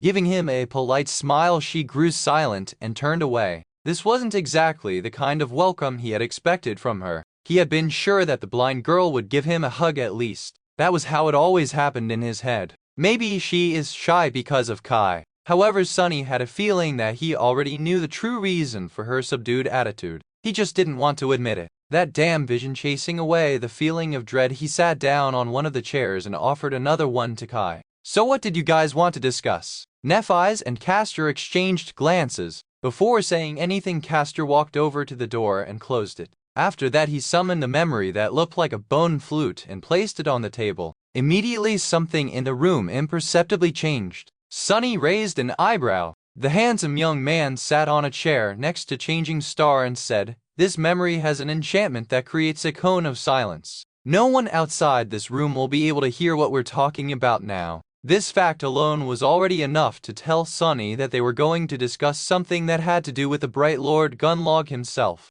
Suddenly he felt an irrational desire to be anywhere else but in this brightly lit room. The wide window began to look very alluring. "So the Bright Lord is finally ready to obliterate you all? Can't say that I'm surprised. If anything, it's strange that he didn't make a move much earlier." "Oh, did he ever?" Nephi's glanced at her, making the huntress fall silent, and turned to Sunny. "You are right. The Bright Lord is indeed about to make a move. We have withstood his previous attacks, but they were just a rehearsal. A few provocations to test out strength. Now he is ready to act in earnest, and that's why I need your help." Sunny raised his eyebrow. "How can a cockroach like me help the great and mighty Changing Star of the Immortal Flame Clan?" Effie gave him and Nephi's a strange look, then cleared her throat. "Don't take it to heart, princess, but I sort of agree with Sunny. What can this little imp, no offense, Sunny, do that we can't? I mean, he is a decent scout, but hey." Changing Star smiled, then looked at Sunny. "Don't be misled by his act, Effie. Sunny might behave like a cowardly weakling, but in fact he's the last person in the Dark City I would want to face in combat.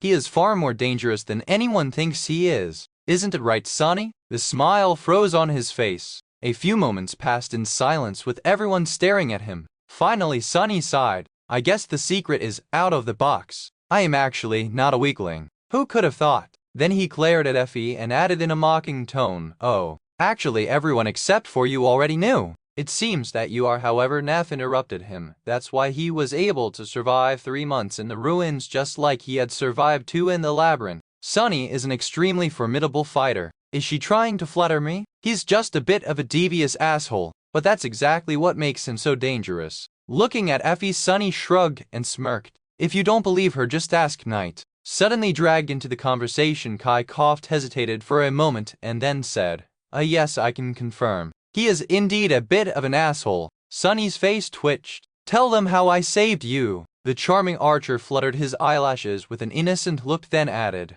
"Oh right. Indeed, Sunny saved me in the ruins last night. He is a very exceptional and resourceful individual." Sunny glanced at Effie with triumph. He didn't really want to provoke the tall huntress any further, but she did call him a little imp. "See, Knight has known me for just 1 night, but even he was able to see how fearsome I am. You and I, on the other hand, had hunted together for an entire month. How come you're so dense?" It's not like he would be spending a lot of time with Effie. Let her boil with anger. With a teasing smile on his lips, Sunny turned to Nephi's and asked, Anyway, what exactly do you want me to do? Changing Star hesitated, then said, I want you to take Effie to your hideout in the ruins and keep her safe there for about a week. Chapter 177. Cloak and Dagger. Sunny grew silent and tried very hard not to look at the huntress who was glaring at him with murder in her eyes. Did he hear it right? Nephias gave him a nod, then hesitated for a few moments and sighed. I guess I owe you an explanation. With a frown, she glanced at the map of the Dark City.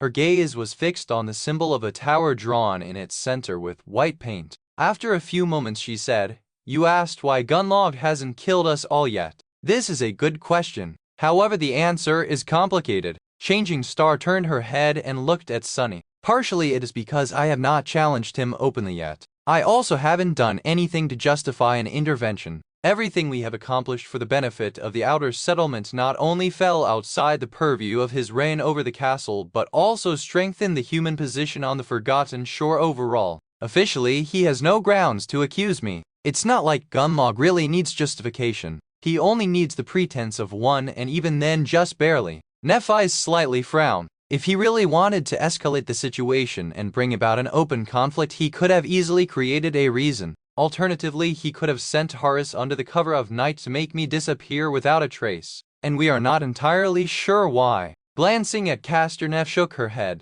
There are several possible reasons. Perhaps he is uncertain if Horus will be able to dispose of me. Perhaps he is using the growing status of the outer settlement as a deterrent against his lieutenant's ambitions. Perhaps he is just confident and patient. Whatever the case, Gunlog more or less tolerated our existence for these past 4 months. Castor sighed and added, Of course there were still challenges we had to overcome. If we weren't cautious in how we dealt with these provocations, things would have been very different. Changing Star nodded. There were several attempts to taunt us into confrontation already. Nothing too bloody though. However, things seem to have changed. We received word from the castle that Gunlog is going to act against us soon. This time he is aiming at one of my companions. The attack will be a serious one and the target is Effie. Sunny glanced at the unruly huntress and raised his eyebrows. He had a lot of questions. Castor clenched his fists. It could have been any of us really, but Effie, despite all my warnings, got into a rather vulgar argument with a bunch of guards who came into the outer settlement for some entertainment. Coincidentally, some of these guards went missing last night. No one knows what happened to them. Sunny was pretty sure that he knew exactly what had happened to them though. After all, he was the one who killed them. But Castor didn't need to know any of this. Actually, I might know something about that, Kai suddenly said, smiling like an idiot. Who asked that fool to open his mouth? He tried to make the archer shut up with a murderous stare, but it was already too late. Kai enthusiastically went on to describe how he was kidnapped, put in the well, and then rescued by a mysterious stranger, who turned out to be Sunny. Luckily, he was under the impression that the kidnappers were all slaughtered by the Black Knight, not realizing that Sunny was the one who had lured them into the cathedral in the first place, after personally killing their leader. If Kai knew the full truth, things might have turned rather awkward. After he was done talking, Castor sighed. Thank you, this is a very valuable piece of information. Sadly, it doesn't change anything. Effie is still in danger. The Bright Lord is going to use her as a hostage and force Lady Nephias to challenge him. If she does, he will kill her. If she doesn't, Effie will die and our reputation will be ruined. Sunny cast a sideways glance at Effie, who was still relaxed and seemingly undisturbed by the prospect of dying horribly in the dungeons of the Bright Castle. In fact, she was currently more interested in fishing out a piece of meat that was stuck between her pearly teeth and not paying Castor any attention. Sunny thought with scorn, making his shadow shake its head at the irony of that statement. Turning to Nephias and Castor, he asked, How do you know all this? In fact, this question was moot. He already had the idea. To receive information about Gunlog's plans, they had to have a spy in the castle. More than that, given the nature of that information, it had to be someone of considerable rank. Perhaps even someone in the inner circle of the Bright Lord. Was Nef working with one of the lieutenants? Sunny counted the number of chairs in the room. There were 7 chairs, but only 6 people. Interesting. Castor hesitated, then reluctantly said, We have an ally. Sunny decided not to press the issue any further. Frankly, he didn't really want to know. There was just one last question he wanted to ask. Well, there is this one thing that I don't really understand. You said to keep Effie safe for a week. What is going to change in a week? I doubt that Gunlog will magically forget everything after a few days. A heavy silence descended on the room. No one seemed to want to speak first. After a few moments passed, Nephi's finally broke the silence. Looking in the window, she leaned back and said in her usual, even indifferent tone, "In a week we will be ready to leave the city." Sonny almost fell from his chair. That was not what he had expected to hear. Chapter 178, Lost Expedition. Soon another map was spread on the table. This one was drawn on a piece of crude parchment made out of monster high and much less detailed than the one hanging on the wall. Well, that was understandable, because the second map did not depict the Dark City, but the Forgotten Shore itself. Sonny stared at it in stunned silence. Nephi's had not wasted any time during these 3 months. He had no idea how she had gathered all this information, but there was a lot more on the map than he could have ever imagined. At the center of it, a straight black light depicted the Crimson Spire. The labyrinth flowed from it, devouring the parchment like an ocean of blood. To the east, a small circle of black ink with the symbol of a white tower inside of it marked the Dark City. The city was perched on the edge of another much larger circle. It didn't take too much effort to recognize the Cyclopean crater. After all, Sonny had traversed it on a rickety boat once a lifetime ago. However, only now looking at it in scale did he finally realize just how giant the crater was and how vast the Forgotten Shore itself appeared. Back on Earth, it would have been as large as a continent. The Dream Realm was indeed much bigger than their own planet, considering that just one of its numerous regions was this enormous. There were other symbols on the map that he didn't recognize. However, several of them attracted his attention especially. On the other side of the crater, almost exactly opposite the Dark City, a symbol of a tree depicted the ashen barrow. Some distance to the east of it, on a straight line, there was a mark in the shape of a red cross. Another red cross was drawn inside the crater just outside the eastern side of the Dark City. The third one was about a week's worth of traveling time to the north, near a symbol that looked like a grotesque misshapen skull. The fourth one was halfway between the ruins and the Crimson Spire. The fifth one lay to the south, about the same distance as the third, drawn atop the symbol of an arching bridge. The last red cross was at the very edge of the parchment, far away to the south beyond the labyrinth. Near it, 2 symbols were drawn. One was a crown and the other one was a question mark. Sonny quickly realized what these crosses represented. They were the giant statues of the 7 forgotten heroes who had given the terrible oath to vanquish the darkness and created the Starlight Legion. The one to the east of the Soul Devourer was the statue of the knight that he had used as a shelter on his first night in the Dream Realm. The one near the walls of the city belonged to the woman whose hand had saved them from drowning in the dark sea on the night of their escape. The other 4 crosses most likely marked 4 more headless statues. But where was the 7th? Frowning, Sonny glanced at the map and said, "So let me get this straight. You want to leave the Dark City, cross the labyrinth, reach the edges of the Forgotten Shore, and then return? If we somehow survive the months of traveling through the labyrinth and actually manage to escape it, why the hell would we return?" The smile on her face withered. Changing Star lingered for a few moments, then pointed to the 3 symbols at the lower edge of the map: the red cross, the question mark, and the crown. The first lord of the castle led an expedition to find the way out of the Forgotten Shore. This is where their trace disappeared. From what we were able to learn, an unassailable mountain chain blocks the path to the south. They ventured into the mountains and never returned. Nothing but death awaits us there. Sonny scratched the back of his head. So you aren't really looking for a way out, you're looking for the remains of the cohort of sleepers that had conquered the castle 15 years ago? There is an item that they took away from the castle. If we find it, we'll have a chance in the fight against Gunlog.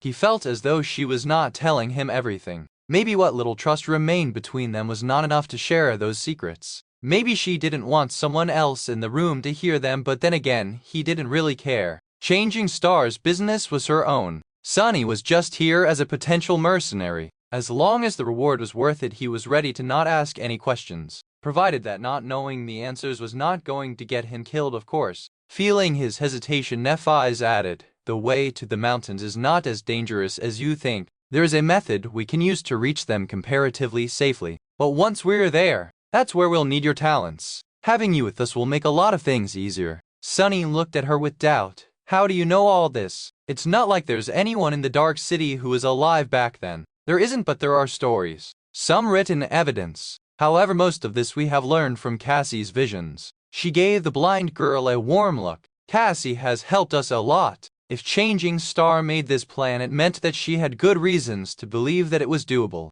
Of course there would be danger. Nothing on the forgotten shore was ever safe or easy, but there was a rare opportunity in all of this too. He felt very tempted to leave the ruins for a few months in the company of an extremely formidable cohort. Outside the walls of the dark city, nightmare creatures were generally of a lower rank than those inside. The efficiency of his hunting would be much higher, which would land him more shadow fragments and memories to feed to the Stone Saint, especially if powerhouses like Nephi's Effie and Castor were fighting alongside him. But more importantly, if Cassie was there to warn them of the dangers that they had no business trying to fight. He never forgot how many times her affinity to mysteries and revelations had saved their lives in the past, like on that awful night when they had summoned a terrifying mimic from the depths of the dark sea, with a true seer accompanying them. The most harrowing thing about the labyrinth, the cursed black waters, were not as unknowable and thus deadly anymore. So he was not immediately against the idea, more so because he would be additionally compensated for the efforts. But there was something else that he had to consider.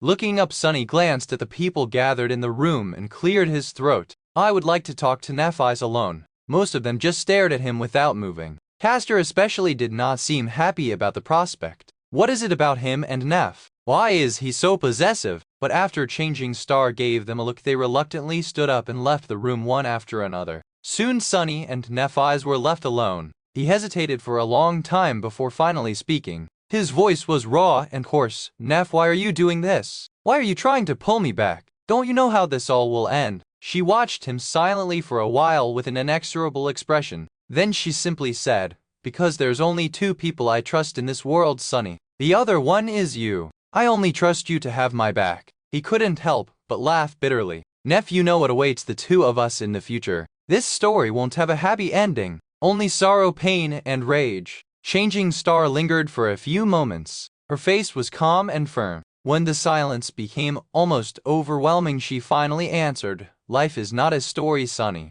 It only ends when you die. He smiled crookedly, not knowing how to answer. Sonny sighed and stood up, glancing at the map of the forgotten shore one last time. I need some time to think. I'll take Effie and keep her safe for a week. You'll have the answer once we meet again. She nodded, accepting that condition. Turning around, Sonny forced himself to appear nonchalant and left. As soon as the door closed behind him, his expression changed. I forgot to discuss my compensation. It would look really silly if he went back now, right? The shadow palmed its face, once again lamenting the stupidity of its master. Chapter 179. New Generation. Once outside, Sonny spent some time finding Effie and Kai. The two of them were in the dining area of the lodge discussing something between themselves. There was no sign of Cassie anywhere, but he did notice Castor observing him from the stairs leading to the second floor. Somewhat disappointed, Sonny landed on a chair next to the two locals he had come to know and gave them a dark look. What, the two of you know each other? Who doesn't know Huntress Athena? We had a few brushes in the past. Deciding not to inquire what type of brushes he was talking about, Sonny sighed and asked, does she know about that peculiar flaw of yours? The charming young man blinked a couple of times, then said with confusion, I guess so. I don't make a secret out of it. Of all the people in the world, he got stuck with two weirdos who had no qualms about telling every random stranger about their most hidden vulnerability. Well, if he had a flaw like Kai's, he wouldn't worry about it too much either. Since there was no point in pretending anymore, Sonny simply asked, well, was anyone in that room lying? So that's why you dragged Knight along. Sonny would love nothing more than to ignore that question, but unfortunately his own flaw was much more restrictive than Kai's. In fact, I think that I'm exactly as paranoid as a person should be, by which I mean extremely, of course. Saying that, he looked at the charming archer with expectation. Kai hesitated for a few moments. No one said a single lie. Your friends are all extremely honest people, Sonny. Oh, you poor lad, not knowing how to react to that display of naivete. Sonny shook his head and lowered his voice. Not even Castor. No, he was honest too. Was Castor really just an honest and honorable guy? Was his distrust irrational? Somewhat unsure, Sonny lingered for a bit and then turned to Effie. Neph and I agreed to continue our conversation in a week. Until then, you'll be under my protection. The huntress giggled. That makes me feel real safe. Thanks, Shorty, he grimaced. I might not look like much, but wait till you see my roommate. Kai suddenly choked on his drink and paled a little.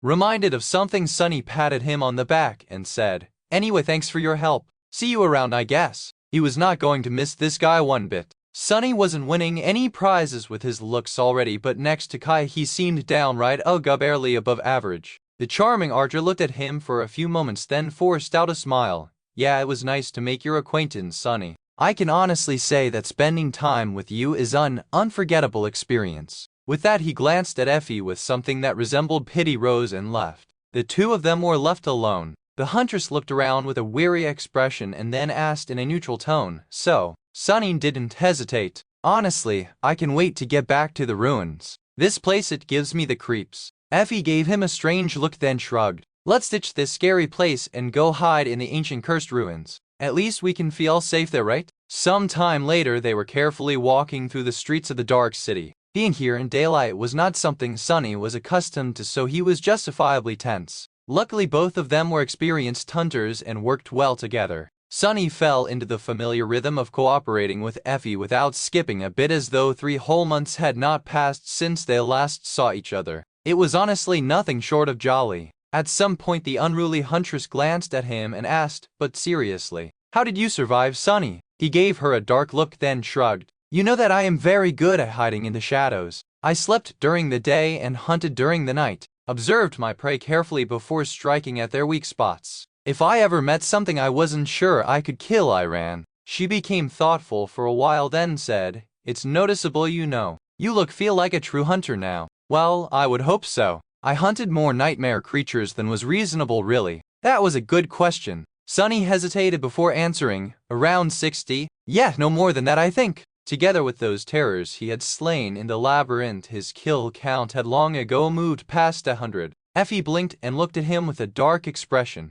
That many hunts in only 3 months, the number was nothing short of staggering. Actually, it was completely insane. Out in the real world it was widely known that awakened nightmare creatures were too tough for mere sleepers to fight. Anyone who managed to prevail in a battle against one would earn themselves a proper reputation. Killing a dozen would make a person famous. If Sunny were to return home and claim that he had slaughtered 100, most of them in a cursed ruin populated by fallen abominations, the news of his accomplishment would fly around the whole planet in an instant. He would be hailed as an unparalleled genius and a hope of the entire generation. And yet there were dozens of people just like him in the dark city, many of them even more accomplished. Effie had several hundred hunts under her belt. There were a couple more hunters in the outer settlement whose track record was just as impressive, even if with the death of Chubei their numbers had shrunk. Inside the bright castle there was Gunlog himself, his 5 lieutenants, all the pathfinders of the host, more than a few experienced hunters, and even a handful of guards with a lot of battle scars to prove their prowess. All of them were at a level that sleepers simply weren't supposed to ever achieve. The Forgotten Shore was truly an if Nephi's were to somehow succeed and bring even just several of them back to the real world, how would the world change? Would other things that had been considered impossible before suddenly have their status put under scrutiny? Was it the reason why the spell gave her the name Changing Star? Was Neph destined to not only create change but also be the catalyst of it? Consumed with these thoughts, Sunny walked through the cursed ruins. Soon a familiar shape of the cathedral appeared before his eyes. Looking at it, Sunny shuddered. He had been honest when he told Effie about how he managed to survive all this time. However, he had failed to mention how close he came to dying in the process. The memory of his first visit to the cathedral and its consequences was something he really liked to avoid. Chapter 180. Breakpoint. It happened a few weeks after he left the castle behind. Back then Sunny was just starting to feel confident in the absolute darkness of the cursed night. He stalked the ruins searching for prey and slaying one monster after another. Looking back, those few victories might have gone to his head a little, or maybe he was just too sane to survive alone in the dark city. It was the first meeting with the Black Knight that caused him to lose that state of mind. Sunny did not become interested in the ruined cathedral by accident, nor was he led there by empty curiosity. In fact, he had noticed something strange about the ancient temple and decided to explore it after careful consideration, because the thing he saw was too alluring to ignore. At dawn, for a few short minutes, he could see a weak ethereal golden glow emanating from the dark cathedral. The same golden glow he had seen twice before. Once deep within the ruby droplets of his own blood after consuming the drop of ichor, and another time exuding from Changing Star's unconscious body after her battle with the horror of the depths. Without having to guess, Sunny knew what this golden shine was. It was the light of divinity. with his own eyes altered by the drop of divine blood which was left on the talons of the vile thieving bird after it had stolen Weaver's eye. Sunny was somehow able to perceive it. Considering that both Nephi's and he possessed some measure of divine affinity, it wasn't hard to come to this conclusion. More than that, the circumstances surrounding the awakening of his ability to see the golden glow supported it. Thus, hoping to find another treasure equal to the drop of ichor, Sunny entered the ruined cathedral. Then he froze for a second, awed by its grandeur. That second was all it took for the Black Knight to skewer him on his sword. Sunny didn't know how the massive devil managed to avoid being seen by his shadow, nor how he got so close without making any noise. All he knew was that a menacing black giant suddenly stepped forward from the darkness that enveloped the temple and pierced him with a wrathful gaze. There were two scarlet flames burning in the impenetrable emptiness behind the visor of the knight's helmet. Looking at them, Sunny felt as though he was staring into the eyes of death itself. However, even though Sunny was caught by surprise, his body moved on its own. Countless hours of practice did not go to waste. In the end, it were the reflexes that Sunny had engraved into his muscles and bones that saved his life, even if only by a hair's breadth. Because of his quick reaction, the massive greatsword of the evil creature did not cut him in two. Instead, it simply disemboweled him. Feeling a blinding pain pierce his abdomen, Sunny staggered and looked down, only to see a river of blood flowing from his stomach, which was cut wide open. The red ropes of his intestines were clearly visible, and the terrible wound already on their way to falling out. The horror of seeing something that should have been inside of him moving to the outside was much more powerful than the excruciating pain of his flesh being torn apart. Pressing one hand against the wound, Sunny fell on his back and weakly tried to crawl away. However, the Black Knight was already moving, raising his greatsword to deliver a finishing blow. For a fraction of a second, everything froze. Sunny didn't have time to come up with an elaborate plan nor even think things through. All he knew was that he had to buy himself a chance to crawl away somehow. Of all the memories at his disposal, nothing seemed to be of use. Not the austere and razor-sharp midnight shard, not the ominous and powerful puppeteer shroud. His mighty Tier 5 armor did not even slow the black blade for a moment. Even augmented by the shadow, they were not a match for the terrifying devil of the ruined cathedral. In the end, Sunny simply thrust his hand forward and let a small and ordinary-looking rock fly from it into the depths of the ancient temple. His shadow wrapped itself around the little stone, enhancing its enchantments. In the next moment, the rock suddenly howled, replicating the scream of the last nightmare creature that Sunny had killed.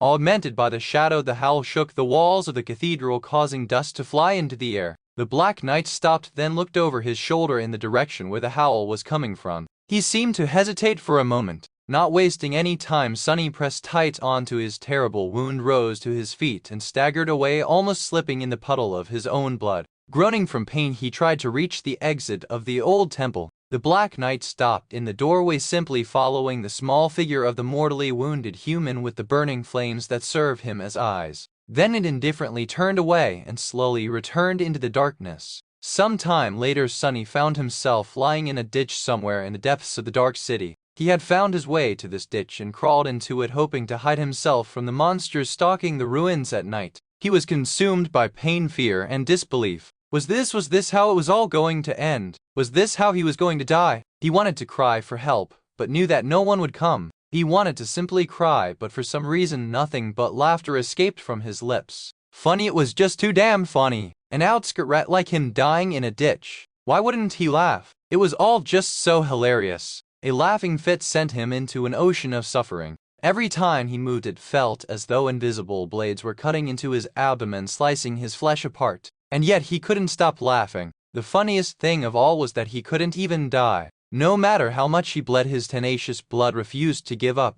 Guided by blood, Weave desperately tried to repair the damage done to his body. However, the damage was just too extensive. Even augmented by the shadow, the blood Weave couldn't contend with it. In the end, he was locked in an endless cycle of excruciating agony, not quite alive, but also unable to die. Minute after minute, hour after hour, nothing but pain and suffering drowned his consciousness until something inside simply cracked. Who wouldn't have gone mad? Through the fog that clouded his mind, Sunny hazily realized that the sun had come up, then disappeared again. This happened a few times until he finally let out a quiet sigh. He couldn't take it anymore. It was time to give up. He had a good run, really. But how could anyone endure all this? He was ready. Are you? Are you really ready? Sunny thought for a bit, and then suddenly bared his teeth. He was never going to give up. He refused to give the world the satisfaction of devouring him, not unless it choked to death on his soul. No, I'm not going to die, I'm going to live, I'm going to thrive.